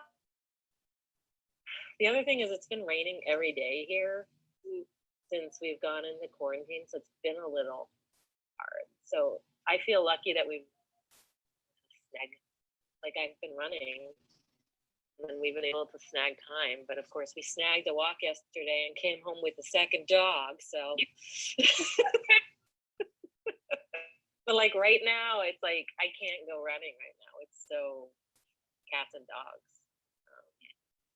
It's pretty dreary out here too. Like Garden's loving it. I'm sure. Yeah. No, it's it's a mixture. I think I'm in the place of like, I had been feeling nothing, and then I think I got on this phone call and I was like, I feel everything. Oh God. So yeah. And I mean, I'm not sure how to make the thing digital. I know that I can. I know that we can. I know that there are ways that are exciting and cool. I'm not feeling excited or cool right now. I am 100% positive. There's no part of me that doubts that you and I can figure it out. I just am terribly like, ennui is a great word. I am ennui. You are ennui. Je suis ennui. I wonder, I'm like about halfway. I like suggested cuts. should we just like do suggested cuts? Like I finish doing the script in the next like 5 days or something. Yeah, and then I can do my pass through it too. Yeah. So in the next 5 days, we both do suggested cuts, pass through the script, and then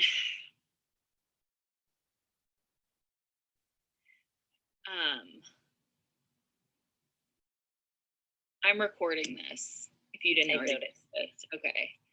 And I recorded the last one, and I'm just gonna keep recording everything we do now from now on. Great.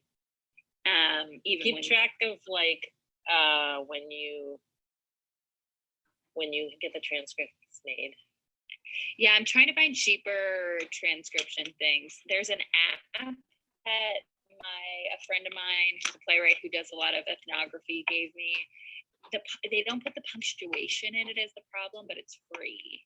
Oh, really? Yeah. Try that. I found another place that like, but this is more for my interviews because I need to re-listen to them anyway. Yeah. It does the auto transcription and it's only like 10 cents a minute.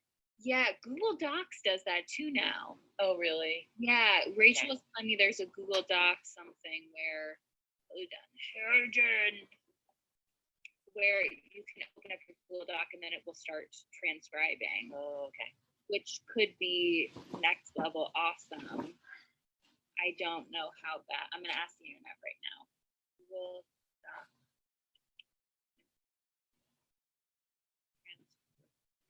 There's someone coming up my driveway to take some sourdough starter. I'm gonna go wave at her. Okay. Insert a new document, click on tools, select voice typing. Good luck. Thank you so much.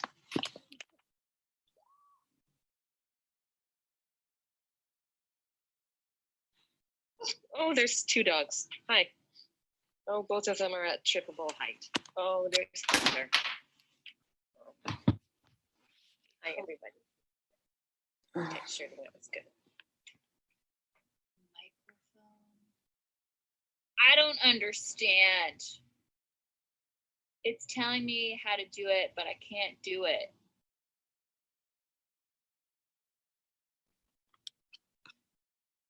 Help. Transcribe. Help me. Google Doc. Hey, Shalana, come on, get on my lap. Hi, lap dog. Hi, lap. Okay, finally, an easy way to transcribe audio for free. Okay, so if you haven't wasted hours, docs, find a quiet space, plug yourself in, open a blank doc. Tools. Okay, I've done this. Tools. There's no, that option doesn't exist anymore. Oh, okay. Also now, like, Google has done a thing where, like, if you don't have G Suite, then fuck you for a lot of stuff.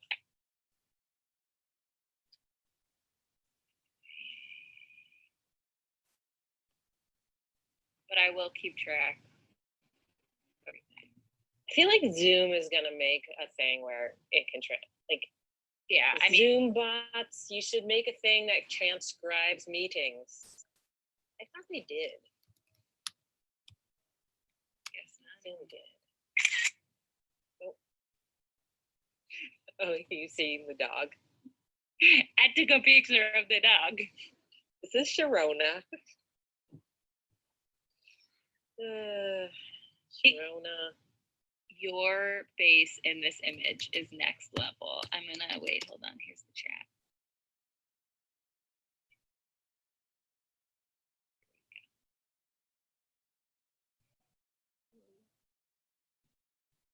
I put it in the chat. To download it. Oh God, it's so hard. It's so hard. I look so harassed.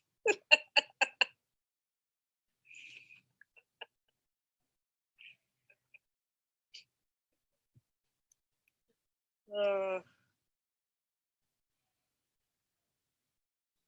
you feel like you have any concept of time right now? Oh no. It's like the days are like my concept of time is like it's light out, it's dark out. Right. That's it.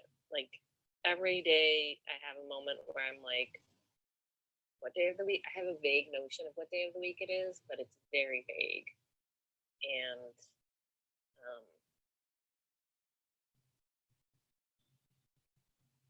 And then it'll be like I have very little idea of what time it is right now. Like I know it's afternoon. This morning, Mila woke me up to like get let out, and I was like, oh, it's nighttime. And I looked at the clock and it said 7 a.m. And I was like, oh, it feels like 3. Like it's just, yeah. What about you? Oh yeah, no, I don't really. I mean, I think at first I did because I had such like I've been doing such like rigid scheduling, and also I was in a production schedule which was very rigid. But the last 2 days I just don't, unless I have things scheduled to do. Like today, we didn't wake up till 10. I normally wake up at 7. Yeah. Woke up at 10, watched a little bit of news, was like, I'm gonna go work out. Then I thought we had our call, but I'd fucked up the time. So then I had more time to work out. And then I just sort of like found myself lying on the floor for a while because I love lying on the floor. I don't know if you know this about me. I just love lying on floor. I mean, it's on brand, so. I don't think you've ever said that sentence, but I'm like, when you say I love lying on the floor, I'm like, of course Catherine Wilkinson loves lying on the floor. So good. Like I'll just work out a little bit and then I'll just lie on the floor. And then I'll work out a little bit more and then I'll lie on the floor. Or I'll just like walk into a room and lie on the floor and listen to what's happening in the room. But now I'm like in the middle of the day, but it feels like I'm ready for dinner in bed. I'm just always tired. Like sometimes that's why I'm like, I have to exercise or work out or garden or something, because otherwise I'm just like, because if I run and I'm tired, I'm like, cool, that makes sense. But if I don't and I'm tired, I'm like, what the hell? Hi. I don't know how much of it's time travel and I don't know how Oh, much of it is hi. depression. Should I stop this? Yeah, we can stop time traveling now. Your time travel depression. Hey. Have you read Anne Spekovich's book?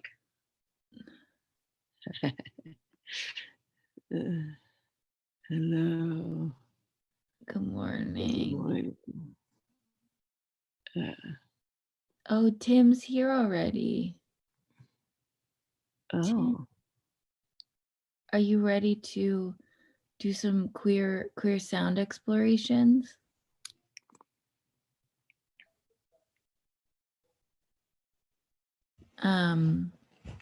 We're still kicking. It's a weird moment in time to be awake and alive.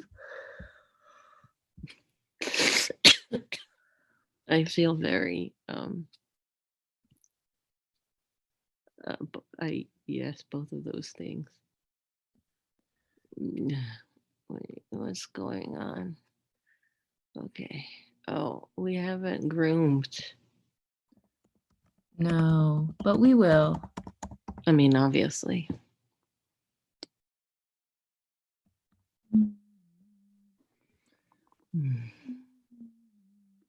Oh, I guess I should. I hated watching my past self. I hate watching my past self. Yeah. Yeah, she's so obnoxious. I'm so obnoxious. I just am so like, look, I'm funny. I'm funny. I'm funny. But I mean,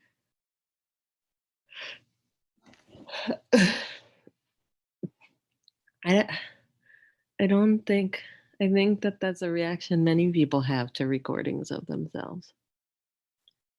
Oh God, the world is seeing my waking up face. It's a beautiful face.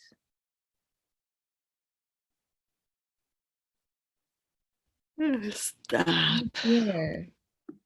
Yes, Tim is ready. Okay, we're gonna let Tim in. Okay.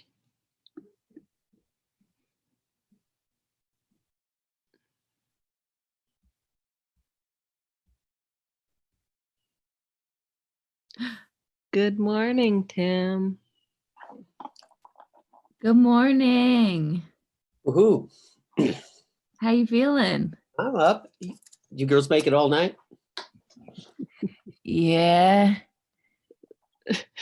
We're here and we're queer and we're learning a lot about ourselves through And time you're travel. not shopping. I told you that story. What story? So the ACT UP in San Francisco did this great protest.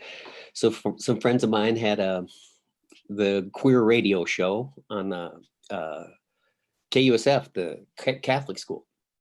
And they had recorded this whole show, and then thousands of them with boom boxes. This is the era of boom boxes back in the 80s, show up at one of the big malls where the tourists hang out, and marched through the mall playing the radio show and shouting, "We're here, we're queer, and we're not shopping. We're here, we're queer, and we're not shopping."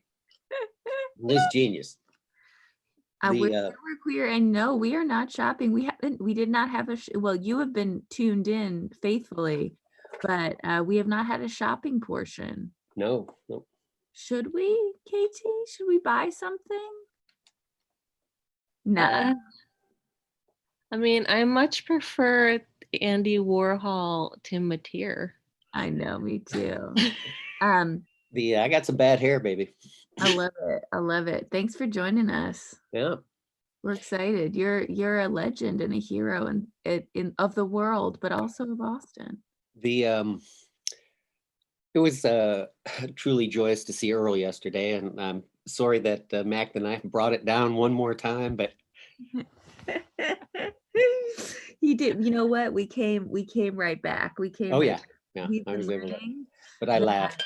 I thought of all things. They're gonna shut us down, and we're gonna rise to the occasion. Did you see Alexis's piece yesterday? No. Oh, it was so gorgeous, but they kept shutting it down because they thought it was porn. But Oh. it was just in a bed. Yeah, no, I did not. I was in and out. In and out, in and out. What are you sharing with us this morning? You know, I can't be too crazy just because I'm the only human awake here. I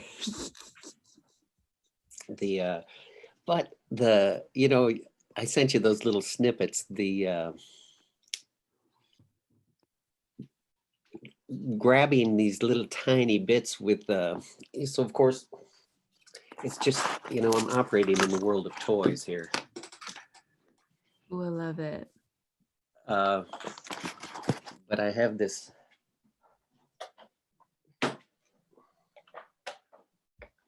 collection of, I don't know what I'm going to get for sound here, but it's all you. Oh yeah. So Kate.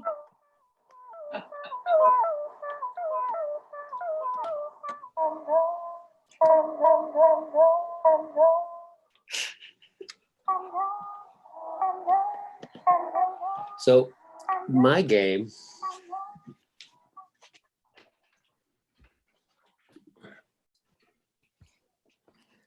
is capturing those tiny little sounds. And then taping the keys down.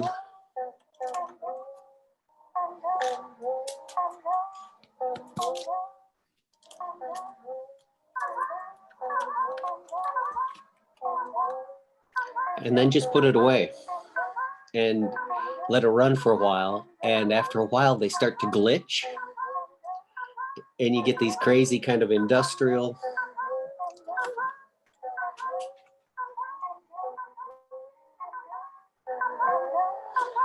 I don't know. I'm in love with these sounds.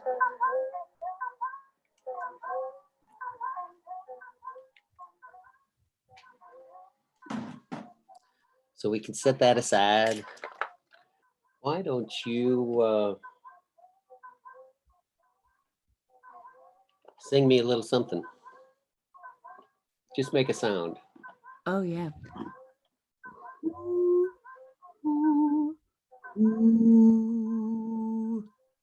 Oh, I lost it through my speaker. Let me see if I can grab this again. Pairing. Pairing.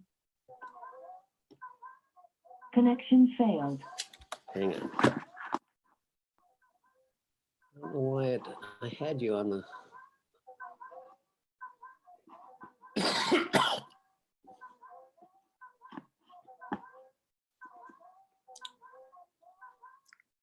Audio device connected. All right, try again. All right. Ready? Yep. Who? I'm gonna have to do it here. Go ahead. See what it grabbed. Not much. A little louder.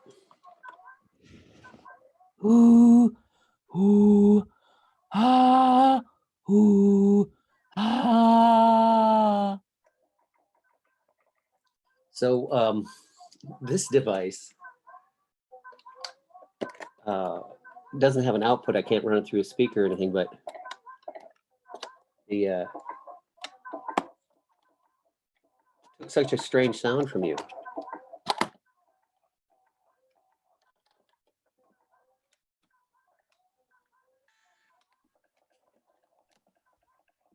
I don't know how it grabbed that. Once again. Ready? This little guy doesn't have a.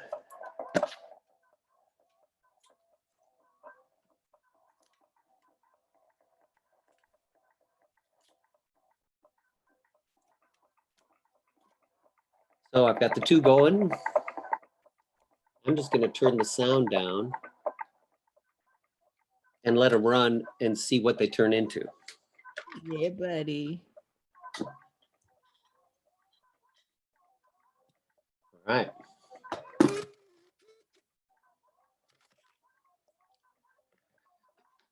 Hey,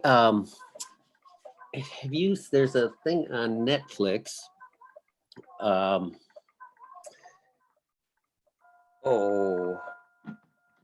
Tiger King. No, called We Speak Dance. Oh, I've never heard of that. It's kind of a good. I lost that one.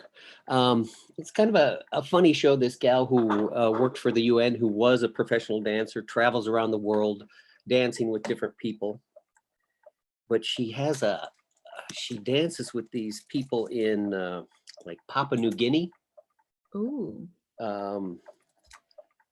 And it's wow, it was the coolest thing because it's like a combination of the Suzuki, but more total body stuff, the engagement where the body basically is a drum. You know, they're using their bodies as drums all the time, but along with this crazy stomping ritual that they have, it's really cool. And I was like, oh, this is where it's at. I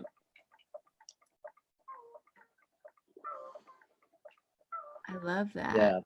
Anyway, it was such a joyous that, and the thing I was talking to you about, the pygmy tribes, that I mean, they sing all day long. And I was laughing because you do that all the time. You're just singing things. I'm always singing all day long. I'm always turning things into songs. I think some people find it annoying. I don't. It's like brings me a tremendous amount of joy, but I'll just be sitting places and be like, I do it, I do it. Exactly. Do you remember Northern Exposure? What exposure? Northern Exposure. Oh yeah, I do. There was a Katie probably remembers more than I do. There was a 2-episode show, 2 episodes that went together where Shelley had hit her head and she sang everything as if she was in a musical for a period of time. And at first everybody was like, oh yeah, kind of quirky. And then it's like it was driving them all insane. But it was so beautiful because she sang in full voice everything she said. I love that. Maybe I should do that. Maybe I should dance and sing my way through life.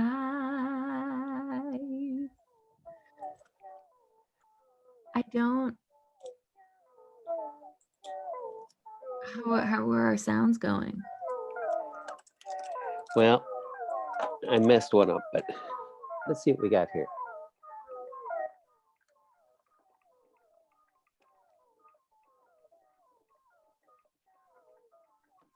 This one's starting to glitch. Sad thing about that one is it doesn't have an output. I can't run it through the amplifier. This one I can, but I don't know what my family will do. You gotta take care of your family. It sometimes scares them.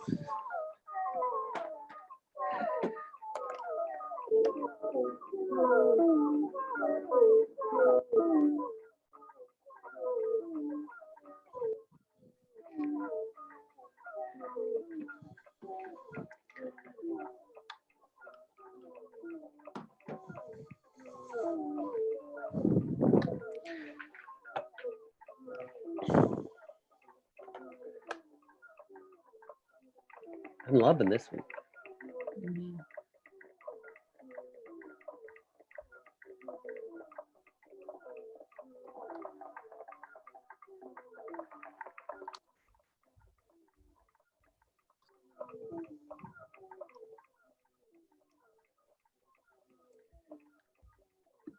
I'm also loving the way that KT working on the coffee is lining up with these sounds. No, I said, oh, she's dancing. The dance.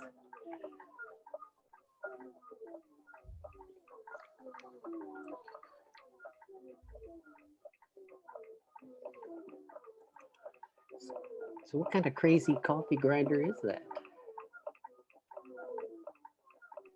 It's like, I have one. I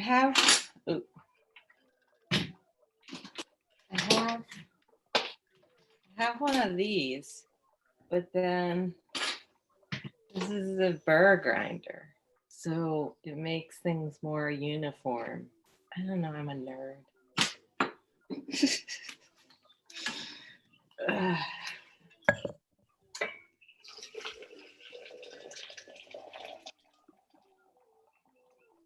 Big, huge coffee.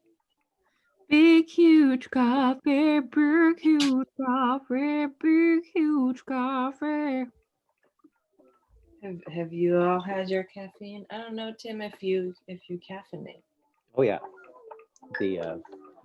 Let's see what we got there.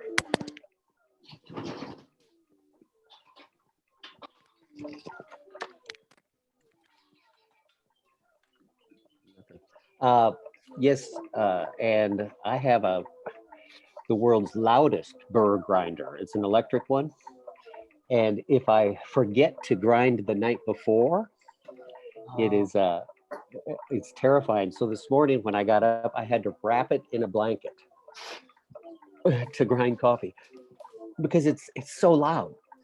It's Yeah, an those are infernal very noise loud. machine. If you do it by hand, it's not very loud. No, I like that. My nephew in Boulder, he's a brewer, works for Upslope Brewing, and the people next door, fancy coffee shop, very expensive coffees.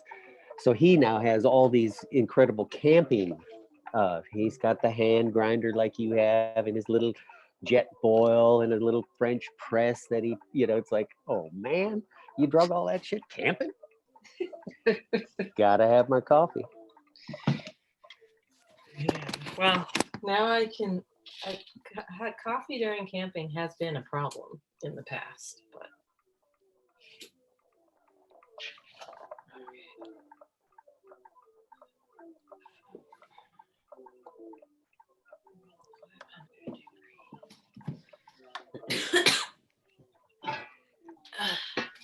So overall, how has this adventure been? I mean, there was some struggle early on. I know, KT, with your, you got kicked off. Yeah. Are you still operating on your phone only? No, we figured it out. Like one of the times YouTube kicked us off, we just shut everything down and then restarted it, and it was okay. Well, Catherine tweaked some of the preferences.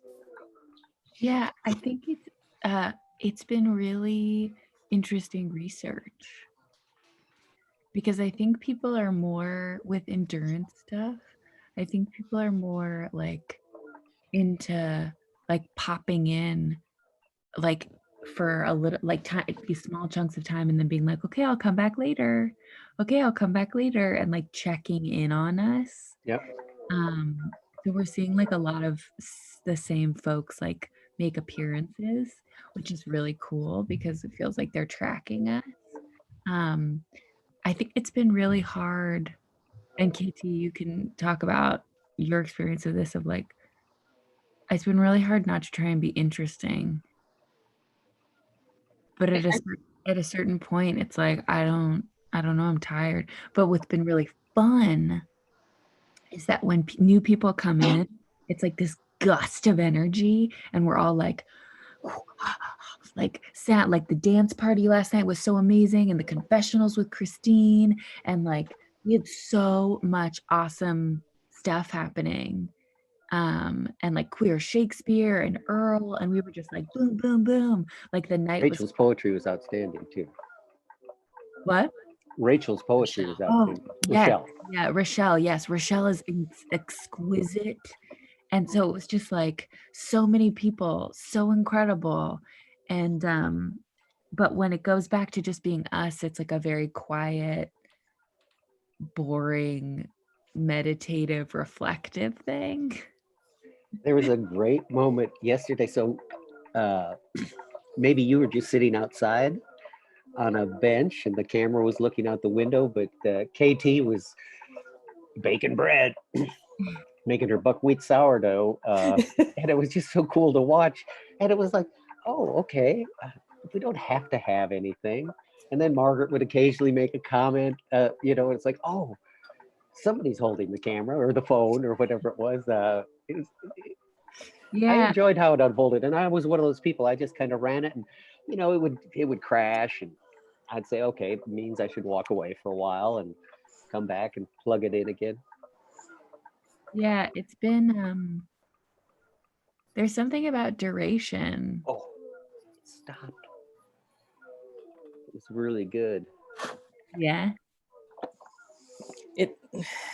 I feel like I always learn a lot when I do durational things. Tell us more. Well, I feel like Catherine, you and I are both really into exhaustion. Mhm. So it's like right now, I'm definitely existing in a different way than I normally would, especially than I normally would in front of the company, in front of people. Just because I'm so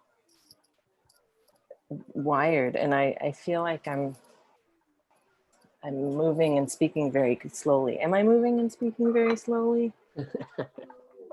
Not necessarily. No, not really. The that was a interesting visual with the bread yesterday too. Remembering your little hand dance with the grinder this morning. So you were a stable image, but your hands were moving too fast for the camera. Oh yeah. So there's this great illusion of even faster movement. It's like, oh, how'd they speed up the hands? You know, and not anything else. Well, I am magic, so you know, in case there is any doubt, I'm having a biscuit right now. Yeah, third time's the charm, huh? Yeah, it's good. It's good. I think there's this I took Margaret to a restaurant called Olami in town. It's super expensive. Oh my goodness. It was for $9 her birthday. biscuits. Yeah. And Three like biscuits for $9. Wait, what is that from? No, that is from Holame. They get 3 biscuits for $9. Oh, you see, it's not on the menu, so I forgot how much it costs. No, they are outstanding. Yeah, so that's the goal. That's the dream. So I'm not there yet. Yeah, no, but just so biscuits, that's a true exploration, especially when you got the Southern girl as your Yeah. critique. And I'm such a Yankee, so. No, Well, I don't know how I'm gonna move my biscuits and the computer and the coffee. You're gonna have to do it in waves. It comes and goes in waves. I need caffeine. I haven't caffeinated yet. You all are You gotta get on that. I'm gonna go to the porch, I think. Well, I'm so confused about what's happening. Oh wait, I can put it on top. Okay, this could be very bad. Here we are. I've started preheating the oven for the bread. Oh yeah, because we're gonna bake the bread today. Yeah, but it takes a full hour for the oven to preheat. So. Wow, really? Well, I have to bake at very high heat, and then this book is very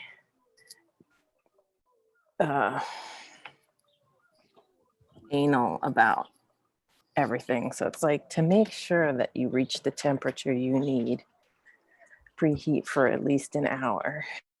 And, you know, I do what I'm told. So. And how accurate is your oven? You know, I keep meaning to buy an oven thermometer because that's a thing I should have.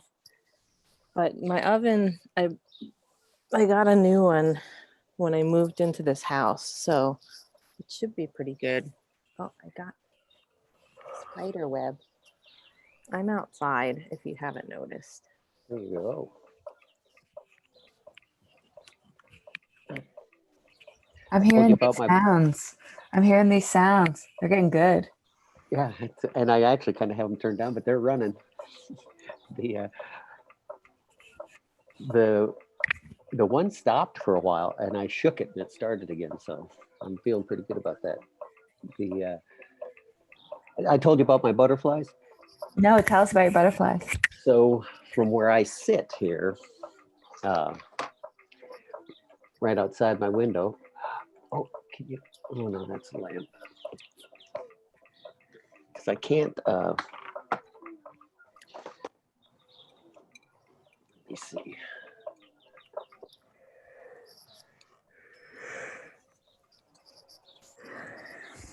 I don't know. Can you see my Karen out there? You're Karen. Oh. It's the first one I ever built for myself, but it's become a home for all kinds of lizards because there's so many nooks and crannies in it. Yeah. But then, of course, our yard, because Henry, as an Eagle Scout, did butterfly milkweed restoration for the monarch butterflies. So we've got a ton in the yard, and so we get a pretty good population, but we had 3 monarch chrysalis that I could watch from my window. And the other morning I'm looking, they were getting translucent. I'm like, oh, they're going to pop. They're going to pop out. They're going to pop out. I'm going to be ready for it. But I believed that they would wait for a warmer part of the day. So I got distracted. And then I looked out, and one of them was already out. And then the other one was out. And I'm like, oh, damn, I was going to try and videotape that. Well, we did catch one of them. And I didn't realize that their wings are folded inside out around them when they're in the chrysalis. I didn't know that either. So when they pop out, they're kind of wrapped in their very colorful part, and it's this crazy origami thing as they start to unfold. You ever seen that origami kayak the guy in San Francisco built? That folds into like a suitcase. It is so cool, but it was like that. It's like they just these little pulses, and each little something would pop out, and the wing. But you know, you're seeing the colorful inside part of the wing first, and then when they finally open totally and they wait to dry, you know, you see the darker, paler underside. But it was I never realized that's a pretty big butterfly in a tiny little package.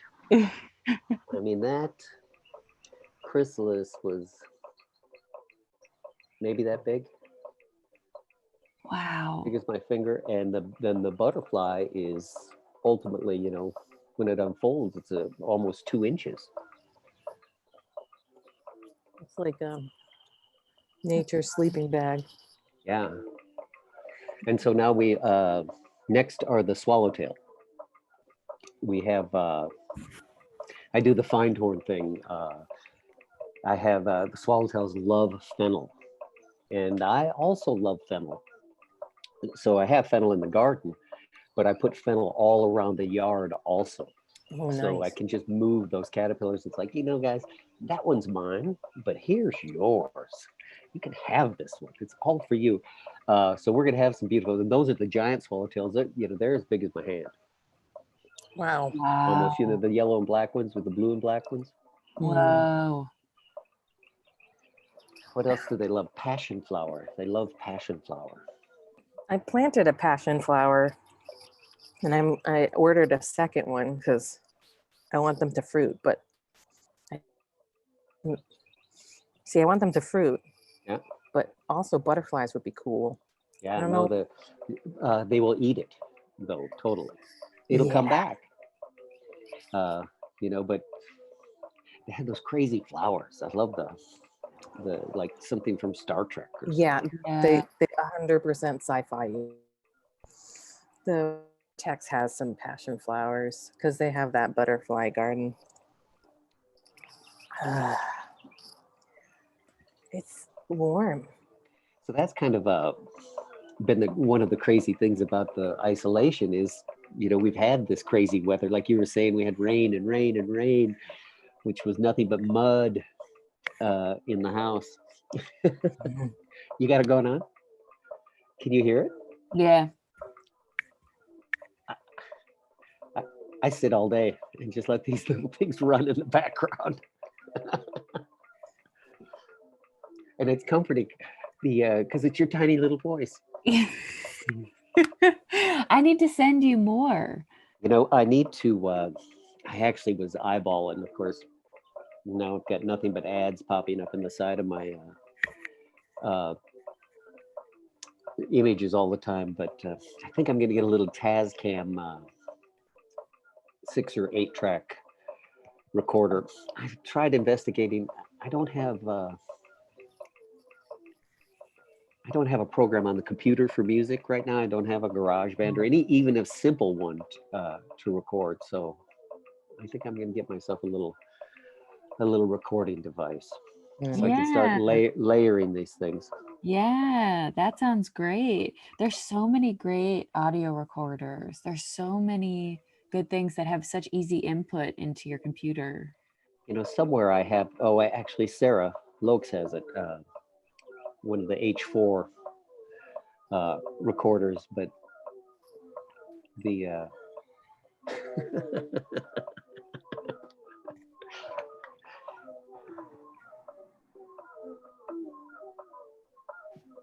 they're going.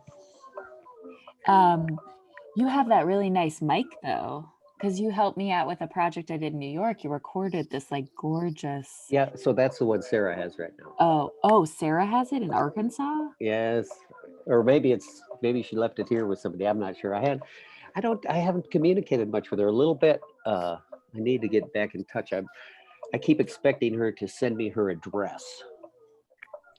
She has it? I don't. No.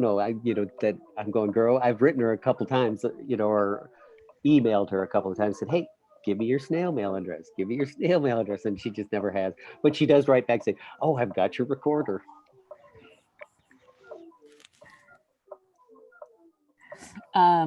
I talked with her on the phone a couple days ago, or not on the phone, on Zoom. We hadn't talked in a long time, and it sounds like she's both liking and not liking Arkansas. It's like a really red state. Yeah, no, a little goofy. They do. So, what town is she in? She's in Fayetteville. Fayetteville. I was wondering. It's Bentonville, where the Walmart people have that museum. Crystal Bridges. Yeah. I went. What is it? It's a museum. Walmart? Founded by, well, it's founded by, Walmart is like four siblings inherited the fortune. So one of them, I forget who, It's decided, the sister. Yep. yeah, she's like, I'm going to make an art museum. And so it's a pretty recent museum. And I kept joking that I kept imagining all of these curators just going to auctions and just plunking down a bunch of cash, because it's very blue chip art by contemporary. Ooh, nice face by contemporary artists. And I'm like, oh, can you imagine if you're from the Met or from the Louvre, and then you're at an auction and it's like, oh, the Waltons showed up. Yeah, let's go home. Nothing but trouble. The cool thing is, though, for the first time ever, they're starting to quantify the effect of art on children. Oh. Because they give this museum away to all the elementary students. Get to visit multiple times, if possible, for free. And so, yeah, it's a free museum. So they, some of these kids had never been to art museums before. And now they get to make multiple visits, and truly it's having, at least on some of the individuals, having an outstanding effect of just the world of possibility that never would have been ever part of their life. Growing up in central Arkansas, they would have never had that opportunity. So it's kind of a cool thing, that they're now tracking this, and they're seeing, kids become better students and more creative, and it's so it's there. There's a good thing. Although I love that whole idea of everybody going home from the auction because the money showed up. God. Yeah. No, they did. They bought some stuff. I bought a lot of stuff. Could you So imagine? she's not in school right now, Yeah. right? She's Zoom schooling. So she's in school, but it's via Zoom. But they're still so they are still meeting. They're still doing it. But I think she's doing a ton of poetry and nonfiction. And we had a good discussion about all your poems could be plays, all your nonfiction could be plays. Who's to say what a play is? But I think she, similar to a lot of us, are struggling right now to be creative. Because we're to what end? Or trying to figure out new ways to be creative. I don't know. I think she's also pretty alone in her quarantine, so I think it's been very isolating. Yep. Which is really hard. I feel very lucky that I'm with people. Yeah, the new chef that we got just started just as this whole thing went down, and he lives alone in an apartment, and he's not seeing anybody. He's not getting out. He gets out one day a week to go to work. We've been working. We work one day for 4 hours. Where are you working, Tim? I work for the state. I work at the Capitol. I'm almost done. I've been there 17 years, which is kind of a goofy thing, but kind of sweet right now though, because my wife's laid off.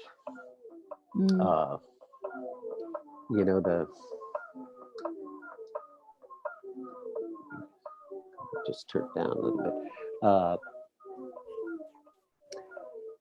which is kind of a funny thing.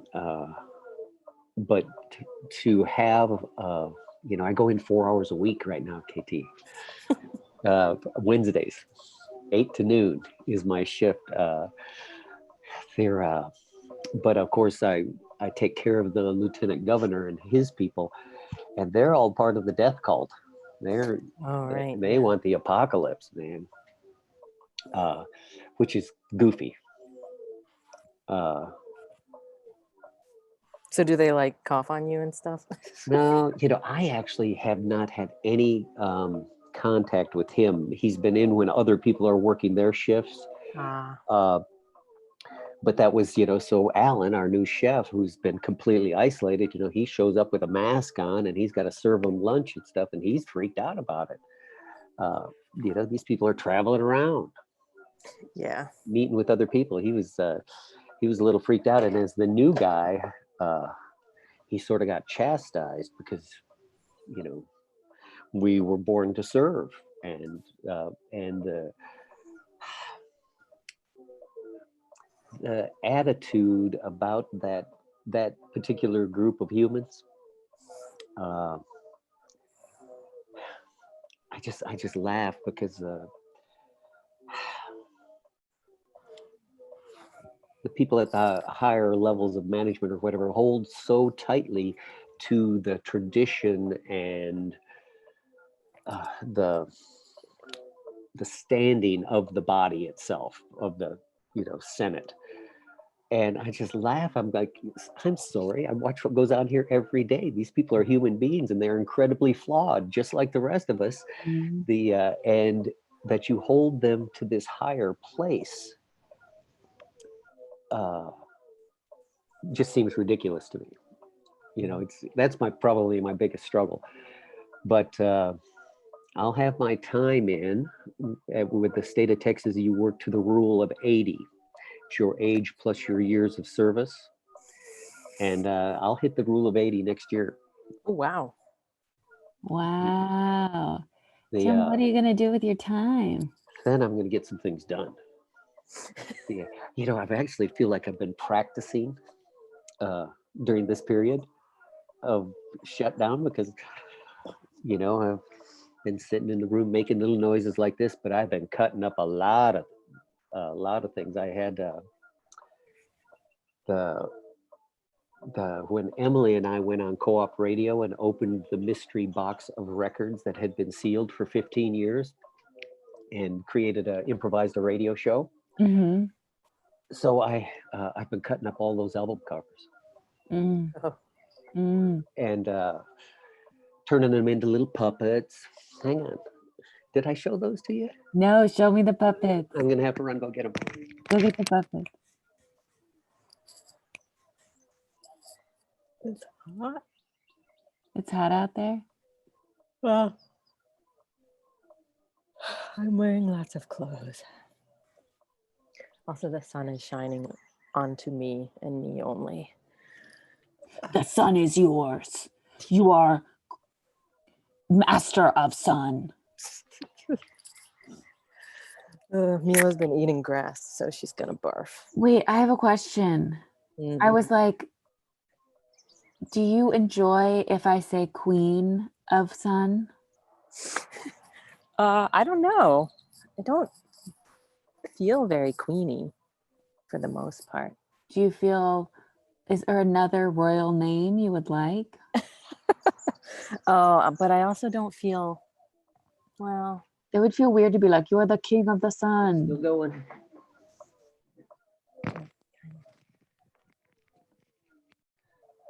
hmm?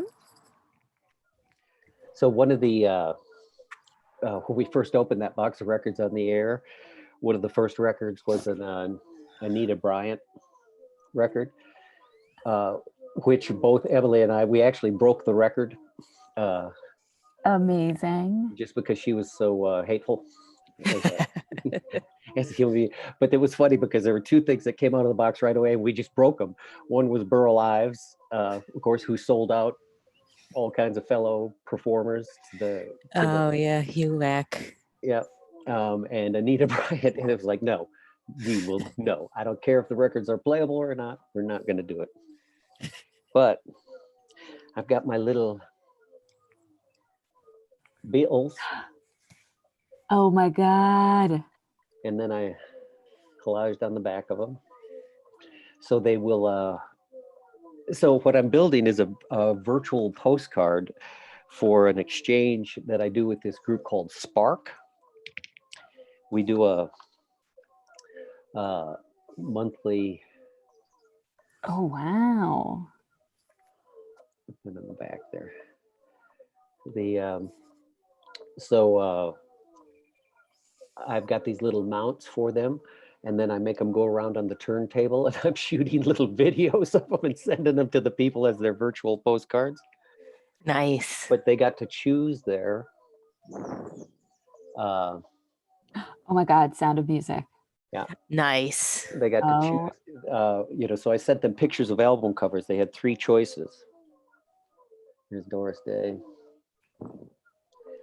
And then When I was just a little girl, I asked my mother, what will I be? Will Will I be? Is it Rich?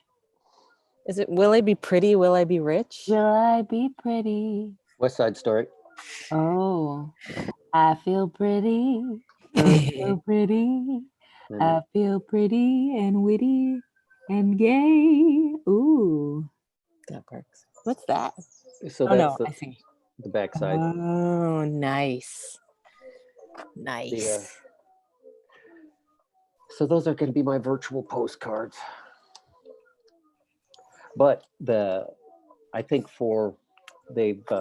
August is when I do the Poetry Postcard Fest. There's a fest? Oh, every August. Poetry Postcard Fest, you get a list of 31 people. And you start with your name or the person below your name. I put my. I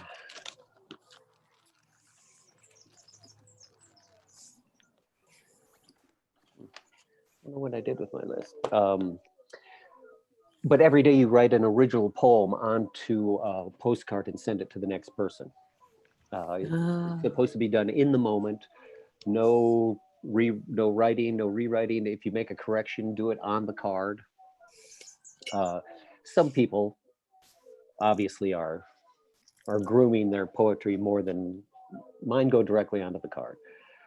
I try to keep in the spirit of, well, and it's what I send to you too. It's that same idea. I get a quote, maybe a little poem, but they started early this year, basically because of the pandemic. So instead of August, we started already. So I've been cutting up those album covers and turning those into postcards for people. I love it. Nice. I did want to ask you.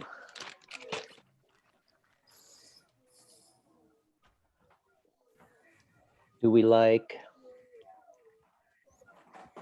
the helmet? Oh. Marilyn as an astronaut, or I also have Jimi Hendrix is an astronaut. Oh, those are both super good. Or do we like them with the? I was also thinking of using the respirator. Oh, the respirator. I'm very into ladies in helmets. Oh, that's nice too. So I think I'm going to do both of them, but they're actually They're very stickers that I cool. purchased that I've been manipulating and cutting up, but I'm going to combine them and then have more stickers made. I think I'm going to go with both. I like the helmet and the respirator. I don't like the BMW sign on the I respirator. know. I was curious about that. I was like, what? And I don't know why they, and the thing is, I had some other great stamps with respirators, but or stickers, I'd already used them in my attempt to my path to the post office every day at work. I constantly put up stickers. All the anti-graffiti people are always pulling them down, but I have this battle going, and to me, they're my little protective. It protects my pathway. Yeah, And I have these little things to check in with when I said some last longer than others. Sometimes I tuck them into good little places, but I'm going to make those. Have my own stickers made with Marilyn and Jimmy. Marilyn and Jimmy.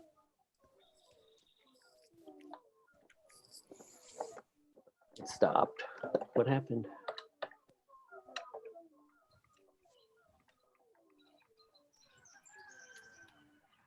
Is there a rooster? Yeah. That was a nice addition to the sound mix. I didn't. I don't think we can hear mine. If I went outside, I got those chickens. You got the chickens. Everybody's got chickens. Everybody's homesteading. So we've had the chickens. We have one chicken that is almost 10 years old. Wow.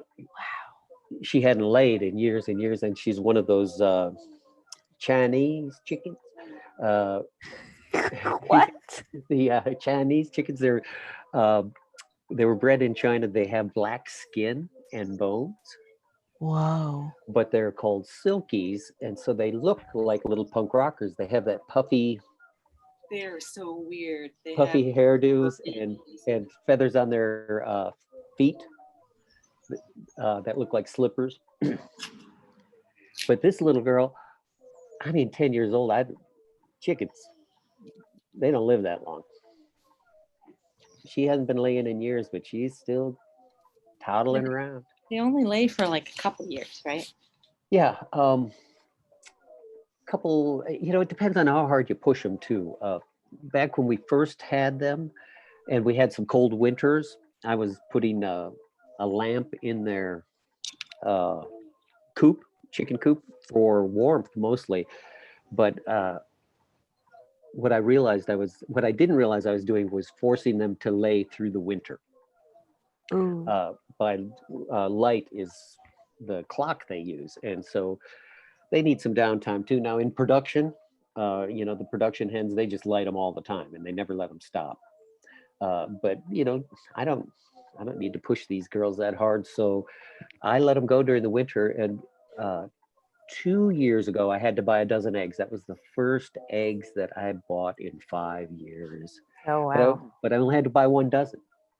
And then they started coming back and laying again by just a couple at a time. But I'm getting 3-4 eggs a day right now. What is it about the light that makes them reproduce? I don't understand that. Do we know? It's the seasonal thing. Oh, right. And so, and you can trick them. Right. So instead of having the darkness of winter, which would tell them to naturally, stop laying and go, maybe go into a molt or something, they just are not allowed that in a production house. Poor chickens, little chickens. Your chickens sound okay, but like generally, little No. chickens, sad. That's a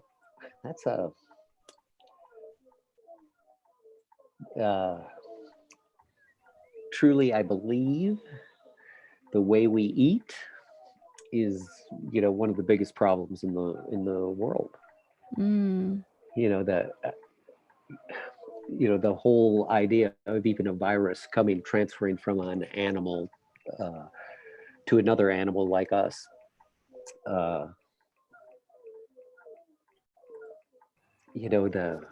They're our food supply, and we don't treat them very well.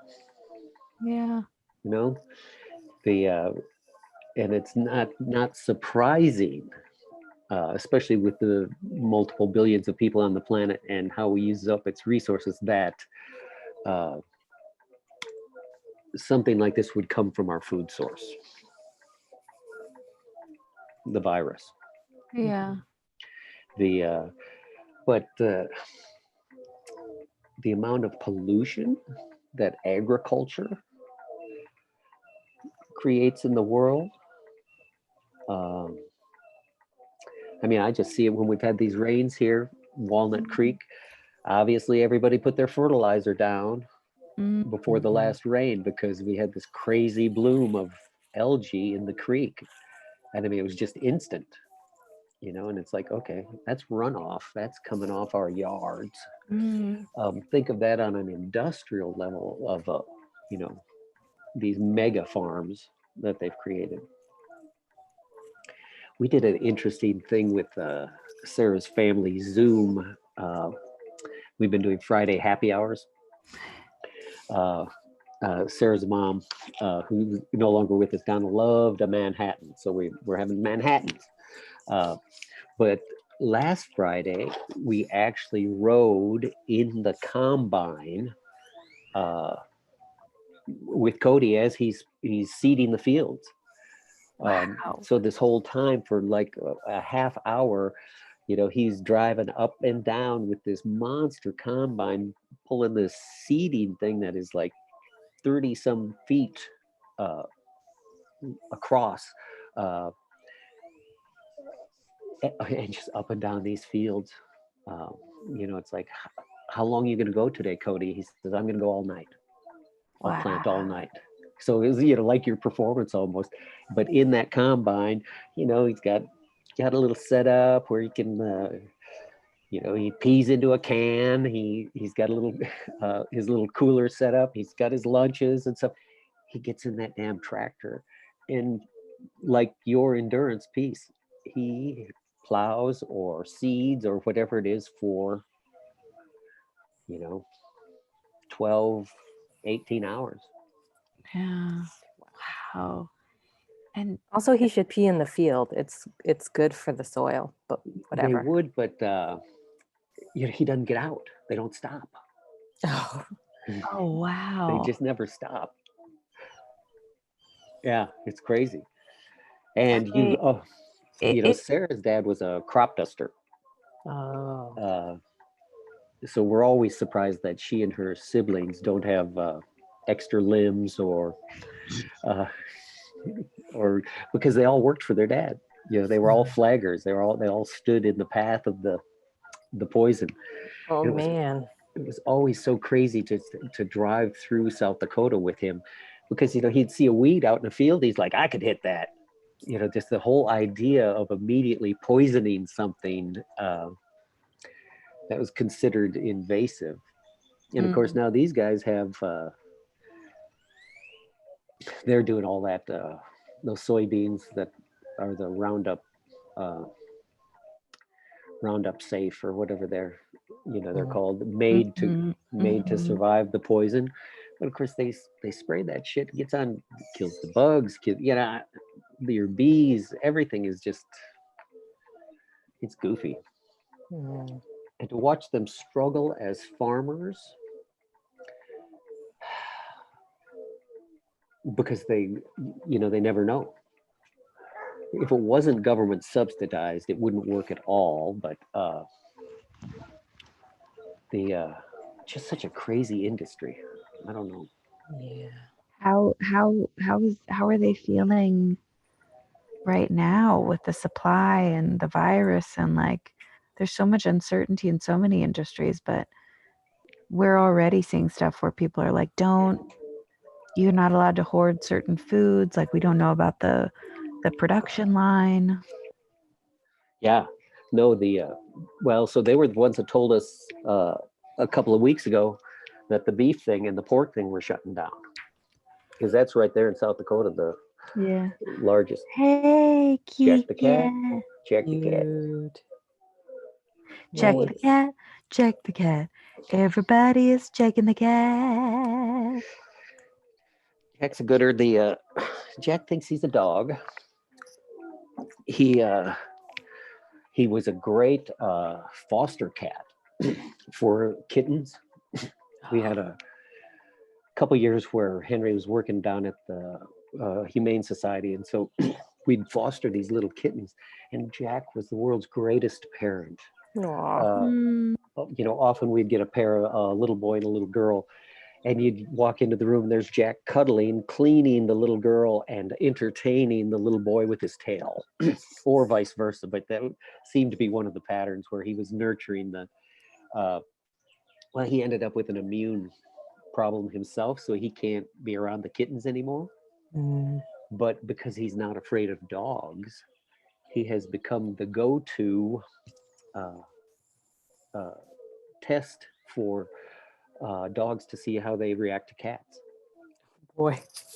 And so because he won't run, most dogs are pretty good with him. But people who are thinking of adopting dogs and want to test them on a cat, they bring them by our house. And Jack's their guy. He has no front claws, so he can't go out. Oh.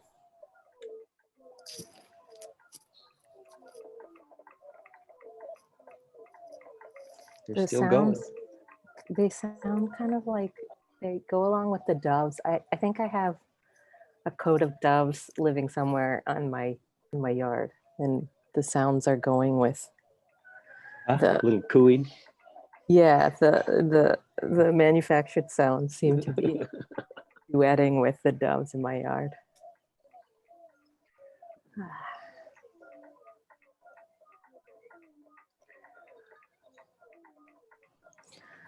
Oh, I want to stay out here, but I'm getting so hot.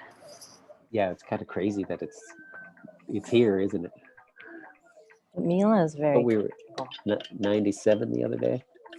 Oh yeah, and if I wore less clothes, I could probably stay out. But take it off.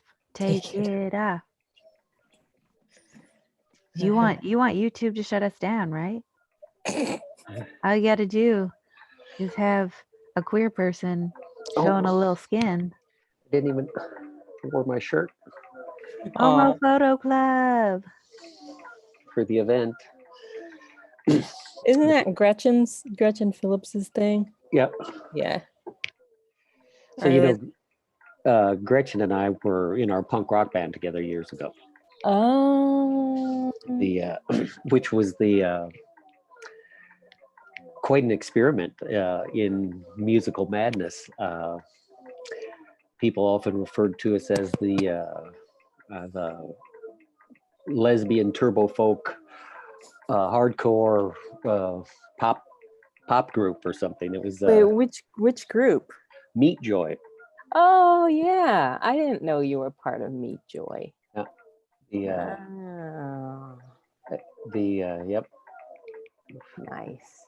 Quite an adventure. Meat Joy. Who came up with that name? Well, we stole it from what's her name? Carolee Schneemann. Oh. She had a performance where they all took acid and got naked up in the farm up in upstate New York, and followed the animals around. It was called More Than Meat Joy,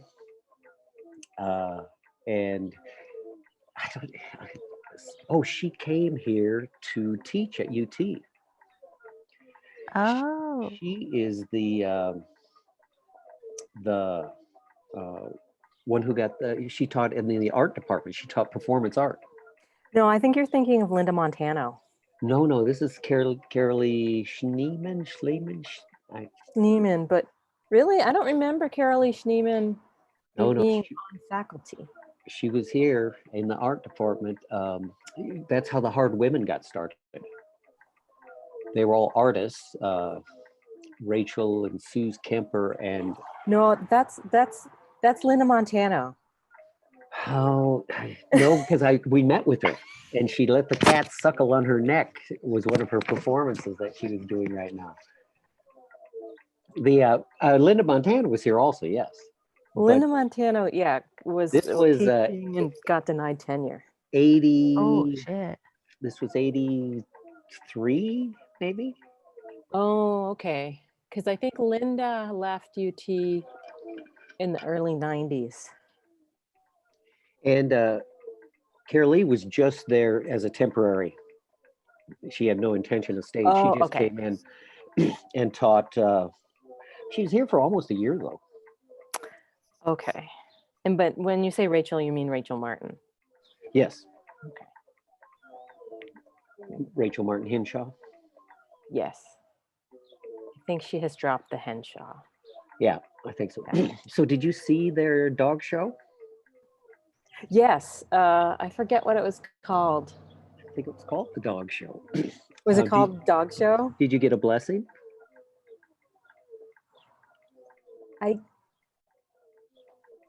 I don't remember. So that was, I talked to you about that, I think, Catherine.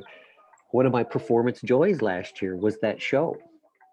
Not only because I had dogs represented on the wall, because Suze and I have been longtime friends and dog people, but Rachel did that thing where it was kind of like the artist is present, where she sat on stage and she said, anybody wants to come down, get a dog blessing. And she would start, oh, you're such a good dog. Can Oh, I that's pet right. you? That's right. Can I That's pet right. you? That's right. That's right. And I think she did about 16, 17 people the night I was there. And I think she would have done the whole audience if they wanted it. But that moment in the theater, I still carry it with me, but it was really strong for months and months where I consciously attempted to treat other beings as if they were my pets, in that language, because it changed. If when you talk, just that voice we use with our pets, if we use that with other beings, we're much nicer.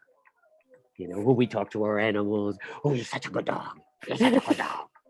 Yes, you are. Ooh, can I scratch you? Oh, just scratch it. That kind of thing. I found that joyous. But that's the first thing they had done for years, those groups. Yeah, because that was Rachel retired, and then Yep. she was. Yeah, I knew Rachel from working at UT. I've got multiple of her artworks. Some dry point. We have this beautiful Madonna and Child, Black Madonna and Child that is in our yard, has been ever since we moved here. Great painting. What does it mean to retire from performance? Or you Like- meant UT, right? Or she retired. She was an assistant dean. Oh. And then her celebration was like, finally I can do art again. Because she kind of was, And then she did a bunch of art after that? I think so. Well, she has been working again, and they did that show. I haven't seen any other shows, but it was kind of nice, because they did as the Hard Women. I shared space with them, and did you know Ellen Fullman, KT, the long-stringed instrument? Oh, yeah. I didn't know her, but she did that in a warehouse where, like, near UT daycare. Yep. So was the Candy Factory. Was that space, and that's where. So I rented space there from her. She had that whole back warehouse where she had the instruments set up, but there was a front room. The building was a former Candy Factory, but I rented space from her. The Hard Women rented from her, and Marjorie Siegel also used it as a rehearsal space. And then for a while, Jason Phelps and Marjorie and I had a regular practice because we all rented space there. We had a regular practice of improvisation and performing. Just the thing where we'd get together. It's like, okay, it's your turn. Make a warm up for us, and then we'll just start playing. And the Hard Women use that space. They would meet and invite anybody who wanted to come in to improvise. It was just a hot mess at the time. But you know, when they would do their performances, they would they refused to rehearse. They might walk through the idea, but they had a thing about not rehearsing. So often in performance, maybe interesting, chaotic things would happen, but sometimes not so much. But when I finally got them to rehearse some of their pieces a little bit, I came in to help them with them. Mm-hmm. They just had some genius work. Rachel did a great piece at the Cactus Cafe one time. So she grew up in Vegas, and she had this story she recorded about there was a showgirl who lived next door, and she just wanted, as a little girl, she wanted so bad to be a showgirl because it seemed so glamorous, and she had this outfit. So she is telling the story about being, you know, watching this showgirl as a little girl all the time and just wanting to become one. And as she walked through the room naked and went up to every individual in the room and just looked him in the eye and said, "Am I beautiful? Do you love me?" It just was so great. The way the energy, you know, and that she had that moment with people, it was like, "Am I beautiful? Do you love me?" She might have had little pasties on. I don't, because she was doing the showgirl thing. But that was a great piece. They also danced with raw chickens in ball gowns for that show. Nice. What can you talk about, like the quality that you got from performances that were not rehearsed? Like their whole thing being, I don't want to rehearse, but like, did that be just like anything could happen? Often, you know, it seemed sloppy, but yes, sometimes, you know, you would get those moments where they shocked even themselves. You know, that was the thing that we did with Meat Joy also, when it was working at its best, was if you brought an idea to the group, there was very little discussion. We immediately would attempt it. So we couldn't convince ourselves that it couldn't be done. And it was kind of, for them, that was part of their thing too, that they wanted it fresh in the moment. We have the idea, let's do it. Even the really, really bad ideas? You know, so that's the problem with that, you know, because, you know, and especially for me, the process is the whole thing. Right. The end game is sometimes interesting, but the process is where the allure is for me.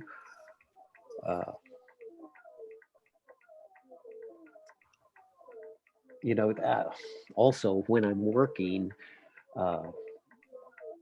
with a collective, first of all, you get to work with that group of people. That's how I'm just a better human being. Because I'm, you know, I've got the physical workout, I've got the vocal workout, we've got the creative juices flowing all the time, trying to nail that thing down, whatever the show is at the time. That's a thing that's missing from my life right now. And that I'll have more of when I retire, surely. I have been every other year been able to do something, often with Eloise Gold or Natalie. You know, I'll do a little dance piece with them or something. But yeah, because every other year at the session, we have no schedule. We're just slaves to the machine. Mm. You know, if they stay, we stay. Mm-hmm. So it's kind of a goofy thing. I'll be happy not to have to do that anymore. You can channel your true inner Andy Warhol. Yep. You can just, but I also think I'm so excited to think about all the art that's going to come out of that for you, Tim. All the people you're going to reach out to, all the people you're going to send postcards to, all the people that are going to be impacted by your caring, thoughtful nature. I want to get back to that. The postcards have been flowing. Hey, did you get your Deborah? What's her name? Deborah Newman. Did you get your collage cards? Oh yes, we got them. They were downstairs. They were put away somewhere because every time the mail comes in, there's a couple days of disinfecting. Yep. Deborah Roberts. KT, do you know Deborah? Oh, yeah. She looks really familiar. He does these collages. Oh, yeah. That I sent some up to the Northland. Those are the two pieces that they own up at UT. Her work is so amazing, and the depth of her thinking. I guess I might have written it on Rachel's card that James Baldwin often shows up in her collages. Yeah. She's inspired by him. But the whole idea of how advertising or imaging in the world affects children, specifically African American children.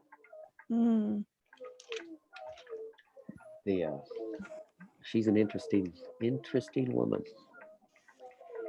Tim, we have some other folks who are about to come in to do they're doing queer questions and cooking. Is there any piece of advice, love, and what do you want to leave this moment with?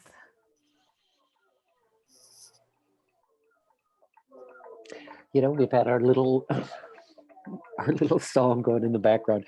Just a breath. Good work, gang. I love being able to drop in and out, and and actually, I did some other things for the Fuse Box, but even with your marathon and getting kicked on and off, you guys had some of the most successful broadcasting. Oh, really? There were other things that I could never get into. Oh, that's good. They just never. A couple other things I was interested in that I might be able to go back and watch a recording of it, but the live thing was not working for some reason. The live thing is tough. YouTube has a lot of feelings about us. Yep. But good. I'm glad.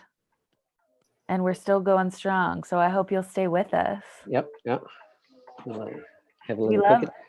We love you, Tim. Love you guys. Thanks for giving us some quirky sounds. Thanks for bringing us sound and joy and good vibes. We needed it. We needed you all. We've needed you all day. It's been so good because every time we think, oh, no one cares, Tim goes, hey, I'm here. It's true. I'm ready. And it means a lot to us because. Yep. No, what an adventure. And it's kind of fun to eavesdrop on it. It's a weird one. So who's going to cook? Ariel Yoder, who is in upstate New York right now, and Emily Breeze, who's also in upstate New York. Both two queer, femme, amazing creator humans. So they're going to cook. Well, they're going to do the New York Times questions to fall in love. Have you seen those before, Tim? Yes. So they're going to do some of those while I think Emily is giving. Ariel doesn't cook so much, and so Emily's going to give Ariel a cooking lesson. So it's like queer friendship and love gifts. And they're All right. also like two of the most stunningly beautiful humans on the planet. So it's just going to be like, let the pretty ladies take over. All right. All right, Tim. Love it. Love you. And- See you on the internet. Yep. I'm going back to the YouTube. YouTube. We love you, Tim. YouTube. Tim, YouTube. Tim on YouTube. Tim on YouTube. Tim on YouTube. Tim on YouTube. You on YouTube. Tim on YouTube. I'm ready to put my bread in the oven, but they're about to come on, so it'll They'll probably I think they'll want to see that too. really. Tim on YouTube. Tim on YouTube. Let's see. Let's bring them on in. Let's bring these motherfuckers in. Admit.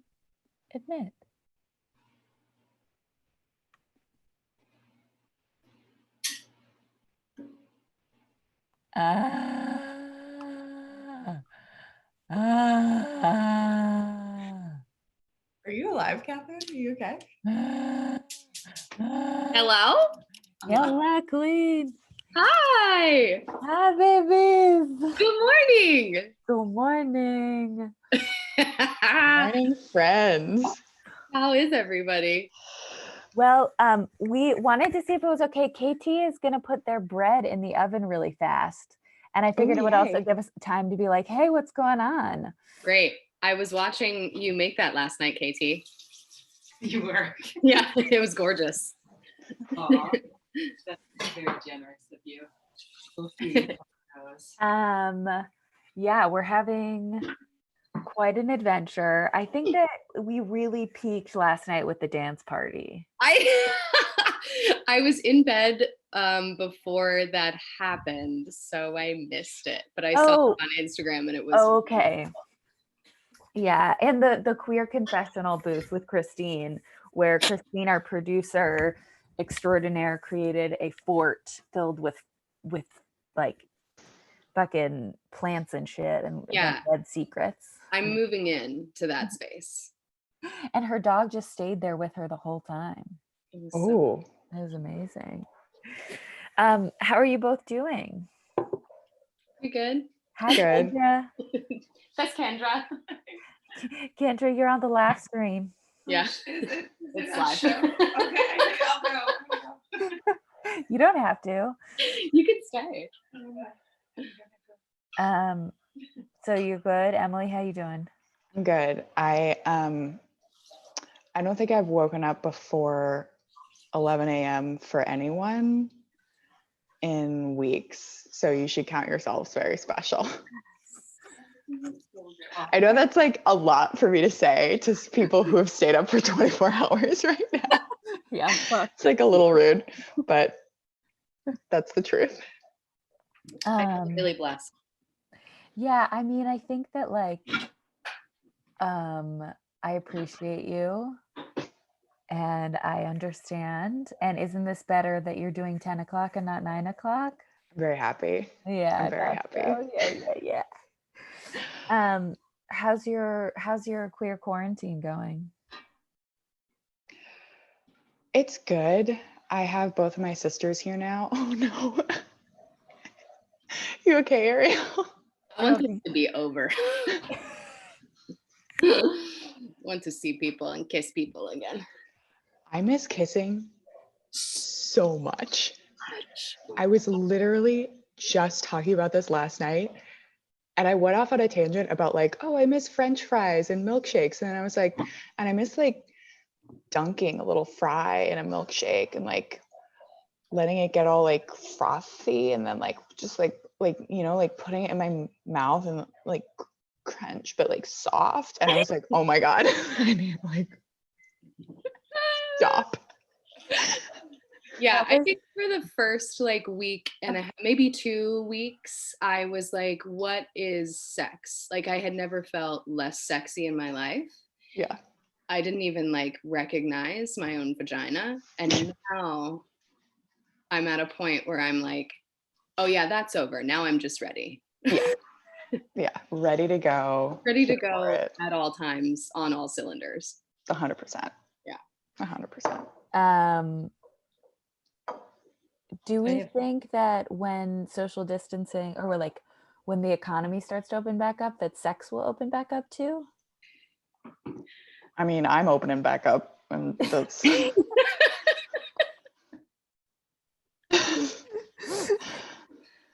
Oh, it's too good. It's too good. It's too good.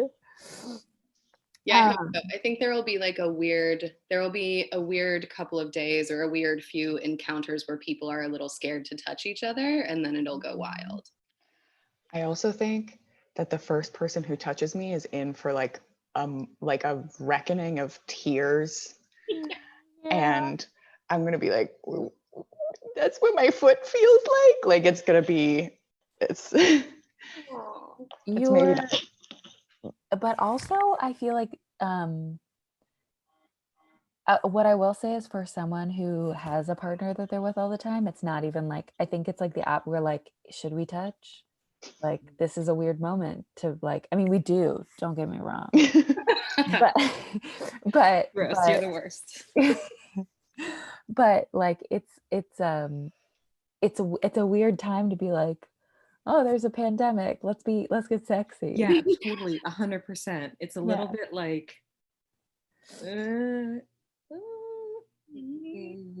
like, you know, I was reading that article about how in the pandemic people's like feeling of disgust is higher, and that that applies to really? like physical touch. So Interesting. so people just like, because they're afraid of the pandemic, they're more like likely to not be interested or whatever. I don't know. I'm ready for someone to spit in my mouth. Good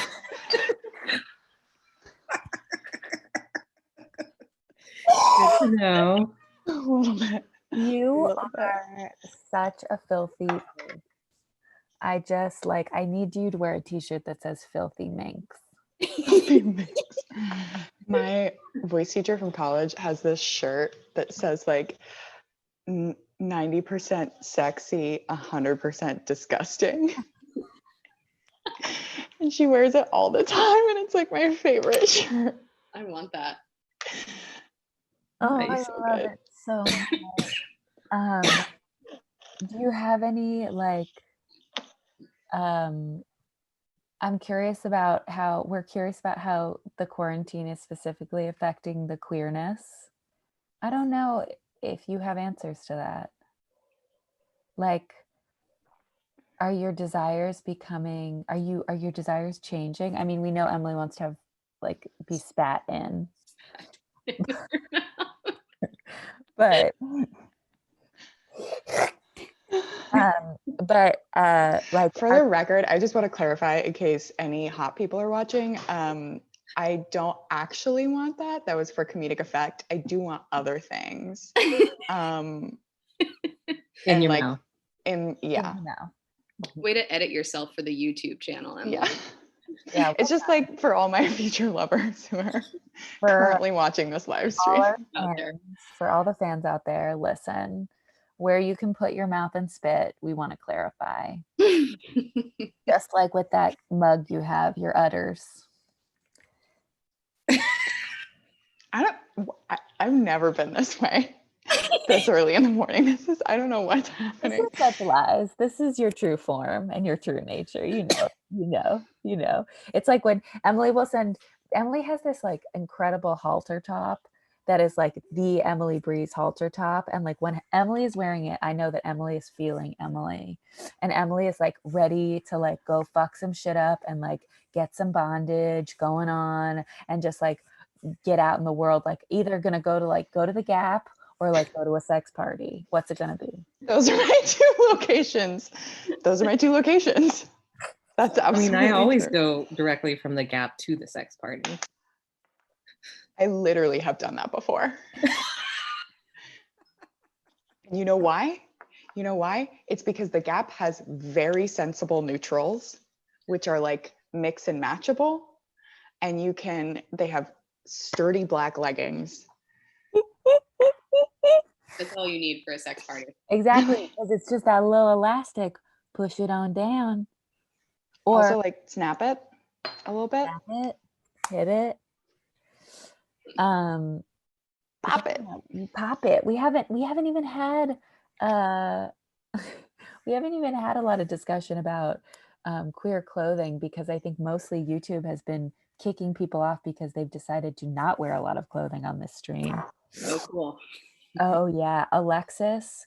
Did anyone see Alexis's piece? I saw a screenshot of it. It looked really sexy. It was so amazing. Alexis had had her partner. She asked her partner questions, and with a Sharpie, her partner wrote on her body. Yes. And she was in her bed, but there was no nudity. It was like more than a bathing suit, and Alexis's partner was fully clothed. And YouTube kept shutting it down because they were like, oh, clearly the only reason that two female bodies would be in a bed together is porn. Mm-hmm. So it was like the queerest moment of this entire live stream.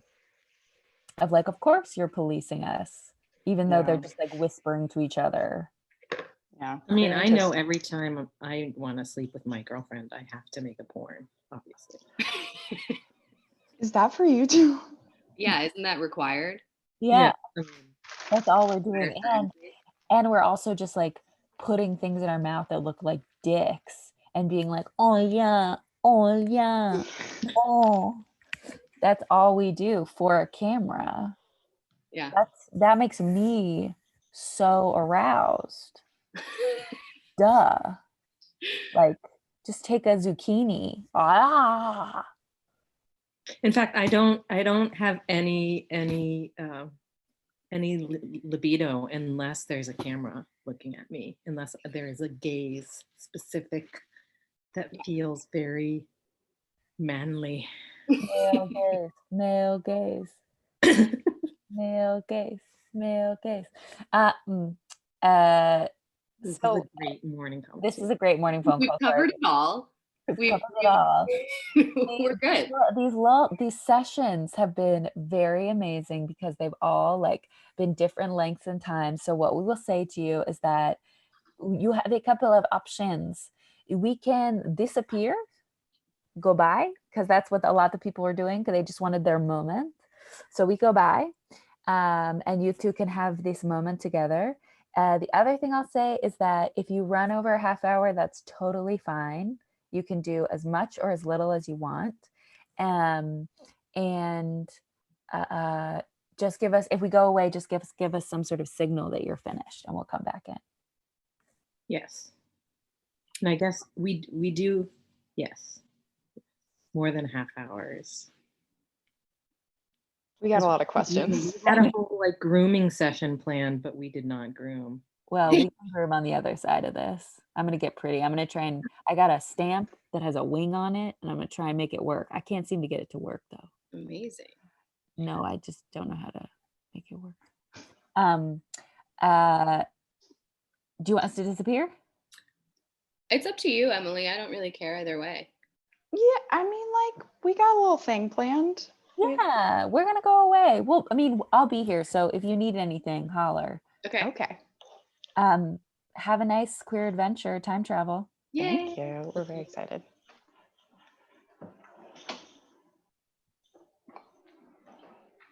Hello. Hello. Yay. Your kitchen is beautiful. Thank you. I feel like my parents bought this house for this fucking kitchen because there's only one shower. So it wasn't for the like, it wasn't for any other reason. I support that decision. The kitchen is most important. Honestly, yeah. And being back here, I'm like, oh, having a house is good. I know. I don't know if you. So how long have you been in that Airbnb? We've been here for, I guess, like 2.5 weeks now, maybe 3. I don't know what time is anymore. It's just like days. Yeah. But we've been here, yeah, several weeks. Wow. That must feel really strange because I feel like it's not a typical vacation situation, but you're in like a vacation space. Yeah, no. Yeah, it was basically like, okay, we have like this much money for rent. We can either stay here or go back to the city. So we're definitely staying here. And it feels, yeah, it's like weird and not. It's like it's a really beautiful space, and like there's nature and all of that is necessary. It's like saving our lives a little bit. But yeah, everybody is feeling this sense of like holding pattern, you know? Totally. Yeah. I definitely miss New York, but I also know that people in New York miss New York. So Exactly. It's weird to not be there, but it also doesn't feel like anybody is there. Yeah. I'm so excited to bake with you. I feel like I'm Yeah, you're like, gonna have to tell me what to do.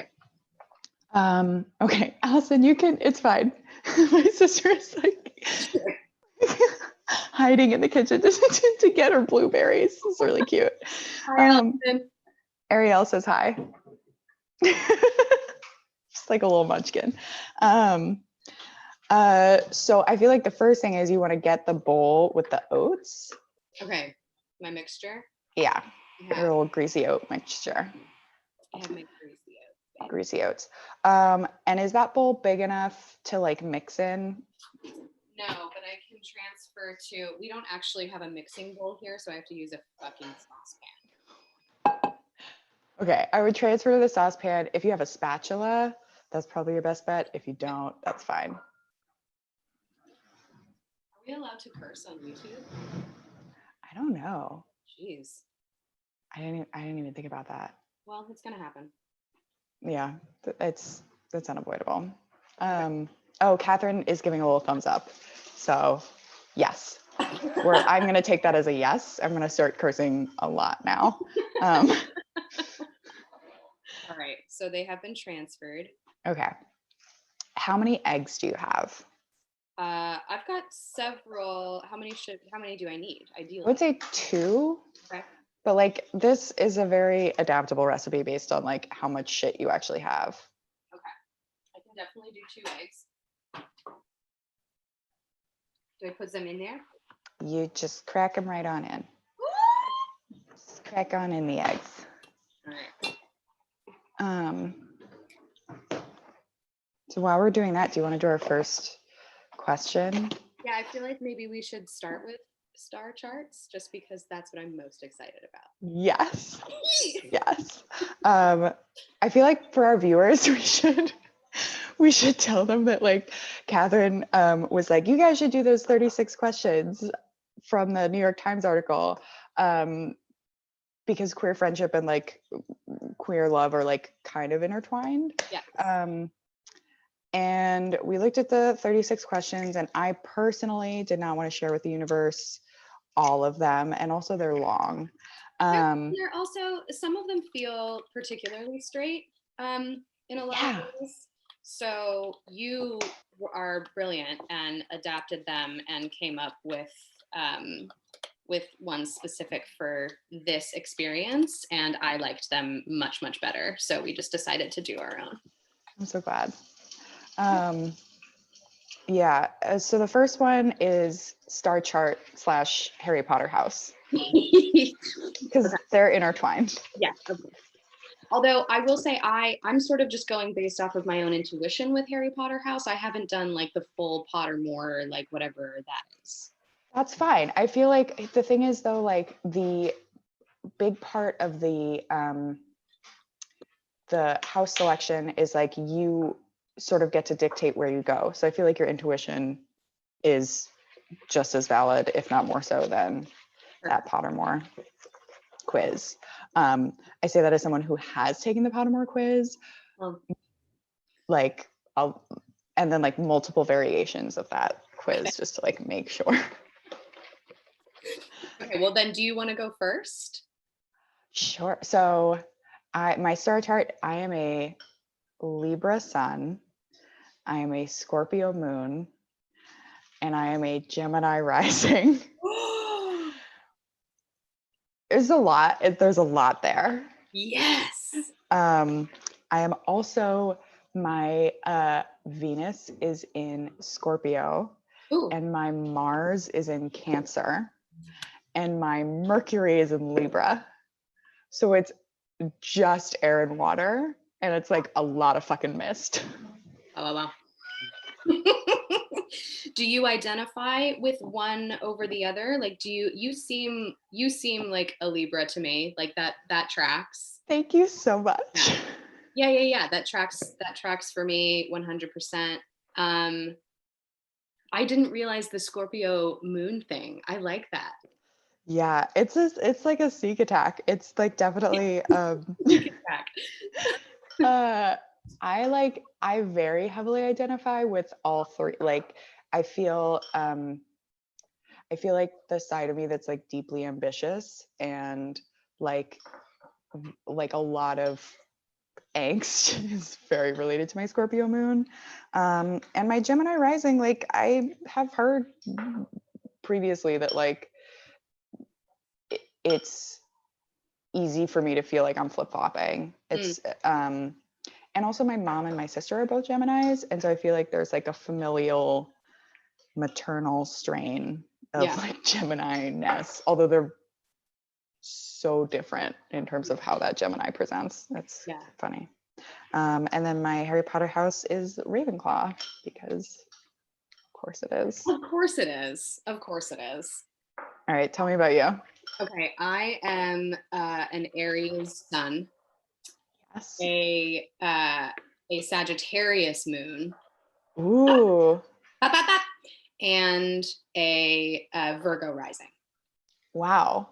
Yeah. Okay, tell me about that, because that is a spicy meatball. It's real spicy. Well, I definitely, like, I am an Aries, 100%.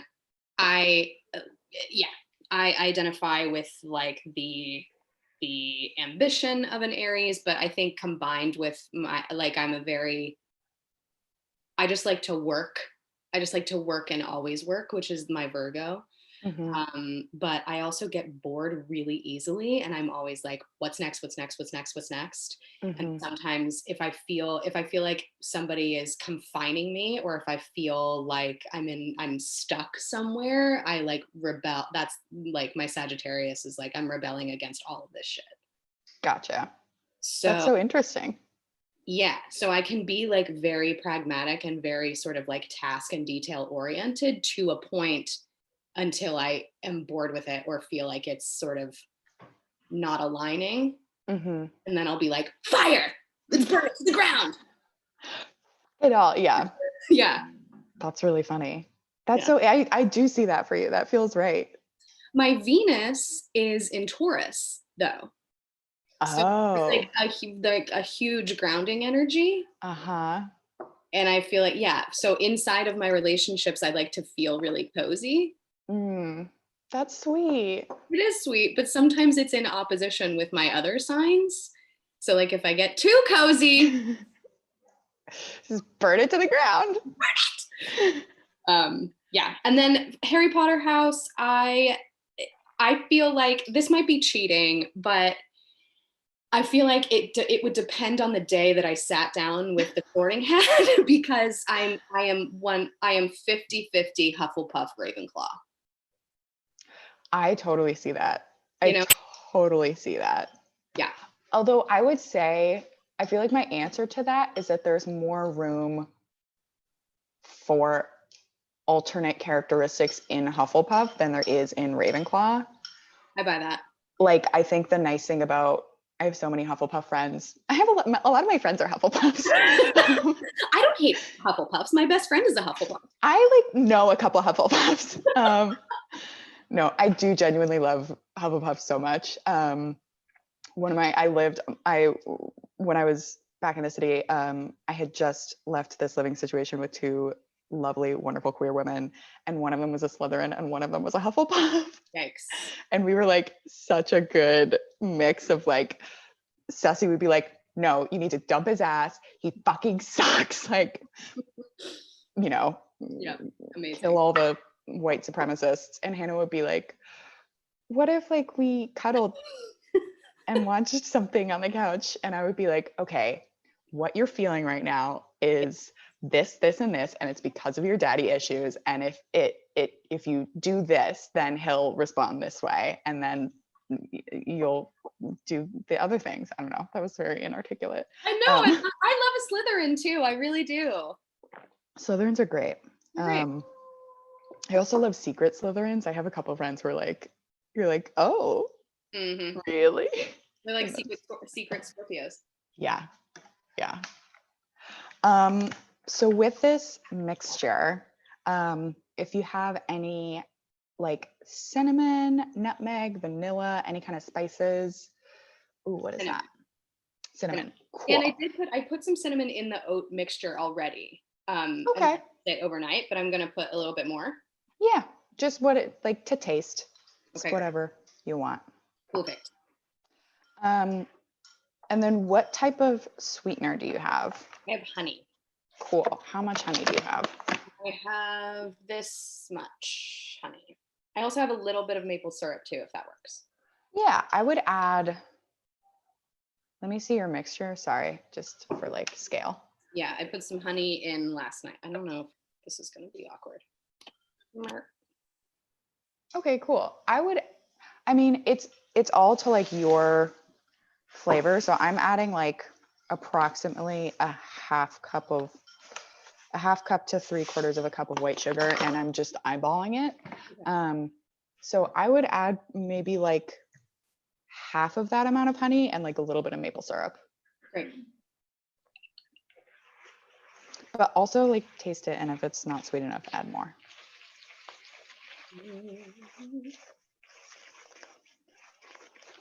I just want to say I feel really held in this moment, Emily.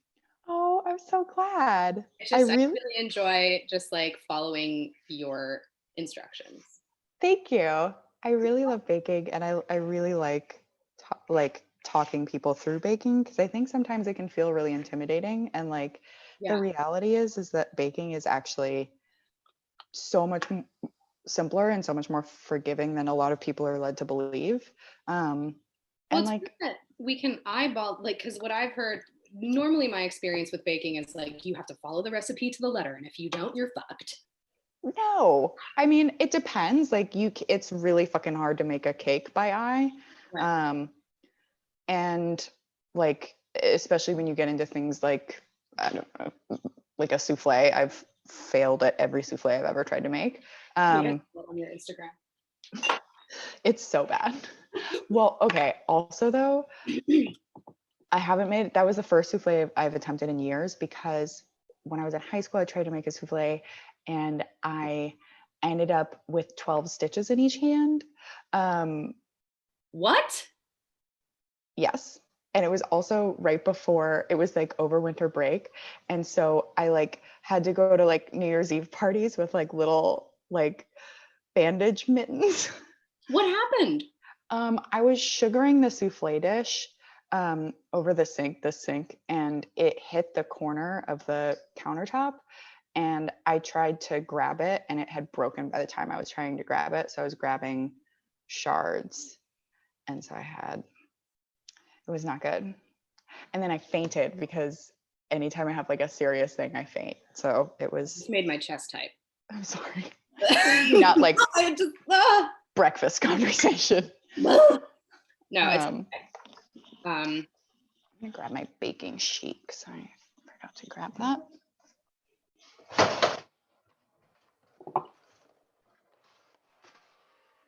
all right. I think I have enough sweetener. It tastes good to me. Great. So next you're gonna basically we're just gonna add enough flour so that it starts to hold together in a way that feels like a cookie dough, and it's still gonna be pretty wet. And I would say like you can also add more oats. And this mixture should take, for this amount, I would probably add approximately a cup to a cup and a half of flour. Okay. Eyeballed. I'm using whole wheat flour. Is that okay? That's fine. I mean, it's going to taste like whole wheat cookies. So No, I'm into that. great. I feel like, so our next question is, why do you think queers love astrology so much? Okay. I have actually been thinking on this. Uh-huh. I don't really know, but for me, I can only answer these questions based off of my own experience anyway. So like, let's just be real. Yeah. I think astrology is, or can be, somewhat of a spiritual practice. That's how I think of it. Sorry, that's my freaking dog. Shh. What's your puppy's name? Her name is Lena. Oh, Lena. She's a terror. She's fine. Yeah, I like to think of it somewhat as a spiritual practice, and I think because most spiritual practices reject queerness in a lot of ways, or at least that was my experience growing up. Astrology feels like it allows you to be held in all of your like wonderful complexities, and that's why I love it. That's so smart. That's such a good answer. Well, thank you. This, just like for reference, this is what my dough sort of looks like at this point. It's like sort of cookie dough. It's a little bit loose right now, so I just added a little bit more flour, and I'm probably going to add some more oats. All right. Yeah, I feel like I was also thinking about this, and I think I like your answer more than mine. Well, you can't have it. Okay, got to come up with my own. I feel like we queer people, the experience of being queer is the experience of having to discover your identity in a way that means that you get to sort of pick and choose. You also, sorry, just to pause, you're going to want to add a little bit of baking soda to it right now. Okay. And this is how I measure my baking soda. I do like, so I don't know if you can see, it's like a dime sized amount. And then I'm probably going to take like half of this and toss it in. Okay. And then taste it. And if it tastes baking soda-y, don't add any more. Okay. Doing it. That makes sense. Oh, that is also, was your butter salted or unsalted? I feel like it was, I don't actually know the answer to this, but I think it was salted. If you want, I mean, this is like to taste, but if you want, you can add a little, just like similar dime-sized amount of salt. Okay. I'm going to do that to mine because it's unsalted. Yeah, I feel like queer people have a, like, because we have to develop our senses of self and because we have to like be interrogative about who we are, we're looking for the idea of a system that will help explain who you are, that isn't judgmental. Yeah. I think is really attractive. That's beautiful. Yeah. That seems So, right to me. but also, I don't know, it's fun. Also, it's just really fucking fun. Also, it's just really fun. My friend Mackenzie is like super into astrology, and she definitely got me more into astrology. It's wonderful to be around someone who like really understands it and is really because I'm learning from, I've always been invested in it, but I feel like learning from people, especially other queer people, about feels, it's one of my favorite things. Yes, I feel like it's also, it's been helpful to me at different points in my life. Like I wasn't into it for a long time, and definitely was one of those people who's like, oh, you're in like astrology. Like, I don't know. I was an asshole about it. But well, that's your Scorpio. That's my Scorpio. But like, as I honestly, like the time that it helped me the most was after I went through like a very big breakup. And it was like, I was like, oh, this is why I'm being seen this way. Or like, this is why someone is perceiving my like equivocation as like being two-faced. Or, you know, like it really helped me figure out the way that other people were perceiving me. Yeah. And the ways in which my base level of self was contributing to that. So at this point, I'm adding my chocolate chips. If you want to add your raisins, I would recommend Also, can I show you my mixture? Please. You let me know if I need more flour. It's like, I would add like a scooch more flour to that. It doesn't need much. You could also add more oats. I think I'll do that. Yeah. Because I want them to be a little oaty. And then I will add I should drain my raisins from their whiskey. I would drain your raisins and also pat them dry with a paper towel if you have one. Oh, okay. More oats.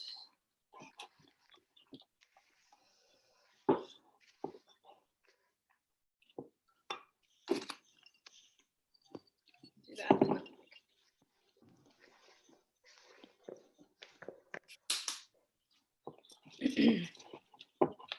In a perfect world, we would put this dough in the fridge for like an hour. Okay. But it's fine to put in the oven. What should I turn my oven on to again? 350? Oh, 350. Sorry, I didn't turn that. That's fine.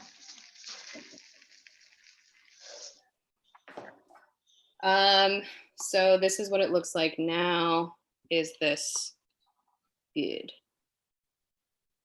It looks a little thin. Basically, you want to be able to like pick it up with 2 spoons and make it into something that looks like a ball. But it's okay. Like it's gonna spread anyway, so it's fine. Right. Let's not talk about balls here. No balls here, not today. Okay. I'm gonna add the rest of the flour then, and we'll be good. Okay. So did you have an I should have known I was queer moment? I'm so excited for this question. Yes, I do. And I have a photographic corollary. Oh my God. I'm so excited. Let me get something for these raisins first. Okay, so when I was younger, my brother has a lot of health issues, and we were in and out of the hospital a lot. And he's 3 years younger than me, and so I was pretty young in and out of the hospital too. And hang on, sorry.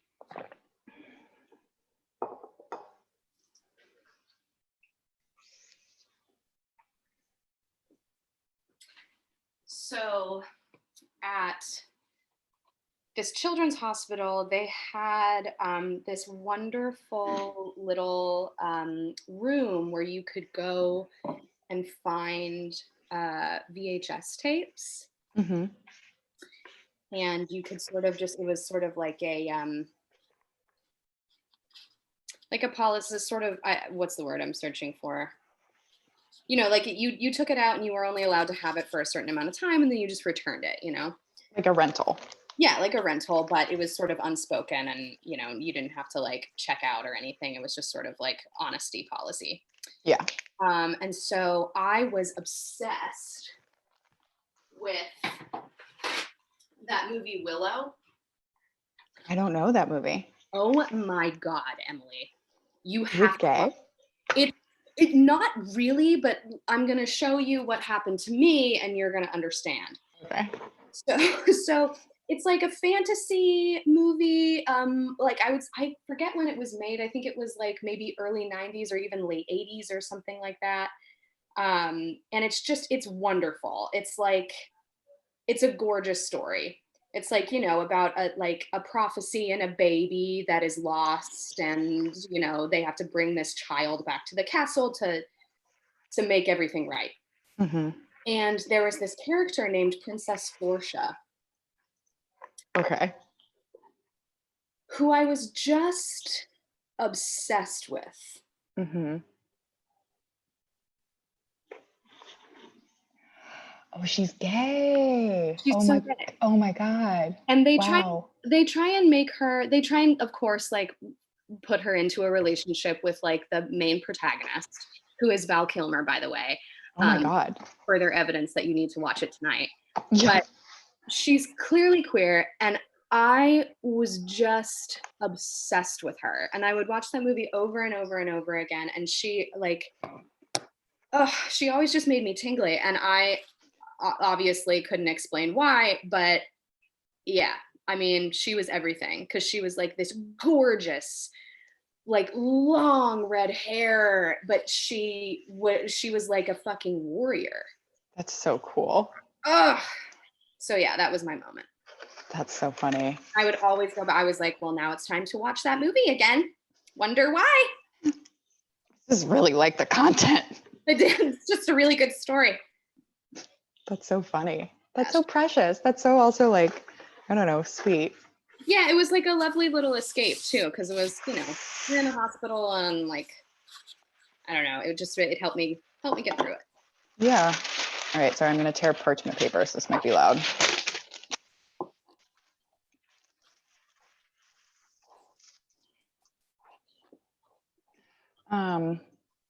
That's lovely. Thank you. I love that. So that's like also just very wholesome. Well, I'm excited for you to watch it, and you let me know what you think. It really is a disservice that she has to be romantically linked to Val Kilmer, but I have a Val Kilmer story that I feel like I can't say on the internet right now.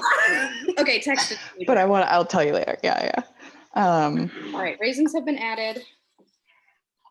All right, how we looking?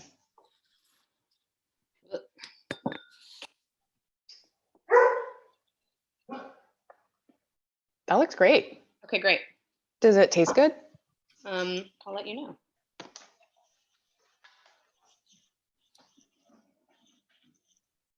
Yeah, it tastes really good. Cool. So next thing you want to do is just take like a spoon, or you can use your hands. There's no like wrong way to do this. And just take like a little dollop.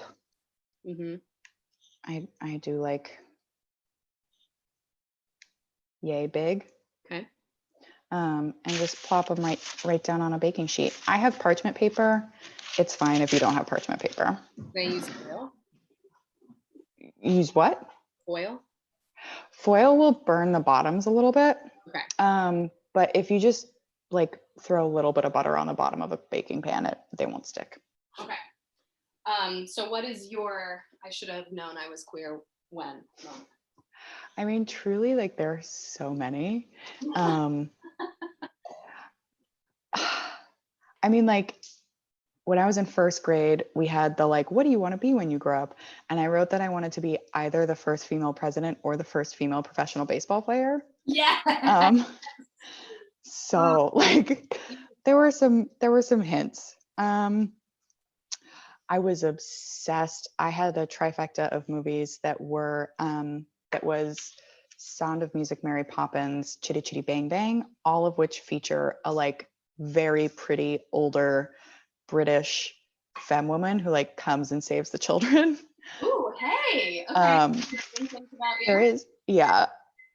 There's a moment, I was rewatching The Sound of Music recently, and there's the moment where like Liesl climbs through Maria's bedroom window, and I was like, oh. Yes. Oh, and she's like, go take a bath. And I was like, right, like, okay, yeah, no, it's clarifying. Emily, I love learning this about you. Yeah. This is beautiful. It's really silly. I feel like The Sound of Music is actually responsible for a lot of gays. Partially, like Liesl was in the dress, was responsible for turning my ex gay. Okay. I feel like Rolf is responsible for a lot of people who like mask fuckboys. Yep. Mm-hmm. I feel like the captain is responsible for like generations of gay men. Yeah. And I feel that like the like Mother Abbess telling Maria what to do is also a route for some people. Also, the Baroness is fucking hot. Like me watching The Sound of Music now, I'm like, who's she? Like, also, what's the vibe? Are you into sort of I don't know, is this gonna be too personal? I don't know. We're talking about. Are you into like gorgeous older ladies? Yeah. Yep. I have a habit. I have a strong habit. Wow, I love that. Yeah. I mean, I'm into femmes. I've never dated anybody younger ever, even when I was straight. Because I think there's something about like I really like not being the smartest person in a room. And I really enjoy dating someone who I can like learn from, which isn't to say I can't learn from someone who's younger than me, but I find that like in terms of also like I'm 27, so like the pool of people younger than me is like I just got out of my sorority, you know, like there isn't like. Well, it's hard. Like, I don't know. I've always been attracted to older people. That's definitely my trend as well. Just because, yeah, I don't know. I think it's exactly what you said. I also enjoy not being, I enjoy learning from the person that I'm with, you know? Yeah. I'll also say that like, given what you just said about going through your brother experiencing health difficulties as a very young child and having to be like the older sibling in that situation, I think the likelihood of an older person dealing with serious life-altering issues or like health consequences or familial stuff is just higher because they've lived longer. And I find it really difficult to connect with people who haven't like lived. Yeah, dealt with things. Which again, like younger people absolutely can. It's just the chances are increased the longer you live that you will go through trauma. I don't know. That's sad and depressing, but true. But I don't know though. We're saying this, and like by this time in 3 months, we're both going to be dating like 21-year-olds, 25-year-old. Like, yeah. Oh God. Yeah. Who knows? Who knows? That's really lovely though. I really like that story. Yeah. Sound of Music turned me gay, for sure. The Sound of Music turned you gay. Willow turned me gay. I mean, the right isn't wrong when they're like, the movies are turning our children gay. They just are unclear about which movies. Exactly. It's the movies that they're sitting us down, forcing us to watch. Yeah. Aha. So these cookies are gonna spread, just so you know. Right, so yeah. I like to keep them apart a little bit, but you know, it's also fun to have like cookies that you sort of slice open. I feel like that might be an inevitability just because my baking sheet isn't that big, but we try. That's fine. You can also throw the rest of it in the fridge and it'll harden up. Oh no, you frozen. I'm frozen. Oh no, you're frozen. Hold on.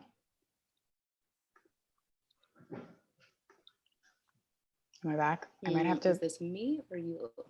Oh, I hear you. Hold on. Is this better? I'm gonna leave and come back in. Oh.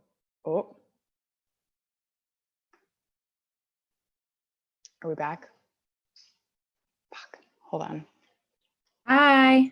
Hi. What's going on? Sorry, I think Ariel is frozen. If I'm still moving, then it's on her end.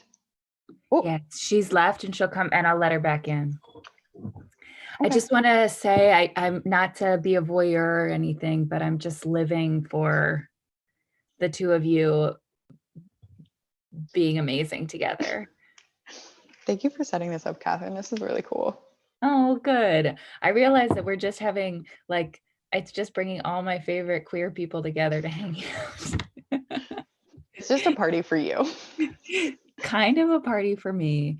Here, wait, I'll bring my thing back in.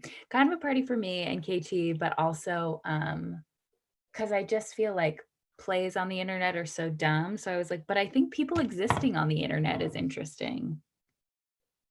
Yeah, I agree. I heavily agree. This cookie dough is so good. Oh my God. Oh my God.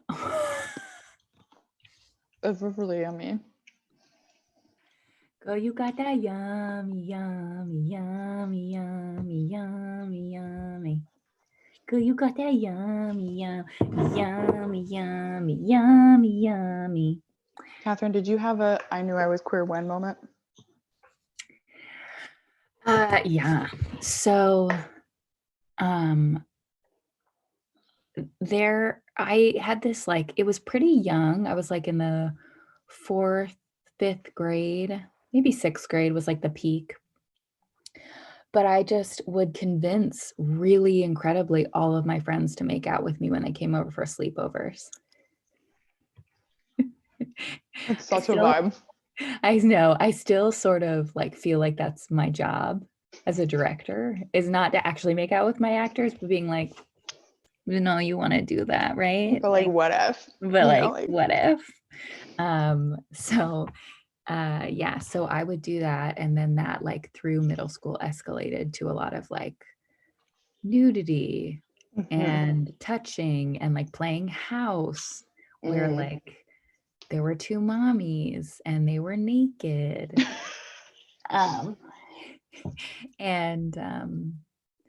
So yeah, that was like a thing. I mean, I think also the first time you kiss a woman, you're like, oh. Speaking of the love of my life. Hello, future spouse lady. You're not live, are you? Yeah. You are? Yeah. Bye. I'm gonna like it. I've Ariel's coming back in. But yeah, it's like that the difference of taste, right? What it tastes like. Hi, baby. What happened? I don't know. Nothing. We were just talking about my queer coming out legacy.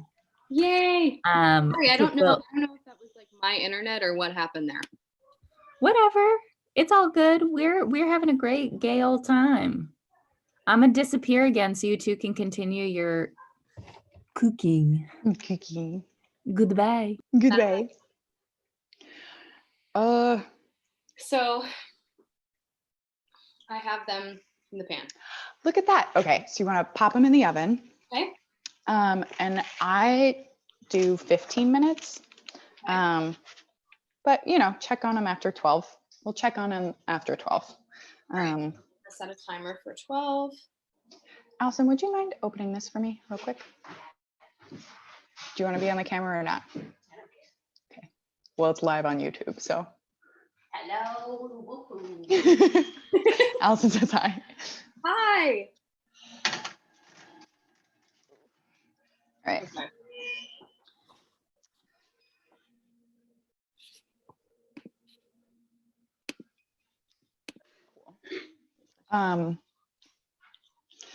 So what's next? Oh. Constitute a perfect day for you. What's a perfect day for you? Oh. Okay. I'm a workaholic and I get antsy if I feel like I haven't accomplished something creative. So I would probably have to start my day with something like that. And that could be anything. It could be like, I don't know, whatever I'm working on. I would just have to like check in on it. So you're like a morning worker? I'm a morning worker. Yeah. Okay. I'm a morning worker.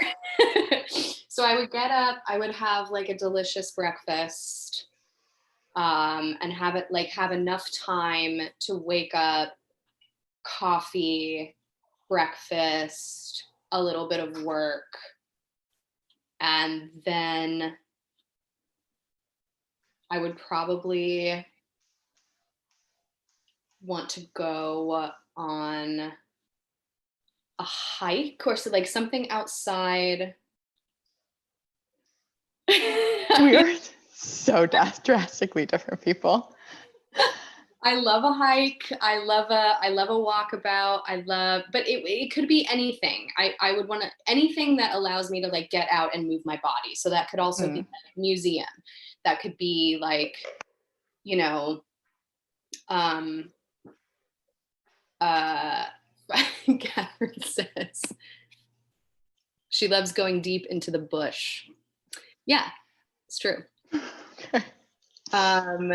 Yeah, so something like that, and then probably like an early afternoon cocktail situation. Ooh.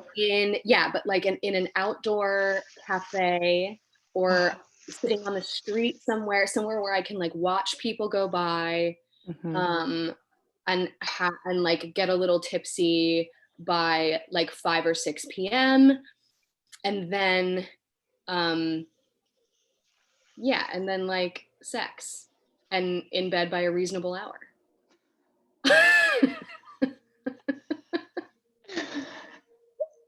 So basically I'm 65 years old. You're like a 65-year-old like retired French man. Yeah, that is 1000% my aesthetic, and I won't apologize for it. That's my day. And you frankly shouldn't. Just gonna sit while we talk. It's so funny to me because that is like almost the exact opposite. I mean, I feel like my ideal sleep schedule means that I'm sleeping until like 11:30. Okay. And then I feel like I go out to brunch with friends. Yeah. This is also just very wistful for like a time when I could see people right now. So, brunch with friends. I don't know. I miss Sardell's. Have you ever been to Sardell's? Oh yeah. They have like the most perfect eggs Benedict I've ever had in my entire fucking life, and I miss eggs Benedict. Right, the bagel towers. I have never had a bagel tower there, but I think they do. It's like Soho? Yeah, and it's in that beautiful space that's like tall and like glass, and it's so nice and airy. Oh.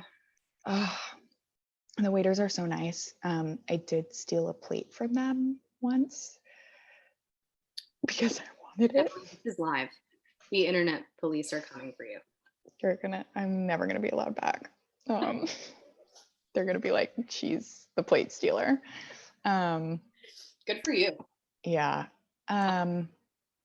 So, and then probably like, I guess similarly, like a walk. Like I miss walking around Manhattan. Yeah. I guess like ideally I would sort of walk through like, I really love walking in cities. Like one of the best times I ever had was with my friend Patrick, and like we were in Paris and we had a day and we'd both already been there before. So we didn't really care. We didn't need to do any of the like touristy shit. And we just walked for like 5 hours and it was amazing. So I feel like absolutely like walk in a place that I don't know, or like sort of go down alleys and find new shit. And then this is gonna sound so fucking cheesy and stupid, but like I genuinely miss like going and like seeing a show. I miss it so much. So I would love to like do, fuck around for the whole afternoon and then like have like tickets to something. And it wouldn't even have to be like anything amazing, like just even like Joe's Pub or like or some like downtown weird shit or something at the Tank. Like Truly. The yeah. other day I was like, wow, I miss comedy shows. And I was like, who am I? You're like, oh, could really go for some fucking improv right now. Yeah, I was like, oh man, like maybe I just like want to go to a weird like UCB show. I like don't really, but I do. But yeah, RIP UCB. Ugh. Yeah, that's gorgeous. Um, One of my favorite things in the world is if I have like unexpected free time and I can walk like from the Flatiron like over the Brooklyn Bridge back Oh my home. God. That's like one of my favorite things. That's so nice. Oh, fuck. Yeah.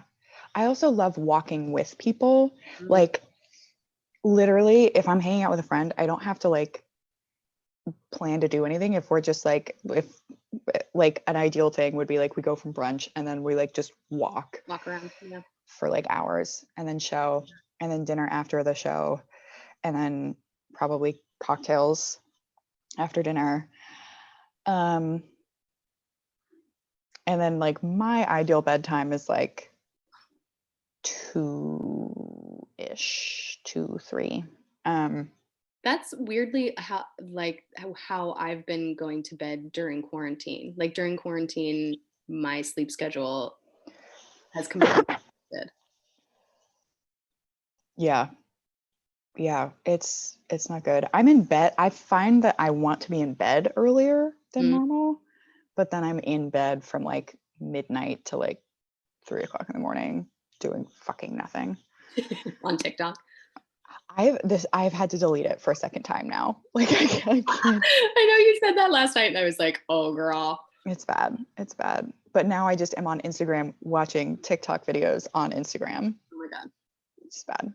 I haven't succumbed yet, but I'm close. It's rough. So for what in your life do you feel most grateful?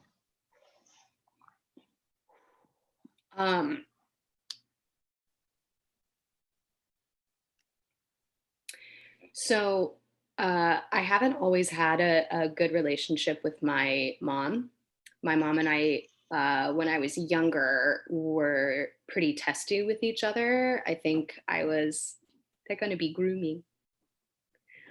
Catherine heard TikTok and she's like, what about TikTok? You guys TikTok? I did hear TikTok and I was like, are we doing an ad for TikTok? Sorry, I didn't mean to interrupt your very beautiful, poignant moment. We are going to be just with our faces, but silent. Continue your work. Bye-bye. Yeah, so we didn't have a great relationship always. And as we both have evolved, we've become so close. And it took me a while to like recognize how lucky I am to be so close to my family, especially my mother. And we've like shared secrets together, like this, I can give you specifics at a later time. Yeah. But I feel incredibly lucky to like know so much more about her and feel comfortable like sharing so much more of myself with her. So I think I'm most grateful for that. That's lovely. That's really sweet. What about you?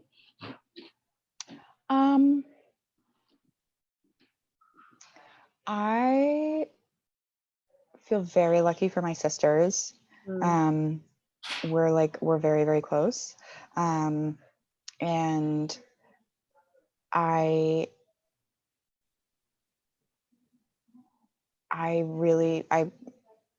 don't know, we weren't as close when we were growing up. My sisters are like significantly younger than me. They're 5 and then 8 years younger. Oh, wow. So like we've always like had adventures together and stuff, but it's, oh, sorry, my mom is talking. It's distracting me. It's, sorry, hold on, I'm just gonna ask them real quick. Hey guys, sorry, I'm still streaming. It's okay. Thank you. So- guys, sorry, I'm still doing my live show that everybody's watching right now, and it's like really important that like can we all excuse me? I'm such a dick. Guys, sorry, everybody's watching me right now. No, I love my sisters very, very much, and I feel very, very lucky to have them in my life. And it's just like they're really cool fucking people, and it's like I don't know how it happened that I got put with like two of the coolest women I've ever met. So that feels really, I feel very, very lucky for that. I feel so lucky to have like the like physical well-being that I have right now. I like have been thinking about that a lot, and like the fact that I am not dealing with like the added level of having some sort of like physical limitation right now. I just feel very, very lucky. And it's just such a like all that shit this is a good reminder of like how much that shit is a crapshoot, and like how we're all just like potentially waiting for our bodies to fail us. And so I feel very lucky that my body is functioning right now. Real. I feel that. That's really beautiful. So I'm curious about this based on like what you just said about your mom, and like feel free to answer this as much or as little as you want, but if you could change anything about the way you were raised, what would it be? Yeah. I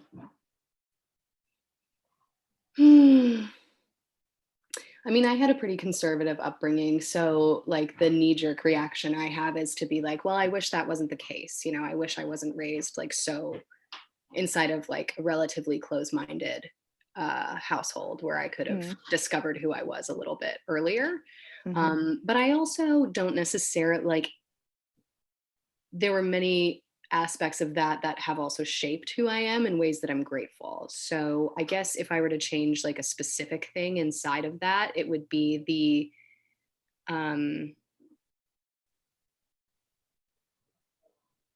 you know, my mom always used to say like you can catch more flies with honey, and that, you know, and I think that's like a really dangerous thing for a woman to hear.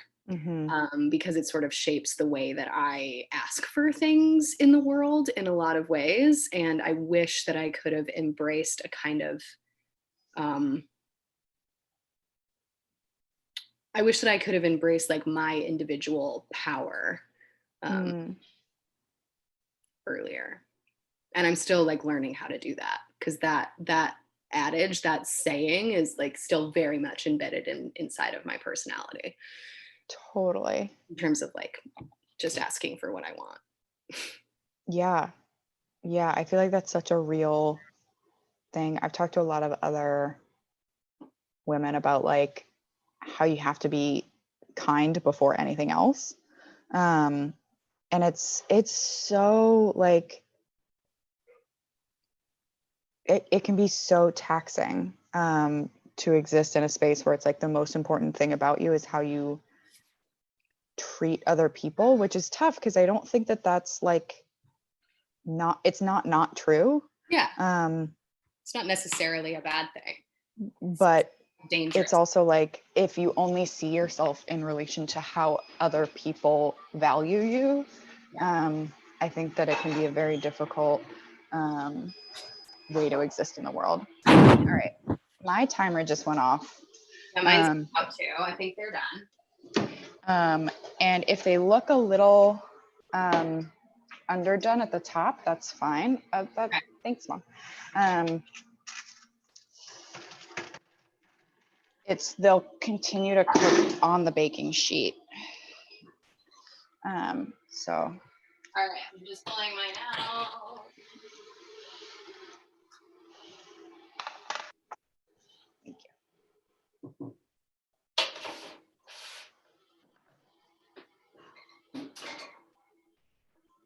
Okay, I'm going to bring you over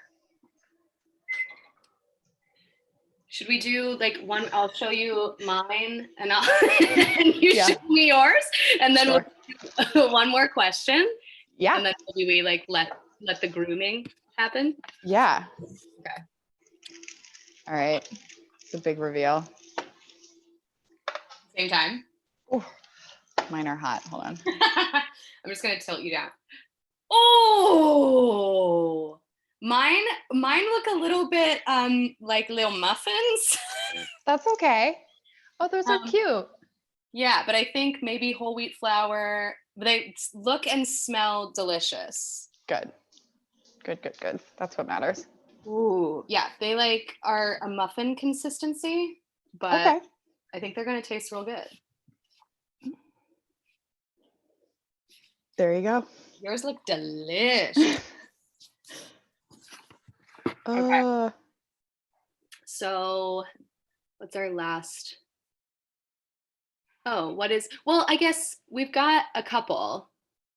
We've got what's the greatest accomplishment of your life? What do you value most in a friendship? What does it mean to be femme? What is the difference between power, control, an embarrassing moment? What, if anything, is too serious to be joked about? You want to pick one of those?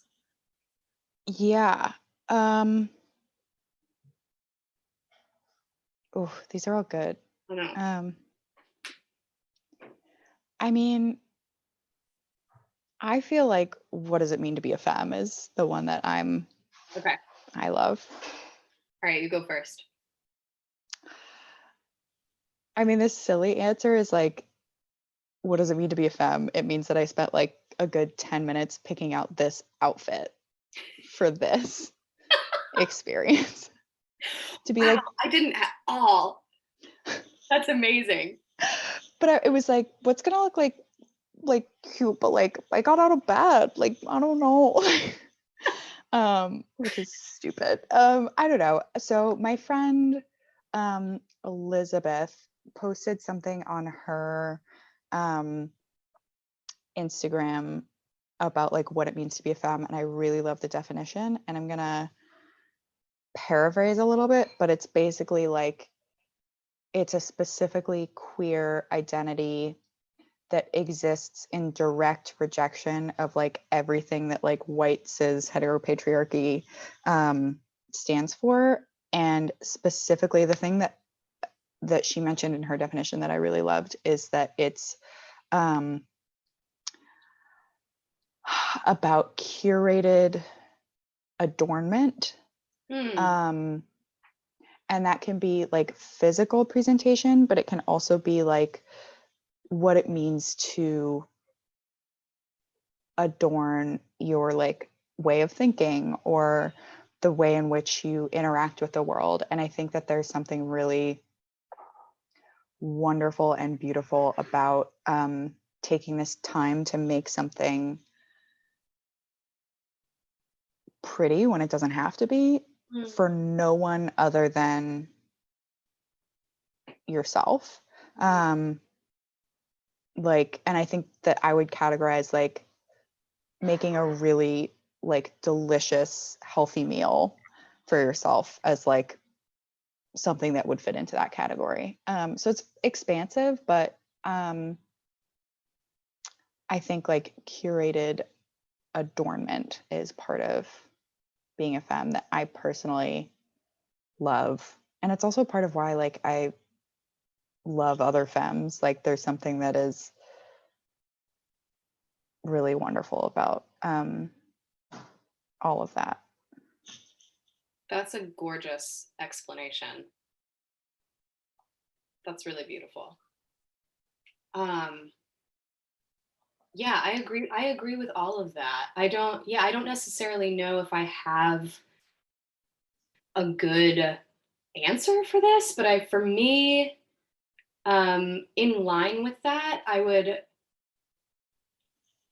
I love the celebration of and embracing any kind of softness. You know, so in a sense, like anyone and everyone is femme if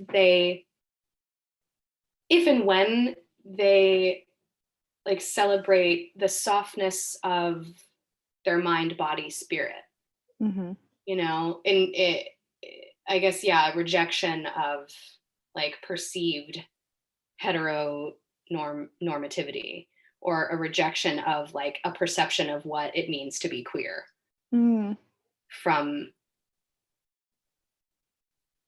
a typical, like, you know, the typical hetero standpoint.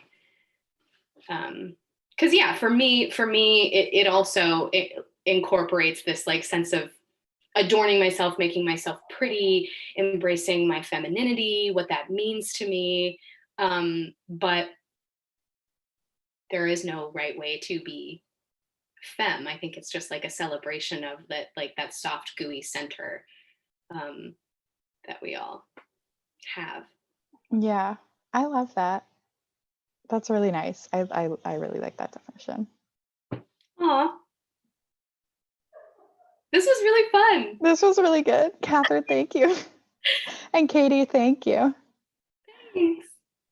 Hi. Joining us. I also think that there was some really gorgeous work happening when you all were talking about feminist, and the two of us are getting dressed, and like performative nature of gender. There's just like a lot of great overlap of, because I similarly both think that like feminist is about beauty and squish. And I started thinking about that because I was like, I was going to put on an uncomfortable shirt today, but I'm squishy inside, so I'm not. But I'm going to put on this lipstick. Yeah, femme. Yeah.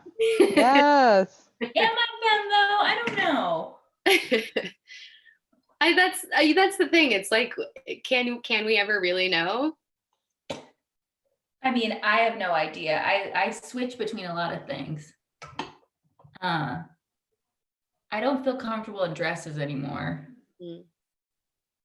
But I love a lip. It looks great on you. Yeah, that's a good look. You two have just been so exquisite. I have fallen in love with both of you over and over and over and over and over again. And this particular section has made me be like, so we should like do this every week, right? Yeah. We should all just like get strangers together, not strangers, acquaintances, friendly friends together, queer friends, and learn about deepening queer bonds. I like the blue tie. This one? Yeah. Not that has to mean anything. I just wanted to. The blue tie. The blue tie. It needs to be blue. The blue tie. Yeah, thank you. And again, Emily, thank you for really like, it was such a joy to like be, like I said earlier, to be held inside of that. And it just felt like a wonderful journey to be taken on. So I'm really grateful for that. Oh, I'm so glad. I had such a nice time like chatting and like baking, and this was really lovely, Catherine. Thank you. And Katie and Ariel. Like, I feel so lucky to be a part of this. So thank you so much. Oh my God. You know what the queerest thing too is? Everyone finishing something and being like, oh my God. Oh my God, guys. Love it so, like, you make my heart sing. You guys, I feel so close to you in a way that I had never anticipated. And I really think that the connection and the evolution of this process and moving forward and the ways in which we take care of each other and hold one another in this process is so Thing on the planet is processing while you're still in process. Processing the process. Always gonna have a check-in, gonna have a check-out, gonna have a check in the middle. Speaking of check-in, check-out. What's happening? Who is that? That's Allison. How are the cookies? They're really good. Good, I'm so glad. I was so glad. I'm gonna go eat my cookies too. Go eat your cookies. Love you all. Thank you so much. Love you, love you, love you. See you on the other side. Bye. Bye.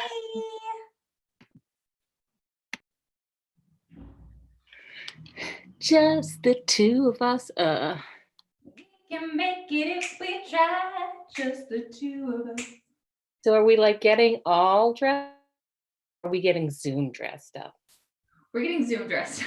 Okay, so like this outfit is good. What's up? What are you doing? What are you doing? We're gonna read the play, so I was getting dressed up to read the play. You live? Yeah, we're live. I figured I don't have any makeup, so that's why I put on the tie. Yeah. But my character in the play did not have a tie on. No, I put a filter on. That was a filter? It was a filter. I thought they were wearing makeup. I put a filter on your face on Instagram last night. My face? Yeah. So it looked like you had eyeshadow on. And Kate and Rachel was like, they have makeup. And I was like, no, they don't. Just so you know, folks tuning in, we're grooming ourselves to read the scripted version of the show. Our amazing producer, Christine, is in the waiting room. We'll be letting her in shortly. She's going to be reading stage directions. And this is the first time the two of us have been reading the play together because I don't normally perform in it. So I'm going to be cringing the whole time because I'm going to want to make edits. I know one edit you should make. Rachel wants me to put the part about her back in. Why was that taken out? That feels so rude. I was told there's this whole part that tells you how much I love you, and then I was told, and we took it out. Like, well, I don't want to get in between the two of you, but I very distinctly remember you asking for it to be taken out. KT, that sounds like you're getting in between the two of us and you're taking Catherine's side. I asked for that particular thing to be taken out, but not like the part, I thought there was like a part about how much you love me. Yeah, but it was attached. Way to take sides, KT. Wow. It was attached to that other part. So like, okay, well, I didn't know that. Do you want me to put it back in for the reading today? Yeah. Okay. Yeah, I want the world to know. To know what? How much you love me. This is like as close to a wedding as we can have. I know, right? I'm putting on makeup. I guess I wonder if I should put my jacket on. I'm just trying to like match the gendered preps. Oh, I mean, live your dreams. It's hot. I will jacket because you'll look sharp AF. You look good. But everybody will know that I'm You'll wearing like- a jacket and shorts. How does my eye makeup look? You'll love the way you look again. Why don't you use Dippy? Oh, where is? I think it's in the other room. Can you get it for me? You have something in your eyelash, on your left eye. Like Zoom fit. It's a Zoom fit. Zoom outfit. Or have they already come up with some cute grooming?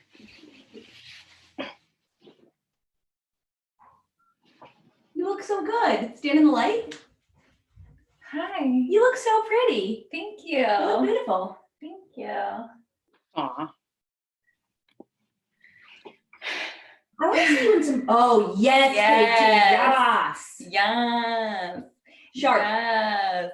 You'll love the way you look. We guarantee it. Do I need anything else? Yes, hot for teacher. Hot for teacher, yeah. Is that the song?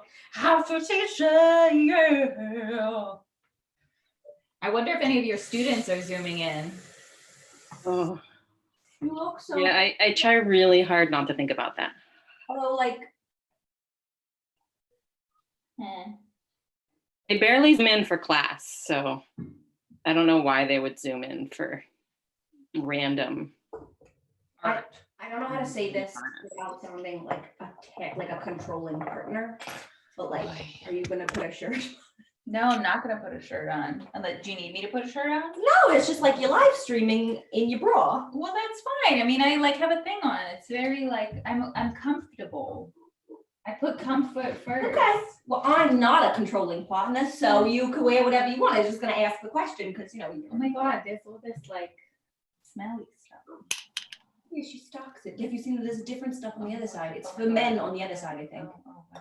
Because I think she stocks it for Michael and Rebecca. Oh. That's Bulgari. Bulgari. Nice. I don't know what that means. It's a brand. It's a brand.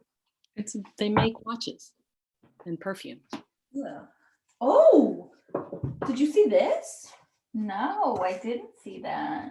For men. For men. I like wearing men's deodorant. This is the other very queer thing that we're doing right now, which is you go into the bathroom by yourself and you get another person in here with you. I don't know if that's a queer thing or if that's a me thing. Oh, look at this. I don't know because I've never not been queer. Here's Yeah. the bread. The bread, look at the bread. Holy shit. You want some Chanel? Wait, hold on. Can we get a screen? Hold on. I gotta get a screenshot Do you want some Chanel? with the bread. Come here. Oh my God. Great. Come here. Chanel. My baby's covering me in Chanel. Thank you. You're living the dream. And then put it on your neck. Oh my God, I'm gonna smell so gross. Oh God. Oh God. Take the smell of Chanel. The You problem with Chanel is like too many people wear too much of it when they Why? wear because they want everybody to know they're wearing Chanel. You better work. Do you know that every skin takes perfume differently? So like if my mother wears perfume, it stays on her all day. If I wear perfume, it stays on me for an hour. So I have to like keep reapplying. Wasn't that fascinating, KT? Didn't you want to know that? I feel like that was 100%. This is when I forget that there are other people listening, and I'm gonna go now.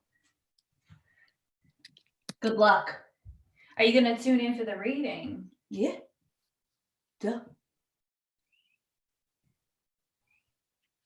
All right. Okay, bye. Bye. Love you. Hi, Rachel. No, I don't kiss online. I never ended up calling you Priscilla. Bye, Priscilla. Hey, Priscilla. People are gonna know who you are. Nobody knows. They're gonna know who I am. Hey! All right.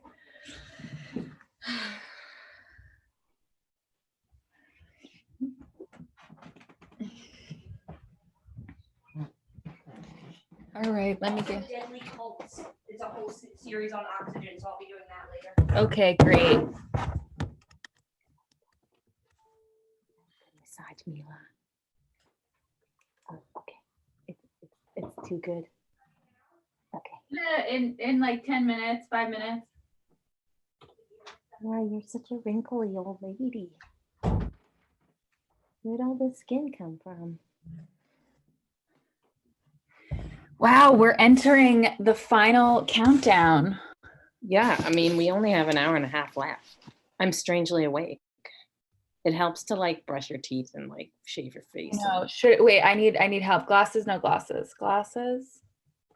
No glasses. Glasses. That's like sexy librarian. No glasses.